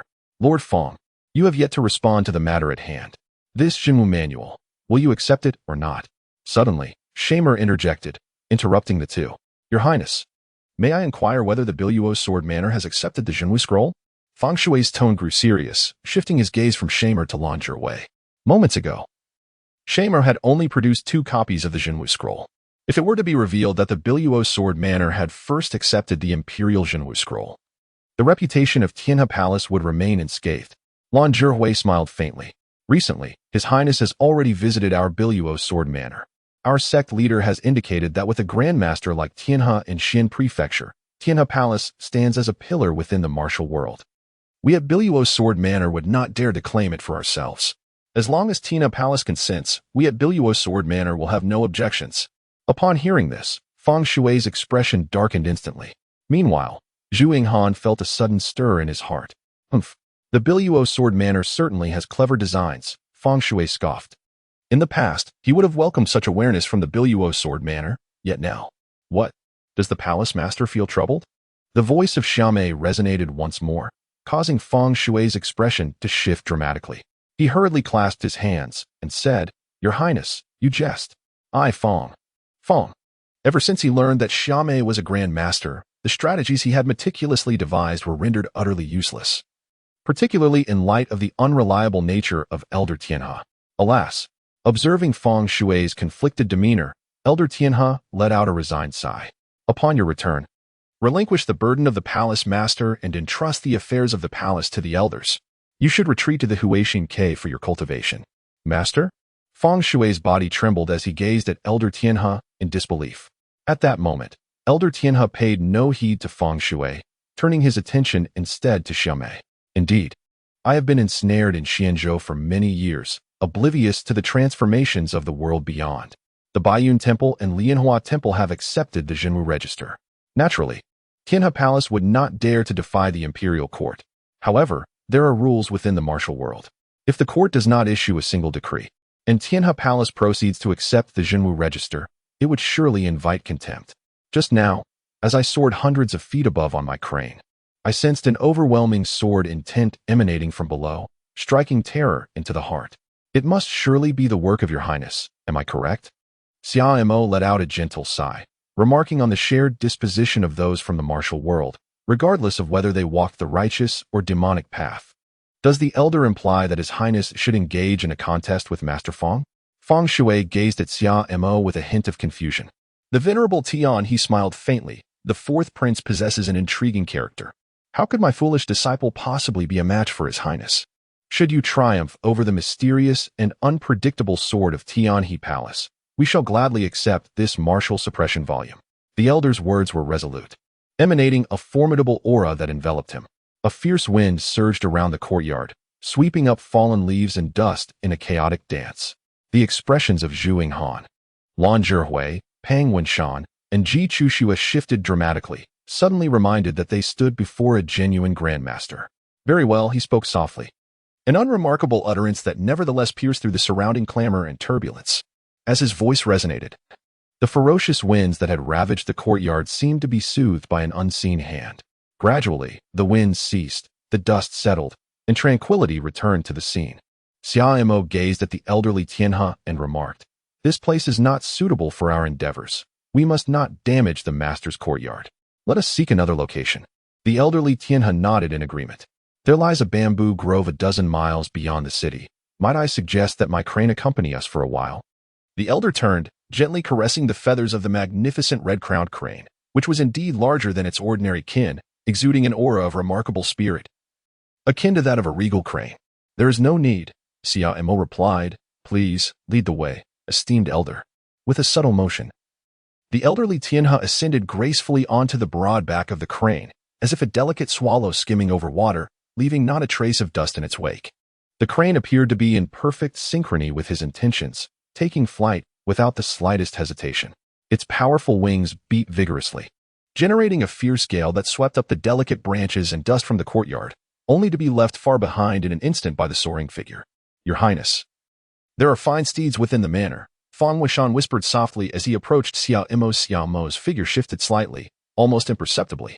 By the time the onlookers realized what had transpired, he was already poised confidently atop the towering courtyard wall, the swiftness of his movement astonishing. In the next instant, he leapt effortlessly into the air. Xia Mo lightly tapped the void with his toes, as if he had come into contact with some invisible medium. Circles of ethereal ripples emanated from beneath his feet, slowly undulating like stones cast upon a still surface, yet soundlessly, with only the tremor of the air to witness. In a fleeting moment, Xia Mo's figure began to fade, and with a swift whoosh, he vanished entirely from the sight of the crowd. "Follow him," someone shouted, prompting the onlookers to react. They swiftly employed their lightness skills, pursuing the direction where the elder Tianhe and Xia Mo had disappeared. The battle of grandmasters was at hand. If one could glean even an inkling from it, the journey would not have been in vain. Chapter 53, The 14th Sword. The emerald bamboos stood tall, their dense shadows intertwining as the wind brushed through, causing the leaves to rustle like whispers in hushed tones. Suddenly, a crane's call pierced the sky, clear and resonant. Its wings beating echoed throughout the bamboo grove, startling the resting birds into flight. A red-crowned crane gracefully descended, its feathers as white as snow, its crown a fiery red. As if a celestial bird had descended from the heavens, Elder Tianhe stood upon the crane's back, surveying the bamboo forest with eyes deep and contemplative, as though appraising this tranquil realm. In an instant, Elder Tianhe shifted slightly, as light as a feather, leaping down from the crane's back. His toes barely touched the ground. Yet he stood firmly upon a single bamboo leaf. The leaf quivered softly, producing a gentle sound, while the branches barely stirred, as if bearing the weight of the ethereal, showcasing the elegance of his lightness skill. The red-crowned crane, witnessing this, raised its head and let out a long, clear cry. It then took flight, its wings unfurling and stirring a strong wind, causing the bamboo leaves to rustle noisily. Such a creature possesses remarkable intelligence. A voice suddenly resonated within the bamboo grove. Elder Tianhe observed Xia Mo, who was also poised upon a bamboo leaf in the distance, a flicker of intrigue crossing his gaze. Even he would not dare claim that through mere lightness skill, one could match a large avian such as the red-crowned crane. The distance from the Fong residence to this bamboo grove spanned several dozen miles at least, yet this fourth prince had arrived almost simultaneously with him. There exists a jade pond in the Lingyun Mountain, home to a flock of cranes. Should the fourth prince wish, he may personally select one. Xia Mo gazed at the receding figure of the red-crowned crane and inquired of the old celestial crane, "Do all the cranes at the celestial crane palace possess such caliber?" The old celestial crane shook his head, Certainly not. My crane is the former leader of that flock. Xia Mo nodded. Should the opportunity arise, I shall visit the Tianhe Palace for a while, where one can ride the majestic red-crowned cranes. Xia Mo indeed harbored the intention of nurturing a companion. With a resonant sound akin to a clear sword cry, the elder of the celestial crane slowly unsheathed the ancient longsword that had been resting upon his back. The blade was slender and graceful, yet exuded an air of stability, glimmering with a subtle silvery sheen. It resembled the first rays of morning sunlight cascading upon the feathers of a crane. This sword was named Crane's Cry, and it had not been drawn from its sheath for 3 years. The elder of the celestial crane spoke softly, as Summer leisurely extended his arm. He nonchalantly released his grip on the sword. In a flash, his right hand deftly seized the hilt with impeccable precision. With a resounding clang, the scabbard plummeted from the heights, embedding itself deeply into the ground with an irresistible force. Dust swirled around, and the air in the vicinity seemed to be stirred by this throw and catch, remaining unsettled for a prolonged moment. The abyss. Shamu had not yet had the opportunity to introduce himself when Elder Tiange recognized the sword in his hand. Indeed, I had previously visited the Biluojan Manor. They were rather generous, bestowing upon me this sword from the underworld. Xia Mo casually twirled a sword flower, remarking that this fearsome blade once held considerable renown in Xianzhou. The founding patriarch of the Biluo Sword Manor nearly succumbed to madness because of this very sword. Why did the fourth prince choose it? The elder Tianhe furrowed his brow. The founding patriarch of the Biluo Sword Manor was also a grandmaster, yet ultimately decided to seal this sword within the sword tomb, revealing the ferocity of the Mingyu. Is that so? I was unaware of that. Perhaps the founding patriarch simply lacked compatibility with this sword. I must say, I find this sword to be remarkably docile. Xia Mo does not speak idly. The swordsmanship of the Biluo Sword Manor appears utterly incompatible with the netherworld. Yet in Xia Mo's capable hands, the set of the 13 deadly swords flows with an effortless grace. How long must the esteemed elder continue this idle chatter? I am most eager to witness the renowned, mysterious, and unpredictable sword in action and discern its true prowess. With that said, fourth prince, do take care. The elder Tianhe ceased his words, his form suddenly ascending like a celestial crane taking flight, moving with an ethereal lightness through the bamboo leaves. A flash of sword light appeared, reminiscent of clouds drifting across the sky or the clear waters of a mountain stream, elusive and difficult to grasp. As the wind danced and the crane's cry echoed through the bamboo grove, the sword's wind swept across, sending bamboo leaves spiraling like a tempest. The bamboo stalk swayed. Branches snapped, and leaves fell, leaving chaos in their wake. Several slender bamboo shoots were even severed by the sword's aura, collapsing to the ground. In the blink of an eye, the sword in the elder Tianhe's hand had already approached Xia Mo's face menacingly. Xia Mo's expression tightened as he swiftly retreated, directly confronting the abyss. Within the bamboo grove, one could scarcely perceive more than the fleeting shadows of the two figures. The elder Tianhe lightly tapped the tip of his sword against the ground, stirring up delicate ripples that caused the bamboo leaves to quiver gently. Xia Mo retreated several feet away. A bamboo branch bent down under pressure. The senior also received my sword with grace. Xia Mo's gaze sharpened. An icy chill emanating from the blade, intertwining with the surrounding air to produce a haunting melody. The eighth sword. The brilliance of the sword surged forth, akin to a specter in the dark night, swiftly cleaving through the vast expanse, targeting the vulnerable spot of the elder Tianhe. Within the sword's aura lay an intense, killing intent, the two elements intertwining to form a bizarre vortex of black and white. This sword technique. Noticing the impending threat, Elder Tianhe furrowed his brow, yet remained composed. The ancient sword, Heili, radiated an extraordinary brilliance at this moment. The sword light wove a tapestry in the sky, each shadow of the blade indistinguishable between reality and illusion, reminiscent of countless cranes soaring in unison, or the Milky Way cascading downwards, overwhelming the senses. Two beams of sword light intertwined in the air, producing a series of resounding booms. The surrounding bamboo grove shook violently under the impact of this force, leaves scattering in disarray. The tenth sword. The sword light cascaded like a waterfall, descending with an unstoppable momentum, threatening to engulf Elder Tianhe in an infinite abyss. With a slight shift of his body, the elder deftly tapped the sword's tip, employing softness to counter hardness, dissipating Xia Mo's formidable strike into nothingness. The 11th sword.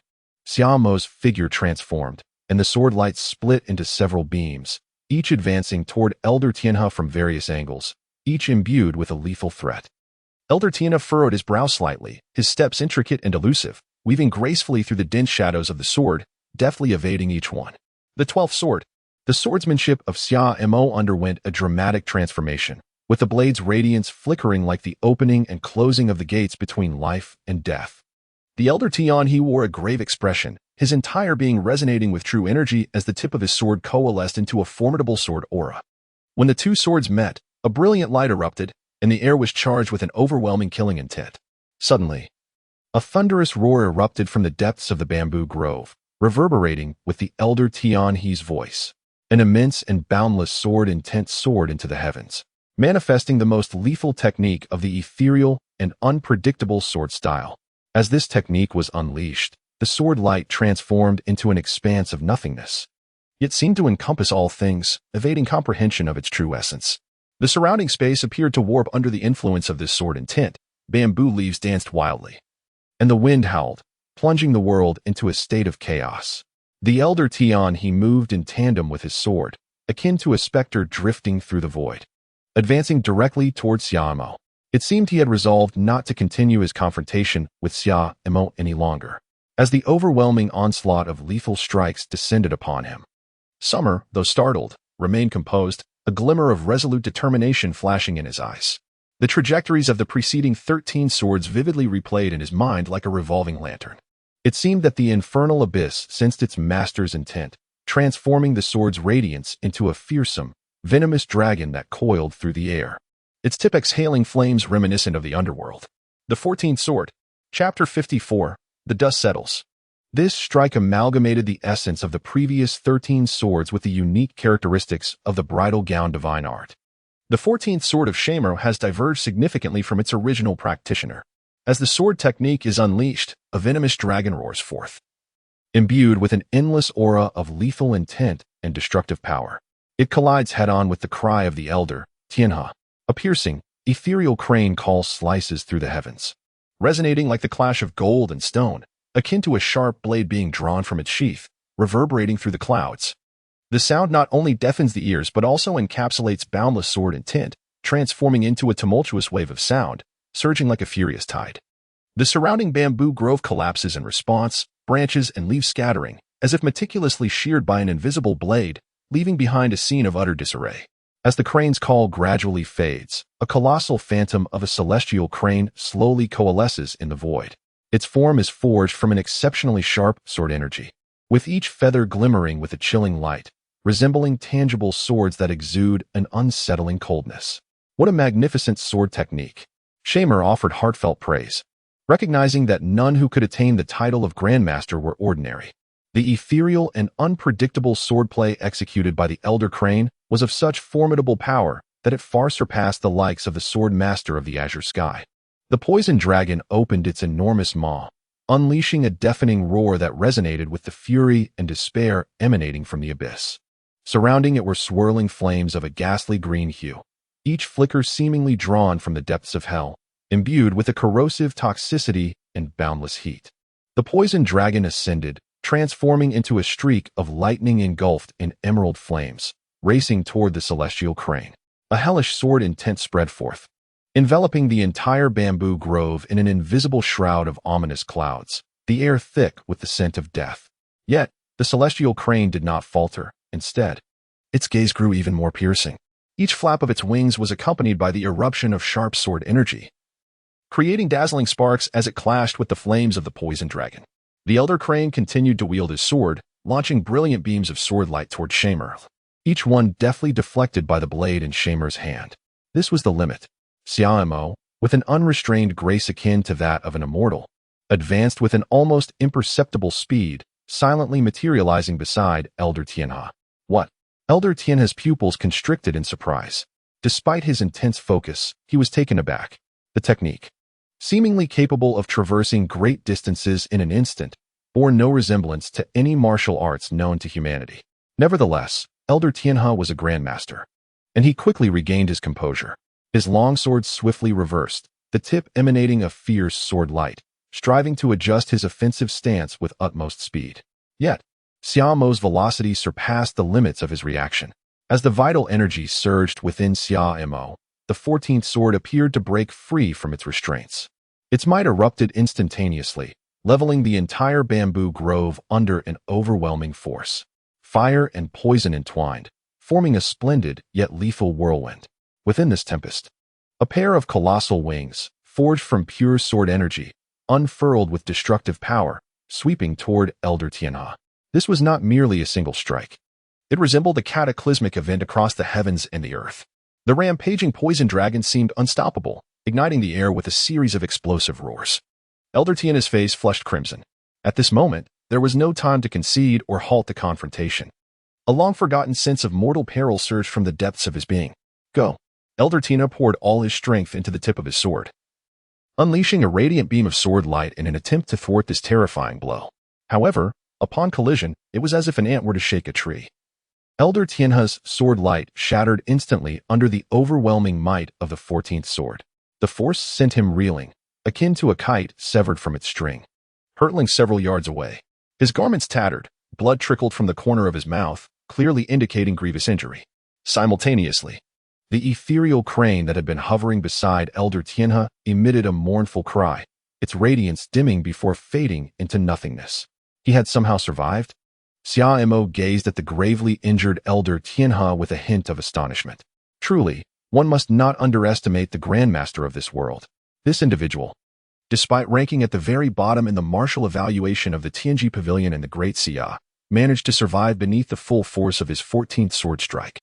Just moments ago, he had indeed contemplated ending the life of Elder Tianhe, for, should this grandmaster perish, the esteemed leader of Tianhe Palace, with her evident temperament, would hardly be capable of maintaining Tianhe Palace's status as a premier sect in Xianzhou.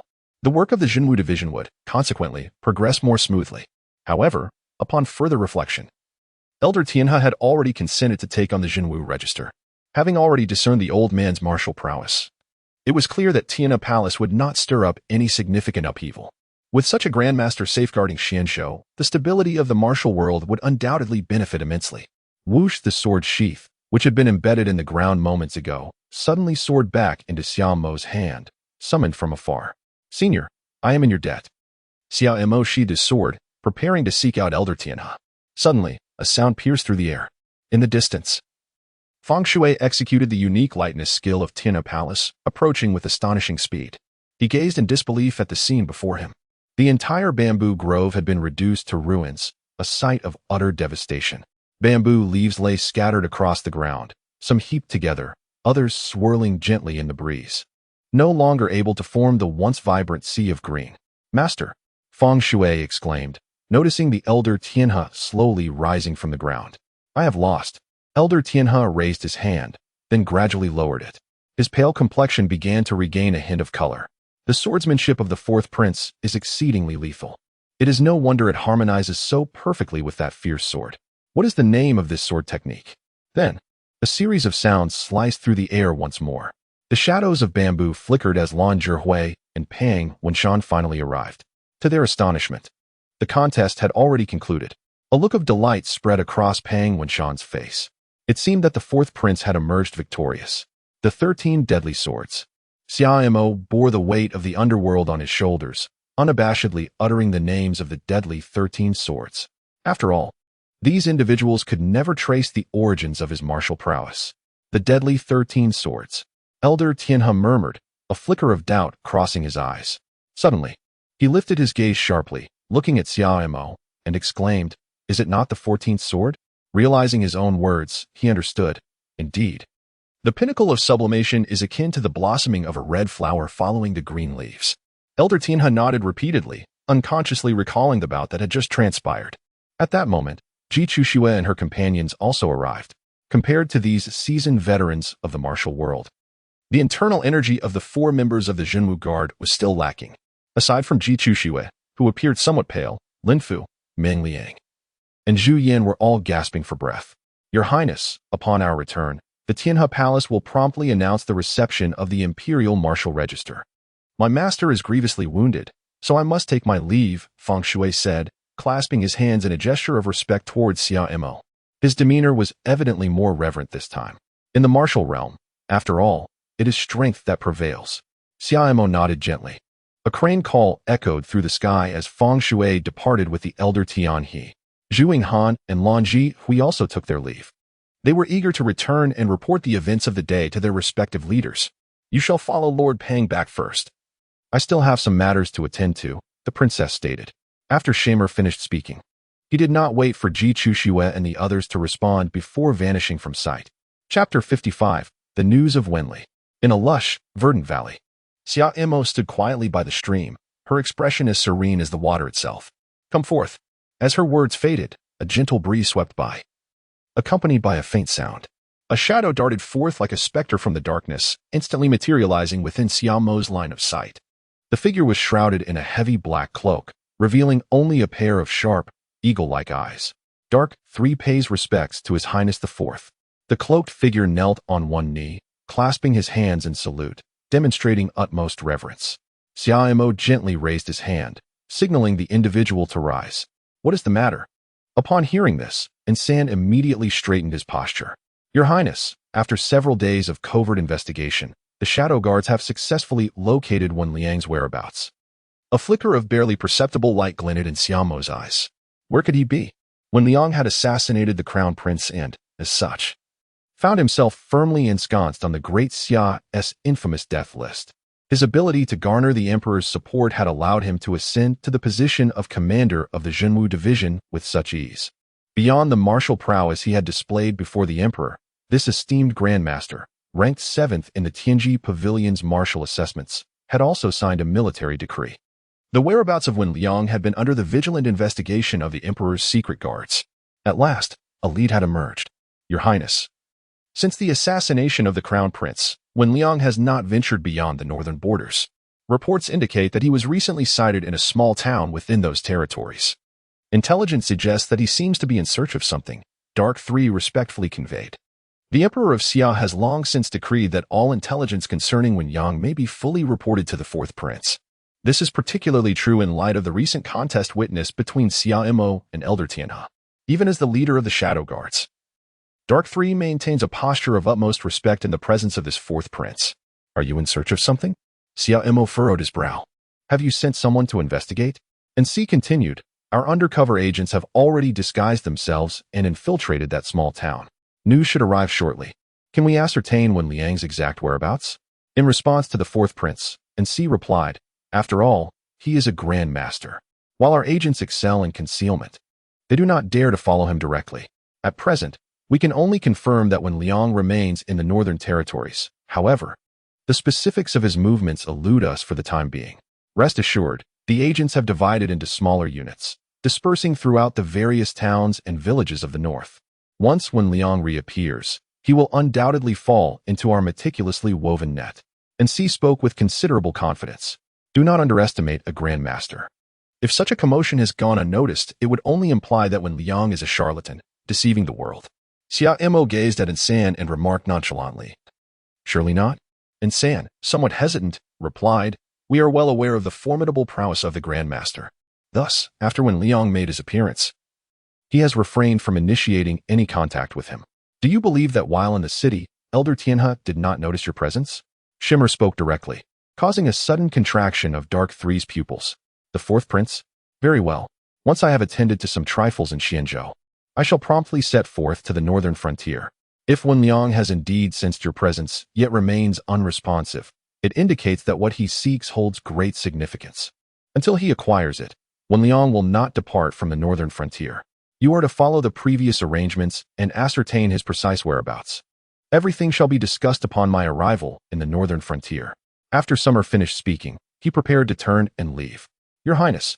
Dark 3 hesitated for a moment before continuing. Currently, the court is embroiled in conflict with the two great dynasties of the grasslands and the northern frontier. The situation is precarious, and some soldiers have begun to harbor doubts. The matter of the crown princess disguising herself as His Highness the Crown Prince cannot remain concealed for long. His Majesty's intention is to eliminate Wen Liang and then proclaim that His Highness succumbed to illness. The Crown Princess. In Xia Mo's mind, a figure emerged, both solemn and gentle. The Crown Prince is the offspring of the Empress. The current Empress of Xia possesses a gentle temperament, devoid of the ambition for power and gain. As the biological mother of the various princes, she has shown considerable dedication. Otherwise, Xia Mo's past 18 years in the palace would not have been so comfortable. The crown princess was personally selected by the empress, seemingly hailing from the maternal lineage of the empress. In his youth, Summer had encountered the crown princess on several occasions. If the news of the crown prince's demise at the hands of Wenli were to spread, it would undoubtedly tarnish the court's reputation, regardless of the profound anguish he feels. Emperor Xia must inevitably make a decision befitting his station. The death of the crown prince due to illness is undoubtedly the most palatable explanation. I am aware of this. The echo of those words lingers in the air, as Insan raises his head, only to find that Xia Mo has vanished without a trace.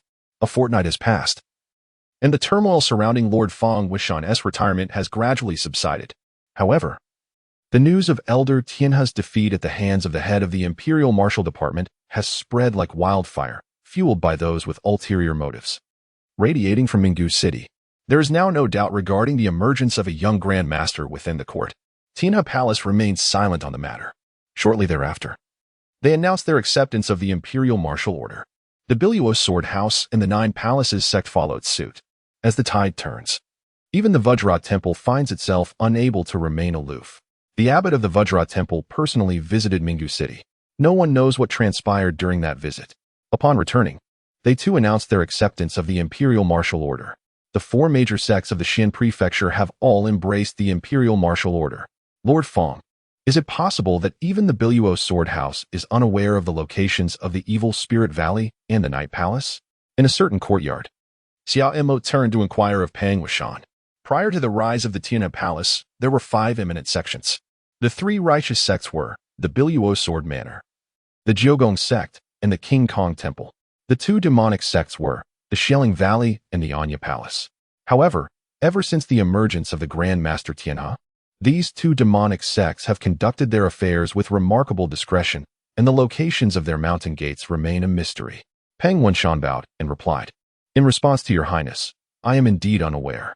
Xia Mo sighed softly, expressing his intention to resolve the issues in Xianzhou before departing. However, it now seemed that the only course of action was to request Commander Feng to temporarily oversee Xianzhou and manage the subsequent affairs. Beside Feng Wuxian stood Feng Zheng, who had arrived with the elite of the Jinyue from the capital. Indeed, Feng Zheng responded, clasping his hands in salute. The position of the town marshal officer in Xianzhou remained unfilled, and Feng Wuxian was disinterested in engaging with matters of the martial world.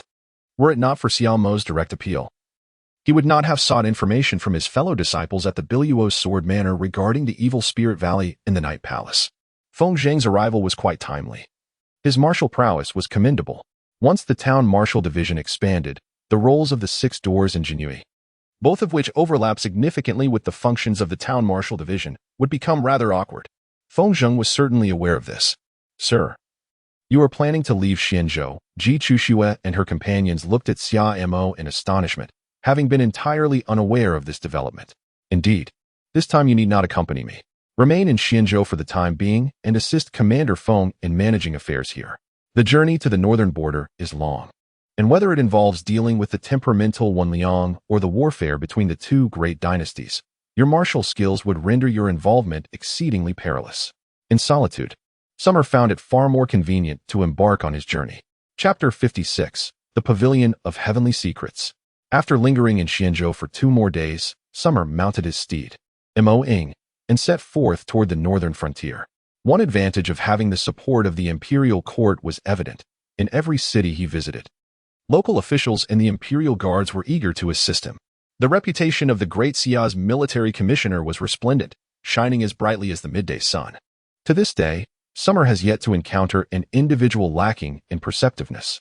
It appears that a visit to the Celestial Crane Palace is in order. By a babbling brook, Summer is diligently bathing the ink-black steed, Shadow Chaser. In such long journeys, no matter how splendid a horse may be, it can never rival the soaring white crane. Judging by the speed of the elderly Celestial Crane's red-crowned crane, it is likely nearing the northern borders by now. Moo Shadow Chaser emitted a sound of dissatisfaction. All right. I meant no offense. Different roles serve different purposes. Xia Mo gently combed the mane of Mo Ying, the swift steed. At times, animals can exhibit jealousy with a candor that surpasses that of humans. Nevertheless, it appears that we shall once again find ourselves lodging under the stars tonight. Xiao gazed up at the sky, which was gradually tinged with hues of orange, the afterglow resembling gold. The remnants of daylight cascaded softly, painting the clouds in a delicate embrace, signaling the arrival of dusk. In ancient times, navigation was rudimentary and maps were quite simplistic. Moreover, Xiao had strayed from the main thoroughfare, opting for a seldom-traveled path. Thus, a keen sense of direction was of paramount importance. Fortunately, after the establishment of the town guard, Xiao diligently honed his ability to discern direction through the natural environment. Coupled with the innate sense of direction possessed by the noble steed, in chasing wind, losing one's way was an impossibility. The moonlight shone bright, casting a silvery glow. In chasing wind grazed beneath a gnarled tree, while the surroundings lay shrouded in silence, interrupted only by the occasional call of night birds. In a clearing, verdant vegetation thrived, and a gentle breeze wafted through, bringing with it a refreshing coolness and the fragrant essence of flora. Thankfully, the night was splendid. Otherwise, finding refuge in a dilapidated temple or a crumbling abode to shield against the elements would have proven quite challenging. Xiao gathered a considerable number of branches and stacked them together, preparing to ignite a bonfire. Suddenly, a rustling sound reached his ears, shimmering with a sharp gaze. Summer pierced through the dimming light, fixating on the distant thicket. His left hand swiftly extended, fingers splayed wide like an invisible net, abruptly reaching towards the source of the sound. This grasp was both swift and precise, as if it could capture the very dust dancing in the wind. A plump gray rabbit, its ruby-like eyes wide with terror, was deftly ensnared by Summer's steady hand. It appeared that there would be no need to gnaw on jerky and flatbreads this evening. Xiao gazed at the rabbit in his hands, a satisfied smile gracing his lips. Before long, the air was suffused with an irresistible aroma of roasted meat. In addition to salt, the world was blessed with the presence of cumin as a seasoning. A casual sprinkle of it transformed the unique fragrance, intertwining seamlessly with the scent of the grilling meat, creating an indescribable delicacy. As Shamer tore off a piece of meat and took a bite, he mused, "Good brother, the long night stretches before us. How regrettable it is to have meat without wine." Suddenly, a clear and melodious voice resonated in his ears, akin to a gentle spring breeze, infused with a hint of carefree spirit and mirth, causing Shamer to involuntarily squint slightly. A flicker of surprise and curiosity danced in his eyes. Had this person not spoken, he might not have even noticed their presence. Following the sound, he turned to see, several paces away, a young man clad in an ethereal white robe. Equally intrigued as he gazed back at Shamer, this individual appeared to be in his mid-20s, possessing striking features, with an air of maturity and wisdom that belied his age. At his waist was cinched a belt of matching hue, from which hung an ancient-style jade pendant, smooth and lustrous, its subtle sheen indicating it was far from an ordinary object. "The meat is here, but where is the wine?" Xiao gestured towards the roasted meat before him. The individual stood empty-handed, devoid of any burdens or possessions. A subtle smile graced the youth's lips, his demeanor exuding an effortless elegance. In a moment of serendipity, a ceramic wine jug materialized in his right hand, adorned with intricate cloud and water motifs that rendered it particularly exquisite. In his other hand, he delicately lifted two refined jade cups. Such was the marvel of esoteric arts. Xiaomo's gaze sharpened slightly. Were it an ordinary individual, one might easily dismiss the recent display of prowess as mere trickery of the martial world. Yet, he was acutely aware of an enigmatic aura emanating from this person, unmistakably a precursor to the activation of an arcane technique. While practitioners of such extraordinary arts are indeed rare across the realm, the vast population of the Great Xia's 13 provinces, and indeed the entire divine martial continent, harbors a number of individuals renowned in the martial circles. Within Great Xia, there are two prominent sects adept in the arcane arts. The first is the Xingzong, located in Lingzhou. The Xingzong is known for a peculiar technique called the Star Track Arcane. This method, inspired by the celestial movements, is said to possess the ability to perceive and simulate the trajectories of heavenly bodies, channeling this grand power into the fray. Practitioners can craft intricate star maps around themselves, manipulating the star tracks to influence the rules within their domain. Though legends of the Star Track Arcane circulate widely, few have borne witness to its execution. The disciples of Xingzong are few and far between, with each generation yielding no more than 3 or 4 wandering heirs. The current head of Xingzong stands as a grandmaster, ranked third among the martial evaluators of the Tianji Pavilion, a position of immense prestige. As for the other sects skilled in arcane arts, it technically does not belong to Great Xia. Shadows of this sect can be found across the 7 great dynasties of the divine martial continent. The Tianji Pavilion. The Xingzong and Tianji Pavilion represent 2 divergent paths of arcane mastery, one rooted in the Great Xia Dynasty, the other shrouded in the deepest mystery of the divine martial continent. None among the 7 dynasties is without the desire to unveil the secrets of the Tianji Pavilion. Yet, despite its presence within the grand estates of every dynasty, the true location of the Tianji Pavilion remains unknown. The head of Xingzong once endeavored to ascertain the precise whereabouts of the Tianji Pavilion, but for reasons unknown, he thereafter exhibited an enigmatic demeanor. My dear brother, your discerning eye is indeed sharp. It is, without doubt, an arcane technique. At that moment, a jade cup was tossed to Xia Mo. Xia Mo casually seized the moment. The wine within the flask soared into the air, tracing a brilliant arc before cascading into the jade cup held in his hand. You drink my wine, and I shall indulge in the meat you have roasted. That seems only fair. The young man, unabashed, promptly seated himself across from Xia Mo. Upon finishing his declaration, he reached out to grasp the roasted meat perched upon the campfire. Suddenly, with a sharp glint in his eyes, he retracted his hand as if startled by an unseen threat. A stone whizzed through the flames, sending ripples of crimson and gold light dancing around. I do not appreciate strangers partaking in the meat I have prepared. A tranquil voice emerged from Xia, followed by a swift gulp of the wine in hand. The young man, witnessing this scene, parted his lips as if to utter something, yet the next moment, a bittersweet smile graced his features. Truly, my good brother is a man of genuine temperament. After this, the young man's expression grew notably solemn. He clasped his fists together and respectfully proclaimed, I am Xianjing of the Tianji Pavilion, honored to meet you, my good brother. Chapter 57, Madness. The Tianji Pavilion. Xia Mo gazed intently at the youth who called himself Xianjing, seemingly attempting to see through him. After leaving Minggu City, I remain uncertain which path to take. Yet, you have managed to locate me with such precision. It seems that the extraordinary techniques of the Tianji Pavilion indeed possess a unique prowess in the art of seeking individuals. Xianjing smiled gently and extended his hand once more towards the roasted meat. This time, Shamer did not impede him. Xianjing took a hearty bite, as if he had not eaten for days, mumbling to himself. The art of Qimen and Bagua is vast and profound. The mere method of seeking someone is hardly noteworthy. Not to mention our esteemed Tianji Pavilion. Even any true practitioner of Qimen in the martial world would find it trivial. Of course, my noble brother holds a prestigious status and a weighty fate, and I have endured considerable hardship in my quest to locate him. Xianjing swiftly consumed the roasted meat in hand, reluctantly licking his fingers. Oh, what business does your Tianji Pavilion have with me? A stirring thought crossed Xia Mo's mind. The Tianji Pavilion, aside from its biennial evaluations of martial prowess across various dynasties, essentially functions as an information brokerage.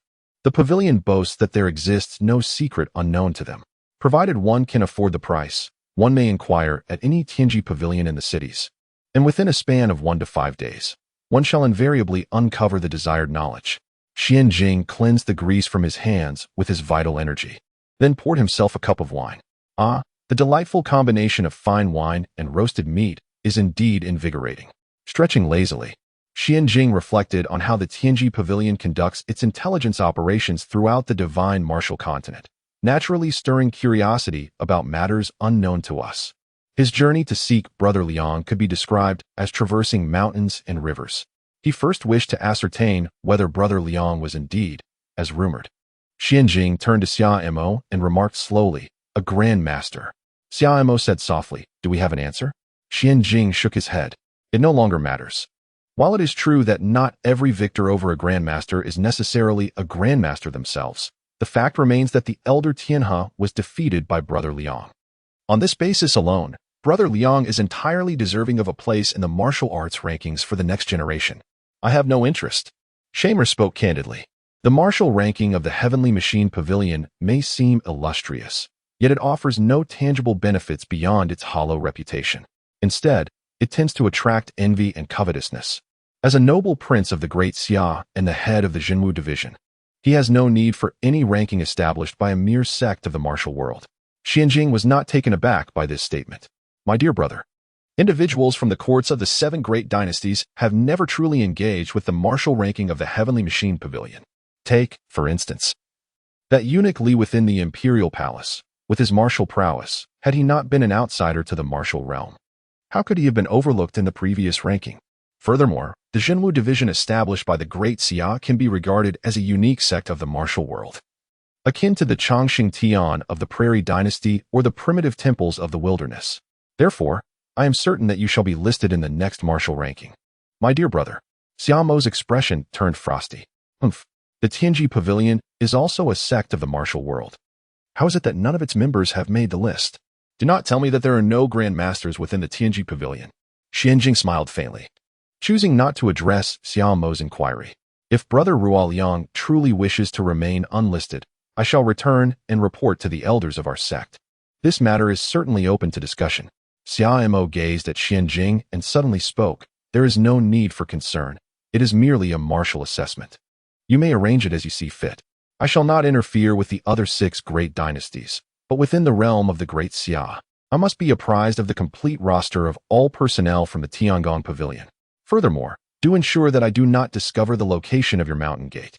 Xianjing wore an expression that suggested he expected this. The Tiangong Pavilion conducts its business across the various dynasties and naturally adheres to their regulations. Rest assured, my good brother, upon my return, I will promptly submit the list of Tiangong Pavilion personnel possessing internal energy from all prefectures of the Great Xia to the Jinwu Division. I shall ensure that you face no difficulties. Xia Mo cast a profound glance at Xianjing and inquired, Speak, is there anything else? Xianjing's expression shifted with surprise. Given his esteemed brother's age, the prowess he exhibited in martial arts must undoubtedly stem from an extraordinary lineage. A lineage, you say? Xia Mo appeared momentarily taken aback.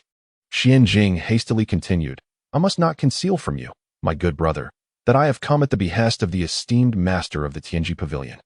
I am here to extend an invitation to your revered teacher, the Bodhi Patriarch, to visit our humble abode. Should you wish to know the whereabouts of the Tianji Pavilion, you are most welcome to accompany your master. Of course, if your teacher has any reservations, our pavilion's master would be more than willing to pay a personal visit. However, it would require your assistance in guiding the way. A sudden chill flickered in Xia Mo's gaze. How did you come to know the name of Bodhi Patriarch? He had only casually mentioned the existence of Bodhi Patriarch to the Emperor of Xia that fateful night. Could the methods of the Celestial Mechanism Pavilion discern even this? What else in this world could escape their scrutiny? Xianjing hastily waved his hand. My good brother, do not misunderstand. The Celestial Mechanism Pavilion learned, by mere happenstance, that the hidden guards of the Great Xia were secretly investigating a figure known as Bodhi Patriarch. Although adept at divination, the art of Qiming is not without its challenges. The heavier the fate of the target, the greater the risks involved in the calculations. Xia Mo cast a peculiar glance at Xianjing. You cannot possibly have calculated the whereabouts of my master, can you? He found it unsurprising that the Dark Guards would investigate the Bodhi Patriarch. If they could uncover anything, it would indeed be remarkable. However, regarding the Tianji Pavilion, Xianjing fell into a brief silence upon hearing this. After a considerable pause, he finally lifted his gaze to Xia Mo. To speak frankly, ever since the emergence of my esteemed brother, the Tianji Pavilion has taken a keen interest in all matters concerning him. Naturally, they would seek to understand the character of one capable of nurturing such a remarkable disciple. Xia Mo inquired with curiosity, what was the outcome?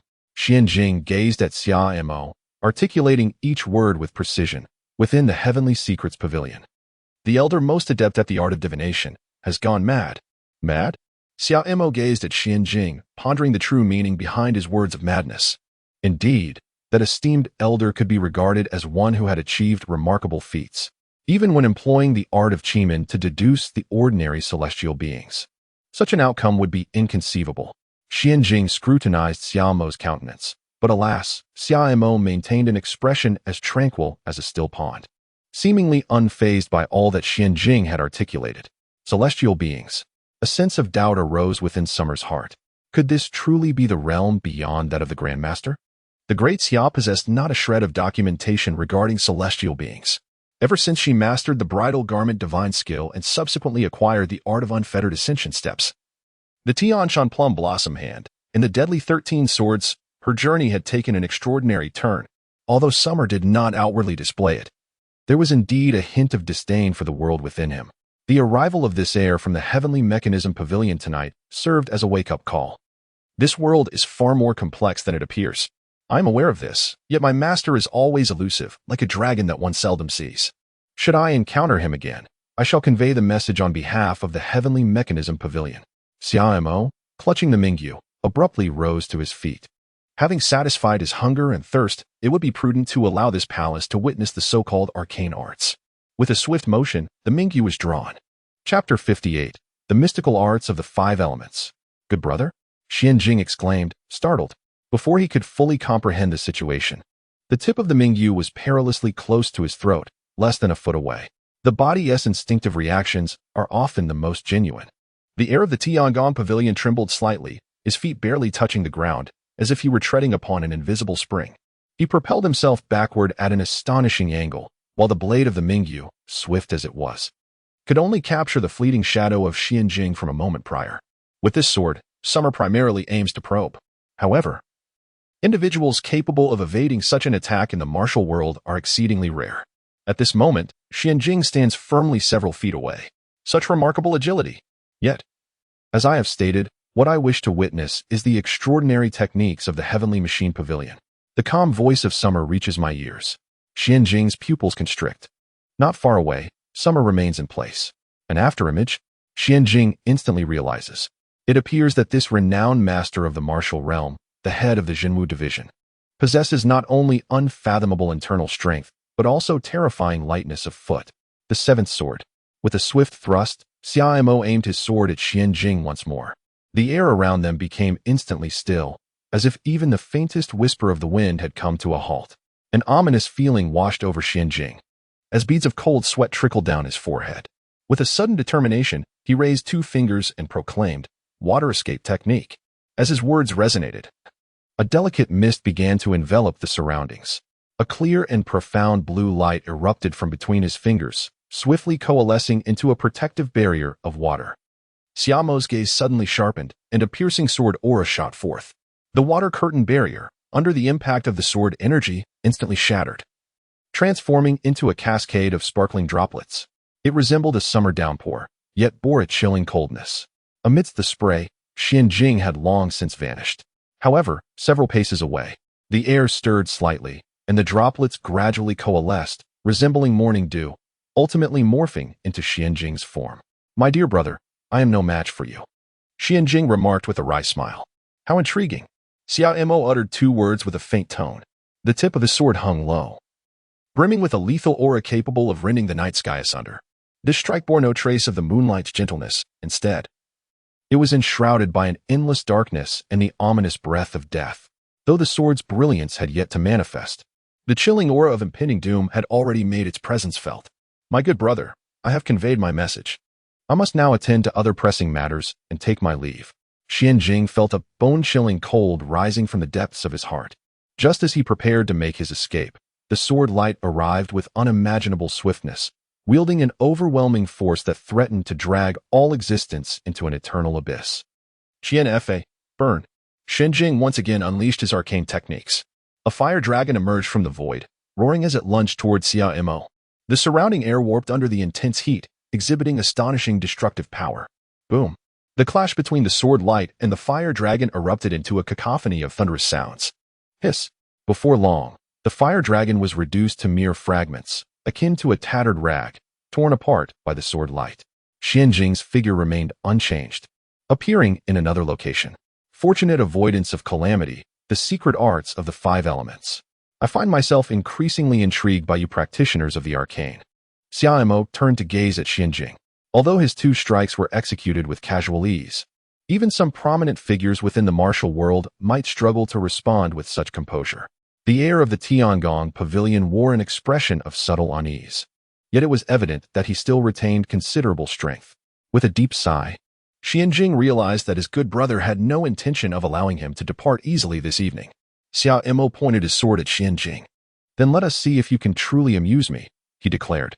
Xianjing's gaze suddenly turned sharp. "In that case, my good brother, be cautious." He pressed his right thumb lightly against the tip of his middle finger, curving the other three fingers slightly. Subsequently, with his left palm facing upward and fingers together, he gently covered his right hand, creating a harmonious union of the cosmos. A gentle breeze caressed the air, stirring subtle, almost imperceptible ripples. Oh, Xia Mo's gaze sharpened, and for a moment, he refrained from making any sudden moves.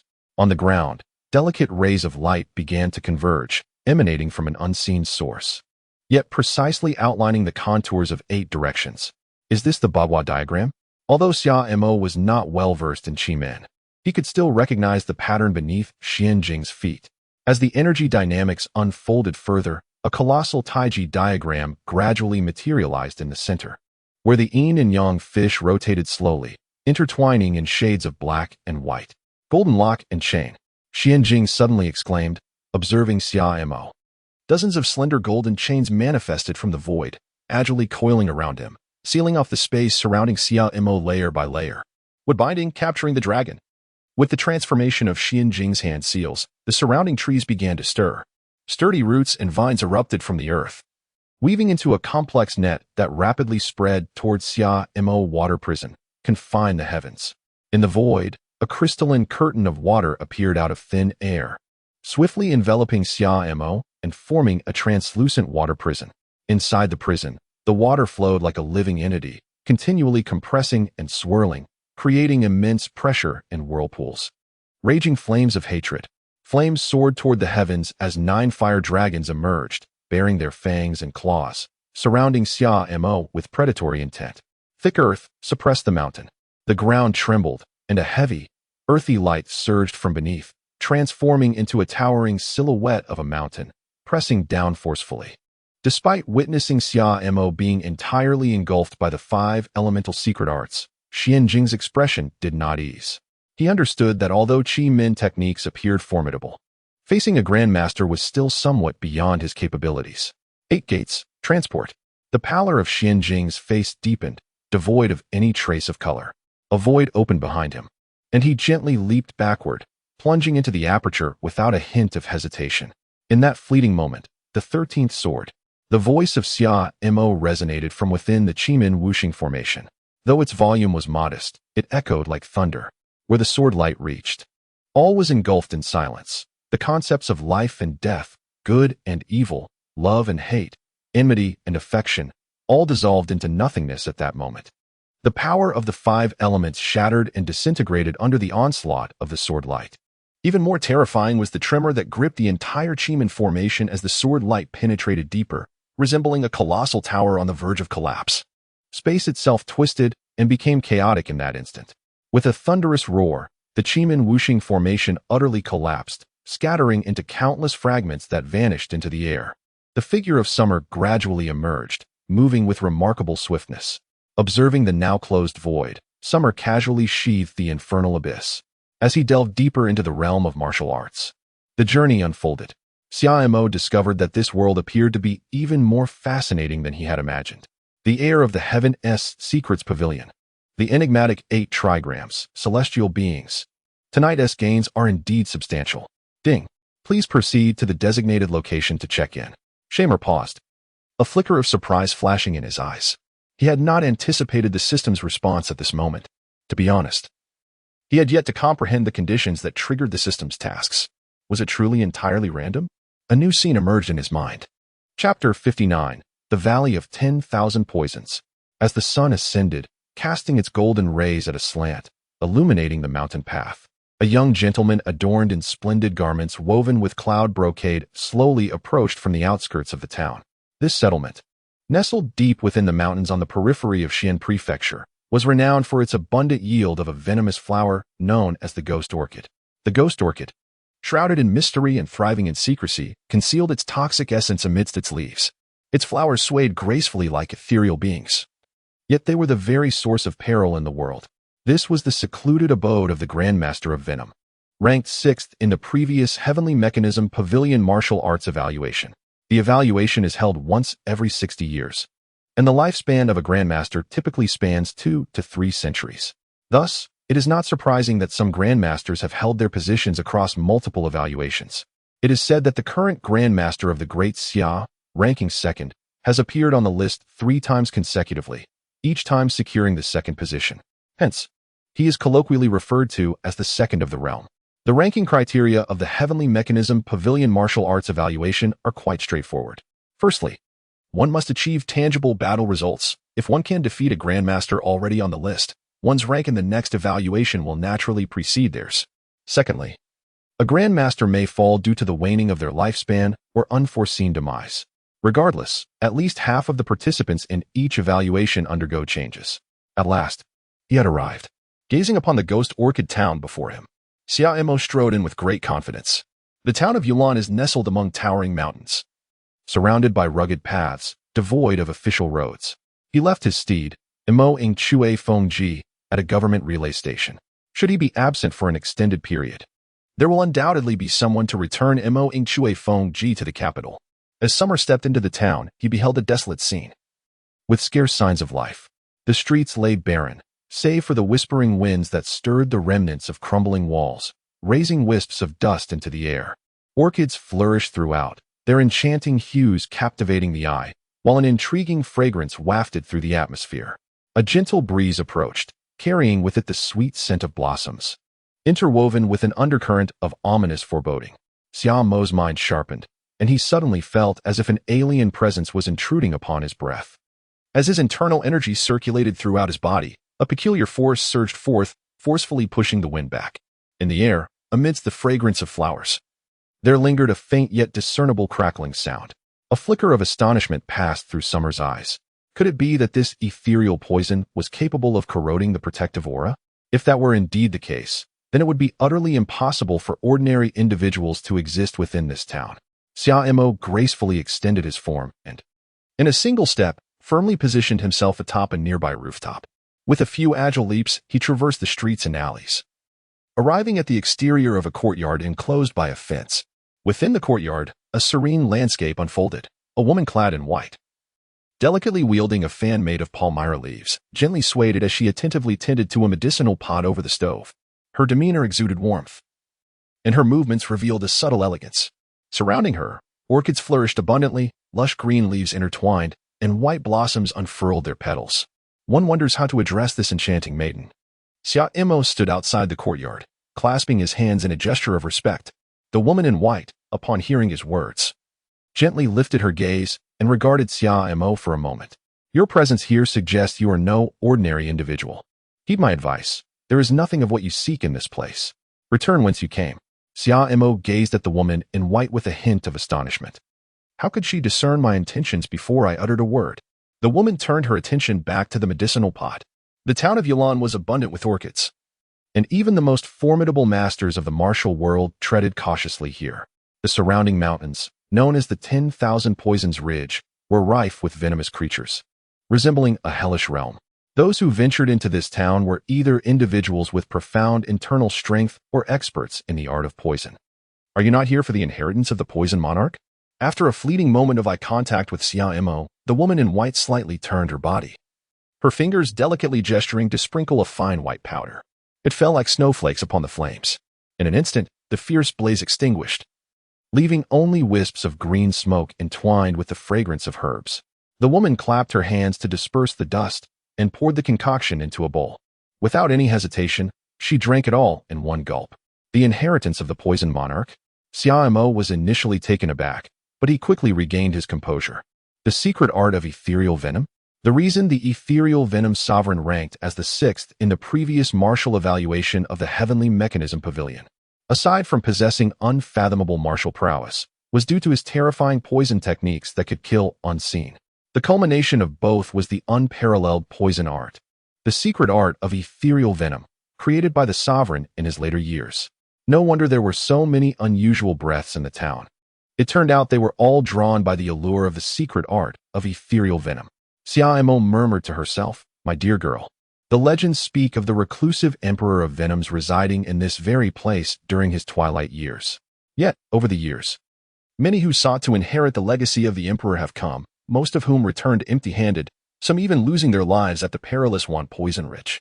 Why then do rumors of the secret tome of venoms resurface now? Such tales of the martial world are meticulously documented in the archives of the Zhenwu Division, a grandmaster skilled in the art of toxins. Even the imperial court has cast its covetous gaze upon this location. After several fruitless attempts and the loss of many men, they gradually ceased their interest. At this moment, The woman clad in white regarded Xia Mo with curious eyes. By your demeanor, it seems you are not here merely for the secret tome of venoms, are you? Xia Mo shook his head with a bitter smile and said, to be frank, I have come here to seek a particular toxin from Wandu Ridge. Has something transpired recently at Wandu Ridge that has drawn these rare and elusive demons and monsters from the underworld to gather here? Xia Mo swiftly grasped the crux of the matter. The woman in white withdrew her gaze, refraining from answering Xia Mo's inquiry, and commenced tidying up the medicinal jars. Since you are not here for the secrets of the Yudu, I advise you to depart post-haste. This place has recently become rather perilous. Do not let your curiosity cost you your life. The Wandu Ridge is rife with venomous substances, some of which even the grandmasters regard with trepidation. It is indeed remarkable that you would seek out poisons in Wandu Ridge. As she spoke, the woman in white prepared to carry the medicinal jars back into the room. Xia Mo let out a soft sigh. In truth, he had little desire to be here. Who could have anticipated at this time? The system's sign-in task would involve a living creature?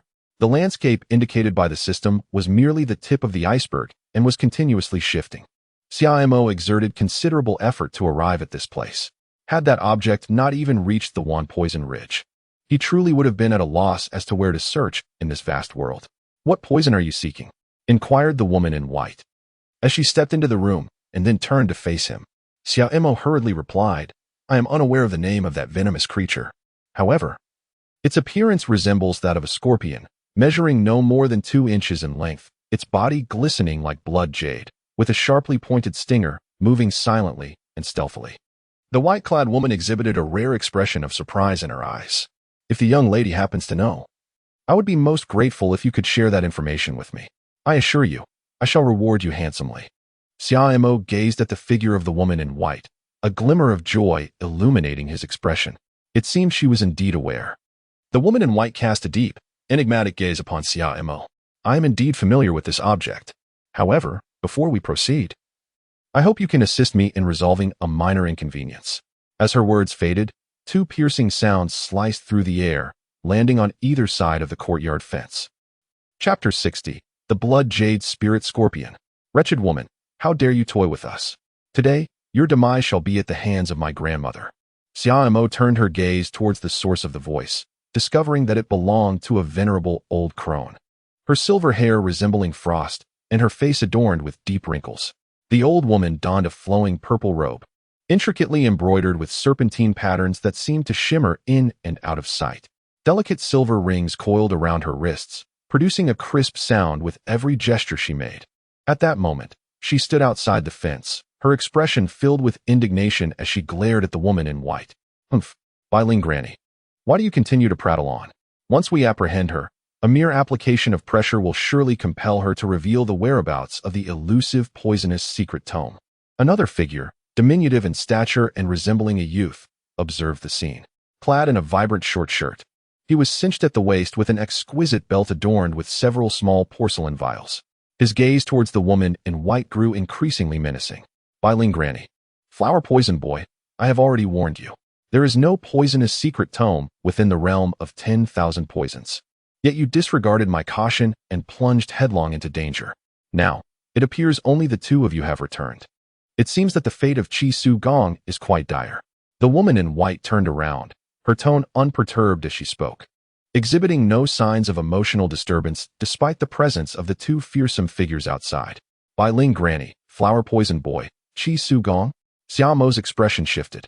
The Wandu Ridge lies on the edge of Xi'an Prefecture, yet half of its territory extends into the realms of Bei Prefecture and Han Prefecture, effectively rendering it a no-man's land. The myriad factions within this region are intricate and convoluted, with renowned masters meeting their demise on a daily basis.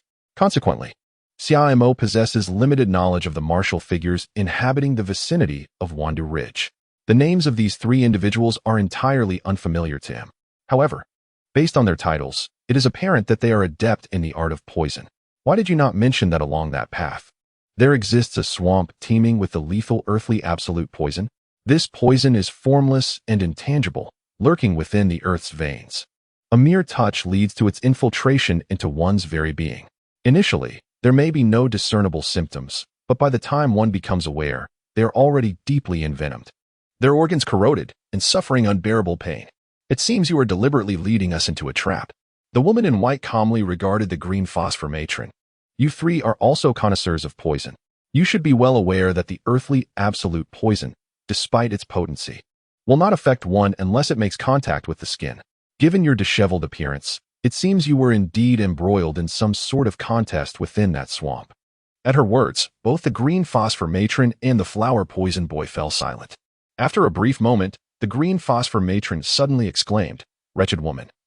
Regardless of the circumstances today, you must pay with your life for the death of Lord Shisu." With a gentle lift of her hand, a slender green serpent darted swiftly towards the woman in white. In the courtyard, the orchids seemed to respond with instinct, their leaves turning in unison, as if to obstruct the serpent's advance with their fragrant allure. The flower poison boy, unfazed, elegantly brushed his sleeves, the scent of orchids calming once more, maintaining his poised demeanor. Just as the green serpent was about to make contact with the woman in white, a flash of sword light suddenly streaked in from the side. Both the green phosphor matron and the flower poison boy were taken aback, witnessing the serpent being cleaved into several segments mid-air. "Perhaps you might grant me a favor, and we can reconvene tomorrow?"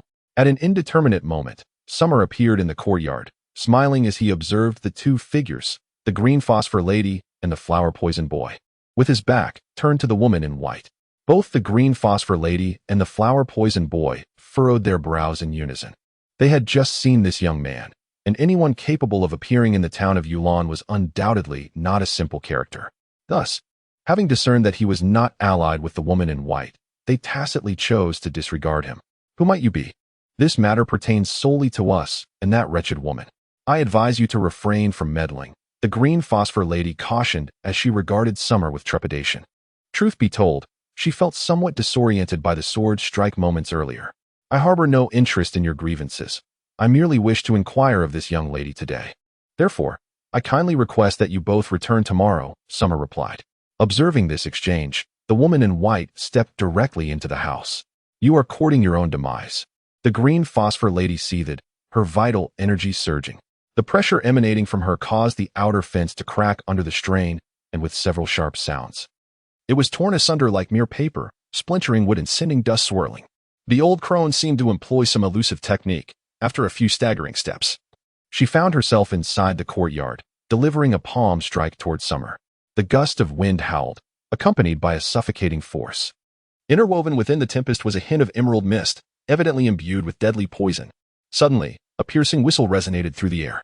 The green phosphor lady's pupils constricted sharply, disbelief flickering in her eyes. Shamer vanished before her eyes, only to reappear behind her in the next instant. A slender wound suddenly appeared on the neck of the phosphorescent lady, and blood gushed forth like a fountain. With a thud, she collapsed. A swift strike to the throat. The flower poison boy's face was etched with terror. This individual was unfathomable. With a delicate push of his toes, he transformed into a brilliant flash of color, each leap covering several yards with ease. He paid no heed to the lifeless body of the phosphorescent lady on the ground. At this moment, only one thought occupied his mind. Escape. Leave her behind. A faint whisper reached his ears. A glint of cold light flashed in the flower poison boy's eyes. He raised his right hand, fingers curling slightly, and in an instant, countless needles as fine as cow hair erupted from his fingertips. These poison needles shimmered with iridescent hues in the sunlight. A smug smile curled at the corners of the flower poison boy's lips. Each needle had been meticulously crafted, thin as a hair, yet capable of piercing armor with ease. More alarmingly, these needles were tainted with over 100 rare and bizarre floral toxins. Even the most skilled martial artists would find themselves doomed if struck. The voice in his ears was astonishingly clear. Surely, this person was within arm's reach. He had awaited this moment. The smile on the flower poison boy's face hardened as the needles pierced through Shamer's afterimage. With a sudden burst, blood spurted forth. The flower poison boy fell to the ground, his once youthful visage now aged beyond belief, imbued with an incongruous sense of dissonance. Xiao gazed with a slight furrow in his brow. The flower poison boy possessed an uncanny ability to maintain his youthful appearance, evidently employing methods that were far from reputable. "My dear lady, a few minor troubles have been resolved. Might you now be inclined to share with me the clues pertaining to that toxic substance?" Xiao entered the courtyard and called out towards the house. Before long, a woman clad in white emerged, carrying a basin of clear water. "The poison you described must be a dominant toxin found deep within the Wandu Ridge, the blood jade spirit scorpion. The woman in white retrieved a small vial of powder from her bosom and sprinkled it over the corpse of the Bilingpa. In no time, a pool of yellow liquid appeared on the ground. Shamer's gaze was captivated by the small vial held by the woman in white. This is indeed a remarkable item, Blood Jade Scorpion. I would be immensely grateful if you could elaborate on it, young lady. Chapter 61. The Abyss of Poison. After the woman in white methodically disintegrated the corpses of the green phosphor mother and the flower poison child, she discarded the water from the basin. The poisonous abyss spans over 800 miles, teeming with no fewer than 10,000 varieties of toxins. The blood jade scorpion you mentioned surely ranks among the top 5. This particular venomous creature is rare and typically operates alone. Its toxin, deeply embedded in its blood, has the power to alter the colors of rivers and wilt all living things. Even a grandmaster, if touched by it without a means of counteraction, could face grave peril. As she spoke, the woman turned to face Shamer. While I do not know your intentions regarding the blood jade scorpion, I advise you to ponder carefully. Xiao clasped his hands and smiled, expressing gratitude for the young lady's kind intentions.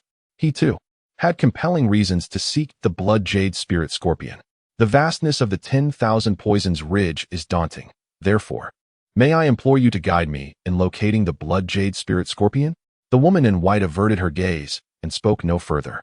Since you have firmly resolved your intentions, so be it. The blood jade spirit scorpion typically lurks within the profound depths of the 10,000 poisons ridge. Within the ridge lies a secret valley known as the Poison Abyss. The valley is characterized by jagged rocks and swirling dark currents, with waters that shimmer a deep crimson, tinted by the venom of the blood jade spirit scorpion, hence the name Blood Jade Pool. If it is the blood jade spirit scorpion you seek, the likelihood of encountering one there is undoubtedly the highest. A look of delight crossed Shamer's face. In that case, I thank you, young lady. With that, he prepared to turn and depart. Hold on. The woman in white suddenly interjected. Is there anything else, my lady? The woman walked directly into the room and, after a brief moment, emerged holding a small white vial. In the depths of Wandu Ridge, the exotic flora and fauna are imbued with deadly toxins, concealing peril within their fragrant allure. This is an antidote I concocted during my leisure. Once ingested, it will provide protection against the majority of the toxins found in Wandu Ridge for 3 days. She tossed the vial to Shamer. I initially intended for you to expel those 2 individuals, but I did not anticipate your extraordinary prowess. Consider this antidote a token of my gratitude. Xiao curiously examined the bottle in her hand. An antidote pill? I wonder if I could learn more about it at the Imperial Hospital upon my return. Thank you. Dear lady, Xiao casually tucked the vial containing the antidote into his bosom. What nonsense! How could one recklessly consume something offered by a stranger? Although he had sensed no malice from the woman in white thus far, it was prudent to remain vigilant. With his formidable inner strength and skill, he believed that as long as he exercised caution, he would encounter no significant peril. The woman in white gazed calmly at Xiao as he concealed the antidote, then said nothing further and turned to re-enter the dwelling. With a graceful leap, Summer vanished without a trace. The woman in white entered the room and seated herself on a stool by the window. At that moment, a nearly transparent spider silk quietly descended from a corner of the beam. At the end of the silk dangled a spider, its body an inky black, reminiscent of the deepest hues of night. Only its golden eyes seemed capable of ensnaring one's gaze. The spider elegantly slid down the silk, eventually landing steadily on the table. Was it true?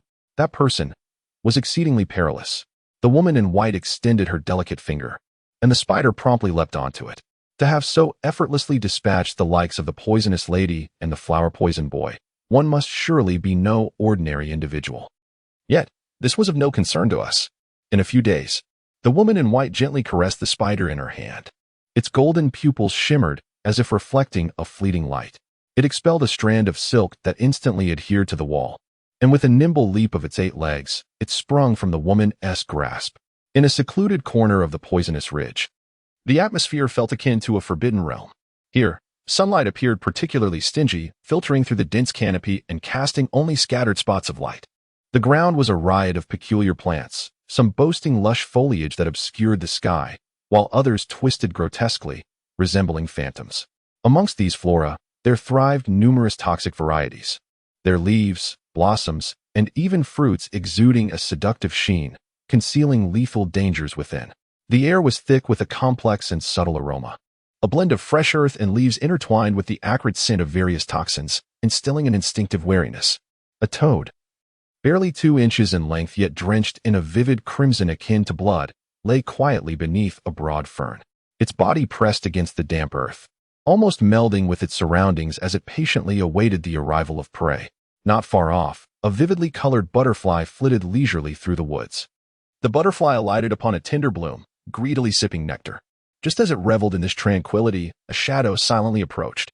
It was a lizard, clad in glossy black scales, its eyes glimmering with an eerie green light. Remarkably, the lizard's hue shifted in harmony with the surrounding environment. As it neared the unsuspecting toxic butterfly, poised to launch a fatal strike, a faint rustle broke the stillness. The toad abruptly leaped, clamping its jaws onto the lizard's tail. Caught off guard, the lizard emitted a piercing shriek, thrashing violently. In mere moments, numerous blood blisters began to form upon its body. Then silence ensued. After the toad had poisoned the lizard, it abruptly flicked its head, and a tongue, resembling a bolt of black lightning, shot forth from its wide mouth with unimaginable speed, slicing through the air and emitting a faint hissing sound. This tongue was long, elastic, and bifurcated at the tip, akin to the most exquisite insect-catching net found in nature. It accurately targeted the butterfly that had just attempted to flee this treacherous place. In an instant, the toad's tongue ensnared the butterfly's body, binding it tightly. Subsequently, it retracted with the same astonishing swiftness, drawing the butterfly back into its eagerly awaiting maw. Ha, truly a treasure found without the slightest effort. The crimson blood toad. Indeed a worthy inhabitant of the poisonous ridge, and who would have thought such a creature existed? A peculiar voice echoed. Having just consumed the butterfly, the toad seemed to be startled beyond measure, leaping 3 yards high, only to be caught by a somewhat withered hand. An eccentric figure clad in a deep blue robe gazed excitedly at the crimson blood toad in his grasp. My dear little one, I have roamed this poisonous ridge for several days, and at last, I have captured you. With you, my ice-cold finger. The peculiar figure's words were abruptly interrupted by a curious voice from behind. Excuse me, do you know the way to the poison abyss? Chapter 62. Yang Divine Art. The strange man turned his head, his gaze dark and brooding. He beheld a youth dressed in resplendent attire, smiling as he clasped his hands in greeting. How could someone approach so closely in this poisonous ridge? Had this person attempted a sneak attack just now? Who are you? The strange man's voice now lacked its previous exuberance, replaced instead by a hint of hoarseness. Xia Mo's gaze swept past the crimson blood toad held by the peculiar figure. The Wan Poison Ridge, a natural repository of toxins, undoubtedly attracts those adept in the sinister arts within the martial world. From the earlier conversation, it appears this individual is not among the group seeking the legacy of the Yudu Emperor. Merely a lost wanderer, I humbly request your guidance, for which I would be immensely grateful. A hint of helplessness lingers in Shamer's voice. He never anticipated that he would possess an innate tendency to lose his way. Indeed, the treacherous terrain of Wandu Ridge is characterized by towering mountains and dense forests, many of which harbor perilous dangers. Having followed the direction indicated by the woman in white for less than half a day, he quickly found himself disoriented. Conventional methods of navigating by the environment often lead one astray in the Wandu Ridge. Furthermore, Shamer realized that he had underestimated the poisonous flora and fauna within this treacherous land. Some toxins could even directly invade one's vital energy. Were it not for the mastery of the Bridal Garment Divine Skill, which ensures that his vital energy remains contained unless intentionally released, he would indeed find himself in a troubling predicament. After 2 hours had passed, he had already consumed the antidote pill given to him by the woman in white. Although a grandmaster stands at the pinnacle of the martial world, the nature of poison is notoriously unpredictable.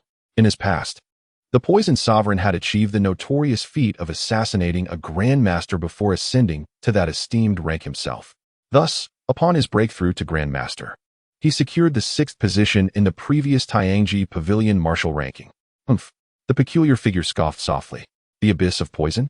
That place is one I would not dare to tread. Do you seek to court death at such a tender age?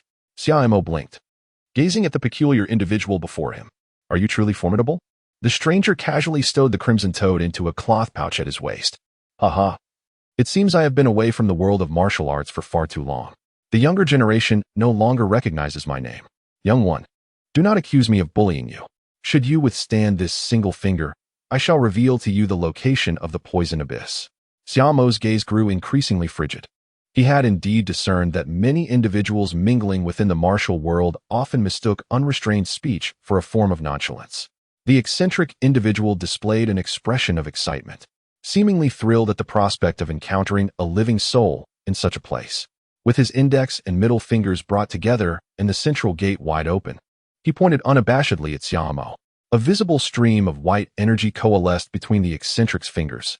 The chilling aura, palpable even before contact, rendered the surrounding air dense, and the flora was cloaked in a delicate frost, as if winter had abruptly descended. What had he just said? The cold abyssal finger? Xiaomo maintained an unperturbed demeanor, showing no signs of agitation. The peculiar figure, witnessing this, exclaimed in fury, "You young wretch, you have brought this upon yourself." The chilling fingers of his technique would freeze the bloodline of those afflicted, rendering their flesh as rigid as stone. Only the most radiant inner strength could dispel such frigid poison. The audacity of this youth would leave him to face a ruthless reckoning. With a hum of steel, the sound of the sword quivered. "Ah!" The strange man cried out in agony, clutching the wound of his severed finger as he staggered backward, collapsing onto the ground. His eyes wide with terror as they met Xiaomo's gaze. Just as he was about to utter a word, his throat was pressed against by the blade of a sword. How truly vexing. It is rare for me to possess the patience to engage in conversation. Speak. Reveal the precise location of the poison abyss. Surely, during this period in the 10,000 Poison Ridge, you cannot be the sole survivor? Xiaomo looked at the strange figure with a mocking gaze. The figure gasped in pain, feeling the icy tip of the sword at his neck press forward slightly. To the southeast, beyond the mountain ahead, lies the poison abyss, approximately 20 to 30 miles away. Spare my life. The figure pleaded, raising his hands high. Blood flowed incessantly from the severed fingers, and his voice gradually weakened. Tend to your wounds, then follow me. Shamer gazed at the finger that had fallen from the peculiar figure. His voice bore no trace of emotional fluctuation. What? The strange being exclaimed. I have already informed you of the location of the poison abyss. Xiaomer lightly tapped the tip of his sword against the creature's shoulder twice. Upon arrival, you shall naturally be released. The creature's countenance darkened. At this moment, he was the prey while his captor wielded the knife. Who could have anticipated that this young one possessed such formidable swordsmanship? Just moments ago, he had failed to discern the situation clearly and had already lost a finger to his opponent. After the creature sealed several of his own vital points and briefly staunched the bleeding, Xiaomo seized the collar of the strange figure with a firm grip. With his knees slightly bent, he propelled himself forward, as if lifted by invisible wings, soaring towards the nearest towering tree. The branches and leaves rustled in the wake of their swift passage. The strange figure was firmly held by Xiaomo, his face a mixture of astonishment and unwillingness, yet utterly powerless against such astonishing speed and strength. Approximately an hour had passed. Shamer alighted upon a protruding rock on the cliff of the valley, carrying the strange individual. Indeed, this is the blood jade pool. Gazing down at the dark stream in the valley, vividly red as blood, a smile finally graced Summer's face. This valley, referred to as the poison abyss, harbored fewer venomous creatures than one could have anticipated. The blood jade spirit scorpion ranks among the top 5 most fearsome beings in this realm of 1,000 poisons. Its territorial instincts must be exceptionally strong. My lord, below lies the poison abyss. Perhaps you could release me now, the peculiar individual said through gritted teeth, enduring the pain with great resilience. Xiaomo merely cast a fleeting glance at him. That glance sent a chill through the strange man's heart. My lord, we had an agreement. Finding the poison abyss can only offset the cost of your initial strike. Yet along the way, you have administered 3 distinct poisons upon me. How shall we reconcile this? Xiaomo gazed at the peculiar individual with a cold smirk. My dear, I have no intention of engaging in your evasions. Whether or not you have poisoned is a matter you are undoubtedly aware of. Alas, it appears your skills in the art of poison are somewhat lacking. I shall not make it difficult for you. After 3 instances of poisoning, I require your assistance with another task. The peculiar individual swallowed nervously and inquired cautiously, my lord. May I ask what you wish me to do? Xiaomo pointed towards the blood jade pool in the poison abyss. Upon hearing that the blood jade scorpion is particularly sensitive to the blood essence of living beings, he requested you to descend and lure it out for him. No. The strange man shook his head vehemently upon hearing this. Shimu disregarded him entirely. With a firm grip on the creature's shoulder, he hurled it downward with great force. You scoundrel, I shall not spare you even in death. Thud. Crimson splashes erupted as the creature plummeted into the blood jade pool. Without the slightest struggle, the lifeless body floated serenely upon the water's surface. Is the diluted poison truly this potent? Xia Mo gazed with keen interest at the crimson waters. Rustling softly, a petite figure suddenly emerged atop a stone by the blood jade pool. It was the blood jade spirit scorpion. Xia Mo was pleasantly surprised by the unexpected smoothness of his endeavor. Ding! Congratulations on discovering the blood jade scorpion. The sign-in is successful. Task reward, 9 Yang Divine Skill. Chapter 63, Conflict and Fusion. A surge of pure, unyielding yang energy suddenly erupted from hundreds of acupoints throughout Xia Mo's body. This energy was entirely different from the domineering energy of the wedding gown. It brimmed with vibrant life and boundless warmth, flowing at an astonishing speed through the intricate pathways of the meridians. Like a gentle stream converging into a mighty river, it rushed to every corner of his being. 9 Yang energy. Xia Mo's expression turned solemn. He then settled into a cross-legged position upon the protruding rock of the cliff. His entire being was enveloped in a profound aura, flowing freely, as if a once insurmountable chasm had transformed into an accessible path, unhindered and unobstructed. As his vital energy circulated, a mist of violet essence gradually began to rise from his limbs and bones, swirling around him without dissipating. This ethereal glow cast a subtle purple hue upon Xia Mo's skin. However, just as the 9 Yang vital energy surged, the dormant bridal gown vital energy within him, akin to a slumbering volcano, was suddenly awakened by a thunderous call, erupting with unprecedented force. It was reminiscent of a volcanic explosion, with lava splattering everywhere, embodying an overwhelming momentum intent on expelling the 9 Yang vital energy from his realm, with the bridal gown vital energy's dominance. How could it allow another to sleep soundly beside it? The two streams of vital energy clashed violently within him, akin to a fierce battle between dragons and tigers, both embodying the essence of utmost rigidity and brilliance. Xia Mo's form swayed slightly, his complexion alternating between a fiery crimson and a pallid hue, clearly enduring immense torment. Goodness! System, how reliable are you? If such an occurrence were to transpire during a confrontation, his life would be in grave jeopardy. The duration of the two streams of true energy clashing within him felt interminable, although only a few breaths had passed in the external world. An indescribable and formidable force manifested seemingly out of thin air, transcending all known descriptions and boundaries. The unification of the bridal true energy and the 9 suns true energy was not merely a simple addition, rather, it represented a profound interpenetration and mutual supplementation of the two energies, culminating in the emergence of a novel and unprecedented form of true energy. Xia Mo let out a soft sigh. What should it be called now? The 9 Yang wedding garment? She gently clenched her fist. Both the 9 Yang Divine Skill and the Wedding Garment Divine Skill belong to the same category of masculine martial arts, yet their emphases are strikingly different. The explosive power of the Wedding Garment Divine Skill is unparalleled, while the 9 Yang Divine Skill offers a more comprehensive approach. Moreover, a faint green mist began to seep out from her pores.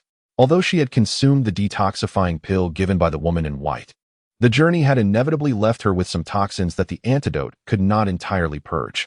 The 9 Yang Divine Skill is not merely a supreme internal technique.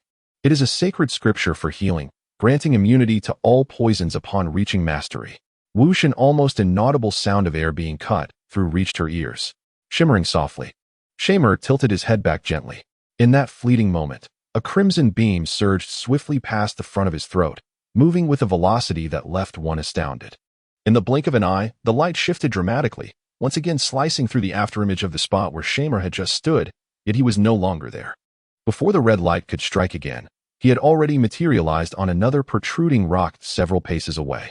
To my astonishment, you possess wings. Are you a flying scorpion? Xia Mo gazed with keen interest at the sudden assailant. The diminutive figure was adorned with gossamer wings, delicate as the finest silk, fluttering incessantly against the air. The creature had long since been reduced to a mere desiccated husk, its lifeblood entirely siphoned away, even disregarding the terrifying toxin inherent in the blood jade scorpion. This entity was indeed a rare and formidable beast. The speed and force it had exhibited moments ago elucidated why it ranked among the top 5 in the venomous ridge. One could only wonder how such a small form could consume so copiously of blood. Beside the creature's lifeless body lay another desiccated carcass, that of a crimson toad. This venomous creature, Having been previously ensnared by the assailant and inherently toxic, possessed a degree of resistance to the diluted scorpion venom in the blood jade pool. As the blood jade scorpion drained the creature's blood, the toad managed to escape from its confines, seeking to flee. However, the blood jade scorpion would not tolerate the prospect of its prey eluding capture. It swiftly pursued and effortlessly dispatched the crimson toad. The disparity between the two toxins was glaringly evident. Fortunately, this was the case. Had the blood jade scorpion chosen to attack during the tumultuous clash of genuine energies between the wedding dress and the nine yang, it could have posed a significant threat. Having consumed such a quantity of blood, did it truly desire mine as well? Xia Mo gazed at the blood jade spirit scorpion and spoke slowly. From the earlier ambush, it was evident that this creature possessed a commendable level of intelligence, likely capable of comprehending his words. The blood jade spirit scorpion hovered in the air, gently swaying. Its pair of lively eyes fixated intently on Xia Mo, revealing a palpable greed that transcended species. The reason it hesitated after its failed attack was the overwhelming sense of danger that this man exuded. With a faint smile, Summer waved the infernal abyss in his hand, and a stream of black sword energy swiftly struck the blood jade scorpion. Was its body truly as resilient as it appeared? Observing the blood jade scorpion, unscathed, Summer felt a genuine sense of astonishment. His strike was capable of cleaving through gold and stone, yet this diminutive scorpion had managed to withstand it. Creek the blood jade scorpion seemed to be incensed by Summer's attack. Its tail stinger rose abruptly, resembling a blood-red battle flag. The tip of the stinger appeared to open the gates of hell, unleashing a torrential downpour of red rain, composed entirely of dense and razor-sharp poison needles. True Qi. Xia Mo's eyes sparkled with enlightenment. Had he, on this day, uncovered a fragment of the esoteric cultivation practiced by the extraordinary beings of this world? The blood jade spirit scorpion itself would not naturally possess such an abundance of venomous spines. All of these were, in fact, needles of condensed vital energy, perhaps more aptly referred to as chi needles when pertaining to the extraordinary. Xia Mo retreated with remarkable agility, akin to leaves caught in the wind. Each evasion executed with impeccable precision. As he narrowly dodged the poison needles, a delicate symphony of subtle clashes resonated, heralding the intersection of sword tip and venomous dart. In the flickering light of his blade, he transformed the onslaught of toxic projectiles into mere sparks, dissipating into the ether. The blood jade scorpion writhed violently upon the stone, releasing a crimson mist that surged forth at an alarming velocity, eclipsing the previous barrage of needles and enveloping the entire vicinity, including Xia Mo himself. A glimmer of exhilaration flickered in the creature's eyes as its wings quivered, propelling it like a bolt of sanguine lightning into the depths of the red fog. A tempest arose, swiftly dispersing the surrounding haze. The blood jade scorpion darted in terror, yet no matter its frantic attempts, escape from Xia Mo's grasp was futile. Even the antidote concocted by that woman proved powerless against this crimson mist. Had it not been for the nine yang divine art, capturing this little creature would have been an arduous endeavor today. It seemed as though an invisible realm enveloped Summer, firmly binding the blood jade spirit scorpion within its confines. The ferocity of the blood jade spirit scorpion was entirely unleashed, as its tail stinger suddenly radiated an astonishing crimson light. With a fierce thrust, it lunged towards Summer's hand, accompanied by the sound of air being torn asunder. The stinger of the blood jade spirit scorpion pierced through the intangible domain, directly striking Summer's thumb. Clang! It was as if it had struck a formidable metal. The scorpion's tail recoiled in response. Although the indestructible body forged by the nine yang divine art could not quite rival that of the supreme indestructibility, it would be utterly disgraceful to be pierced by such a diminutive creature. Now, let us engage in a proper discussion. With a soft chuckle, Shamer gently placed the blood jade scorpion on the ground. The recent strike, triggered by the breakthrough of his established domain, appeared to have exhausted the little creature's energy completely. At this moment, it lay on the ground, looking utterly defeated. Chapter 64. The Corpse. Little one, you have a fondness for blood, do you not? Xia Mo gradually crouched down, finally taking the opportunity to closely examine the lethal creature amidst the 10,000 poisons ridge. Judging from its earlier display, any being beneath the grandmaster level must remain utterly vigilant in the presence of the blood jade spirit scorpion. A momentary lapse in concentration could lead to a fatal encounter. The only aspect of this diminutive creature that poses a threat to a grandmaster is its venom, though it is not the same species of scorpion. Even the legendary monkey has fallen victim to its venom before, whether it be the earlier barrage of poisonous needles or the crimson mist. The toxicity contained within is likely only slightly more potent than that which has been diluted in the blood jade pool. The venom of this little creature is concealed within its blood. Only a direct sting from its tail's lethal stinger could reveal the full potency of its toxin. Regrettably, in its haste, this creature failed to pierce Xia Mo's skin.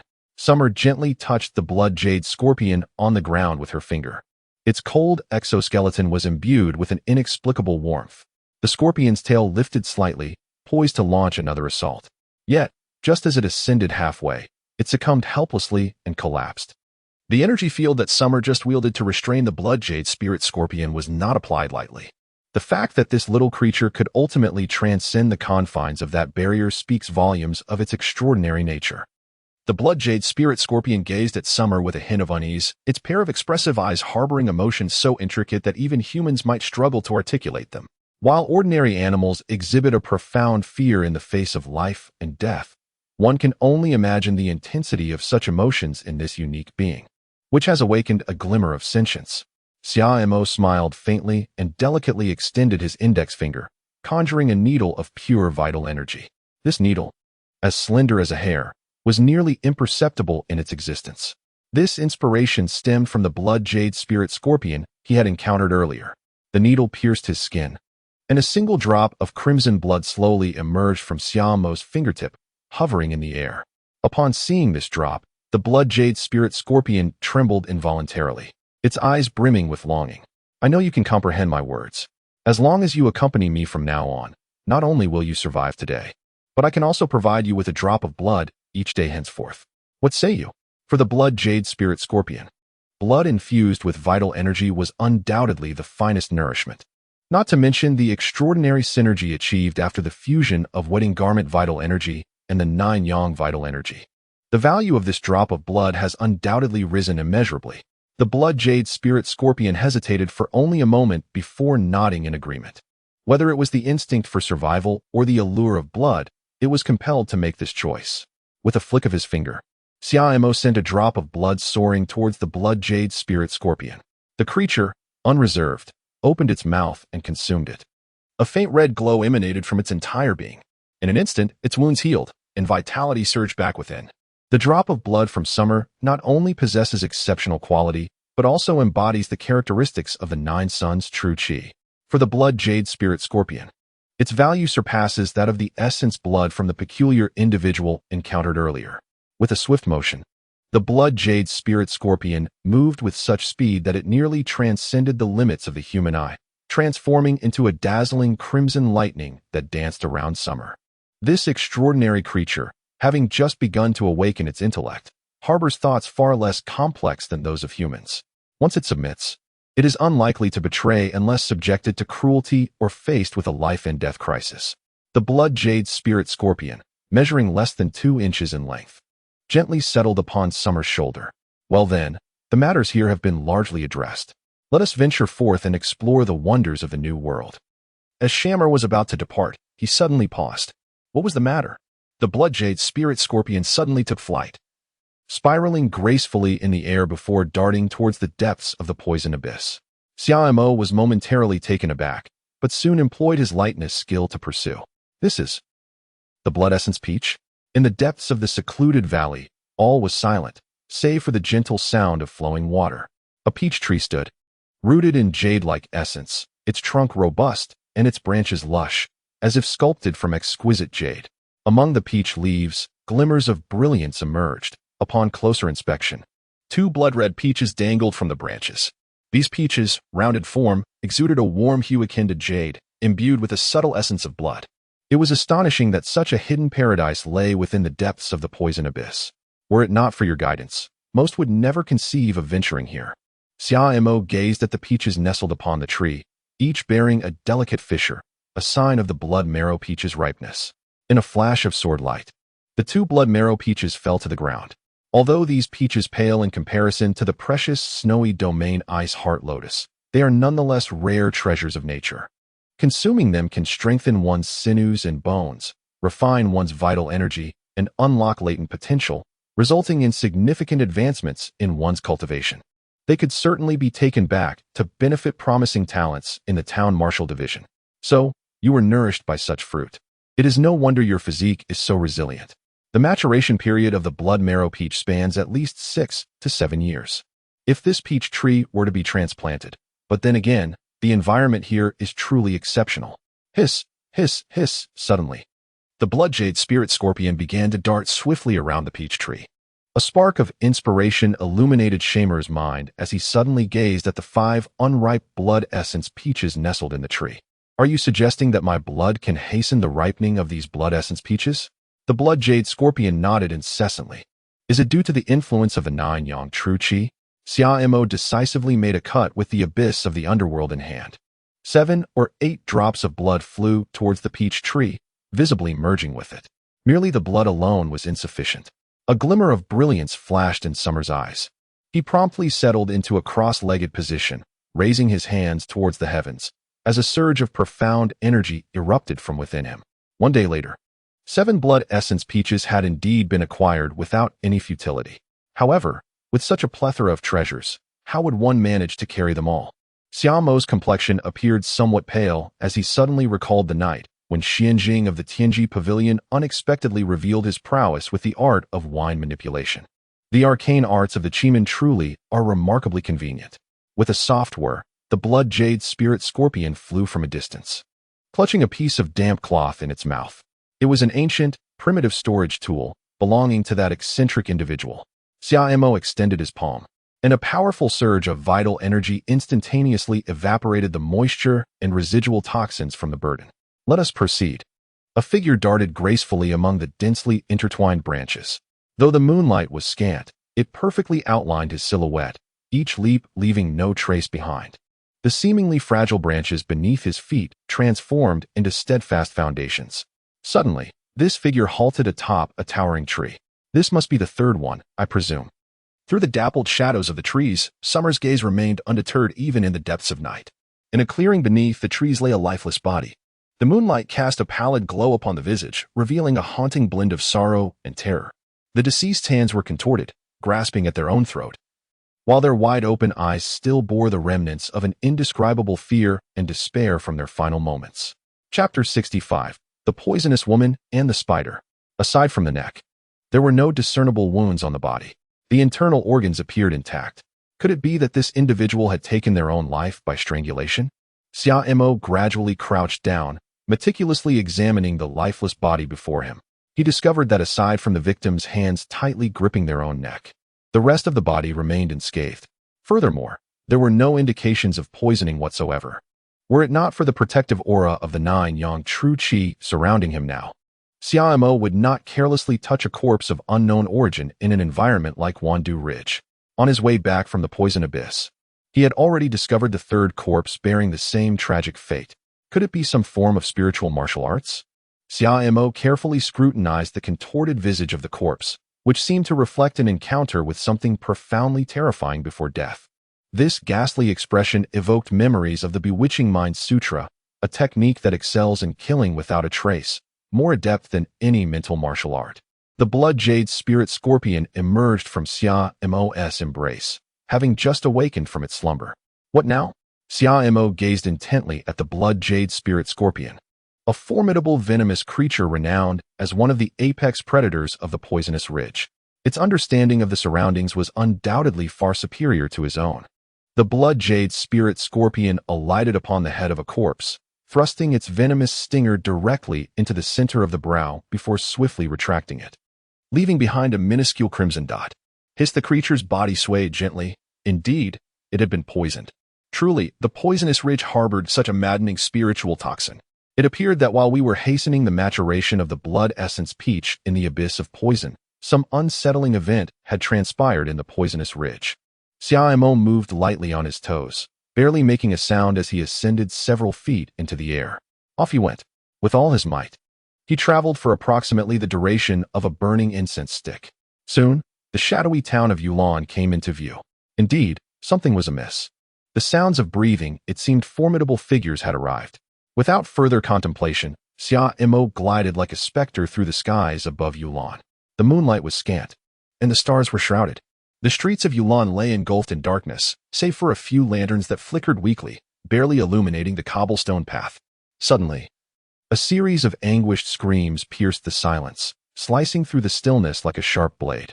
Xiaomo paused for a moment, gracefully landing upon the tiles of a rooftop. In that direction stood the woman in white. Xiaomo swiftly darted towards the source of the anguished cries. Venomous witch, surrender the secret tome of venom at once, or today shall mark your demise. A thunderous voice resounded. The speaker was a burly man, his eyes brimming with murderous intent. Fixated on the serene figure of a woman dressed in white, standing quietly in the courtyard.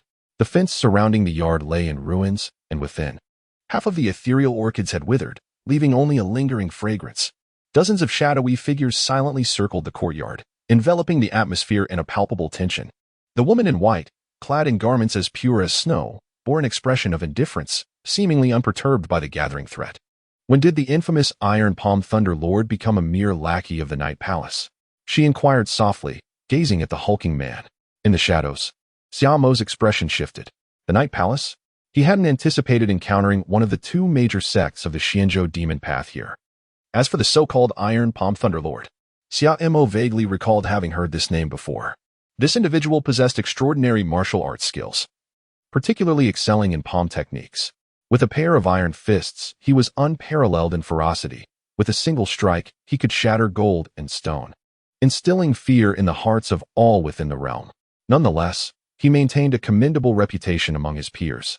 Whenever conflict arose, he would invariably step forward, using his formidable fists to quell disputes, thus earning the moniker Thunder God. Humph! How I conduct my affairs is of no concern to you, venomous woman. Do you truly believe that a mere insignificant spider can thwart my intentions? The iron-palmed Thunder God glared at the woman in white. Spider? It was only then that Summer noticed the yard where the woman in white resided was adorned with nearly transparent threads. A spider was incessantly traversing along these silken strands. This spider, cloaked in darkness, seemed to merge seamlessly with the night. No wonder it had gone unnoticed until now. Scattered across the yard were a dozen corpses, their lifeless forms eerily reminiscent of those encountered in the woods. The blood jade scorpion, upon sighting the spider, exhibited a sudden restlessness. Xiaomo gently caressed the shell of the blood jade spirit scorpion, soothing it into calmness. The response evoked by the blood jade spirit scorpion suggested that the spider was no ordinary venomous creature. Hirole. The golden-eyed night shadow spider produces a limited amount of illusionary poison each day. Given the number of lives it has already claimed, there must be little left. Do not allow it any time to regenerate. Act swiftly. Behind the iron-handed Thunder Lord, a middle-aged man with a visage like cold jade spoke in a measured tone.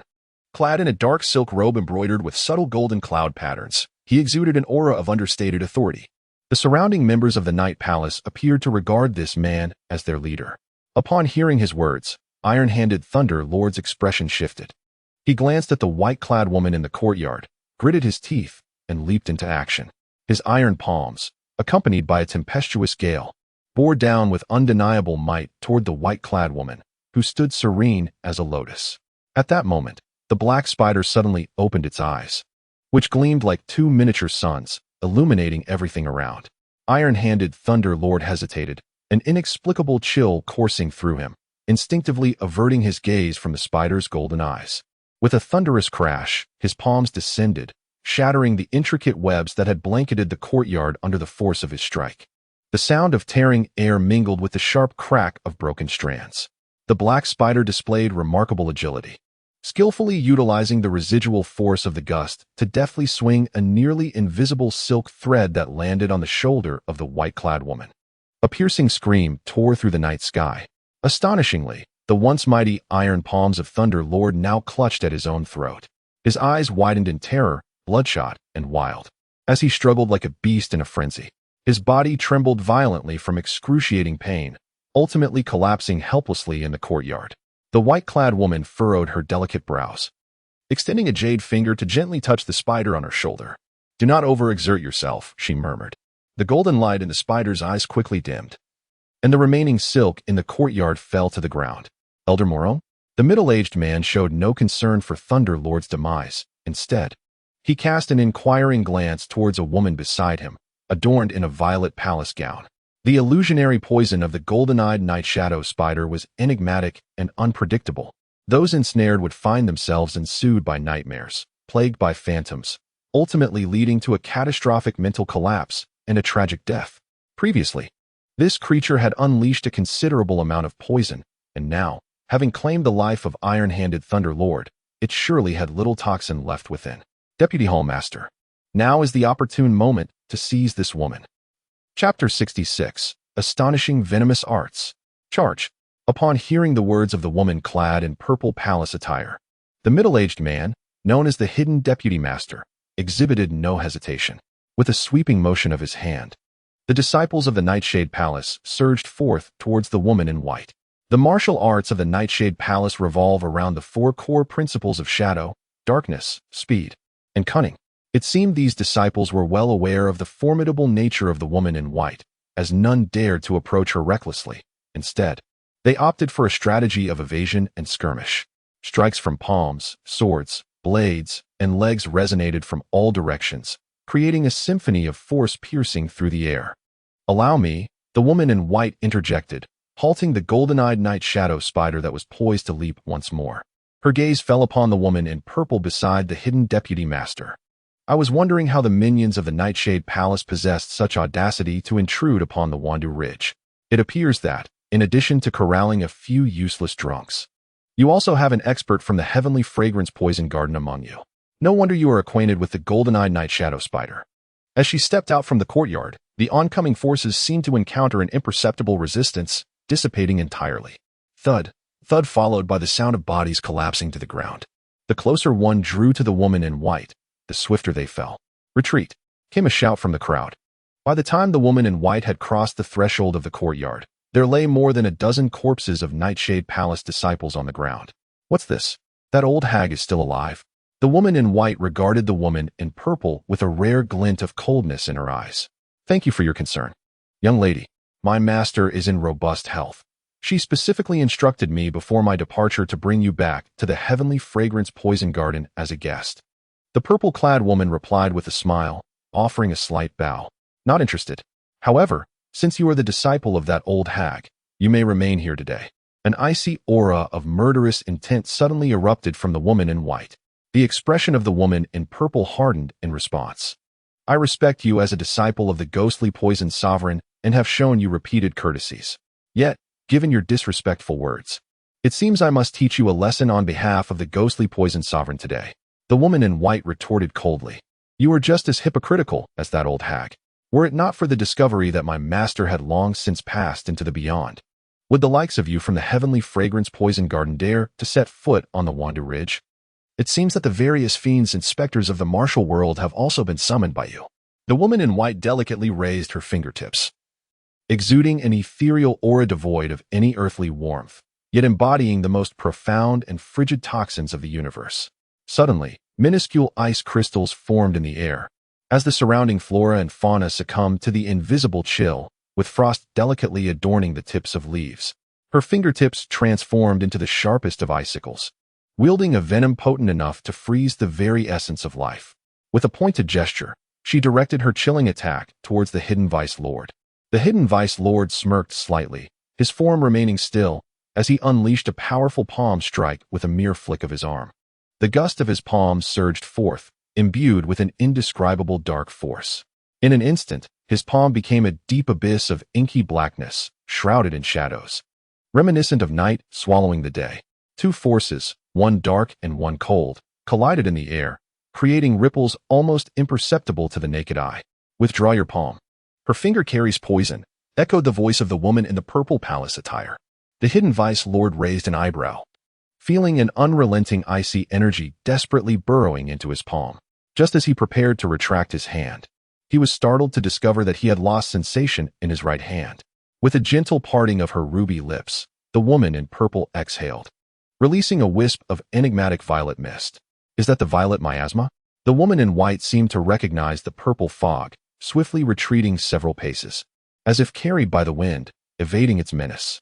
The frost-laden surroundings began to quietly dissolve under the influence of the violet mist, the chill receding, life seemingly sapped away.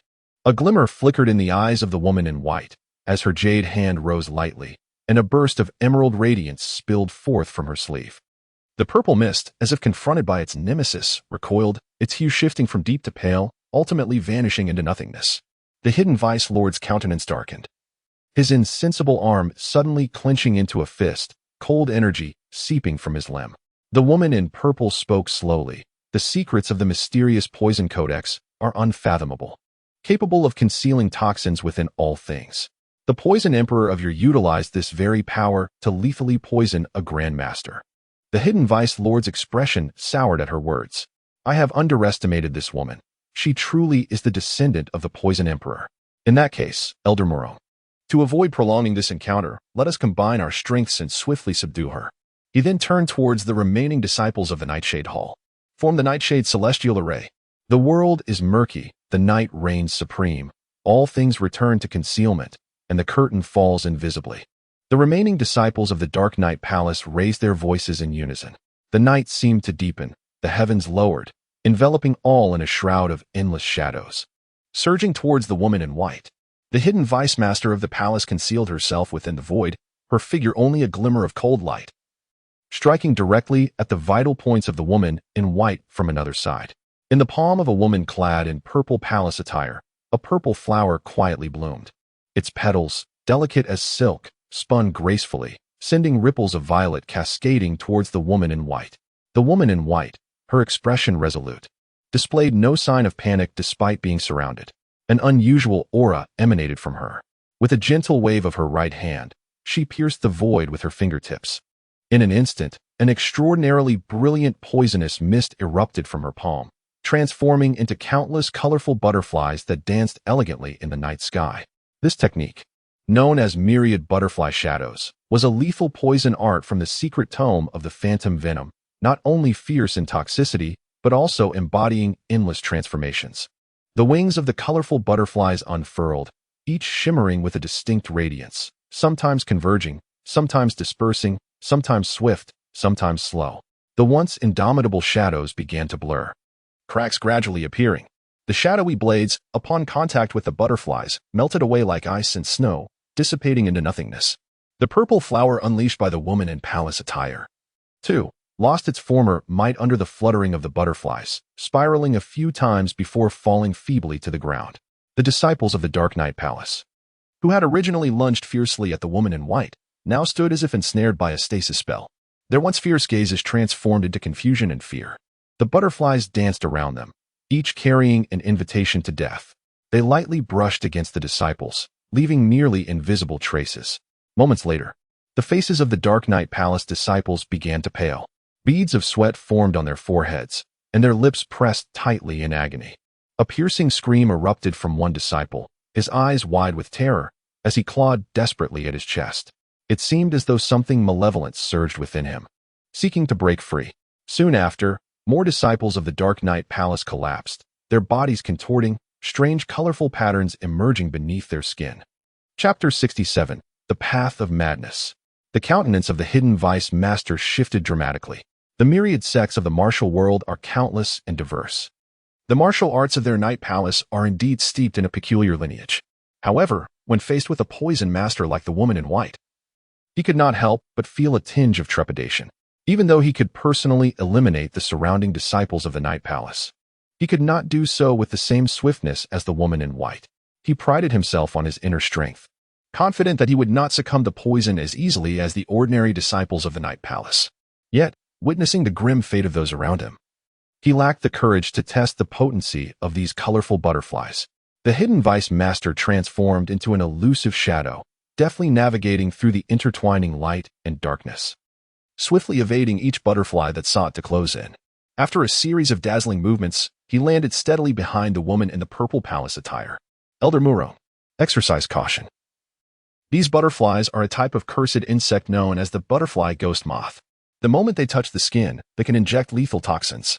This poison is exceedingly potent, capable of swiftly permeating the bloodstream, eroding the marrow, inducing a stupor, decaying the flesh, and ultimately leading to a death veiled in invisibility. Even those with formidable inner strength find it challenging to resist. The woman in the purple palace attire observed the swirling butterflies, her expression a mixture of wariness and avarice. In the past 1 or 2 centuries, No poison master has matched the prowess of the ghostly poison emperor. The technique of merging poison craft with cursed arts is indeed tantalizing. However, the overwhelming number of butterfly ghost moths imposes a significant burden on the poison master for control. If we can stall for just a moment, these butterfly ghost moths will self-destruct. It was clear that the purple-clad woman possessed considerable knowledge of the white-clad woman's abilities. Suddenly, a subtle yet complex fragrance wafted through the air. A silver flute, intricately engraved with elaborate totems, appeared in the hands of the purple-clad woman. The melodious notes from the flute pierced the silence of the night. The vibrant butterfly ghost moths began to converge towards her. As her fingers danced over the flute's holes, a nearly invisible circle of toxic mist quietly spread. The butterfly ghost moths seemed to sense the impending danger and flapped their wings in a frantic attempt to escape. Yet, the intangible toxic mist enveloped them like an impenetrable net, trapping them within. A silver flute? I never imagined that old hag would bestow such an item upon you. The woman in white remarked, her eyes reflecting surprise at the sight of the silver flute in the purple-clad woman's grasp. Hidden Vice Master. I will use the silver flute to eliminate these troublesome insects. Act swiftly to subdue this woman. Do not hold back this time. After all, this is a direct order from the esteemed master of our palace. The woman clad in purple gazed intently at the hidden vice master, her voice frail and delicate, suggesting that the silver flute in her grasp was far from ordinary. Elder Murong chuckled lightly, acknowledging that his counterpart was indeed a descendant of the Poison Emperor, which had posed a considerable challenge for him earlier. Since Elder Murong had managed to resolve these troublesome matters, it was only natural for him to attempt once more. Moreover, although the reason behind the Master's agreement to assist the Tianxiang Poison Garden in capturing individuals remained a mystery, Elder Murong advised the Hidden Vice Master to be mindful of his tone when addressing him.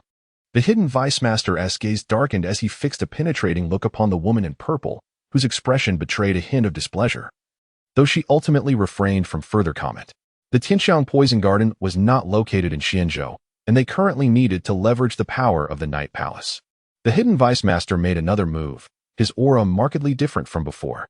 After all, he was the deputy of a prominent demonic sect, and his martial prowess could not be underestimated. Suddenly, he raised his hand, his fingertips converging into a profound shadow of darkness. The Dark Goddess Finger. The dark aura surged violently, morphing into a shadowy finger that sliced through the void. In its wake, vegetation wilted, sand scattered, and the air thickened with an ominous sense of death. The woman in white stood her ground, her eyes flickering with a blend of resolve and resignation. Both the woman in purple and the Hidden Vice Master were formidable figures not to be easily dismissed. Just at this moment, she declared, the return of all poisons. With her cold voice echoing, an unprecedented miasma of toxins erupted from her being, enveloping the shadowy finger within its grasp. Within the toxic haze, vibrant, swirling fumes surged, each strand infused with the terrifying power capable of corroding metal and extinguishing life. To his astonishment, the shadowy finger began to dissipate under the onslaught of the poisonous mist. The Hidden Vice Master's expression soured. Disbelief etched across his face as he beheld the woman in white effortlessly neutralizing his full-force strike. This was no mere poison technique. The internal energy she wielded was equally formidable. Before he could recover from his shock, the woman in white seized the opportunity, delivering a palm strike imbued with the lingering force of myriad toxins squarely against the Hidden Vice Master's chest. With a thunderous impact, he was sent flying like a kite with its strings severed, leaving a trail of afterimages in his wake. How infuriating! The Hidden Vice Master struggled to rise, only to discover the chaotic energy swirling within him, compounded by a creeping toxin infiltrating his heart veins, rendering him momentarily immobile. The woman clad in purple palace attire gasped in surprise, instinctively taking a step back.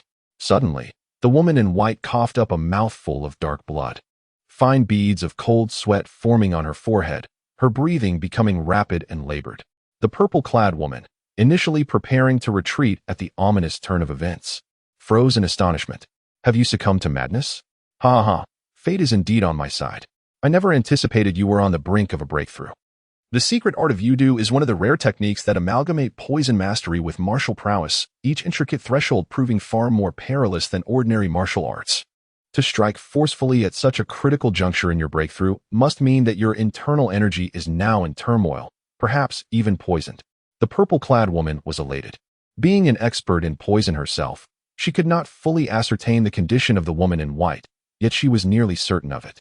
The melodious sound of a silver flute echoed, filled with sorrowful lament, as a thick purple mist enveloped the area, forming a massive vortex. What? The purple-clad woman raised an eyebrow, the flute's melody abruptly ceasing.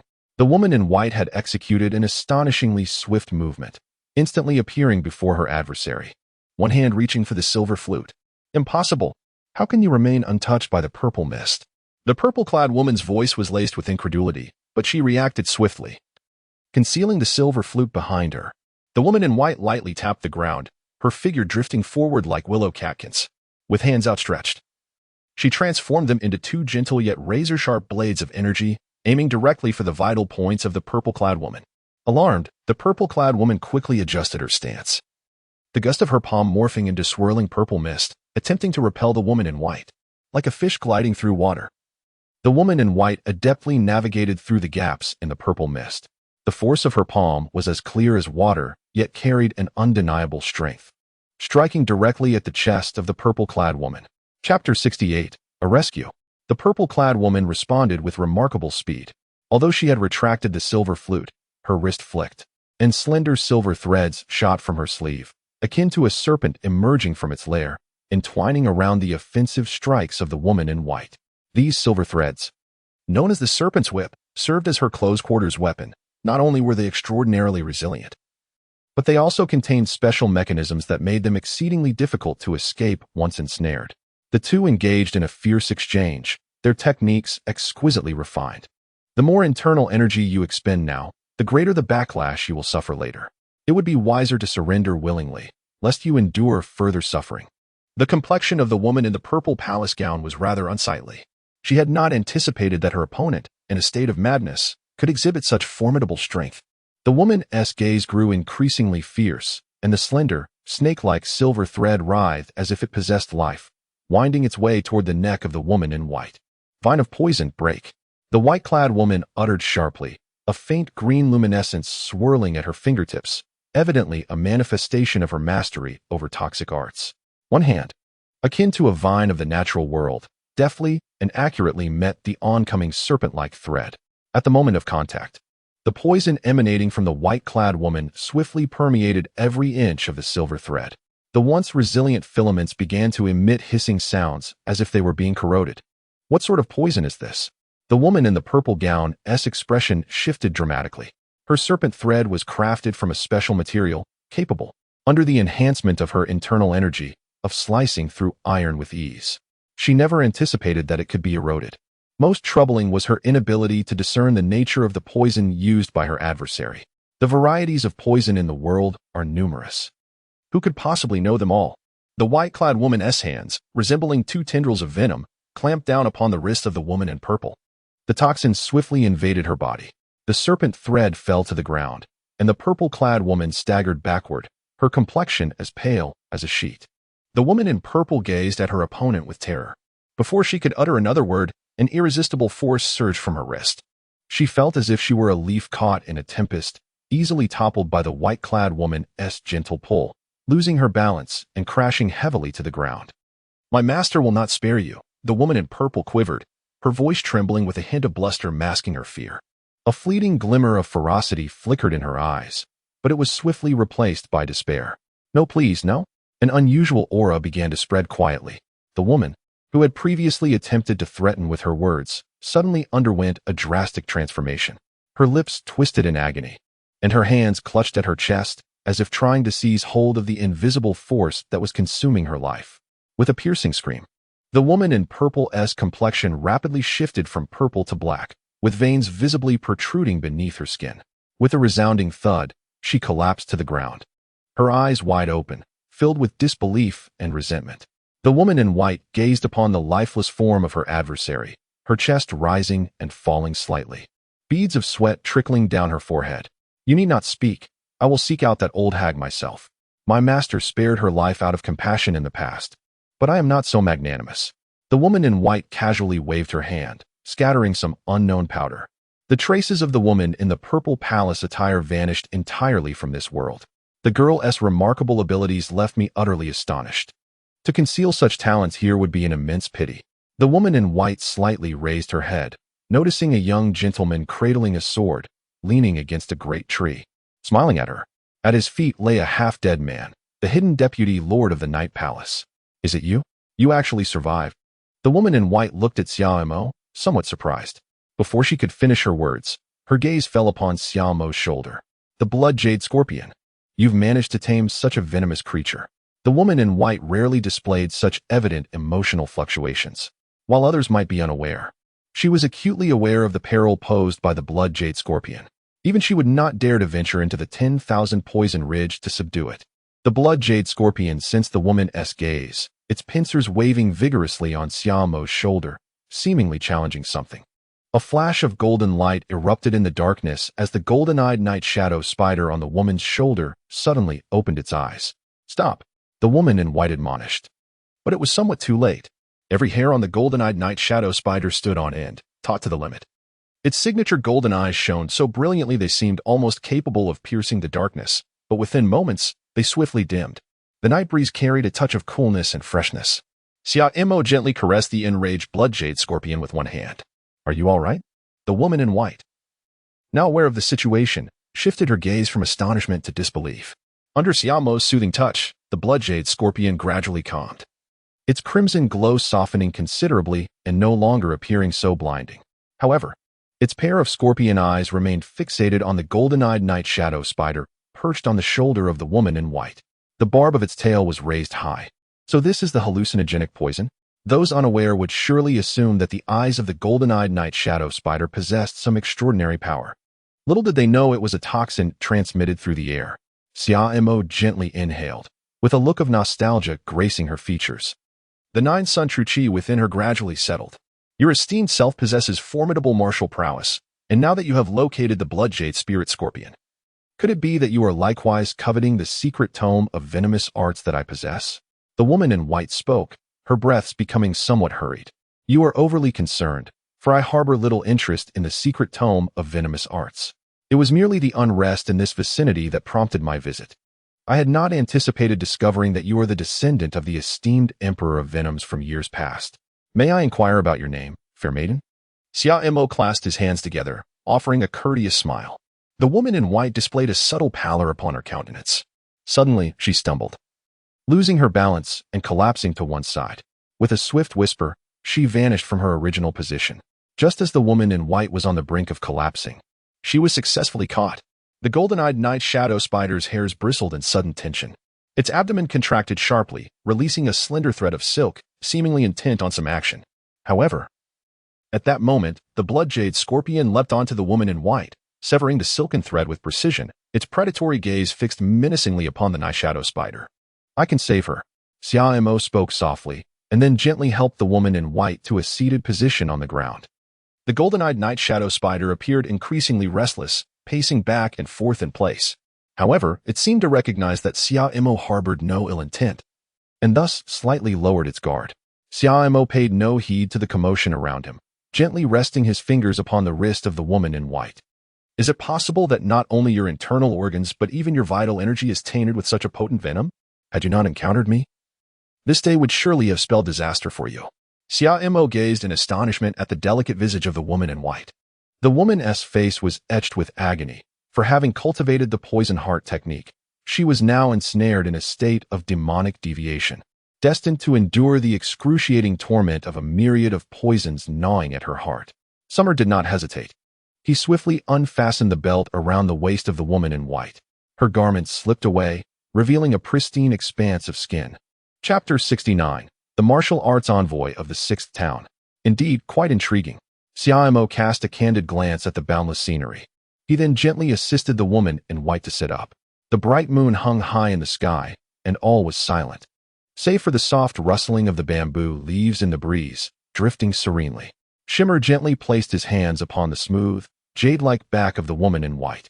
As for the reason behind the necessity of disrobing, Xiaomo expressed that he possessed little experience himself, and could only rely on the portrayals from television dramas of his past life. With closed eyes and focused mind, he directed his energy to the dantian, allowing the 9-yang true chi to surge forth from within him. It transformed into a warm and powerful current, following the meridians and gradually infusing the body of the woman in white. As the energy circulated, a faint golden light enveloped her, harmonizing beautifully with the luminous moonlight in the night sky, rendering the scene extraordinarily sacred. In a moment, the stagnant blood and toxins within her body, under the cleansing force of the 9-yang true qi, dissipated as wisps of black vapor, escaping through her pores. Could it be that this woman had grown up consuming poison? Xiaomo's expression bore an unusual peculiarity, had it not been for his profound abilities.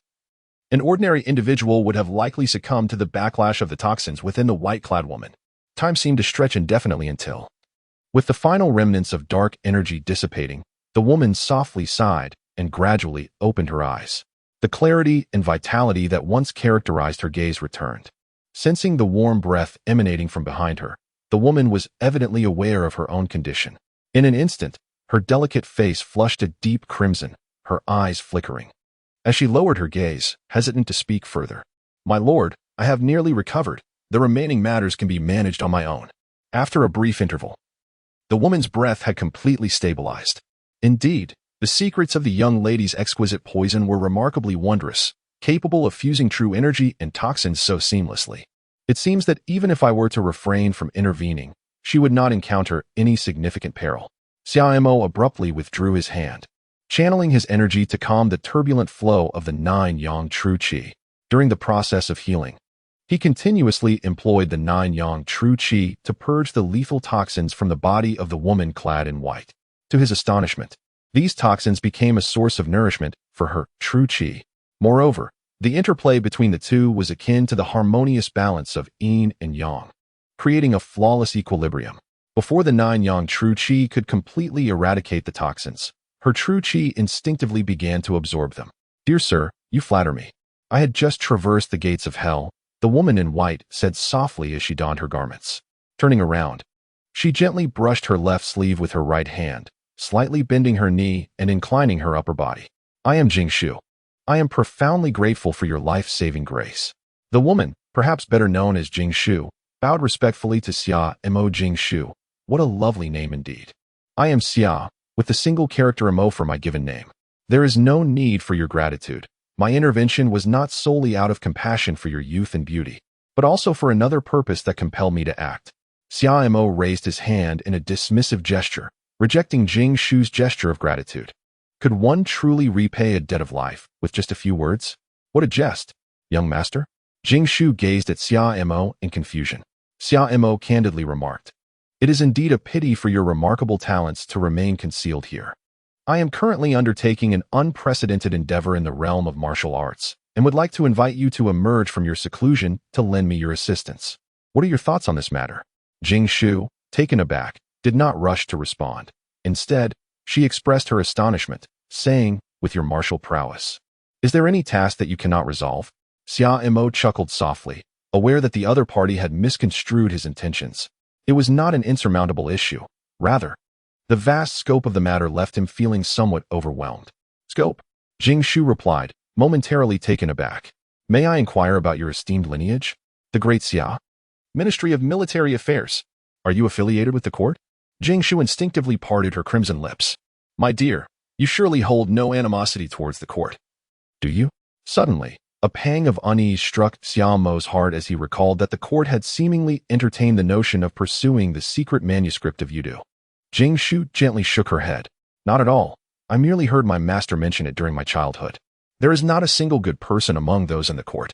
Upon hearing the first half of her statement, Xiaomo had just begun to relax when Jingshu's abrupt words left him momentarily speechless. "However, my master is rather rigid and holds biases against many matters. At least, I have a favorable impression of you, young master." Observing Xiaomo's slightly awkward demeanor, Jingshu spoke softly, her voice laced with a hint of shyness and joy. Xiaomo felt a stirring in his heart. The heir of the ghostly poison emperor had long resided in the secluded mountains. Could she be of that traditional ilk? "So, it seems the young lady has indeed consented?" Jingshu gently nodded. Given the recent interactions with the people of the Jianghu and the Night Palace, as well as the heavenly fragrance poison garden, it was evident that the 10,000 Poison Ridge would not remain tranquil for long. With so many seeking the ghostly poison secret tome, why not allow it to resurface in the world? "You have witnessed today, esteemed sir, that my troubles are far from trivial. Even so, do you still wish to recruit me? Jingshu delicately twirled a lock of her hair, slowly caressing it between her fingers. This captivating demeanor momentarily rendered Xiao entranced. However, he quickly regained his composure, retrieving a black token from his pocket and tossing it to Jingshu. She caught it with ease, curiously examining the token in her hand. The front was inscribed with seal script, the characters swirling like dragons and dancing like serpents, proclaiming, "To subdue evil and secure the nation, may martial prosperity flourish." The reverse side featured a sculpted serpent, coiling gracefully, its head held high, with its mouth clasping a pearl. "From this day forth, you shall be one of the 12 martial envoys of the Great Xia's Zhenwu division. A mere handful of Jianghu sects cannot pose a challenge to the Zhenwu division." Jingshu gently tucked the token away and slightly bowed to Xiao henceforth. "I shall respectfully address you as the esteemed lord of the division." Xiao smiled broadly. There is no need for excessive courtesy. As dawn broke, the first light of day gently illuminated the eastern horizon. A corpse, devoid of any unblemished skin, lay exposed to the sun's rays. The moon concealed itself, and the stars dimmed, while the chilling wind stirred the sound of the pines. Shadows danced upon the myriad steps, and a thought ventured into the profound gateway. Unexpectedly, the mountain gate of the Dark Knight Palace was hidden within the enigmatic valley of the mysterious door in the martial world. To the south of Xianzhou, was that not in close proximity to the territory of the Nine Palace sect? Xiao and Jingshu stood beside the lifeless body, both unfazed by the gruesome scene before them. Under Jingshu's influence, the hidden deputy lord of the Dark Knight Palace willingly divulged everything he knew. Alas, his prior injuries had rendered him too weak to endure further torment. "Shall we take action against the Dark Knight Palace, Master?" Jingshu's calm tone carried a hint of excitement, as if this were an extraordinary venture. After all, the Dark Knight Palace was merely a trifling matter. There were far more pressing concerns at hand. The 4 major sects of the Xianzhou righteous path had accepted the Zhenwu scroll, so it was time to assign them some tasks. A resounding whistle pierced the air as a messenger eagle circled high above, reluctant to descend. Chapter 70. The Prairie Wolf Cavalry. Beizhou, a region bordering the northern frontier dynasty, has been on high alert since the establishment of the Great Xia. The populace was nearly all soldiers, prepared for conflict. While the Central Plains flourished in prosperity, the border of Beizhou frequently clashed with the northern frontier dynasty. Situated in a desolate land, countless souls perished in the winter snows. Thus, every year before the winter solstice, the northern frontier would dispatch elite cavalry to raid the south. However, these were mostly scattered troops, posing little threat to the stationed forces in Beizhou. To counter the northern frontier, the Great Xia had long stationed 50,000 Frost Hua iron cavalry and 300,000 troops along the border. Yet, 3 years prior, the northern frontier dynasty had undergone a peculiar transformation. They no longer sent small bands of marauders, but rather an openly assembled army. The border forces of Beizhou clashed several times with the northern frontier's snow domain iron guards, each side sustaining losses. Unexpectedly, the northern frontier had found some leverage, persuading the Prairie Dynasty to send reinforcements. Faced with the elite armies of 2 powerful dynasties, even the valiant Frost Hua cavalry and Beizhou's border troops found themselves in a precarious situation. Both dynasties had even captured several cities along the Beizhou border, prompting the Crown Prince to lead a newly formed contingent of 10,000 Frost Hua cavalry and 100,000 Imperial Guards to establish control in Beizhou. After all, this Crown Prince was not only the eldest son, but had also secured his position through military merit, eclipsing his brothers. Just then, a messenger eagle unfurled its wings, the sound of rushing wind accompanying its powerful flaps. Finally, with a sharp and resonant swoosh, the eagle pierced through the air, its form intertwining with the howling cold winds, embodying both pride and resilience. In a deserted village, Xiao and Jingshu gazed at the departing messenger eagle, a sense of accomplishment washing over them. A hint of helplessness lingered in Xiaomo's voice. He never anticipated that the messenger hawks trained by the court, regardless of how fervently summoned, would dare not descend within the treacherous confines of Wandu Ridge. After finally emerging from the perilous region, and upon entering the territory of Beizhou, he still had to wait until the Blood Jade Scorpion and the golden-eyed Night Shadow Spider retreated a considerable distance before the hawk would dare to land. "Master, although I have long resided in Wandu Ridge, I have certainly heard of the prestigious names of the 4 major sects of Xianzhou. Will they truly collaborate with the court to compel the Dark Knight Palace to accept the Zhenwu register? Jing Shu gazed at the receding hawk, then redirected her attention back to Xia Mo. Rest assured, even without the pressure from the Zhenwu division, these self-proclaimed righteous sects of the martial world will not forsake this excellent opportunity to eradicate evil and uphold justice. Should the Dark Knight Palace prove to be unyielding, it would only serve as a warning to others. The martial forces of Xian Zhou must be entirely under the control of the court. Moreover, we still require the Dark Knight Palace to inform us of the location of the other demonic sect, the Evil Spirit Valley. Xia Mo turned around and once again blew his whistle. A streak of crimson light surged towards him from afar with astonishing speed, landing upon his shoulder. At this moment, the commander of the Jinyui was also in Xianzhou, as long as the four major sects did not feign compliance while secretly opposing. The Dark Knight Palace would undoubtedly be unable to stir up any significant turmoil. Jing Shu nodded, seemingly understanding. The golden-eyed night shadow spider silently appeared on her shoulder. Even the Dark Knight Palace was a trivial matter. My lord, may I inquire about the purpose of our visit to Beizhou? Surely, you can divulge it to me now, she said. Beizhou, a land of harsh winters, still had not seen the end of August, yet all around stretched desolation. The fields were vast and devoid of people, save for the solitary hunter who ventured forth to capture beasts and birds to stave off hunger and fend off the cold. Both were clad in thin garments, however. With their inner strength, they were impervious to the elements. To kill a man, as Xia Mo spoke, he made his way towards the village entrance. Oh, Jing Shu, filled with curiosity, followed closely behind.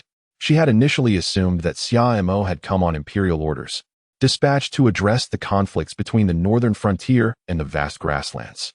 To her surprise, it was merely for the purpose of taking a life. What kind of person could warrant such a significant disturbance, compelling the master of the bureau to travel all the way to Beizhou for an assassination? Xia Mo smiled faintly, displaying no reservations. Wen Liang. Jing Shu nodded thoughtfully. Then, she suddenly froze and turned to Xia Mo with a start. Wen Liang? Surely. The master wouldn't be referring to that Wen Liang, would he? The martial prowess of Xia Mo is truly profound, as Jing Shu has experienced along this journey. It can only be described as unfathomable. In the realm of martial arts, many may bear the name of Wen Liang, yet it is Xia Mo, the esteemed master of the Zhenwu division, who is compelled to take action against those deserving of his lethal touch. The master, Yuzun Wenyang, holds the distinguished 7th position in this year's Tianji Pavilion Martial Arts Evaluation. His skills are likely to surpass even those of my late master. Given the caliber of such an individual, is it not somewhat? Jing Shu hesitated as she spoke. Xia Mo gazed at Jing Shu with astonishment. Having resided in the Wandu Ridge for so long, it is understandable that you possess knowledge of the martial factions in Xianzhou. But I am surprised to find you informed about Wen Liang as well. Jing Shu furrowed her delicate brows lightly, replying, after all, Wandu Ridge is not entirely cut off from the world. While my knowledge of other matters may be scant, I am somewhat familiar with the grandmasters listed in the Tianji Pavilion's martial rankings. The two then utilized their lightness skills, swiftly traversing the vast fields. Xia Mo nodded gently, realization dawning upon him. Indeed, the target to be eliminated is none other than Yuzun Wenliang. Regardless of his status as a grandmaster in the Tianji Pavilion's martial arts evaluation, this individual has committed heinous crimes, and His Majesty has already decreed the secret annihilation of Wenliang's entire lineage. Intelligence has surfaced indicating that Wenliang was spotted in a certain location on the northern borders. Under no circumstances must he be allowed to set foot in the Central Plains again. The eradication of Wenliang's 9 clans weighs heavily on Jing Shu's mind, plunging her into silence. Should Wenliang learn of this, it is entirely plausible that he would storm the imperial palace himself. For history on the divine martial continent is not devoid of such occurrences. Master, my teacher left behind a unique poison that may prove effective against grandmasters. No need for that. I shall personally take action against Wenliang. There will be no escape for him. A remarkable glint of lethal intent flashed in Summer's eyes. After acquiring the 9 Suns divine art, although his martial prowess did not experience a qualitative transformation, it undeniably surpassed the completed mastery of the wedding dress divine art. Coupled with the deadly 13 swords, if he could not eliminate this mild-mannered individual. Suddenly, a thunderous rumble echoed. The sound of hooves striking the earth converging into a colossal roar that reverberated through every inch of the land. The two figures paused momentarily, coming to a halt. It was cavalry. numbering in the thousands. Shamer spoke softly. A wisp of dust quietly ascended, and a troop of cavalry swiftly came into view. Their might akin to a soaring dragon, as swift as the wind. The riders were clad in close-fitting leather armor, the hue reminiscent of dark iron. They wore hats made of wolf fur, with brims that cast shadows over their eyes, revealing only their gaze. Around their necks hung necklaces adorned with wolf teeth. Armed with weapons of varying lengths, each blade bore intricate engravings of wolf totems. Beneath them, their steeds, marked by a mottled coat, displayed extraordinary agility, their hooves striking the earth with relentless force. As summer's expression gradually darkened, the prairie wolf riders emerged. Chapter 71. Sweeping across thousands of armies. Although Beizhou's population is relatively sparse among the 13 provinces of Daxia, its vast territory allows it to rank among the top 3. Xia Mo and Jing Shu traversed through the treacherous Wandu Ridge, entering the territory of Beizhou, and in less than half a month, they found themselves in a realm still far from the war-torn northern regions. It could be said that they were still deep within the heartland of the Great Xia. To their astonishment, the wolf riders from the grasslands had penetrated this far. A glimpse revealed a more extensive reality. From this, it seemed the situation in the northern territories was rather dire. What are you still dawdling for? The wolf riders are hot on our heels. Mount your horses. A sharp voice jolted Xia Mo from his reverie. Ahead of the group of grassland wolf riders, a dozen more were galloping in a frantic escape. Leading them was a rugged-looking man, clad in the attire of the Great Xia. Each of them wielded blades and swords, clearly not mere commoners. Beside the burly man stood a young girl dressed in a fitted azure outfit. Observing Xia Mo and Jing Shu standing dumbfounded in their path, she could not help but call out anxiously. The swift steed, Mo-ing chasing wind, had been left at a post in Xianzhou, and it was likely already taken back to the capital city of the divine. After entering Beizhou, Xia Mo and Jing Shu traveled swiftly using their lightness skills, naturally without horses. At this moment, a young girl and a somewhat wooden-faced young man hastened towards Xia Mo and Jing Shu, seemingly eager to offer them a ride. The wolf riders of the Grassland Dynasty were mounted on the unique wolf steeds native to the plains. These battle horses excelled in rapid assaults, and these individuals appeared to be relishing the thrill of the hunt. Xia Mo discerned at a glance that the 1,000-strong cavalry of grassland wolves trailing behind were not exerting their full speed. Otherwise, the mere dozen individuals ahead would not have endured thus far. The young girl, though kind-hearted, would only jeopardize their safety by slowing down to aid others in such dire circumstances. Judging by their appearance, they did not seem to be agents of the court. Jing Shu gazed at the distant cavalry of grassland wolves, holding an unfamiliar plant resembling a dandelion in her hand. The war had raged for 3 years now. Underneath the collapsed nest, how could any eggs remain unscathed? Numerous sects and local tyrants of the northern state had joined this conflict. Jing Shu pondered. Why had the court not dispatched a substantial army to support the northern state? She had heard whispers of the Great Xia's war against the northern frontier and the 2 great dynasties of the grasslands while at Wandu Ridge, for the distance was not insurmountable. However, throughout the duration, the court had sent forth only the Frostflower Iron Cavalry and the border troops of the northern state, without committing any additional forces. Otherwise, the situation here would not have remained so stalemated. The esteemed title of the foremost among the 7 dynasties of Great Xia was not merely a faade. The outbreak of this war was recent. Yet signs of restlessness were already apparent among the armies of the Barbarian Dynasty and the Great Xia Dynasty in other regions of Great Xia. Even the distant Great Xian and Bohai dynasties were uneasy. All awaited the moment when Great Xia would show signs of fatigue on this battlefield, at which point they would pounce without hesitation. The court had to remain vigilant against their advances, thus unable to muster significant forces to assist in the northern state as conflict. You go intercept those dozen individuals. I will deal with the cavalry of grassland wolves behind. As the distance between both sides diminished, Shamer gently reminded Jing Shu. Yes. Jing Shu nodded softly. What are you 2 still doing standing there, dawdling? The girl in the green attire, witnessing Shamer and his companion engaged in idle conversation even at this critical moment, couldn't help but feel exasperated. My dear, let them be. We must leave at once. If we fall into the hands of these prairie folk, it will spell our doom, urged the burly leader with urgency. From behind, jeering laughter echoed among the prairie wolf riders. That simply won't do. My master has inquiries for you all shortly. Therefore, I must kindly ask you to halt. Jing Shu approached the group. Little one, it's up to you now, she called softly, a fleeting glimmer of golden light flashing from her shoulder. With a loud huff, all the horses reared high, almost grazing the heavens, before crashing down heavily, stirring ripples of dust around them. The burly men were taken aback, astonished. What sort of sorcery has this woman invoked? They wondered, as their horses seemed to have been struck by an unfathomable fright. Jing Shu paid no heed to the burly men. These ordinary steeds required no special means to be deterred. The golden-eyed night shadow spider merely needed to release a hint of its aura, and the horses would be too intimidated to advance. However, the prairie wolf riders were a different story. The ferocity of their army was sufficient to render warhorses unafraid of the blood jade scorpion's presence, a common tactic employed against martial experts. Look, has that man lost his mind? The burly group noticed Shamer striding towards the prairie wolf riders, a formidable force numbering in the thousands. Under the charge of such a multitude, even the frosted iron cavalry of the Great Xia would hesitate to claim victory. The sky loomed low, the clouds heavy, and the sunlight scarce, casting a dim yellowish hue over the fields, suffocating the atmosphere. 1,000 riders surged forth, like a dark cloud descending upon the land. Each wolf rider was clad in armor, wielding curved blades at their waists, gleaming like the cold moon.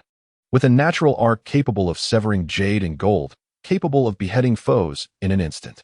Their long spears, exceeding 2 zhang in length, had tips as sharp as dragon's fangs, formidable and unstoppable. Dust was swept up by the wind, obscuring the distant view. A phantom of a ravenous wolf silently emerged, its form lithe and fierce, eyes gleaming with malice, as if it had arisen from the depths of the abyss, eager to devour all living beings. This apparition embodied the murderous intent and battle fervor of the 1,000 riders. The girl in the blue attire instinctively closed her eyes, unable to bear the sight of Shamer being mercilessly struck down. With a solitary sword in hand, the figure of Summer stands, his gaze as piercing and frigid as the coldest stars. The blade, known as the Abyss of Darkness, remains sheathed, yet its surface subtly shimmers with a dark luminescence. It seems to perceive the malevolence within the human heart, guiding lost souls into the void. In an instant, the sword's brilliance cleaves through the oppressive atmosphere, akin to a harbinger of hell, reaping the souls of the living. The air is left with a gaping chasm, as dark as ink. A phantom wolf lunges forth with a ferocious roar, and with a swift motion, the sword strikes, severing the creature's head from its body. Blood does not spill.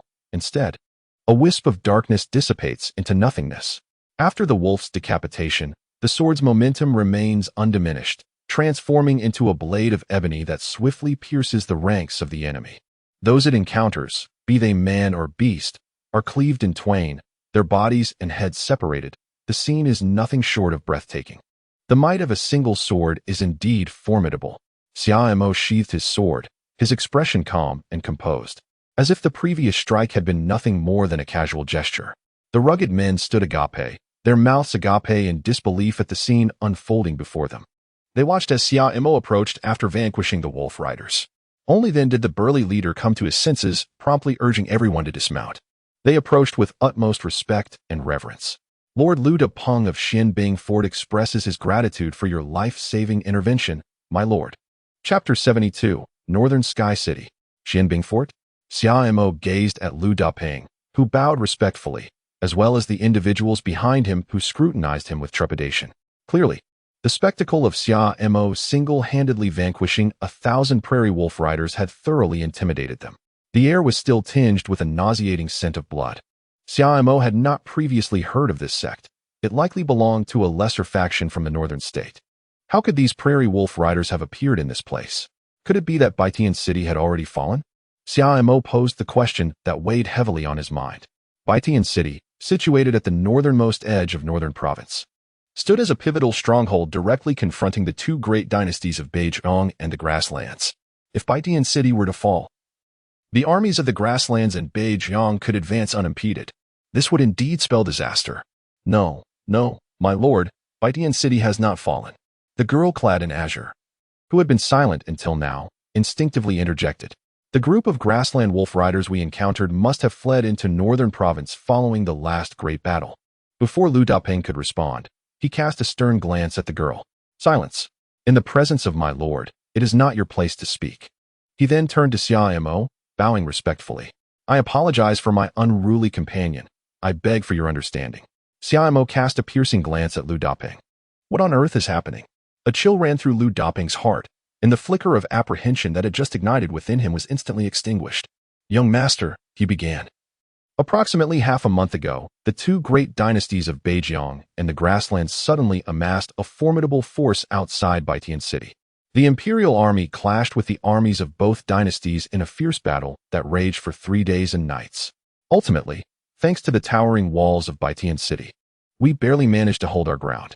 It is said that this conflict resulted in devastating losses for both sides, with tens of thousands of the Imperial Frostflower Iron Cavalry and the defenders of Baitian City perishing. Furthermore, as a consequence of this battle, several small contingents of cavalry from the Grasslands and Beijiang somehow circumvented Baitian City and infiltrated the heart of Beizhou. These scoundrels are merciless, killing and robbing anyone in their path. Many of our fellow martial artists have already fallen victim to their treachery. Today, we were simply unfortunate enough to encounter this pack of grassland wolf riders along our journey. Were it not for your timely intervention, I fear. Lu Doping's expression was one of lingering dread. Xia Mo furrowed her brow. The elite forces of the court were undoubtedly concentrated in Baitian City, yet it was inconceivable that the northern state would be left vulnerable. The stationed troops in various cities and the forces within the martial world should have prevented the prairie wolf cavalry from advancing this far. Lu Doping cautiously glanced at Xia Mo, his peripheral vision inadvertently sweeping over Jing Shu. "Speak quickly." The impatient tone of Xia Mo caused Lu Doping to shudder. He spoke as if pouring out beans. "What you may not be aware of, my lord, is that a fortnight ago, the fierce battle involved not only the Frostflower Iron Cavalry and the border troops, but also the elite sects from various factions of Beizhou. In fact, prior to the clash of the two great armies, our factions had already engaged in several confrontations with the masters from the Grasslands and the northern frontier. Unfortunately, we did not gain the upper hand," Lu Doping lamented. "Did the forces of the two great dynasties also partake in this conflict?" Xia Mo was somewhat taken aback. "Indeed, it is said that the heavenly pool of northern frontier and the eternal heaven of the grassland have reached some form of agreement. It remains a mystery what schemes these individuals harbor. We were unprepared from the outset, and several leaders and elders from major sects have perished in battle." Lu Doping clenched his fist, filled with indignation. The heavenly pool of northern frontier, the eternal heaven of the grassland, and the barbaric temple, due to geographical and ideological factors. A transcendent organization has already emerged among these three great dynasties, ruling over all martial forces. Have the grassland and northern frontier gone mad? Even the eternal heaven and the heavenly pool have intervened in this conflict. Could it be that they genuinely seek to engage in an all-out war with the Great Xia? Xia Mo's expression was somewhat grave. "There is another piece of news. Both Changxing Tian and Tianqi have dispatched a grandmaster to accompany their armies. Had it not been for the unwavering defense of the Cold Spear North sect in the battle a fortnight ago, the gates of Baitian City may have already been breached." Observing Xia Mo's keen interest, the girl in the azure attire could not help but speak up. "The Cold Spear North sect. Is he currently in Baitian City?" Lu Lifeng of the Cold Spear North sect, ranked 9th in the martial evaluation of the Great Xia's Tianji Pavilion, hails from the northern province.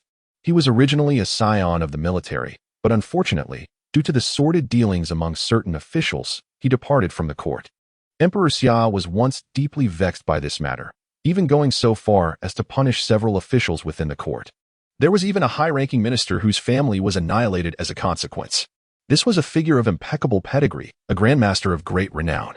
Yet, despite the court's persistent invitations, Lu Linfeng remained absent from the military ranks. The young girl clad in azure nodded repeatedly. Indeed, many had witnessed that battle firsthand. 3 grandmasters engaged in a diplomatic confrontation in Baitian City. Within 100 zhang, none dared to approach them. After all, the opposing side boasted 2 grandmasters. Making Han Chong of the northern sect struggle to counter them seems somewhat inadequate. Only His Highness, the Crown Prince, led the Frost Blossom Iron Cavalry to form a battle array and advance to offer assistance. Although they successfully repelled the adversary, it was said that the Crown Prince was struck by the northern grandmaster from afar and had sustained severe injuries. The voice of the azure-clad girl grew increasingly faint, as an icy aura of murderous intent began to permeate the air. The inhabitants of Xianbing Fortress also practiced martial arts of a frigid nature, yet in that moment, they could not help but shiver. "You say the Crown Prince has been injured?" Xia Mo gazed intently at the young girl, enunciating each word with a flat tone that betrayed no hint of emotion. The girl, clad in azure attire, instinctively nodded her head. Yes, indeed. This news has spread throughout the northern province. It remains uncertain whether it holds any truth. Xiaomo paid no heed to the group from the ice fortress. He softly called out, Jingshu. With a gentle leap, Jingshu came to Xiaomo's side. Xiaomo, unreservedly, wrapped one arm around Jingshu's delicate waist and took a light step forward. In the next moment, their figures vanished without a trace. Lord of the fortress, are those two? Human or ghost? The people of Xianbing Fortress appeared utterly bewildered. Budaping, upon hearing this, angrily retorted, How should I know? But even if they're ghosts, they must belong to our side. Quickly, search the grassland wolf riders from earlier. See if there is anything of value, and take it all. Baitian City, the northern stronghold, stands majestically in the farthest reaches of the Great Xia, piercing the heavens, exuding an overwhelming aura. The city is tall and robust, constructed of stone as solid as iron, an impregnable fortress, a bulwark against enemies, guarding the land. Above the city, banners flutter in the wind. Below, the moat is deep and wide, its waters still, concealing deadly traps. Any enemy daring to approach must first cross this formidable barrier. Yet, awaiting them is a storm of arrows. Stop! Who are you? Do you not know that Baitian City is closed? At the city gates, a squad of guards, clad in distinctive armor and wielding long spears and sharp blades, stood in formation, prepared for any threat. Chapter 73, The Crown Princess. In Baitian City, at the governor's residence, the twin towers rise high, encircled by fierce beasts. By day, the golden spikes shimmer. By night, the lights blaze brightly. Outside, soldiers stand in formation, holding halberds and drawn bows, eyes straight ahead. Inside, heavy doors are securely locked. Each passage requires verification of credentials, with no room for error. The patrolling soldiers move incessantly, their footsteps ringing out like a weaving shuttle, densely occupying the corridors and eaves. Dr. Jing, how is His Highness the Crown Prince? In a heavily guarded courtyard, 4 figures stood. A middle-aged man dressed in the official robes of the Great Xia anxiously grasped the shoulder of a doctor carrying a medicine box. Lordy, His Highness the Crown Prince is afflicted with a terrifyingly cold and sinister energy. If it is not expelled, no remedy will suffice. I have exhausted all means. And for now, I have only managed to temporarily halt the encroachment of this sinister energy upon His Highness's body. However, if it cannot be resolved today, I fear for His Highness. You incompetent physician, what nonsense are you spouting? It is clear that your skills are lacking. As soon as Dr. Jing finished speaking, a general in his 30s, wearing a phoenix-winged helmet and wielding a long sword, seized Dr. Jing by the collar, lifting him off the ground. General Nia, stand down. Dr. Jing is the finest physician in Baitian City. Over these past 3 years, he has saved countless of our soldiers. His Highness the Crown Prince holds him in high esteem. I understand your current emotions, but you must cease this at once. A middle-aged man clad in the official attire of the Great Xia grasped the general's wrist firmly, fixing him with a grave stare. Humph. General Nia glanced at the visibly struggling Dr. Jing, then turned his gaze to the stern-faced official. Ultimately, he relinquished his grip. My lord, regardless of the circumstances, the Crown Prince must not encounter any further misfortune. Do you comprehend? General Nia's voice, strained with barely contained fury, emerged hoarse. I am well aware. The governor responded in a deep tone. He then turned to the figure who had been leaning against a pillar, eyes closed in meditation since earlier. General Liu, is there nothing you can do? The man slowly opened his eyes. I have long departed from military affairs and do not deserve the title of general, my lord. The esteemed master of the northern frontier is proficient in the renowned cold essence fatal technique of the heavenly pool. Once afflicted, one's vital energy would seep through the skin like thread, traversing the meridians, inducing heart palpitations and chills. Had the Crown Prince not merely been struck by a gust of palm energy from afar, he would likely have perished on the spot. And we would not have delayed until now. At this juncture, unless a grandmaster skilled in pure yang internal energy intervenes, otherwise. The individual leaning against the pillar was none other than the grandmaster of the northern province, Lu Linfeng. He looked unflinchingly at the governor. The courtyard fell into a profound silence. Lu Linfeng did not practice pure yang internal energy. Among the grandmasters listed in the martial evaluation of the Great Xia's Heavenly Mechanism Pavilion, only the previous leader of the Yang sect, the radiant Sun True Man, renowned for his profound mastery of pure yang internal energy, ranked 5th. Damn it! General Nia clenched his fists, his expression one of deep resentment. At such a critical moment, where could one possibly find the radiant sun true man to tend to the crown prince's injuries? Pure young internal energy? Then allow me to give it a try. The sudden voice caused the expressions of the several individuals in the courtyard to shift simultaneously. Lu Linfeng instinctively stepped in front of the others as the voice resonated. With a swift motion, he grasped a dark spear, its cold light rained into his hand. Who goes there? Lu Linfeng inquired, his demeanor grave as he regarded the man and woman who had appeared in the courtyard. Lu Linfeng of the Northern Spear Cult sect. I have long heard of your esteemed name. Once matters are resolved, I wish to earnestly experience your mystical eye-shattering spear. Your Majesty? Lu Linfeng questioned, staring at the young man adorned in splendid garments before him. In the myriad palaces of the Great Xia royal court, it was customary for any palace lord to refer to themselves in this manner. Could it be that this young man hailed from the royal lineage? General Nia, do not delay in taking me to see the crown prince. Xia Mo cast a piercing gaze at the somewhat bewildered general. Commander Nia Zheng of the Crown Prince's Imperial Guards. Could it be you are the fourth prince? After a prolonged moment of scrutiny, Nia Zheng finally recognized Xia Mo. At that instant, a messenger burst into the room. Without a moment's pause for recognition, he knelt on one knee, clasping his fists together, and declared, I report to you, esteemed lord of the city. We have received news from the city gates. The chief of the Town Marshal Division and the 6th Town Marshal Envoy have entered Baitian City. The establishment of the Town Marshal Division had long since echoed across the land via carrier pigeons. Despite the turmoil of war engulfing the northern province, the existence of the Town Marshal Division was still widely acknowledged.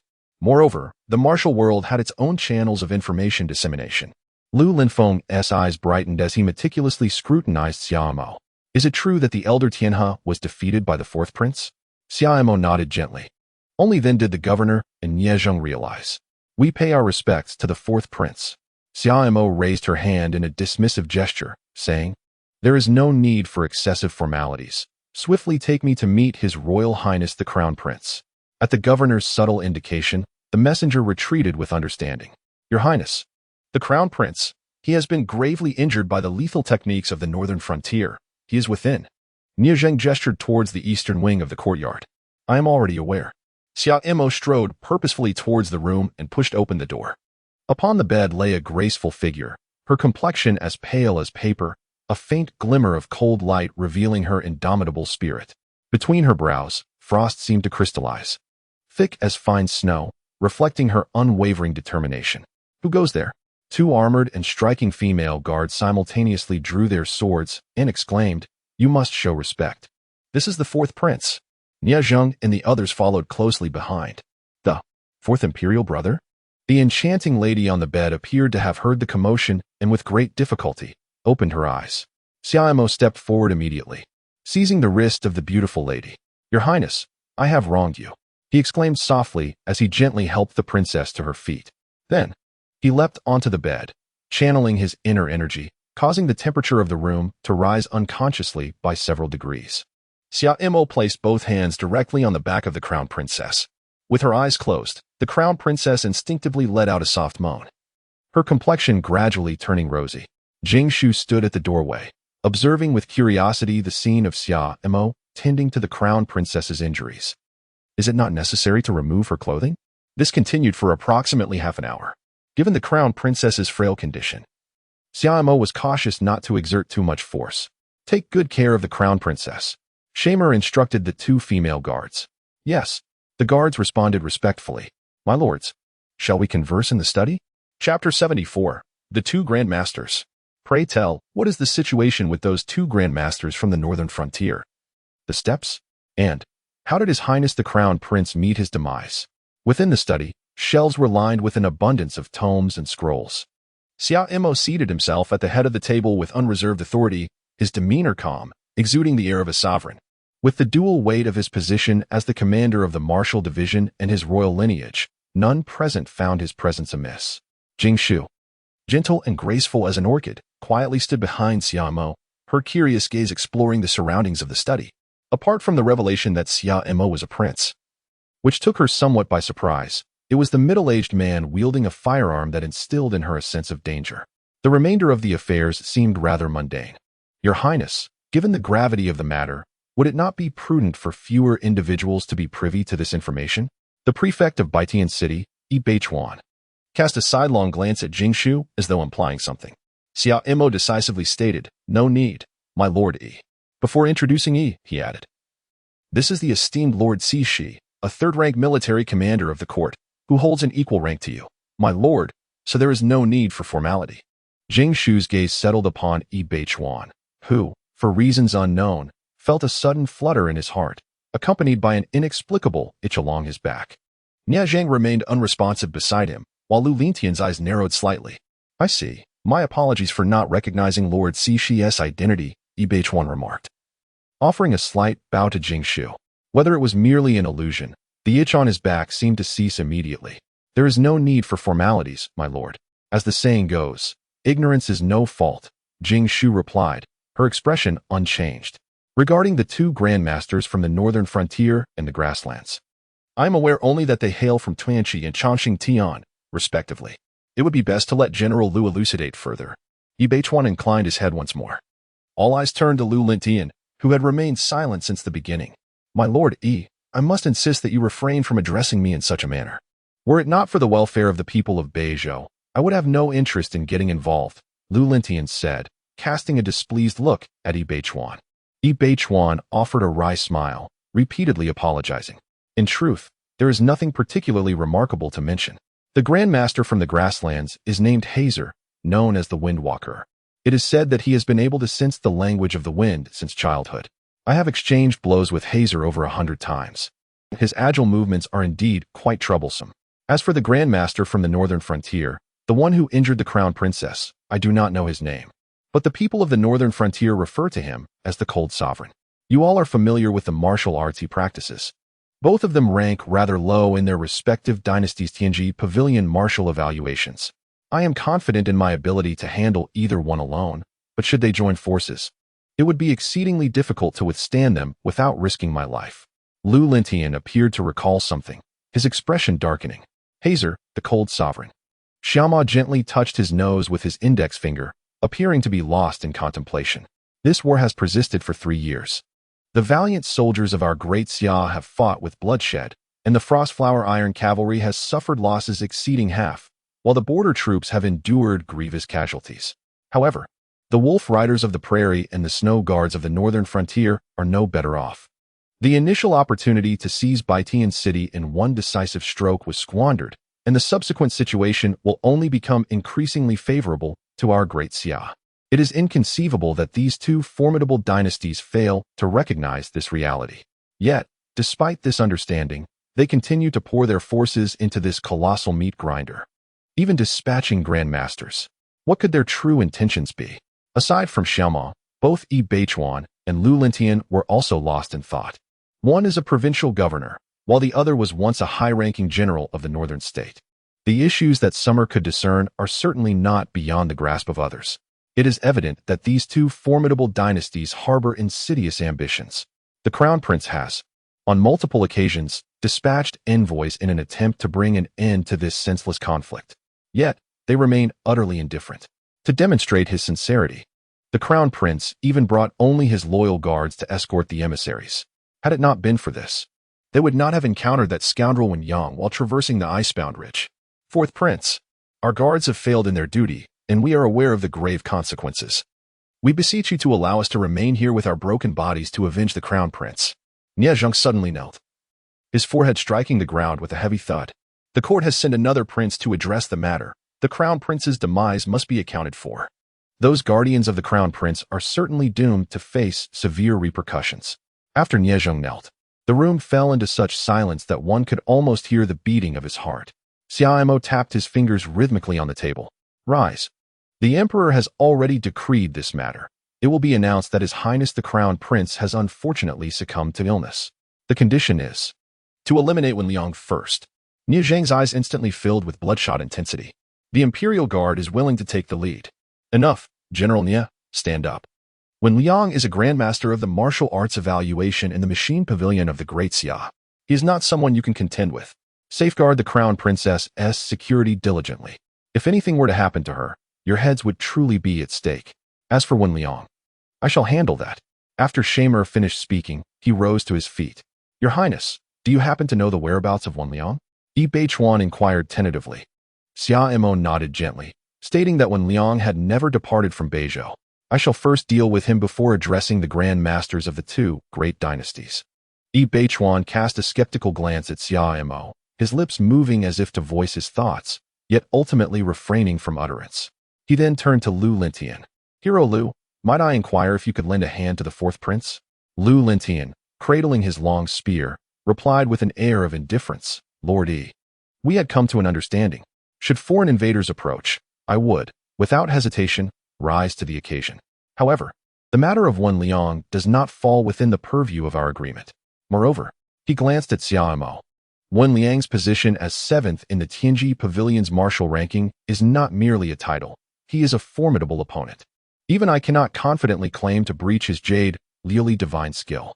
Xia Mo merely smiled at Lu Lintian's words, choosing not to respond to the inquiry. In light of this, I must trouble the esteemed hero Lu to remain in Baitian City. The news of the Crown Princess's recovery will be kept confidential for the time being. All matters shall be addressed once I return with the head of Wenliang. After all, this falls squarely within the responsibilities of the Zhenwu division. Without waiting for the others to react, she departed the study with Jing Shu in tow. Chapter 75, The Icy Absolute Ridge. Fourth Imperial Brother, is it truly unnecessary to dispatch a great army to accompany you? In the courtyard, Xia Mo was bidding farewell to the Crown Princess, whose injuries had largely healed. There is no need for the Crown Princess to worry. I shall assuredly bring back the head of Wenliang to honor the spirit of His Highness the Crown Prince. However, during this period, the Crown Princess may have to endure some hardship. When the time is ripe, the court will announce the demise of His Highness the Crown Prince. Xia Mo gazed at the somewhat haggard woman before him, and a gentle sigh escaped his lips. Regardless of whether the Crown Prince succumbed to illness or fell at the hands of the Grandmaster in the northern frontier, the Crown Princess would no longer need to disguise herself in public from this moment onward. I understand. A fleeting glimmer of despair vanished from the Crown Princess's eyes as she lifted her gaze to Xia Mo, fourth royal brother, in this great war. I have come to witness the terrifying prowess of these grandmasters. Wenliang's ranking at the Heavenly Machine Pavilion surpasses not only that of Taoist Yinqing, but also Master Zhikong by several places. I am aware that fourth royal brother has undergone tremendous transformation, now a grandmaster in martial arts as well. However, please do not underestimate the gravity of the situation. Xia Mo bowed respectfully and said, I am well aware of the situation. Your Highness, please take care of your injuries. I shall take my leave. After speaking, he promptly turned and departed. Jing Shu had long awaited in the courtyard. The two of them walked together towards the governor's residence. As they passed beneath a ginkgo tree, they spotted Lu Lintian still leaning against the tree, cradling his black long spear. Is Wenliang at Ice Absolute Ridge? Lu Lintian inquired, his tone imbued with certainty. It seems that the esteemed hero of the North possesses quite the network of information. That is because Wenliang has never sought to conceal his whereabouts. What? Has the great hero changed his mind? No, matters of the court have long ceased to concern me. Consider it a piece of free intelligence. Xia Mo came to a halt, while Lu Lintian, cradling a dark long spear, made his way toward another courtyard. The Ice Absolute Ridge, a solitary peak towering above the vast sea of clouds, bore a name that inspired awe.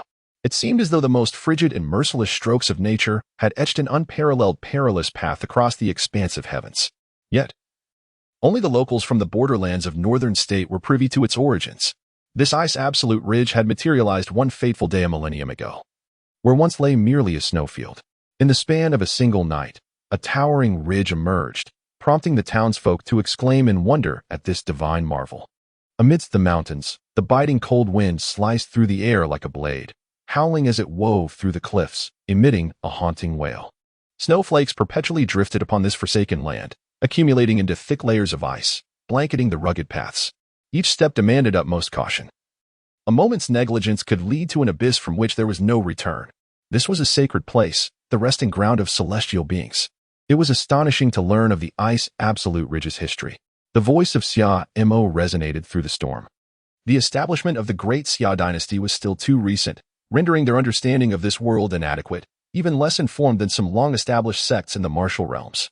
Two silhouettes glided like clouds chasing the moon, traversing the precipices with seamless grace. Their toes lightly brushed the rock face, sending tiny fragments tumbling down. Yet they exhibited no signs of unsteadiness. As for Xiao, that can be overlooked. The ethereal art of ascending to immortality is inherently a skill that transcends the mundane. Meanwhile, Jingshu has mastered a technique known as mirror flowers, water moon, an exquisite lightness skill acquired by the young emperor of poison from the abode of a venerable predecessor. When Jingshu moves, she can instantaneously create countless faint phantoms, akin to flowers reflected in a mirror or the moon shimmering on water, blurring the lines between reality and illusion, making it exceedingly difficult to discern the truth. This ability not only confounds her enemy's vision, but also grants her remarkable speed. In the blink of an eye, the pair has traversed numerous perilous obstacles, arriving at a snow-covered pavilion nestled within the mountains. The master, Wen Liang, has remained at the ice abyss ridge without departure. Could it be related to the celestial being that rests here? Jingshu takes measured steps, her gaze sweeping the surroundings, revealing a landscape draped in silver and reaching majestically towards the heavens. Aside from such extraordinary matters, it is hard to imagine what could compel a grandmaster to linger here for an extended period, especially when their kin have been annihilated. According to intelligence from the Shadow Guards, Wen Liang has spent nearly all his time at the Ice Abyss Ridge, departing only on rare occasions. Xiao gazed upward at the summit of the Ice Absolute Ridge, his mind untroubled by the concerns surrounding Wen Liang. The Xianjing of the Heavenly Machine Pavilion had also alluded to the existence of celestial beings, undoubtedly a realm that transcends even that of the grandmasters. Yet, could human endeavor truly attain such heights? With the mastery of the Bridal Garment Divine Skill, Xiao had already established himself as a formidable figure among the grandmasters of this world. After integrating the 9-yang Divine Skill, he could confront a grandmaster of the caliber of Elder Tianhe without needing to unleash the 14th sword. Nevertheless, Xiao felt an overwhelming sense of obscurity ahead. The limits of the grandmaster realm extended far beyond what he had encountered. The methods of celestial beings were inscrutable, leading him to surmise that Wen Liang had not yet acquired what he sought. Perhaps he was merely biding his time? Xiao contemplated briefly. If this is the case, the reason why the Grand Masters of Chongqing Tian in the grasslands and the Grand Masters of Beijiang Tianqi have remained here may indeed be connected to the celestial beings who once achieved enlightenment on the Ice Absolute Ridge. That fellow, Lu Lintian, professes indifference, yet he may harbor ulterior motives. Come, let us ascend to the mountain peak and behold. The snow enveloped the heavens, swirling like cotton, blanketing everything in white, obscuring distant mountains and nearby waters, leaving only a vast expanse of desolation. The wind howled and the snow fell in torrents, creating a cacophony akin to a symphony of nature. Amidst this silver-clad landscape, a solitary figure sat in serene stillness. This individual, seated cross-legged upon the snow, closed his eyes in deep concentration, his breath steady and elongated. Within a 3-foot radius, the wind and snow parted, creating a path that encircled him, forbidding any approach. Time slipped away like fine sand through fingers, and in the tranquil silence of the snow-covered world, a breath of life quietly awakened. The figure slowly opened his eyes. 20 paces away stood a young man, exuding an air of youthful vigor, with an undeniable haughtiness etched upon his brow. Wen Liang, the master of the Jinwu division from the Great Xia, has arrived at Ice Absolute Ridge. You truly possess remarkable composure. It is indeed admirable, the young man taunted, his tone laced with mockery. Should you wish to come, simply kill me. What is there to deliberate? Replied the man in the snow with a calm demeanor. Upon hearing this, the young man burst into laughter. Ha ha ha, what a detached and emotionless jade lord you are, Wen Liang. The calamity of the 9 clans has failed to sway you even slightly. Such a state of mind is indeed rare in this world. Wen Liang remained unfazed, as if the tumult of the outside world bore no relevance to him. He gazed steadily at the youth, a hint of icy disdain flickering in his eyes. If you truly seek death, I shall not hesitate. Though his words were light, they cut like a blade of frost, piercing the heart. The young man's laughter ceased abruptly. If you could kill me, would you not have done so by now? With a resounding boom, Wen Liang unleashed a powerful palm strike. The brilliance emanating from his hand resembled shards of glass embedded with twinkling stars. The wind and snow were violently torn asunder. Chapter 76, Divine Threshold. Glazed star-shattering palm. The youth recognized the technique employed by Wen Liang. Though he feigned fearlessness, there was no hint of disdain in his demeanor. His skin began to radiate with a brilliance akin to the scorching sun. A thunderous roar erupted, akin to the heavens themselves splitting apart, suddenly shaking the entire tranquil snowfield. The ground, once covered in pristine white snow, began to tremble violently. "Break for me!" The youth let out a fierce roar, embodying the very essence of a fiery deity. Enveloped in a mesmerizing blend of gold and crimson, radiating an overwhelming heat. With his palms raised towards the heavens, the air around him ignited instantaneously, transforming the snowflakes that dared approach into mere wisps of nothingness. Beneath his feet, a colossal handprint emerged in the snow, reminiscent of a celestial hand caressing the earth. This imprint, crystalline and translucent, bore sharp edges and contained a formidable power, as though it could shake the very mountains and rivers. The youth stood at the center of this handprint, the flames surrounding him gradually extinguishing. Aside from his slightly labored breathing, his body remained unscathed. Ha ha ha. Did you see that? This is the might of the sun's dominance. Even though I am not yet a grandmaster, this technique allows me to contend with one. Wenliang, what do you say? Would you consider joining us? With your strength and potential, you would undoubtedly be valued within our organization. Who knows? You might even acquire martial skills surpassing my son's dominance. Should you choose to join, we could even resolve the troubles posed by the Great Xia for you. The youth gently brushed off the snowflakes from his body, a confident smile gracing his lips. Your jade-glazed divine art must have reached its limits by now, otherwise, you wouldn't be considering the legacy of the Ice Sovereign. Wenliang gazed at the youth, his eyes cast downwards. This individual's martial prowess was still a considerable distance from that of a grandmaster, yet he could withstand a strike from him. The so-called sun's dominance was indeed a formidable skill, seemingly akin to his own jade-glazed divine art, both belonging to the realm of body refinement. It appeared that the master here was referred to as the Ice Sovereign, and their organization held significant stature. However, when did you come to believe you could rival a grandmaster? The youth was taken aback, only to swiftly turn around. Wenliang had vanished from his original position, now standing behind him. Humph, playing tricks. The youth was brimming with confidence. What is the name of your organization? Wenliang regarded the youth calmly, an immense pressure descending upon him like Mount Tai. Humph. The youth's expression darkened. He had not anticipated Wenliang's lack of recognition. His skin began to flush red, resembling molten gold, as the surrounding snowflakes, encountering his aura, transformed into delicate white mist that spiraled upward. Let me see if you are worthy to know. The youth unleashed a long howl, thrusting his palms forward, sending forth a scorching wave of heat towards Wenliang, who stood opposite him, leaving charred marks on the ground. Wenliang's body began to be enveloped in a layer of crystalline glaze. With a gentle lift of his hand, he effortlessly isolated that wave of searing energy. Then you shall meet your demise. As Wenliang's voice fell, he had already approached the youth, with a casual wave of his right hand. The fiery aura surrounding the young man was instantly permeated by a radiant light, disintegrating and subsequently shattering into countless sparks. The youth felt an irresistible force surge within him, compelling him to retreat involuntarily, his complexion paling, clearly indicating he had sustained significant internal injuries. If you dare to kill me, the organization will not spare you. I am merely a newcomer who has just joined. With the emergence of the Ice Emperor's legacy, many formidable individuals have entered the organization, including several grandmasters. Their strength far surpasses that of the so-called Heavenly Secrets Pavilion's martial evaluations. If you kill me. Feeling the faint yet palpable intent to kill emanating from Wenliang, the youth spoke incessantly, akin to a pouring beam, until the radiant light completely enveloped his world. The divine threshold will not let you go. Wenliang gazed at the youth's lifeless body in the snow, murmuring, "Divine threshold?" At that moment, his pitch-black eyes transformed entirely into a brilliant glass-like hue. Whoever dares to contend with me for the treasures left by the celestial beings in this place shall meet their demise. Wenliang's figure vanished into the swirling snowstorm. Curse you, woman. What poison did you administer to me? A man, appearing to be in his 30s, knelt in the snow. A gruesome scar ran from the corner of his right eye to his mouth, and he clutched a dark red blade, its tip embedded in the snow. The man glared angrily at a man and woman not far away. The crimson moon blade was held aloft. 5 years prior, he had offended the prestigious faction of Beizhou, the Flying Frost Palace, and since then, he had vanished from the martial world. Little did he expect to encounter them here today. Moreover, it seems you recognize me? Xiaomi gazed curiously at the man in the distance.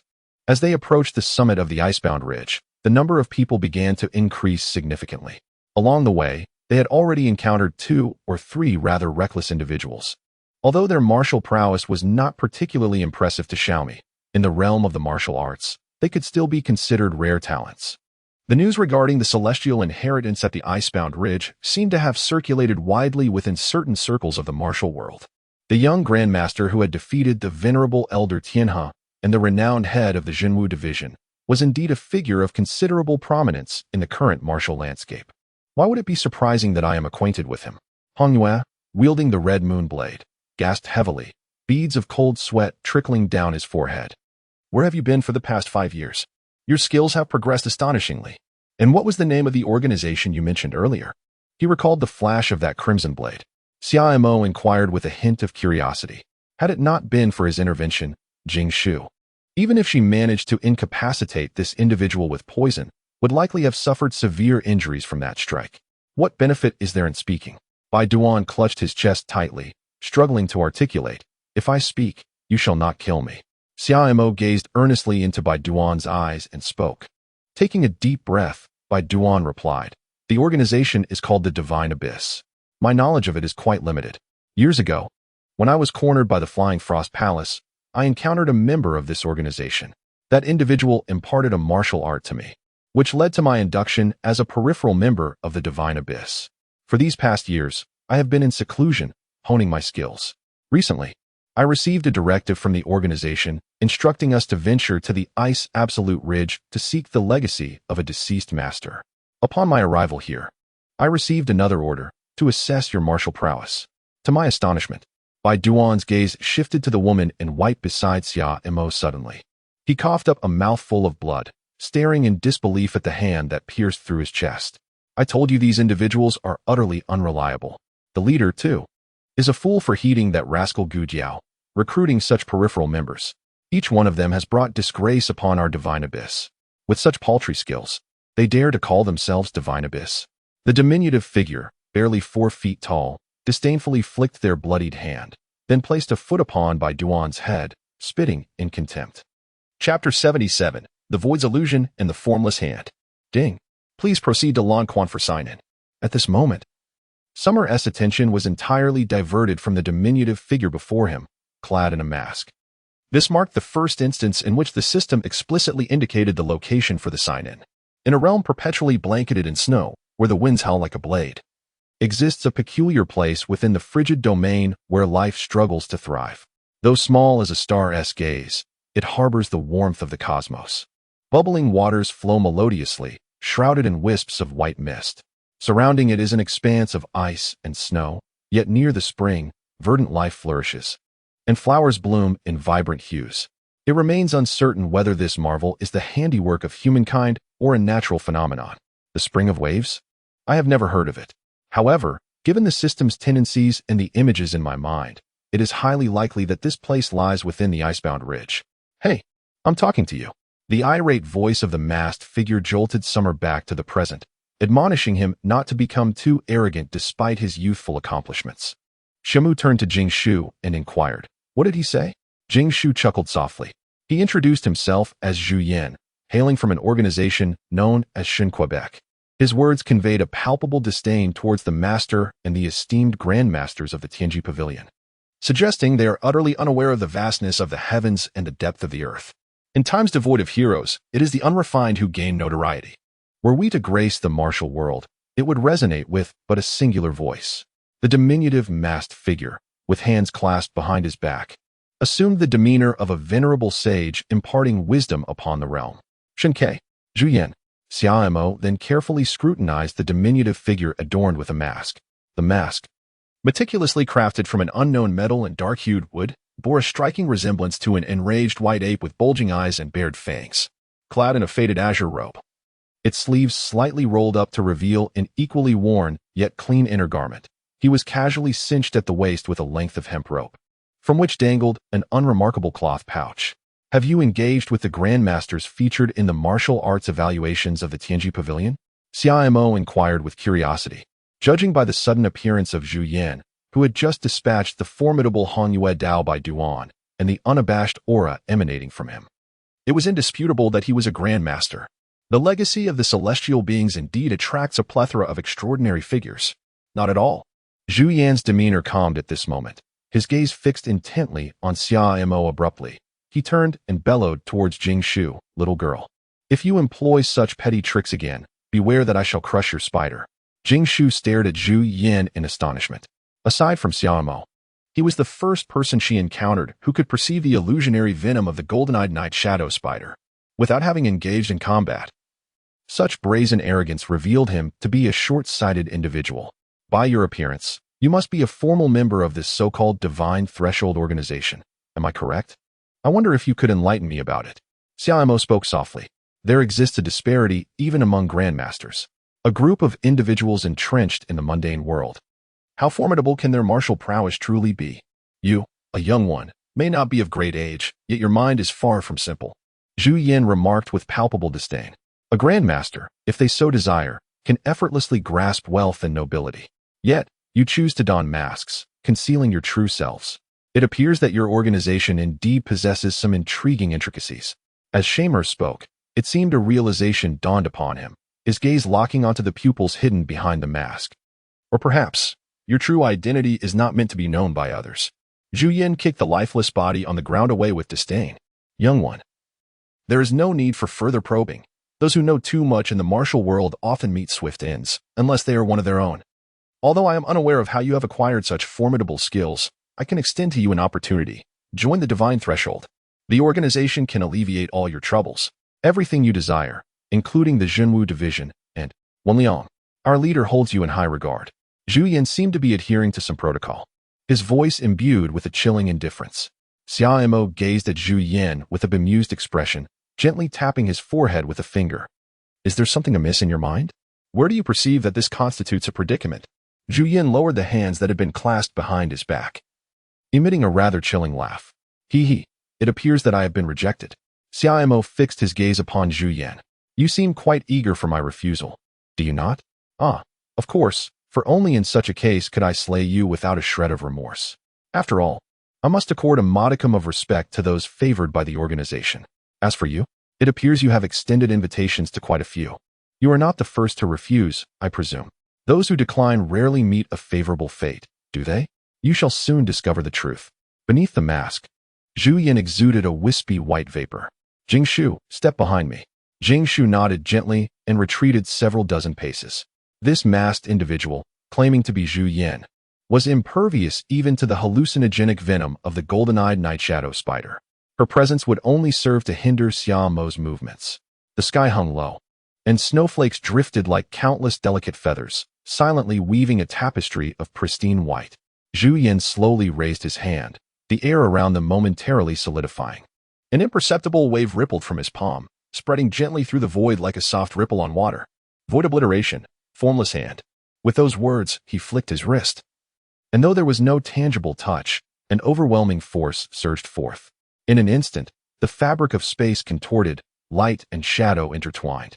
And it seemed as though another world was being unveiled upon the snowy ground, filled with thunder and lightning, tempest and rain. This was... Xia Mo's expression shifted. This fellow, Zhu Yan, could hardly be said to possess profound inner strength. At best, he was on par with the old Taoist Yunqing. However, the martial arts he wielded were truly unprecedented. The void illusionary hand. Its power appeared to surpass even the white cloud grand seal of the venerable Taoist Ming Qing. Xia Mo similarly struck towards the direction of Zhu Yan with a single palm, like a cold plum blossoming atop a snowy peak. This epitomized the essence of the Tianshan plum blossom palm. In the void, countless illusions danced, and Xia Mo's palm strength vanished like a clay ox sinking into the sea, leaving no trace. The illusions not only remained unresolved, but became even more ethereal and elusive beneath his hand, seemingly infinite. Could the Tianshan plum blossom palm truly not be unraveled? A surge of astonishment coursed through Xia Mo's heart as he exerted greater force, causing the air to howl with a fierce gust that swept the surrounding snowflakes into a frenzied dance, conjuring a tempest of white. Yet, the formless and ethereal entity before him, seemingly imbued with unparalleled sorcery, absorbed all assaults, transforming them into an even more ferocious onslaught. Ha ha! Zhu Yan cackled in delight at the spectacle. The formless entity, devoid of shape, encompasses all things.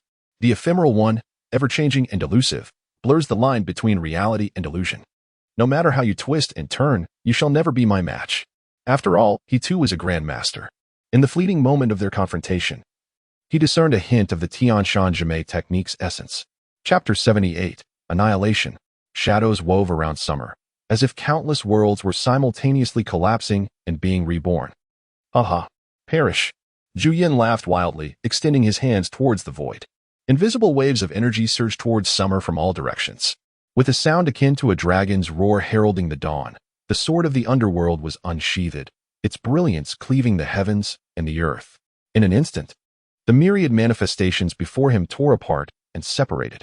A colossal hand materialized from the abyss, obscuring the sky and pressing down with immense force. The gust of its palm howled, reverberating like thunder and lightning, rolling forth with relentless might. Jing Shu gazed in astonishment at the trembling snow-capped mountains surrounding her.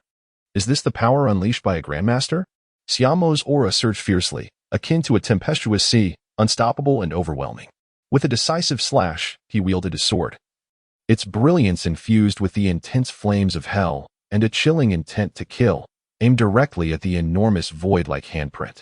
The black sword energy ravaged like a torrential storm, frantically tearing at every inch of the formless handprint. It was as if a colossal beast were gnawing, mercilessly shattering the vast imprint. Zhu Yin emitted an incredulous exclamation. What? As the words fell, the sword tip was already upon him. Zhu Yin reacted with lightning speed, akin to a spark igniting the sky. With a swift motion, an unusual force precisely struck the edge of the infernal sword, abruptly redirecting its determined trajectory. In the flickering light of the blade, its path became intricate and unpredictable. A flicker of astonishment crossed Summer's eyes. The great shift of the universe? Could it be true? How infuriating. The intensity of malice in Zhu Yan's gaze deepened, leaving no time for Summer to ponder further. With a swift motion, accompanied by a fierce gust of wind, Zhu Yan struck directly at Summer's vital chest. Xiaomo's expression remained unchanged as the true energy surged within him, and he similarly struck out with a palm. The two palms collided, resembling mountains confronting one another, instantly unleashing a cataclysmic wave of energy. The snow beneath their feet was shattered by this immense force. Countless snowflakes were swept up by the colossal gust, transforming into a tempest of swirling snow that obscured the sky and plunged the surroundings into chaos. Behind Zhu Yan, two distinctly contrasting streams of energy intertwined, while his entire being was ablaze with true energy, nearly on the verge of materialization. Behind Summer, an illusory volcano suddenly erupted. Molten lava surged forth, and a scorching wave of heat distorted the very air. The two engaged in a fierce clash of inner strength, each displaying their unique prowess, rendering it difficult to determine a clear victor in that moment. In Xiaomo's eyes, the murderous intent was unmistakable. The individual before him practiced a martial art shrouded in mystery. The flow of true energy reversed, causing a portion of the bridal garment's true energy to rebound. This marked the first instance since the system's transmission of skills that someone had successfully countered the bridal garment divine art. Zhu Yan also bared his teeth. He cultivated the Qian Kuan reversed pulse profound yuan skill, which allowed him to discern the mysteries of the human body's meridians and, by reversing the flow of true energy within himself, attain an unprecedented realm. When perfected, this skill could alter the very fabric of the universe in the blink of an eye, rendering the opponent's moves futile and even inflicting harm upon themselves. Simultaneously, it could harness the forces of heaven and earth, creating a glimmer of hope in dire circumstances, thus reversing the tide of battle.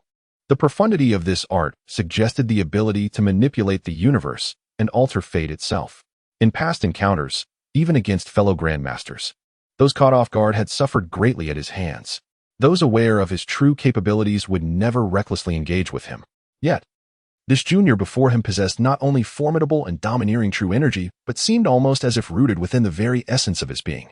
Despite exerting his utmost in the Qian Kuan reversed pulse profound yuan skill, he could only manage to disturb a fraction of the opponent's true energy. This was a situation he had never encountered before. The two figures stood opposed like ancient deities, with an oppressive aura saturating the air around them. As their internal powers surged, faint arcs of electricity flickered in the void. In the distance, Jing Shu's gaze remained fixed upon the two combatants, her brow betraying a hint of undeniable concern. One hand rested behind her back, her thumb and middle finger gently intertwined. Although her martial prowess was far from that of a grandmaster, she held her own strategies. Contemplating quietly, she thought, if it truly comes to a critical juncture. Junior, should this continue, we shall inevitably suffer mutual destruction. How about this? I will count to 3, and we withdraw our hands simultaneously. Let today's battle be considered a draw, shall we? Zhu Yan's voice echoed through the wind and snow. Very well. Xia Mo exhibited no hesitation. 1, 2, 3. The arcs of electricity in the void thickened ominously. Good, good, young one. I shall see how long you can endure. Zhu Yan's voice erupted in fury. The black and white energies behind him began to whirl with astonishing speed. Die! A voice devoid of emotion suddenly pierced the air beside him. Zhu Yan's pupils constricted sharply. Before him loomed a majestic volcanic apparition, towering and formidable. Above, 9 colossal fireballs ascended slowly into the sky. At that moment, Zhu Yan appeared exceptionally disheveled. His legs buckled violently, and the snow beneath his feet vanished without a trace. And instead emerged horrifying fissures, spreading rapidly like a spider's web. Boom! The ground, unable to bear the weight, collapsed entirely, sending dust and debris flying, creating a storm that blotted out the sun. Ultimately, Zhu Yan could not maintain his footing. A muffled groan escaped his lips, blood trickling from the corner of his mouth. His eyes, filled with shock and unwillingness, fixated on Xia Mo. Impossible. Zhu Yan's voice was hoarse and trembling, as if he could not accept the reality that lay before him. At your age, a mere trifling worldly dynasty. How could this be? Xia Mo stood poised in the void, his gaze serene, reminiscent of a deity. An intense and formidable sword intent surged through the entire space in an instant. At that moment, the sword intent reached its zenith, transforming into a fearsome, venomous dragon that roared towards Zhu Yan. How infuriating! Zhu Yan, seemingly deranged, thrust his palms skyward, unleashing a colossal handprint towards the venomous dragon. The ethereal handprint was rent asunder by the dragon, akin to a mere rag. Gu Jiao, save me. A flicker of despair flashed in Zhu Yan's eyes as he cried out. You fool, I have warned you not to act recklessly. If you survive this, return and accept your punishment. A crisp and piercing sound resonated. A blade of light sliced through the void, exuding an irresistible chill, bearing down upon the ravenous, venomous dragon. In a swift and inconceivable motion, the dragon lunged towards the blade with ferocity. Clang! Sparks erupted where the blade met the dragon's claw, accompanied by the harsh sound of tearing. The sudden blade of light abruptly transformed into a peculiar creature, a monstrous eagle with wings like razors. Its eyes glimmered with a chilling light as it engaged in a fierce battle with the venomous dragon in the air. Bang! A tremendous sound echoed. Both the venomous dragon and the monstrous eagle dissipated simultaneously. At that moment, Zhu Yan found himself grasped by a woman, also masked. In her other hand, she wielded a slender and sharp blade that shimmered with a faint cold light. Gu Jiao, release me. Let us strike together and kill him, Zhu Yan shouted with fervor. His garments appeared as if scorched, and a long, slender wound marred his neck, oozing blood. To any discerning eye, it was evident that if the wound were to deepen even an inch, it would surely claim Zhu Yan's life. Silence. The woman known as Gu Jiao rebuked him without hesitation. Chapter 79. The Ice Domain Awakens. Upon hearing Gu Jiao's reprimand, Zhu Yan instinctively felt a surge of anger. However, the pain from his neck wound swiftly restored his rationality. Taking a deep breath, he cast a cold, piercing gaze towards Xia Mo. This young one possesses formidable martial prowess, and his swordsmanship is exceptionally high. Gu Jiao was not taken aback by his words. This is evident from your pitiful state, Zhu Yan. She released Zhu Yan, observing that it seemed their organization had not traversed the world for far too long. Both this youth and that Wen Liang appear oblivious to the significance of the term Shin Quebec. Zhu Yan was momentarily taken aback. That fellow named Wen Liang also declined? Gu Jiao nodded affirmatively. Indeed, before I arrived here, I discovered Wu Qi's corpse. Zhu Yan curled his lip in disdain. It was truly a waste of the martial arts bestowed upon him by the leader. These peripheral members were indeed inept. The calm voice of Gu Jiao resonated. Had I not arrived, your situation would have been no better. Zhu Yan fell into a contemplative silence. That last strike had indeed come perilously close to claiming his life. One must not underestimate these worldly grandmasters. Their ascension to such a formidable level of mastery signifies not only exceptional skill but also formidable temperament. Gu Jiao's gaze, penetrating through his mask, seemed to attempt to discern the distant figure of Xia Mo. Have you two concluded your conversation? Xia Mo inquired politely, reminding that Zhu Yan's previous invitation still stood.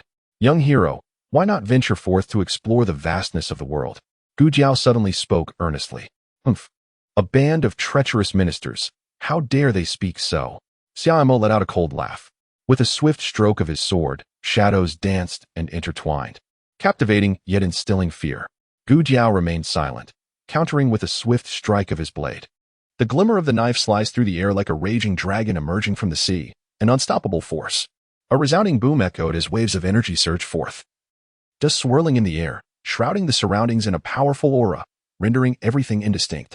It appeared that this young adversary was unwilling to let us depart. As the smoke cleared, Zhu Yin crouched on the ground, seemingly employing some unknown technique, the wound on his neck having ceased to bleed. Was that sword strike that recently vanquished Zhu Yin truly your limit? Gu Jiao asked Xia Mo directly, his gaze unwavering. You may experience it for yourself. Xia Mo pointed his sword at the strange masked figure. A sudden emergence of a new organization, from which two grandmasters had appeared with ease. Their words echoed the mundane realm, to kill one and capture another. As he regarded the two opponents before him, a glint of cold light flickered in Xia Mo's eyes. Although Zhu Yin had sustained severe injuries, her combat prowess remained undiminished. The woman, adorned with a bizarre eagle mask, wielded her blade with a ferocity that was palpable. Once the battle commenced, it was uncertain whether he could restrain himself. Should the opportunity arise, he would undoubtedly relish the experience. However, at this moment, the ice domain was on the verge of opening. If he did not wish to miss this fortuitous occasion, it would be prudent to temporarily cease hostilities. To his surprise, the woman with the peculiar eagle mask sheathed her blade. The ice domain. Xia Mo furrowed her brows. After all, they are mere mortals. I have heard that the so-called Great Xia Dynasty has existed for less than 2 centuries. Their perspective is truly limited. Zhu Yin could not help but scoff. No matter how extensive one's knowledge may be, if a person is overly incompetent, it is of no use. Otherwise, it would be better to remain in one's own small territory to avoid suffering. Without hesitation, Shamer retorted sharply. Zhu Yin clenched his fists, glaring with fury. The celestial methods can apprehend the void, establishing a domain of their own. Though rare, such occurrences are not without precedent. This place, the Ice Absolute Ridge, was once the domain of a renowned celestial known as the Ice Sovereign, who relocated here a millennium ago. Celestials possess lifespans extending beyond 1,000 years, their existence stretching across the ages. The entirety of the Ice Sovereign's lifetime accumulation is likely concealed within the hidden ice realms of the Ice Absolute Ridge. Gu Jiao turned away, preparing to depart. Can celestial beings truly achieve such feats as apprehending the void and creating their own domains? A flicker of doubt flashed in Xia Mo's eyes. This notion seemed to far surpass the understanding of an ordinary wanderer in the martial world. Indeed, it is certainly not a task that just any celestial being can accomplish. It is said that the esteemed Ice Monarch ranks among the most elite of these celestial beings. Zhu Yin immediately interjected, as this individual appeared to revel in showcasing his cognitive superiority. Xia Mo gradually sheathed the infernal abyss, his gaze sweeping across the snow-capped peaks that surrounded him. Thus, it could be inferred that these individuals had ventured forth in pursuit of the treasures concealed within the icy realm. The commotion stirred by the battle of the grandmasters was nothing short of significant. The treacherous cliffs of the ice abyss failed to deter onlookers from gathering. The aura emanating from these individuals indicated that even the weakest among them would rank as formidable experts in the martial world. Despite the proximity of Xia to this locale, not a whisper of intelligence had reached us. It was evident that the two grandmasters from Chongqing Tian and Tianqi had also gravitated toward this very place. How intriguing. A faint smile graced the corners of Summer's mouth, akin to a small stone cast into a tranquil lake. This vast expanse of existence is truly boundless. The legacy of a supreme celestial being, though he may not require it for himself, its acquisition would undoubtedly enrich the foundation of the Great Xia. It might even allow for the complete establishment of the Zhenwu Division's foundation. It appears you have come to understand. Our battle here will only serve to benefit others in vain. Gu Jiao turned and cast a profound glance at Summer before departing without hesitation. Zhu Yin immediately followed suit. What? Will you not invite that young one to join our ranks? Gu Jiao remained silent for a moment, then replied, That gaze indicates he is not one of us. Master. A gentle waft of fragrance filled the air as Jing Shu observed the retreating figures of the two from the Divine K organization. Many formidable individuals have arrived for this celestial inheritance, including no small number of grandmasters. You. Jing Shu slightly turned her delicate visage, her graceful hand brushing a strand of hair behind her ear. Such a monumental opportunity. How could I possibly let it slip through my fingers? There is no need for concern, master. I possess means of self-preservation. Xia Mo nodded. He was aware that the ghostly poison emperor had left quite a few valuable items for Jing Shu. In that case, let us await the opening of the ice domain. Soon, 2 days had swiftly passed. Xia Mo had yet to locate Wen Liang within the icy expanse of the frozen ridge. However, a few hours prior, he fortuitously encountered the northern sect of the Cold Spear. Those 2 individuals had also arrived. I was merely there to observe them, Lu Lintian remarked earnestly, grasping the long obsidian spear. Your intentions are commendable, Sir Lu.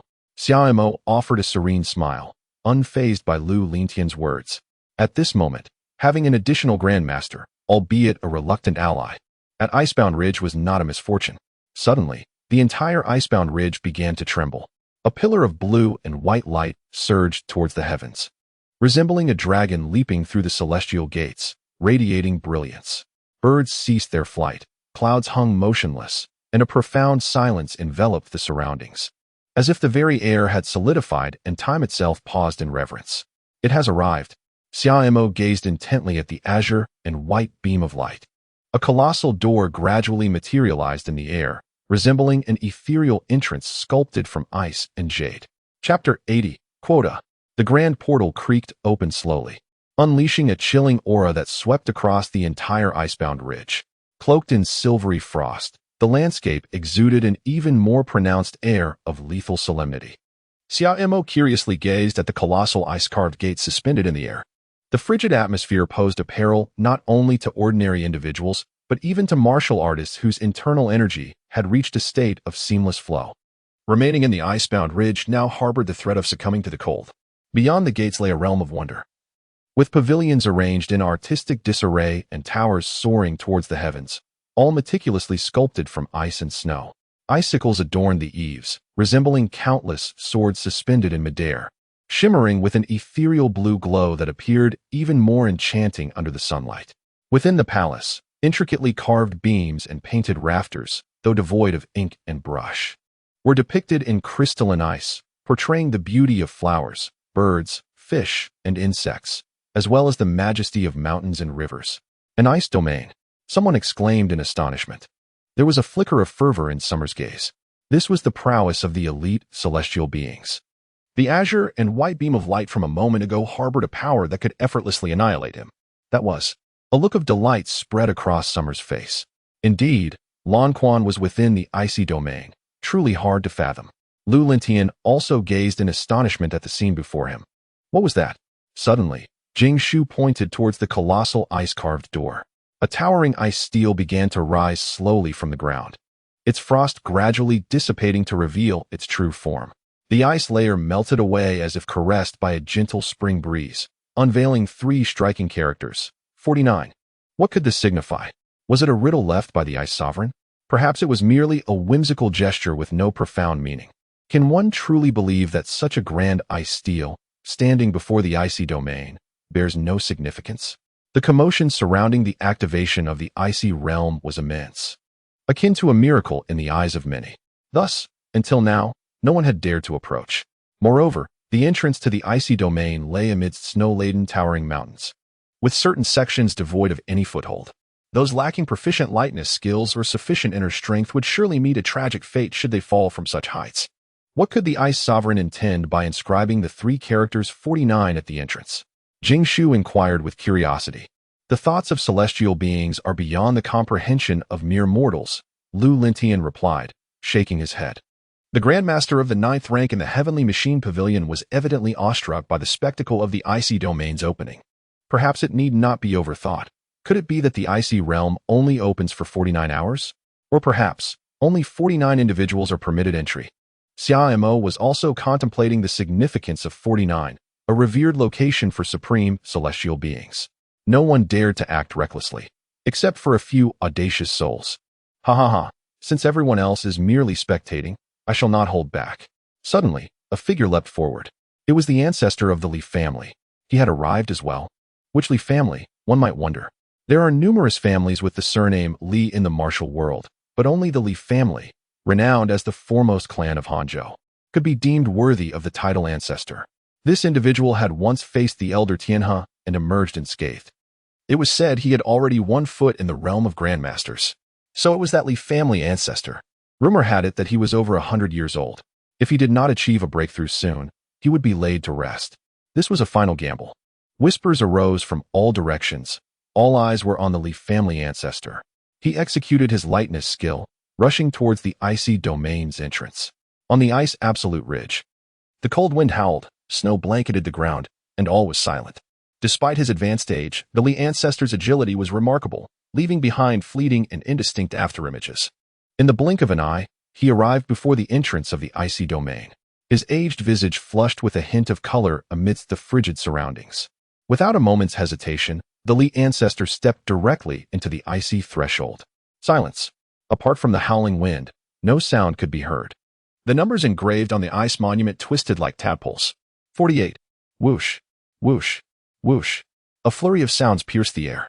In an instant, hundreds of figures surged towards the entrance of the icy domain. The meaning of the numbers was now clear. No one wished to lag behind. Clear the way for our sect. A man clad in animal skins, his bronze-hued skin glistening, bellowed fiercely. A tempest arose as a sharp gust of wind coalesced from his fingertips, transforming into a translucent blade of wind, aimed at the figures ahead. The Windwalker. Before him stood a man in his 30s. Upon turning, he immediately recognized this grandmaster from the grasslands. His expression shifted dramatically, however, suspended in midair. He found himself unable to evade. Gritting his teeth, he infused his fists with a powerful inner strength, bracing against the oncoming wind blade. Yet, the wind blade of Hazer penetrated with the fluidity of mercury, swiftly piercing through his fist's defenses. The opponent's face paled, unable to react in time. With a soft hiss, the wind blade struck. This body feels eerily familiar. This was the last thought that crossed his mind before closing his eyes. Humph, what is this thing? Daring to covet the legacy of celestial beings? Hazer disdainfully spat and transformed into a fleeting breeze, swiftly appearing before the entrance of the ice domain. You scoundrels, seeking death, get out of my way. The numbers inscribed on the ice monument continuously shifted, soon dwindling to a mere 10 spots remaining. You may enter first. Some are said to Lu Lintian and Jingshu before the gates of the ice domain. With his remarkable agility, he was naturally the first to arrive at this location. Yet he did not rush inside. Master C. Jingshu called out with concern. Rest assured, I am well aware of the situation. Just be cautious. Xiaomo nodded gently. My dear, let us depart. Lu Lintian cast a glance at Xiaomo before stepping directly into the icy domain. One could easily discern the intentions of this commander of the martial commandery. Even a mere hint would suffice. The esteemed Jade Sovereign had yet to make an appearance. Commander, take care. Jingshu hesitated for a moment before also entering the icy realm. Only 8 spots remained for entry into the domain. What? Do you intend to obstruct our passage? 2 figures emerged before Xiaomo, Gu Jiao and Zhu Yan. Zhu Yan appeared to have fully recovered from his injuries. Now regarding Xiaomo with evident wariness. You are not my target. Feel free to proceed. Shamir made a gesture of invitation. Gu Jiao and Zhu Yan proceeded directly towards the icy expanse. A few others eliminated their rivals and circumvented Shamir, rushing into the frozen domain. Xiaomo stood still, eyes closed in contemplation, displaying no inclination to intervene. It was not until the number on the ice monument transformed into 2 that a figure gradually emerged from the swirling snow. The individual possessed a slender visage, with sharply defined features, a prominent nose and softly contoured lips. Clad in an ample white robe adorned with intricate indigo patterns of clouds and water, they exuded an ethereal grace. Xiaomo abruptly opened his eyes, and a terrifying pressure descended, sending several individuals intent on taking advantage of the chaos in the icy realm flying away. I've been waiting for you for a long time. Wen Liang, step aside, or else. Death. Wen Liang's expression remained impassive as he gradually emanated a radiant, glass-like glow. Chapter 81. Desolate Frost. With a resounding crash, 2 grandmasters engaged in an unrestrained battle before the imposing gates of the icy domain. In that moment, Wen Liang appeared as if clad in resplendent glass armor, his brilliance illuminating the heavens. Xiaomo exerted his utmost energy, a radiant crimson light blossoming like the sun at dawn. In an instant, the two clashed with a speed so swift it was almost imperceptible. At that moment, the shimmering brilliance of glass and the vibrant red of the wedding gown intertwined, resembling a dance of dragons and serpents, each equally matched. Bang bang! Xia Mo's hands were filled with an indescribable heat. Each strike landed upon Wen Liang, producing a crisp sound. How solid! Xia Mo furrowed his brows. With the current strength of his inner energy, a single strike could reduce diamonds to dust. However, observing Wen Liang, aside from a slight pause in his form, he seemed largely unharmed. The jade glazed divine art. In terms of physical refinement, it was simply incomparable to the iron bone technique of that elder from the netherworld path. To put it succinctly, it was one word: resilience. Wen Liang, too, wore a furrowed brow, a flicker of incredulity flashing in the depths of his eyes. His jade glazed divine art absorbed the essence of heaven and earth, refining the quintessence of rare treasures through fire, merging it into flesh and bone to forge an immortal physique. Since the completion of his divine art, he had never encountered anyone capable of provoking such a surge of energy within him with mere casual strikes. The inner strength of this young man before him was indeed formidable. Wen Liang raised one hand to block Xia Mo's fist while the other hand struck fiercely towards Xia Mo's head. The gust of wind from his palm howled, creating ripples in the surrounding air. The protective energy surrounding Summer crumbled instantaneously under the impact of this force, as fragile as paper. The residual strength surged forth like a relentless tide. Humph! Xia Mo let out a cold grunt. The formidable power of the Nine Suns bridal attire surged forth as he unleashed a palm strike of his own. With a resounding crash, their figures intertwined before swiftly separating, each retreating a few steps to regain their balance. Wen Liang's expression was grave, while Xia Mo wore a hint of a smile. The might of the Nine Suns bridal attire indeed proved capable of suppressing the opponent's jade iayi divine skill. However, it was regrettable that it was still insufficient to completely shatter the adversary's iayi body. Utilize the 14th sword. Xia Mo summoned the abyss to his side. At that moment, two dark figures darted in from the sides, their agility remarkable, intent on breaching the icy domain. Wen Liang and Xia Mo exchanged a sharp glance, both acutely aware of the unexpected turn of events. Only 2 slots remained. If these individuals were to exploit the chaos, it would spell disaster. Quick, charge in. On the left, an unsightly man, having witnessed the martial prowess of Xia Mo and Wen Liang, harbored no thoughts of confronting them. His singular focus was on breaking through. A frenzied expression illuminated the grotesque features of the man. With a deft twist of his wrist, Summer unsheathed the sword of the underworld, releasing an aura of chilling cold. The tip of the blade lightly touched, causing blood to spatter forth. This crimson liquid quickly congealed in midair, scattering across the ground, emanating an oppressive chill. They know not the peril that awaits. Xia Mo gazed at the plummeting corpse, murmuring to himself, "Thus far, all who were meant to enter had done so." The 2 grandmasters guarded the gateway to the icy realm, making it impossible for these ruffians to take advantage of the situation. At the same moment, Wen Liang dispatched another foe. How infuriating! These 2 refused to enter themselves, yet deny us the opportunity. The master of the Great Xia Town Martial Division, Yuzun Wen Liang. What profound enmity lies between them that they must first settle matters of life and death here, forsaking the legacy of the Celestials. The onlookers, filled with rage and astonishment, dared not recklessly intrude upon the battleground of these 2. Stand aside. Wen Liang glared at Xia Mo, his expression dark and brooding, seemingly unwilling to engage in this entanglement. This time, even his head took on a glassy hue. A sound echoed through the air. Die!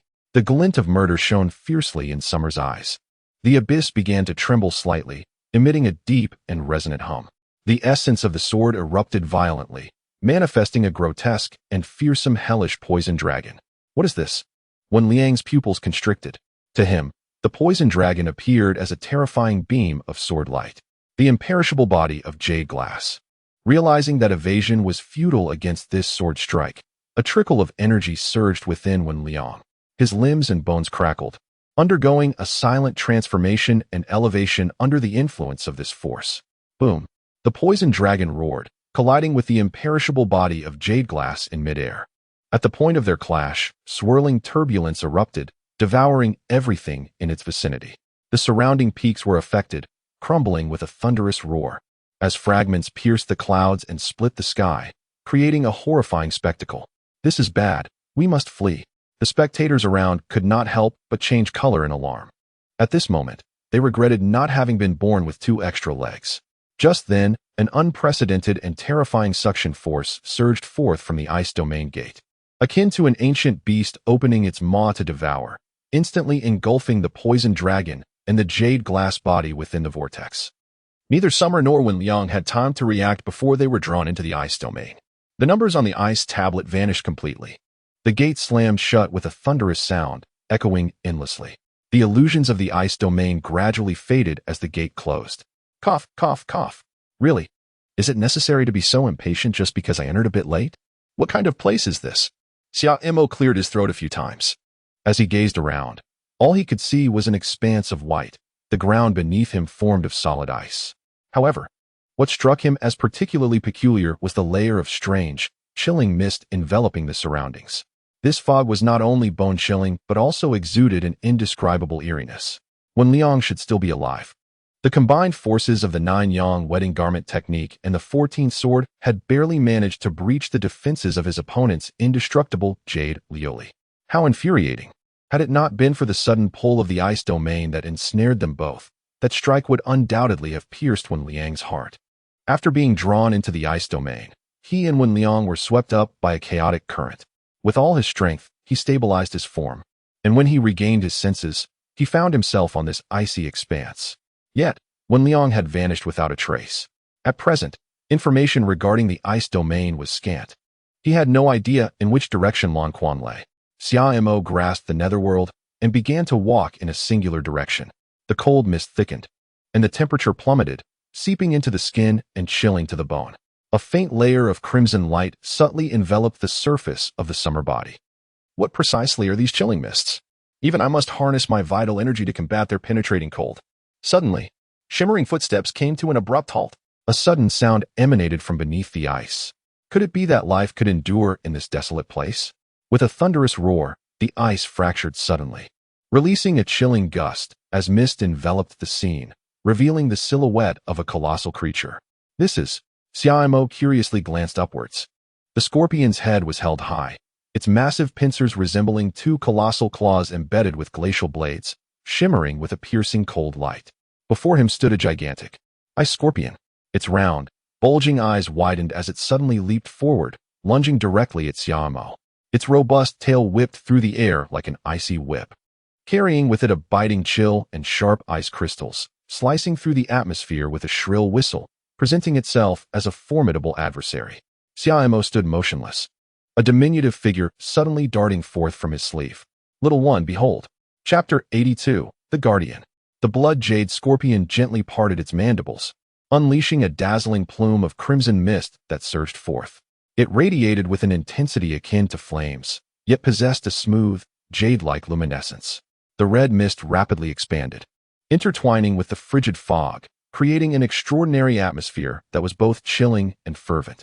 The ice scorpion, with its colossal pincers, charged ferociously towards the blood jade scorpion, seemingly intent on utilizing its massive form and strength to obliterate both the scorpion and the vibrant mist it had released. In stark contrast to the blood jade scorpion's agility, the ice scorpion appeared cumbersome in both size and movement. Deprived of the cold mist's enhancement, its speed diminished significantly, lacking the swiftness it had displayed when leaping from the ice. The blood jade scorpion deftly evaded the fierce assault. Without delay, it opened its small mouth and expelled a flurry of sharp needles that shimmered with a frost-laden glow, raining down upon the ice scorpion with relentless precision. Despite its imposing stature, the ice scorpion became little more than a living target before such a relentless barrage. Each needle struck true, causing its vast body to shudder with each impact. Soon, the ice scorpion's form was riddled with countless tiny punctures, resembling a sieve. With a thunderous crash, its enormous body collapsed, sending a cascade of ice shards and dust into the air. Remarkably, no blood nor flesh was found. Xia Mo meticulously examined the corpse of the ice scorpion, his expression reflecting a degree of surprise. The exoskeleton of the creature was to be expected. Yet even its internal organs were composed entirely of ice. The blood jade spirit scorpion descended upon the lifeless body of the ice scorpion, curiously scrutinizing this imposing figure that bore a resemblance to itself. A space opened by a top-tier celestial being indeed, housed an array of peculiar and extraordinary phenomena. After all, Summer hails from an era of information overload. He remained unfazed by the presence of this colossal ice scorpion. Were it an ordinary wanderer from the martial world, they would likely have cried out in alarm, "A monster! Come, let us venture forward and take a closer look." Xia Mo beckoned to the blood jade spirit scorpion, preparing to depart. Now that they had arrived in the ice domain, the pressing task was to swiftly locate Lan Quan for the sign-in. What happened? As Shamer prepared to depart, he suddenly turned to gaze at the blood jade scorpion. It was the first time since he had tamed this little creature that he sensed a moment of hesitation regarding his words. The blood jade scorpion flapped its wings and ascended into the air. A nearly transparent stream of energy slowly rose from the corpse of the ice scorpion. The blood jade scorpion appeared to have discovered a rare delicacy of the world, as it directly inhaled the ethereal stream into its body. So this is the reason the ice scorpion could sustain life? It seemed that this phenomenon held considerable benefits for the blood jade scorpion. Observing its exuberant demeanor, Shamer felt a sense of intrigue. Xia Mo instinctively nodded. He pondered the prevalence of life forms resembling ice scorpions in this icy expanse. Should he encounter one, he would swiftly deal with it. After satiating itself, the blood jade spirit scorpion took flight and settled upon Xia Mo's shoulder for a respite. Thus, the duo traversed the fog-laden ice field. Along the way, they were met with the grotesque remains of creatures entirely composed of ice. The coloration of the scorpion's shell had deepened significantly. Time passed without any discernible change in the surrounding scenery, prompting even Xia Mo, with his steadfast demeanor, to furrow his brow. Eventually, a cluster of disordered corpses, reminiscent of the aftermath of a battlefield, came into view. They belonged to those who had previously ventured into the icy domain. Bones shattered, flesh mangled. One or two corpses were so disfigured they barely resembled human forms. It seemed they had borne an unbearable weight of existence. The ancestor of the Li family, Xia Mo, approached a lifeless body. This was the first of the half-step grandmasters to traverse the icy realm, now eternally resting in this place. "Challenger, welcome." A voice like thunder reverberated, shaking the icy expanse, and the chill in the air intensified instantaneously.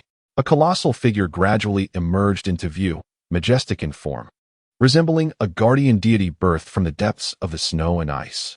Shamer looked up. A towering ice giant, several meters tall and entirely translucent, was gazing down at him. Its form appeared as if sculpted from millennia of eternal frost, shimmering with a soft blue glow. "I am the guardian of the frozen wastelands. Depart at once, or you shall meet the same fate as these souls."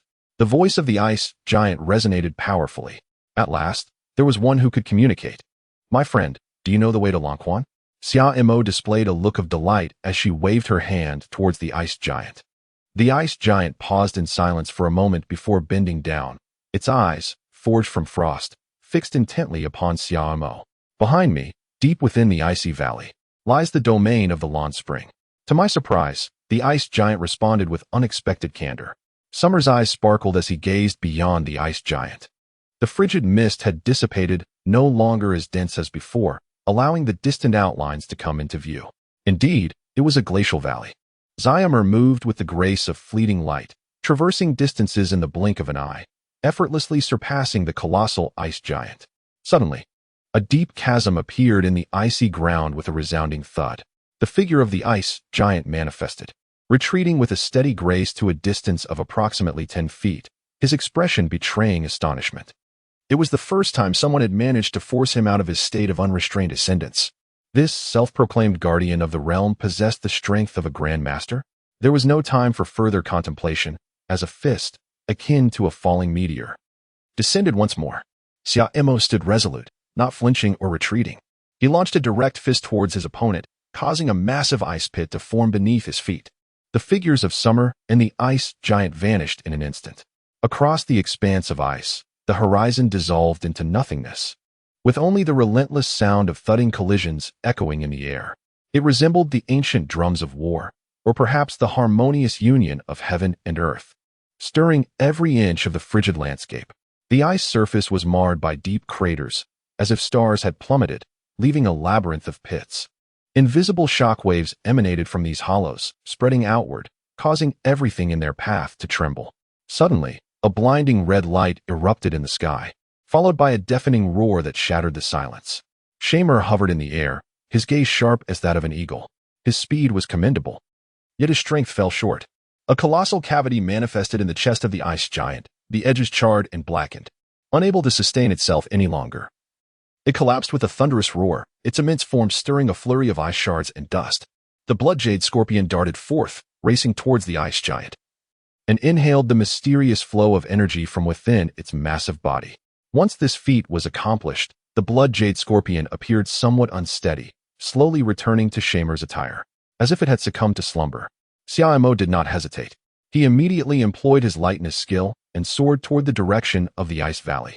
The Shinkei organization, Wanliang, and the master of this icy domain. He was now eager to unveil his new martial arts techniques. After Shamer departed, the ice giant collapsed onto the frozen expanse, gradually transforming into a puddle of icy water that seeped into the crevices of the ice.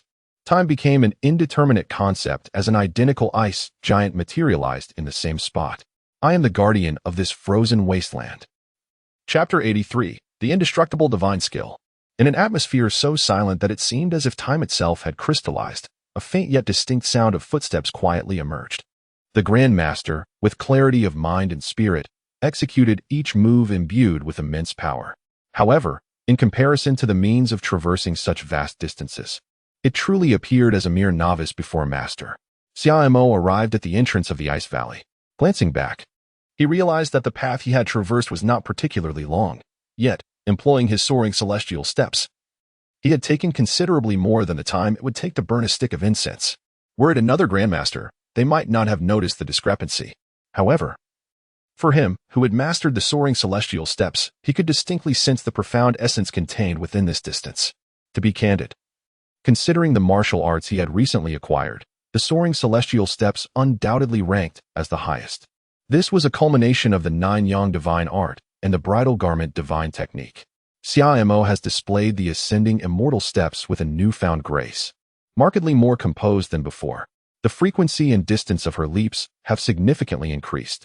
Yet, this still does not represent the utmost potential of the ascending immortal steps.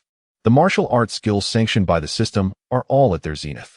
Presently, she remains constrained solely by her insufficient inner strength. After all, this particular lightness skill possesses the ability to soar.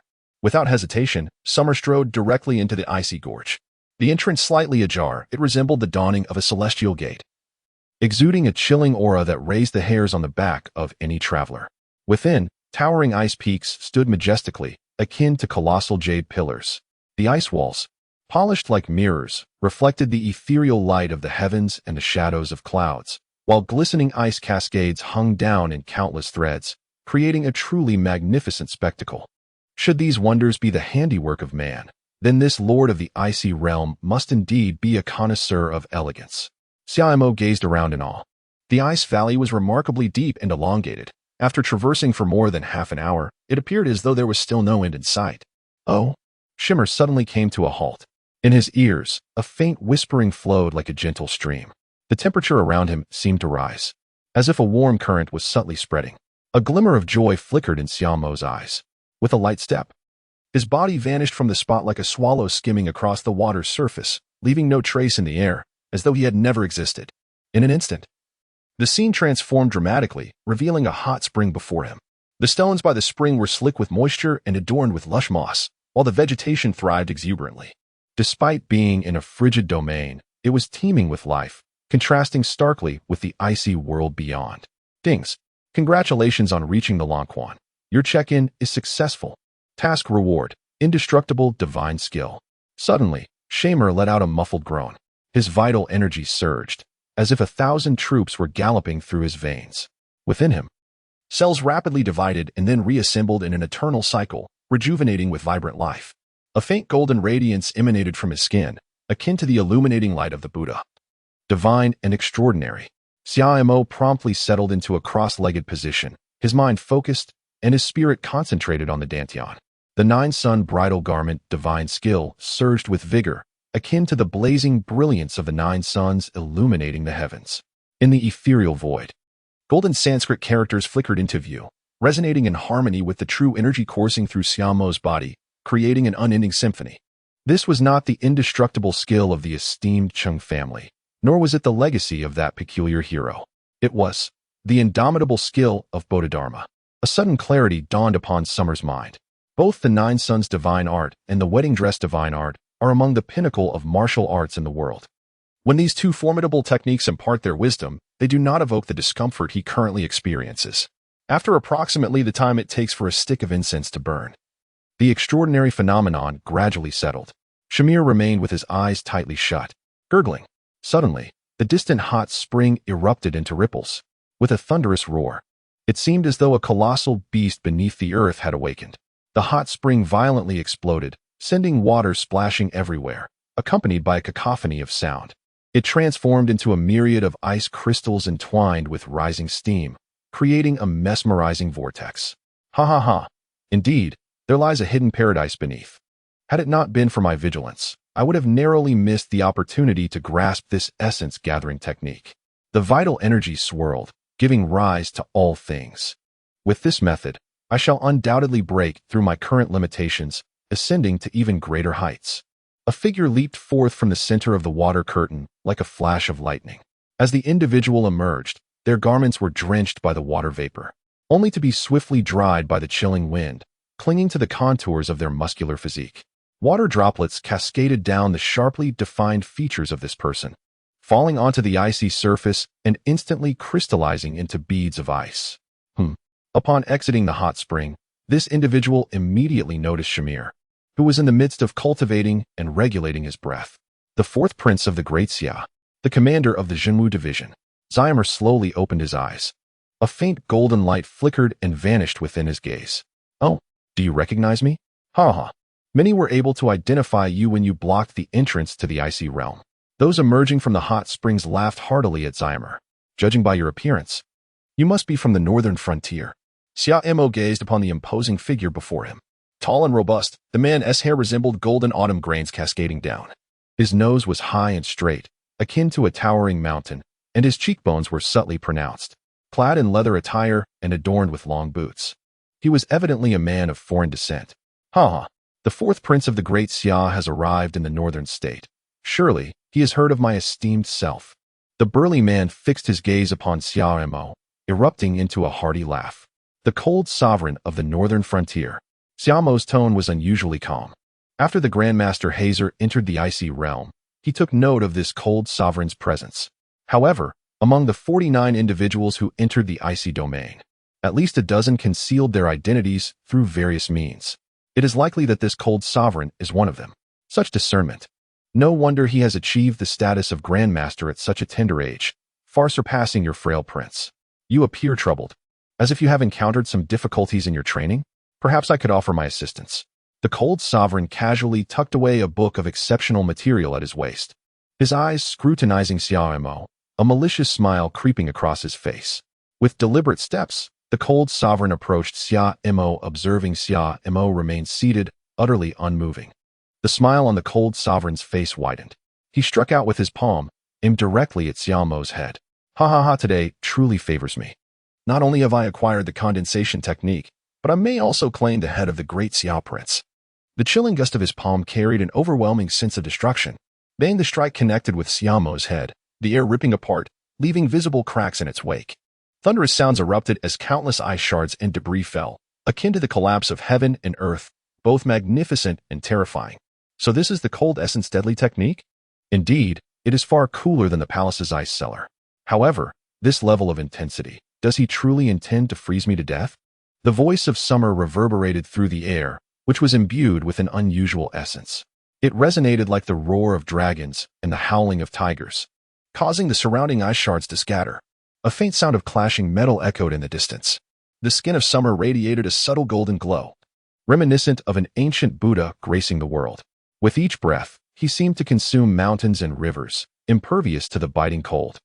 The sounds of ice and stone crashing to the ground around him were utterly incapable of disturbing his tranquility. Chapter 84.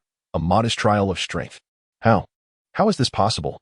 The cold master staggered backward, incredulity etched upon his face as he beheld the resplendent figure of Summer, aglow with golden light.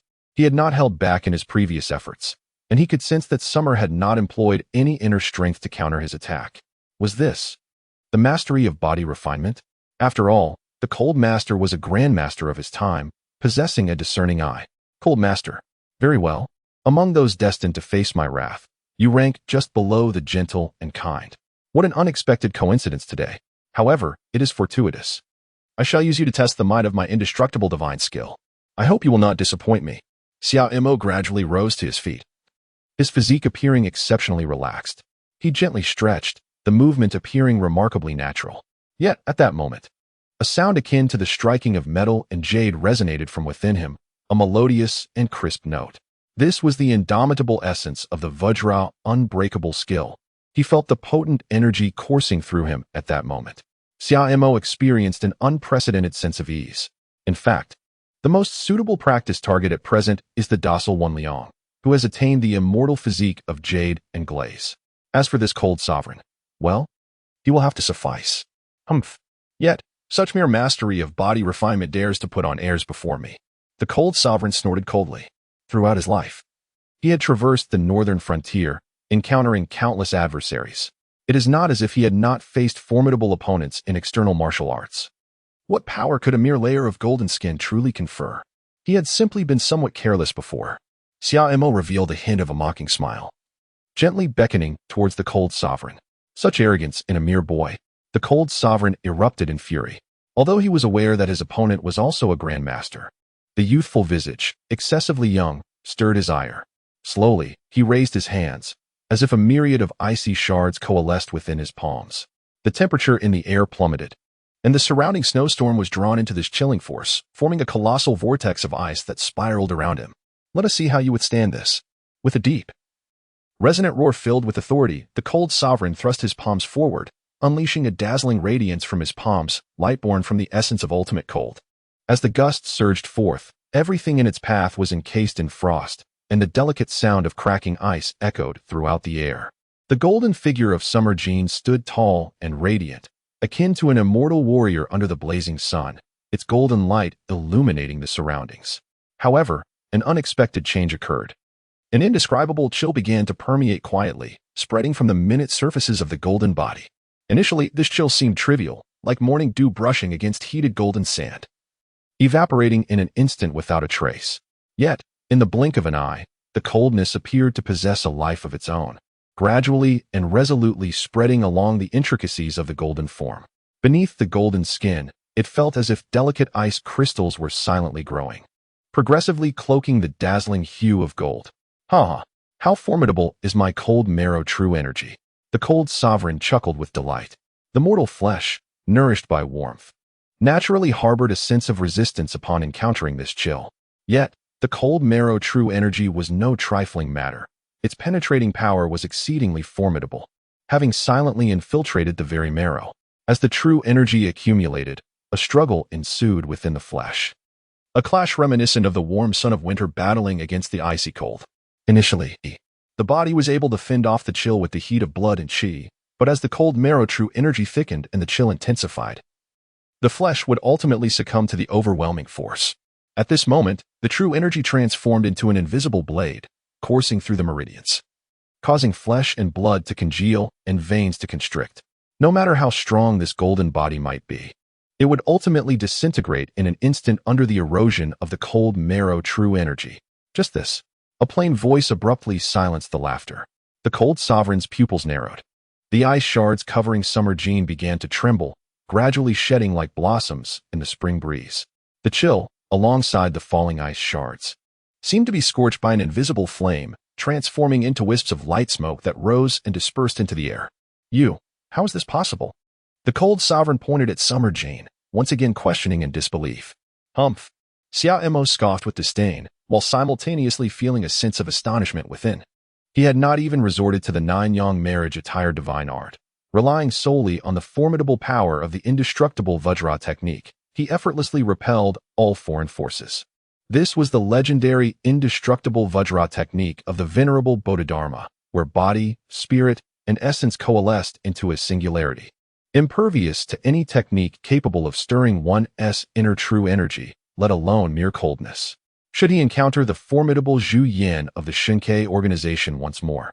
Victory would surely come even more effortlessly. The expression of the cold sovereign darkened as an ominous premonition began to stir within his heart. He extended his hand and grasped the air, causing invisible strands of cold energy to morph into ghostly apparitions that flitted about the surrounding ice.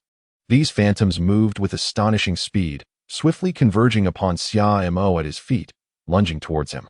Was the previous chill merely a precursor to this lethal intent? Suddenly, Shamer raised his foot and stomped down heavily, causing the entire ice valley to tremble. A shocking, massive crack split the ice surface, and the phantoms surrounding Shamer were instantaneously torn to nothingness before this overwhelming force. The fissure expanded at a visible pace, resembling an enraged ice dragon roaring towards the Frost Sovereign. The Frost Sovereign's expression turned grave in an instant as he retreated swiftly. This young man's golden body was indeed peculiar. Should we withdraw today? However, Shamer's movements were swifter than the eye could perceive. Almost in the moment the crack spread, he shadowed the Frost Sovereign closely. A chill ran through the Frost Sovereign's heart as he looked up, only to be met with a blinding golden light.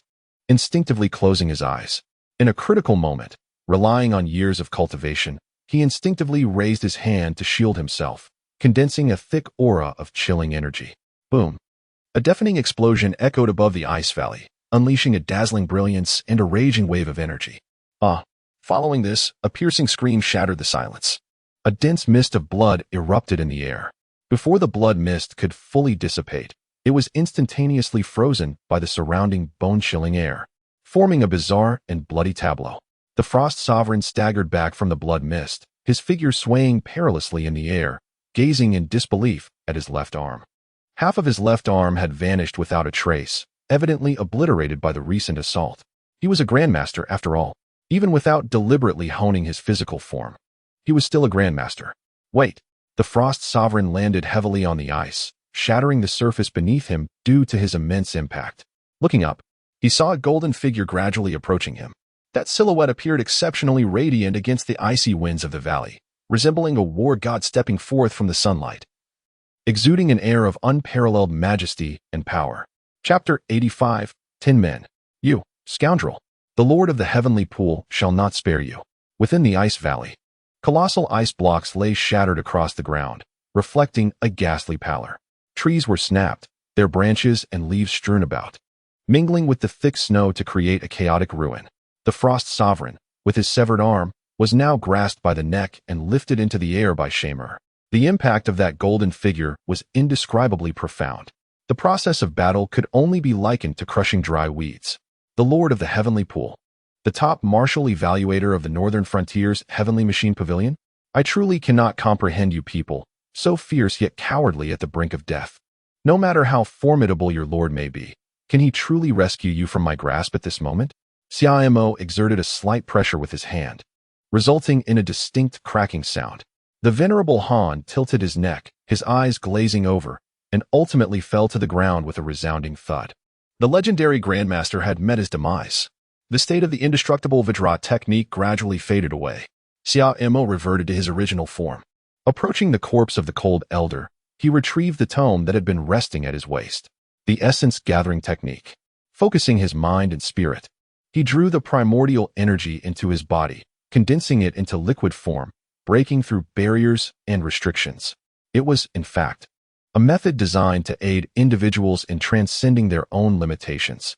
No wonder this fellow was so overjoyed. Xia Mo casually flipped through several pages, having comprehended the essence of the condensation of Yuan technique with utmost clarity. The core of this technique lies in the duality of condensation and disruption.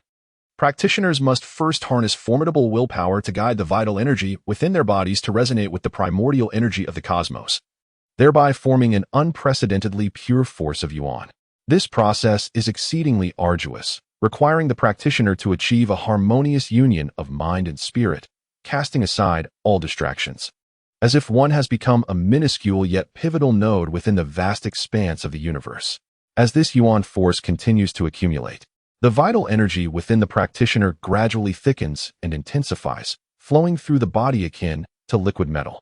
However, this immense power poses a significant risk. Without the guidance of the condensation of yuan technique, it may rupture the meridians, resulting in irrevocable damage. Yet, it is precisely within this state of extremity that the practitioner can subtly navigate this force, impacting and reshaping the foundational aspects of their cultivation. When the impact of the yuan force reaches its zenith, the condensation of yuan technique will direct this energy with overwhelming force, shattering the barriers of previous cultivation levels. Nonetheless, this cunning method may only be employed once in a lifetime. The appropriate moment for its utilization varies for each individual. The condensation of yuan technique proves beneficial even for grandmasters like the revered Han, and naturally, its efficacy is magnified for those beneath such exalted ranks, potentially even facilitating a breakthrough beyond the grandmaster threshold. A glimmer of brilliance flashed in Xiaomo's eyes. With this, it is possible to cultivate several grandmasters for the Zhenwu division. Langquan has already been thoroughly searched by the cold master. Xiaomo had no intention of descending further. Instead, he pressed on towards the opposite end of the ice valley. Upon exiting the valley, a magnificent palace of ice crystals unfolded before his eyes. Surrounding the palace were floating circular platforms, resembling scattered stars, adorning the expanse of the sky beneath. Xiaomo had just emerged from the ice valley when a sharp blade of energy surged towards him. Bang! The sword energy shattered. Xiaomo stood perfectly intact in place. A beam of icy blue light swept past before Xiaomo's eyes. Xiaomo raised his hand and grasped the icy blue light in his palm. Hand over the ice extreme pill, he commanded fiercely, as sword chi surged towards him like a tempest. The surrounding ground was reduced to a sieve by the onslaught of sword energy. Yet when it struck Xiaomo, there was no need for him to activate the indestructible Vajra technique. All that could be heard were the sounds of crackling and popping. What? The tone of surprise was evident in his voice this time. Shamor lifted his gaze with an impassive expression, revealing an elderly figure clad in black, wielding a long sword. This individual must have entered the icy realm prior to his blocking the door. The two locked eyes for a fleeting moment. Ah! The black-clad elder felt a profound shock coursing through him. Beads of sweat formed on his forehead, and his body began to tremble uncontrollably. A mouthful of blood erupted forth, cascading down from the air above. Wisps of charred gas rose from the lifeless body. Surrounding the crystal palace, the shadows of swords and the glint of blades intertwined, forging a dazzling yet brutal battlefield. The ice extreme pill. Xiaomo spread open his palm. The moonlight, pure and flawless, resembled the stars of a wintry night cascading into the mortal realm. Surrounding his crimson figure, a faint chill lingered. Not of a piercing cold, but rather imbued with a gentle warmth. Master! The sound of breaking air resonated. Jingshu soared in from the side, astonishingly wielding an ice extreme pill as well. What could this mean? Curiosity gleamed in Summer's eyes as she inquired, Master, is this not the very heart of the ice domain, the Ice Heart Palace? When we first entered, we were mostly scattered across various locations. However, we ultimately converge here. As a reward for reaching this place, the Ice Sovereign has placed 10 ice extreme pills, each capable of augmenting one's internal energy for a century. Consequently, a fierce competition has ensued among the participants. A rare flush appeared on Jingshu's face. These ice extreme pills can enhance one's internal energy without any side effects, significantly increasing her chances of breaking through to the grandmaster realm. Those who have managed to arrive here are, at the very least, half steps to grandmasters. In her relentless pursuit of this ice extreme pill, she has not hesitated to eliminate 2 individuals of such caliber. A century of internal energy. Xiaomo gazed intently at the ice extreme pill in his hand, and without a moment's hesitation, he tossed it into his mouth. Upon witnessing this, Jingshu also consumed the ice extreme pill she held. Such a potion would undoubtedly not yield immediate effects. They could take their time to refine it upon returning. What mattered now was that it was in their possession. For grandmasters, a century's worth of cultivation was merely a flourish atop their already impressive skills. Their foremost desire was to transcend their own limitations and ascend to the next tier of cultivation. However, for these half-step grandmasters, the rarity of the ice extreme pill was undoubtedly worth risking their lives for. Are you courting death? Lu Lintian coldly inquired, observing the 2 imposing figures flanking him like iron towers. Master Lu, within the ice domain, treasures abound. Why not relinquish the ice extreme pill to my brothers and me? Otherwise, if we entangle you, you might miss out on other valuable artifacts. The 2 men spoke in unison, their words perfectly synchronized. Humph. Blinded by greed, You two mere half-step grandmasters think that your rudimentary combined techniques can negotiate with me? Lu Lintian scoffed. The ice extreme pill is right here. Come and take it. With a flourish, Lu Lintian readied himself, disdain evident in his tone. Then we must take offense. The two burly men unleashed their assault, their strikes fierce and unyielding, their palms roaring forth like dragons and tigers toward Lu Lintian. In his grasp, Lu Lintian wielded a pitch-black spear that shimmered with a chilling light. In a flash, he retracted the spear and stood firm. The two robust men staggered, their faces contorted in disbelief as they beheld the icy wounds now adorning their bodies. Elsewhere, the battles concluded swiftly. Just as they reached the entrance of the Ice Heart Hall, of the 49 who had entered, only 10 remained. Without hesitation, all 10 consumed the ice extreme pill. Chapter 86. Tension mounts. Gentle and kind, Xia Mo's gaze was fixed upon a figure clad in white robes. With his gentle yet formidable martial skills, there was no doubt he had also arrived at this place. Furthermore, he too was vying for the coveted ice extreme pill. Bang! A radiant golden light suddenly enveloped Summer, reminiscent of a Buddha entering a state of meditation, as he instantaneously transcended into an indestructible realm. Beneath his feet, the ground erupted with a thunderous collapse, revealing a deep pit and sending dust swirling into the air. Truly, the malevolent spirits lingered. Wenliang's expression darkened. He felt a faint pain emanating from his chest. How many years had it been? It had been ages since anyone in the martial world had managed to breach his immortal jade-glazed body. Had it not been for the sudden eruption of a force from the ice domain, it would have likely been far more than a mere scrape. What kind of martial skill is this? Observing Summer, adorned in a layer of golden armor and wielding no sword, Wenliang instinctively exhaled in relief. As long as it was not that vicious sword technique, he had nothing to fear. Xia Mo transformed into an invincible form of adamantine, his palm striking towards Wenliang. A crimson glow flickered within his palm, embodying boundless destruction and searing heat. This time, he was determined not to grant Wenliang any further chances. Not only did he unleash the full might of the indestructible Vajra divine skill, but he also employed the Nine Suns bridal garment technique. The amalgamation of these two formidable forces surpassed even the power of the 14th sword. The air crackled with a cacophony of explosive sounds. Suddenly, Wenliang felt an indescribable pressure bearing down upon him, as if the very heavens and earth were collapsing at that moment, rendering him the epicenter of this cataclysmic storm. This is bad. Wenliang finally sensed something extraordinary. His expression turned grave, his vital energy surged, enveloping his entire being in a translucent, crystalline radiance. With a low shout, he executed the glorious shattering star palm towards Xia Mo. As their palms met, an unimaginable force erupted instantaneously. What? A voice filled with disbelief escaped Wenliang as the golden red light intertwined with the crystalline glow. Crack! The jade-like radiance of Wenliang's arm began to tremble violently, soon revealing fine cracks. Under the onslaught of this terrifying force, he found himself utterly incapable of resistance. Like a kite severed from its string, he was propelled backward without a hint of doubt. His figure traced a lengthy arc through the air before crashing heavily onto the icy steps leading to the Ice Heart Palace. It seems your jade-like indestructible form is not quite resilient enough. A wicked smile curled at the corners of Summer's lips as he prepared to advance and decisively eliminate Wenliang. Suddenly, a gust of cerulean whirlwind erupted from beneath his feet.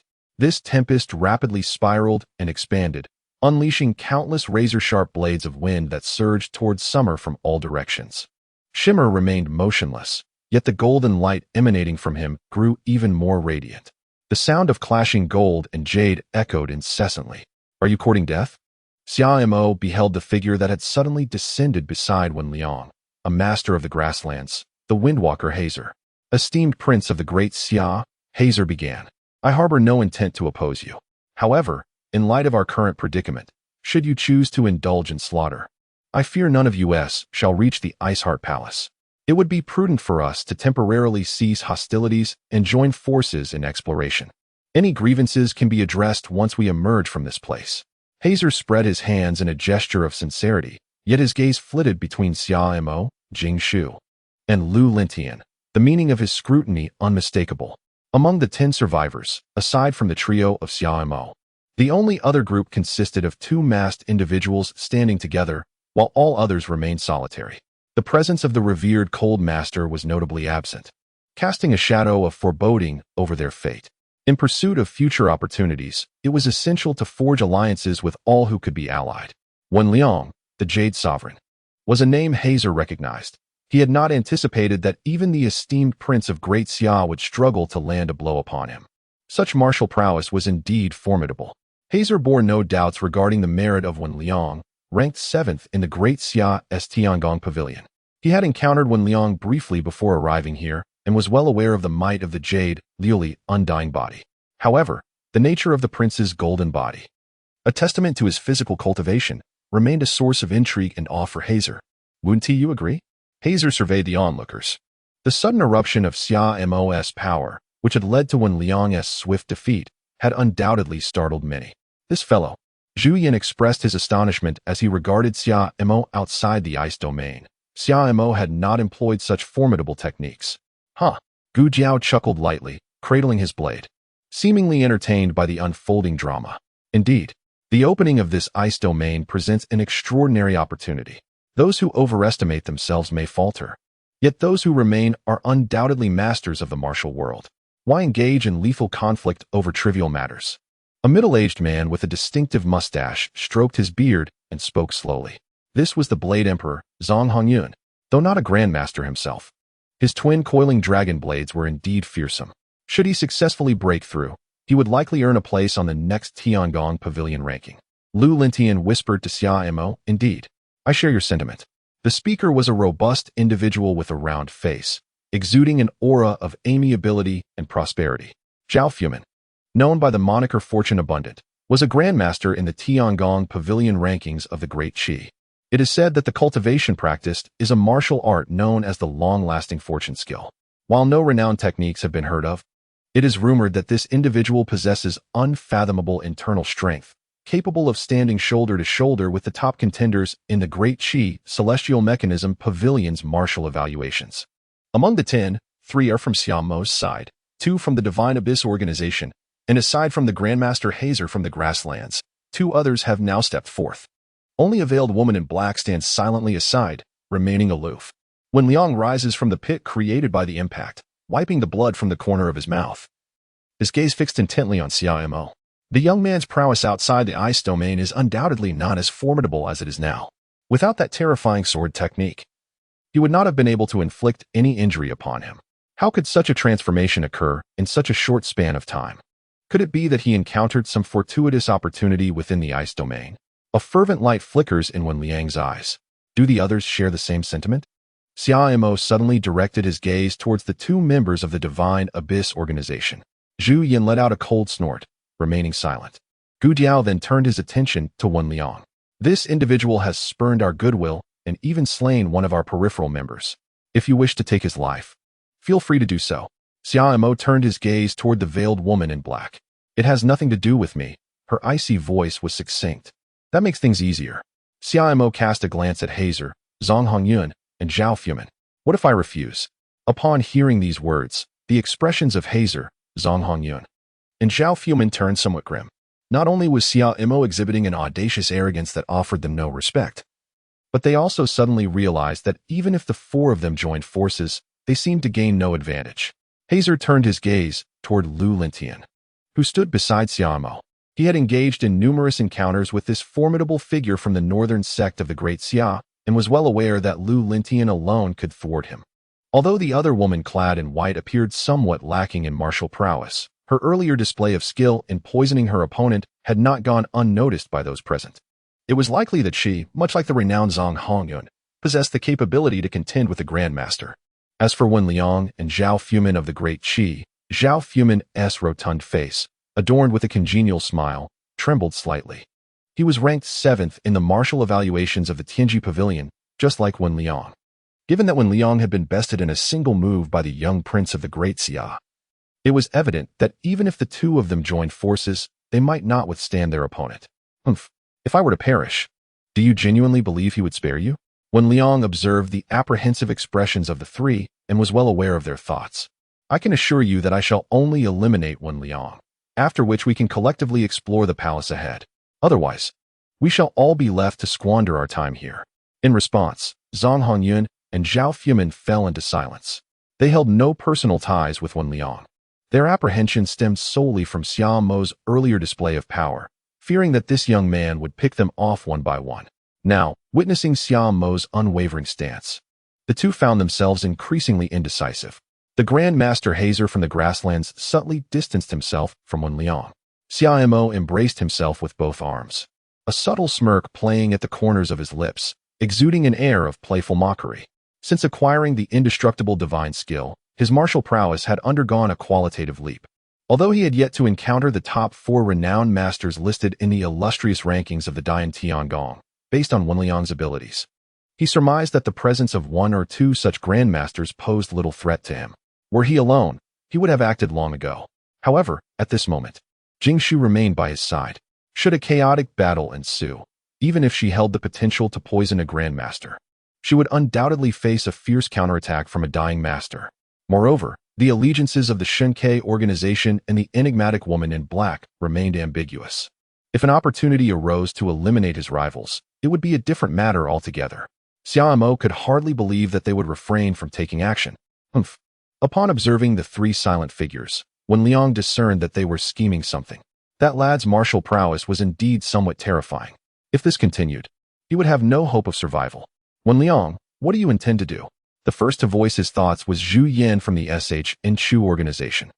Wen Liang, demonstrating decisiveness, immediately took to the icy staircase, soaring towards the Ice Heart Palace. In the blink of an eye, the staircase was left with faint, lingering shadows. Wen Liang, curse be you, scoundrel! The trio of Hazer, Zhang Hongyun, and Zhao Fumin turned back in fury. None of them knew what opportunities lay within the Ice Heart Palace. How could they possibly allow Wen Liang to enter first? Suddenly, a resplendent golden light erupted in midair. A figure emerged from the golden radiance, as if a celestial being had descended. With a powerful kick, Summer unleashed an immense force that surged toward Wen Liang. How could this fellow be so swift? Wen Liang clenched his silver teeth, a glimmer of seriousness flashing in his eyes. He slightly shifted his body, evading the thunderous strike with astonishing speed. With a tremendous force, Shamer's foot descended with great impact, striking the icy staircase with precision. A deafening roar echoed through the air. The staircase trembled violently under such immense power. This is bad, we must flee. To the Ice Heart Palace. In their alarm, the onlookers beheld the cracks spreading across the staircase like a spider's web. The entire icy structure appeared precariously on the brink of collapse. Swiftly, without hesitation, everyone unleashed their remarkable lightness skills, soaring towards the Ice Heart Palace suspended in midair. Ascend at once. Xia Mo gently shook his neck and spoke with an expression of calmness. Jingshu and Lu Lintian nodded subtly, directly bypassing the area where Xia Mo and Wen Liang were situated. The subtle yet dense sound of cracking echoed incessantly, while shards of ice cascaded down from the steps, resembling delicate snowflakes in the winter. Would you rather forsake the opportunities here just to eliminate me? You members of the royal family truly possess an unusual mindset.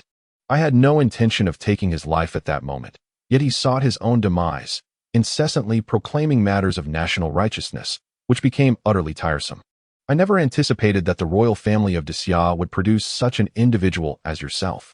Wen Liang observed the continuously fracturing ice steps and spoke softly. Indeed, you are a jade figure devoid of affection and desire.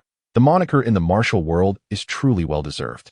Your 9 clans have already descended, leaving only you behind. They are indeed longing for your presence. Today, no matter how eloquently you speak, do you truly believe you can evade this calamity? The figure of Summer vanished once more. In the next instant, he materialized beside Wen Liang, delivering a swift kick towards his head. Bang!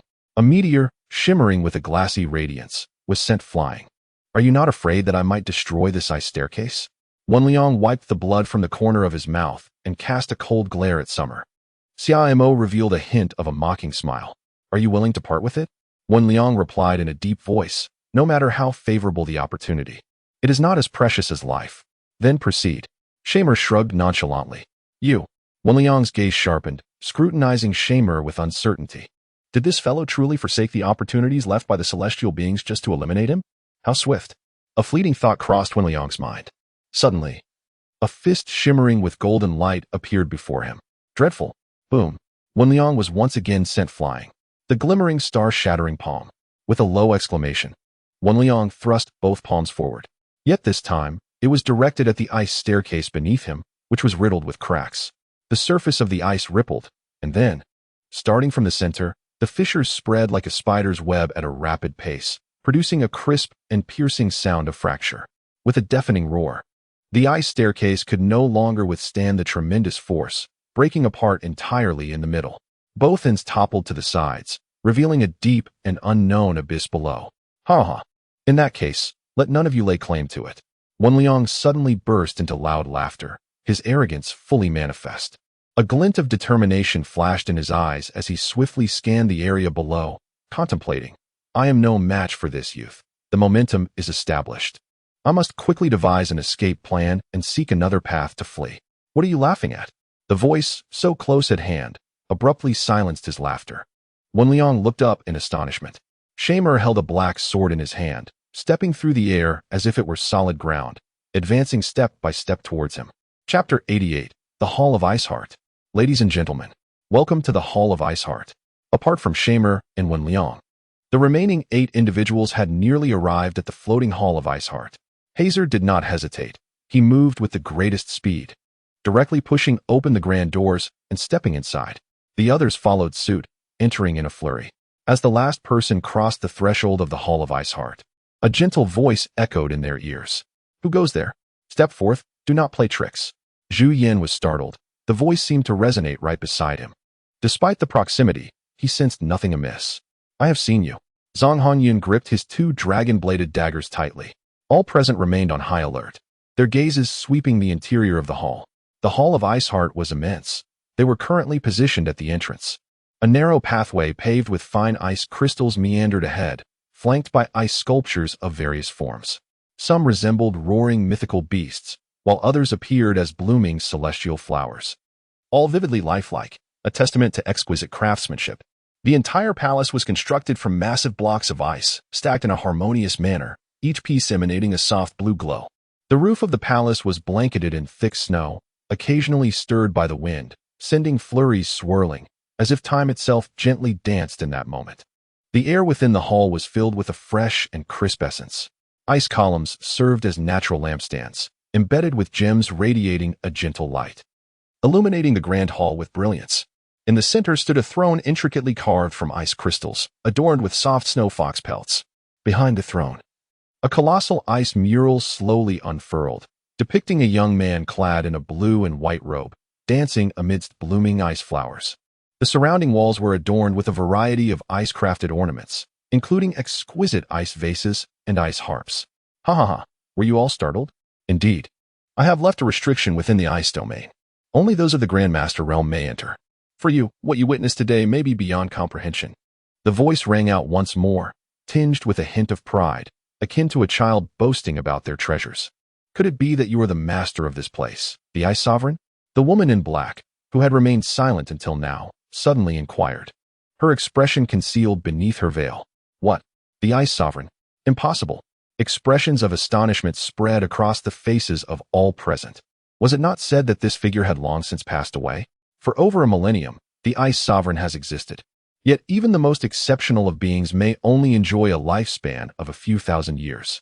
Among those present, there are undoubtedly individuals who possess knowledge of certain secrets pertaining to celestial beings.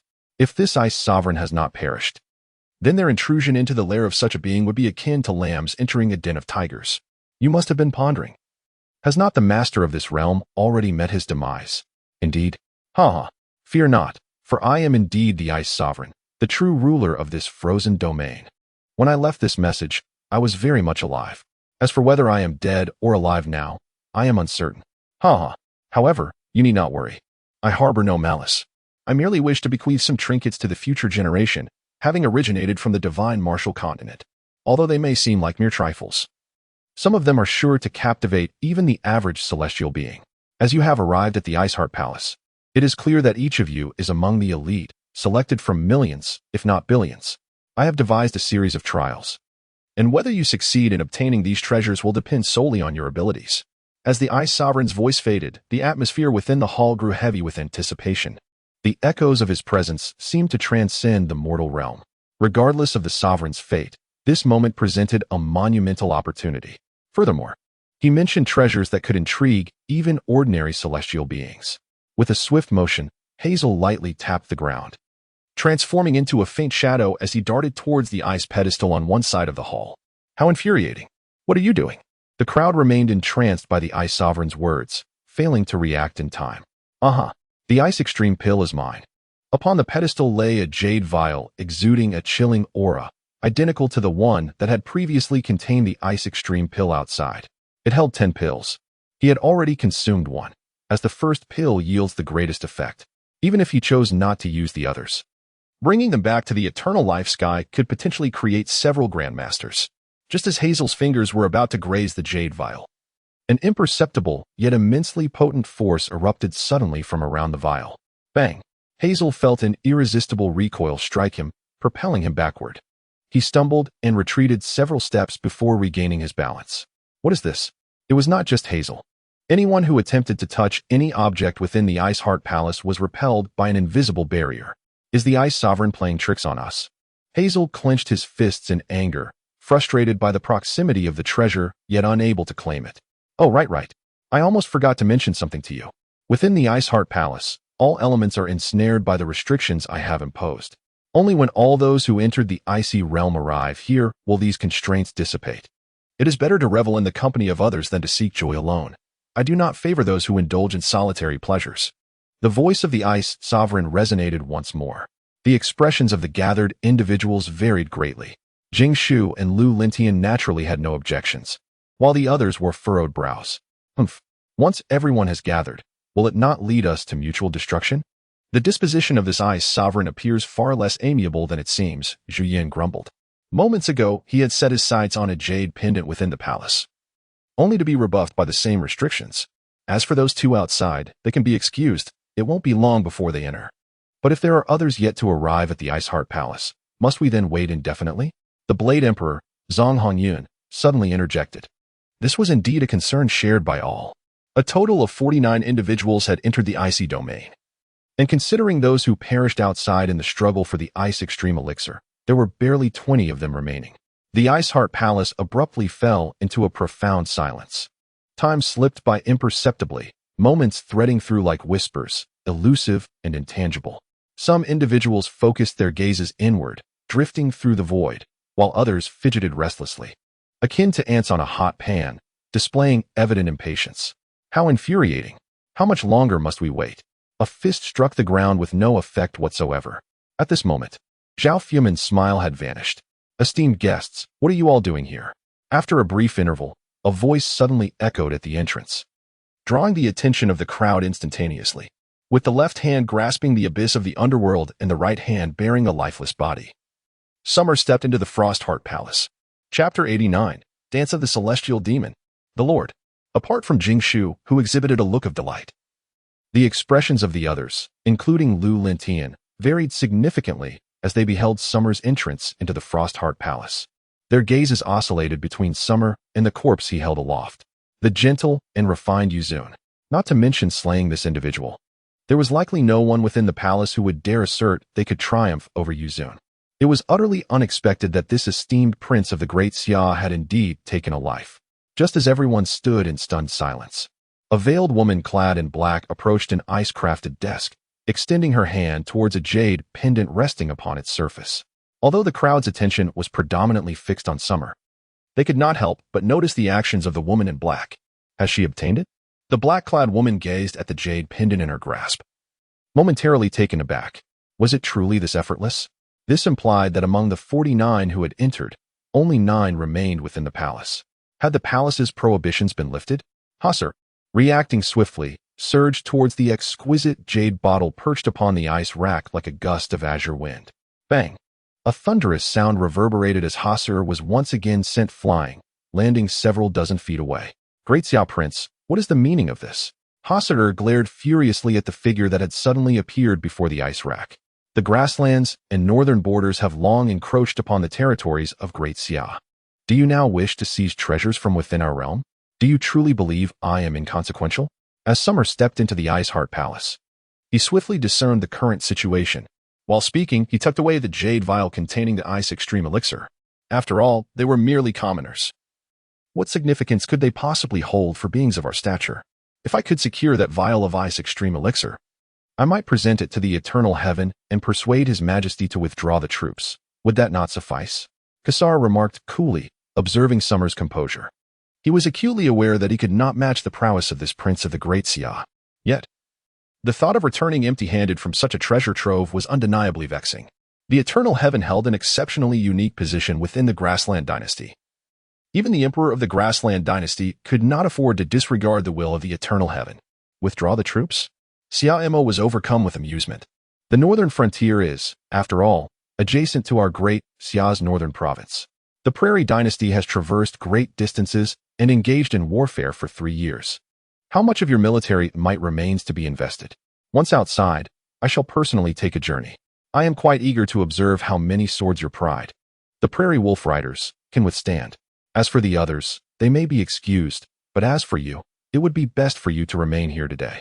Suddenly, Shamer materialized before Hazer. Indeed, it was you who slew the Cold Elder. Upon perceiving the murderous intent emanating from Shamer's gaze, Hazer seemed to grasp the gravity of the situation. A gust of azure wind enveloped him, swiftly propelling him backward.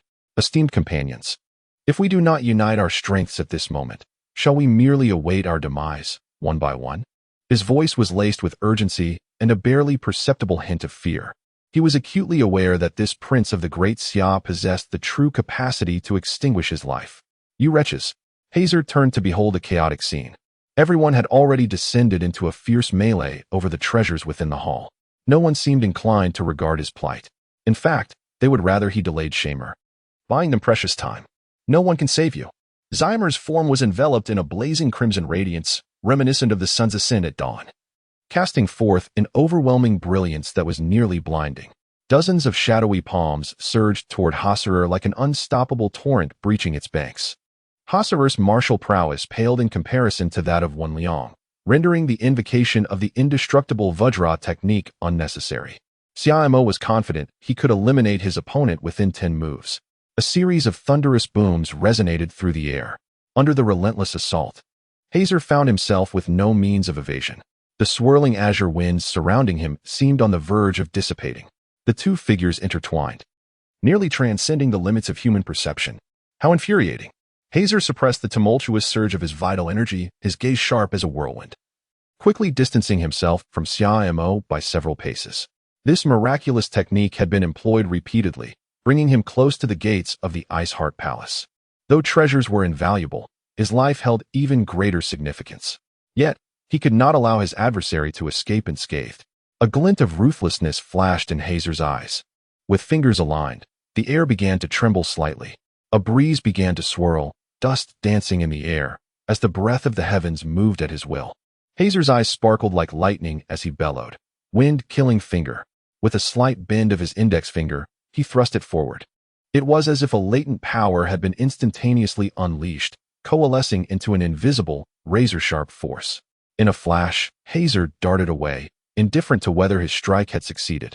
Leaping out of the Ice Heart Palace, with unwavering resolve, he refused to look back, landing steadily on the vast, frigid platform outside. The wind-killing finger was the culmination of years of arduous practice. Once unleashed, even the most formidable masters would find it challenging to easily dispel its fierce momentum. Wait a moment? Where is the ice ladder? Hazer gazed at the crystalline fragments floating in the air, his mouth agape. How had the ice ladder they had just ascended vanished? Roar! Hazer's smile instantly froze. He abruptly turned, and a streak of sword light, akin to the soul of a venomous dragon, shot forth from within the Ice Heart Palace. Instinctively, Hazer clutched his neck, blood streaming down his arm. How could this be?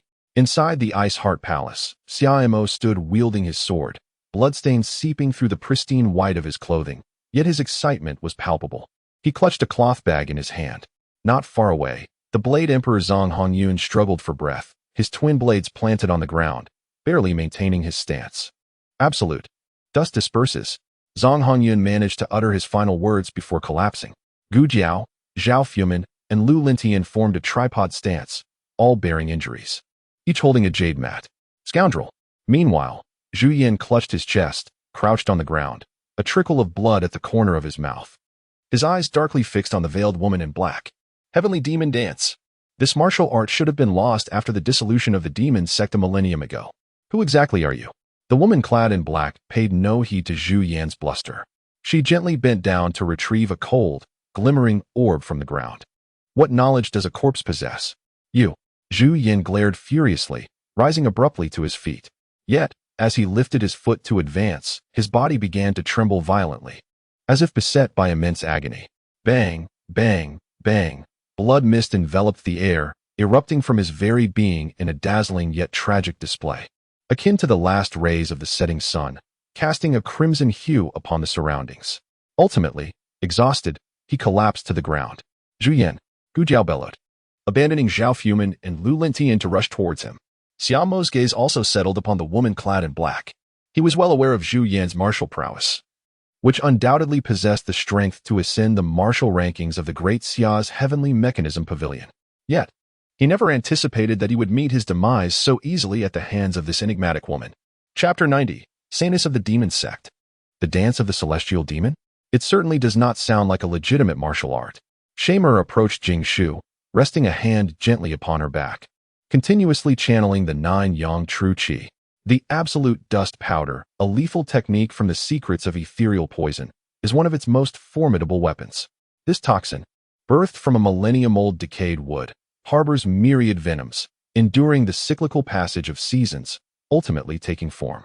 Its hue, a deep azure reminiscent of night, transforms upon the activation of inner strength, becoming formless and intangible, detectable solely through the mind's perception of its existence. It specifically targets those with profound inner power. Upon inadvertent inhalation, the initial sensation is imperceptible, followed by an unsettling disquiet, as if plunged into a bottomless abyss, tormented by a multitude of fiends, suffering unbearably. Without an appropriate antidote or a countermeasure, even the most transcendent powers would find it impossible to evade death. Although the Blade Emperor of Ruptured Mountains may not be a grandmaster, his standing within the martial world is indistinguishable from that of one. To perish under the absolute dust powder would not be considered a disgrace to him. Thank you, Lord C. Jing Shu's complexion gradually regained its rosy hue. It matters not. What is this? Xia Mo gazed with curiosity at the cloth pouch in Jing Shu's hand. To vie for this precious item, she had even resorted to using the dust-dispelling powder. This was the century-old ice silkworm. Who would have thought such a rare creature still existed here? With its presence, combined with the ice extreme pill she had previously consumed, she was certain that within a year, she would undoubtedly break through her current limitations and attain the realm of a grandmaster. Even Jing Shu, with her usually composed demeanor, felt a surge of excitement. Given her innate talent and the additional centuries' worth of internal energy provided by the ice extreme pill, a breakthrough to grandmaster was an imminent prospect. Yet, with the ice silkworm in her possession, this journey would undoubtedly be expedited, providing an added layer of assurance. Xia Mo nodded. In this expedition to the icy realm, the treasures were of secondary importance. What truly mattered was the broadening of horizons. Previously, the Tiangui Pavilion's martial evaluations were undoubtedly the pinnacle of the martial world.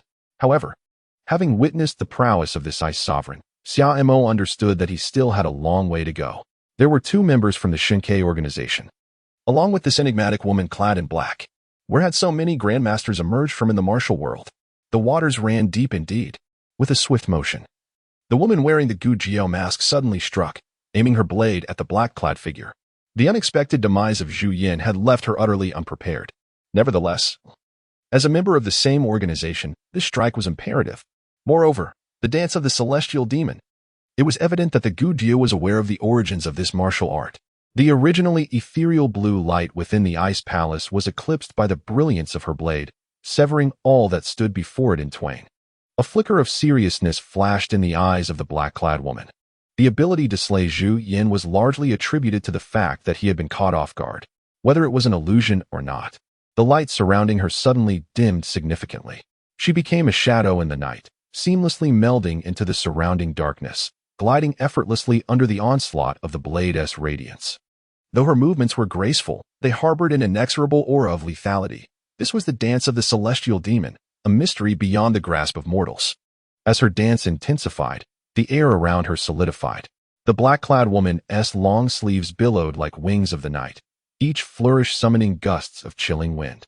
The Gu Jiao tightened her grip on the blade, fixating her gaze on the black-clad woman.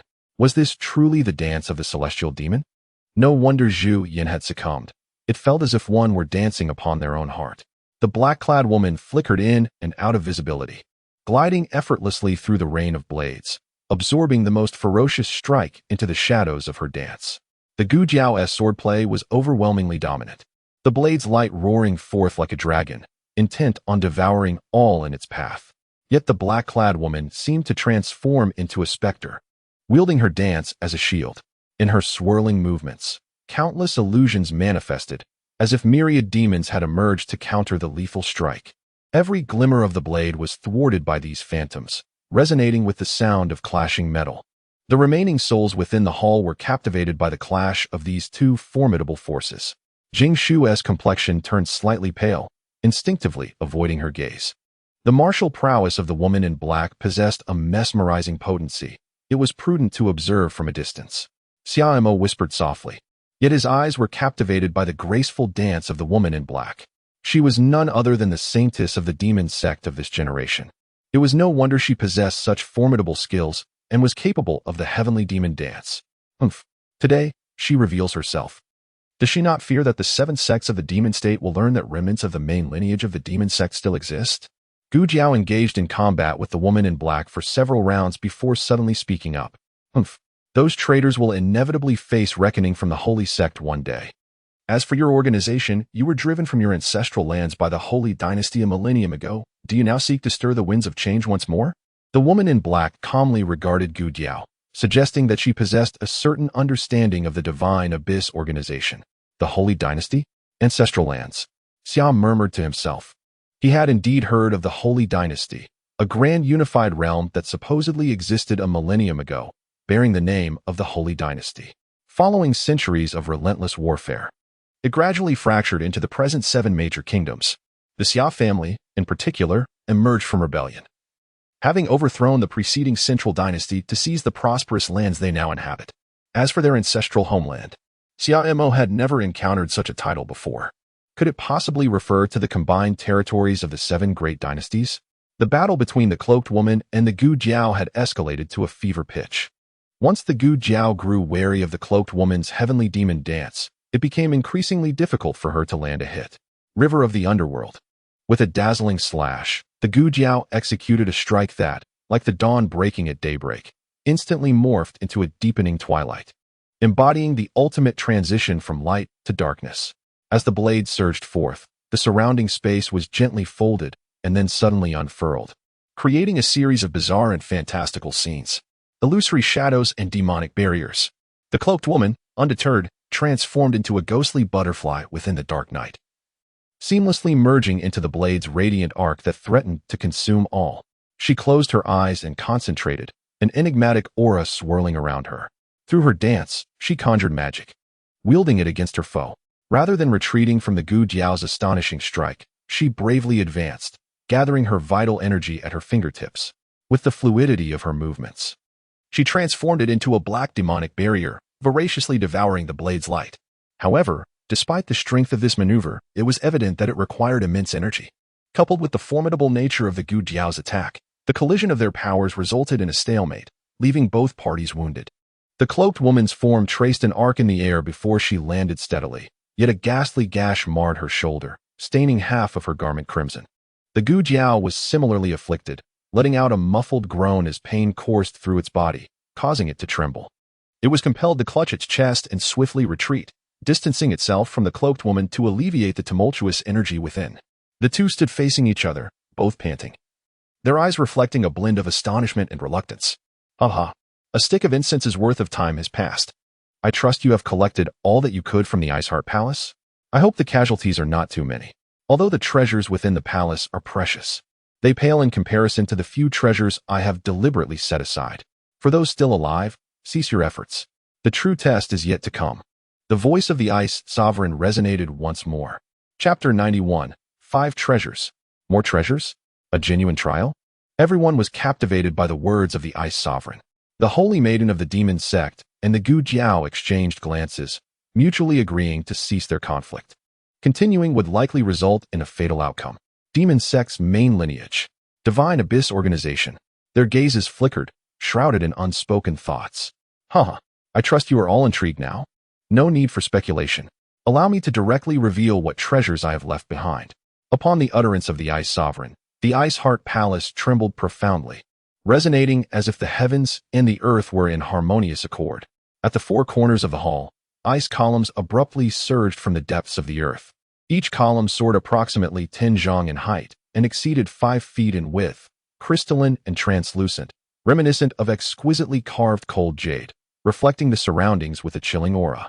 Within the eastern ice column lay a tome, its cover adorned in an icy blue hue, with silver threads intricately tracing cloud patterns.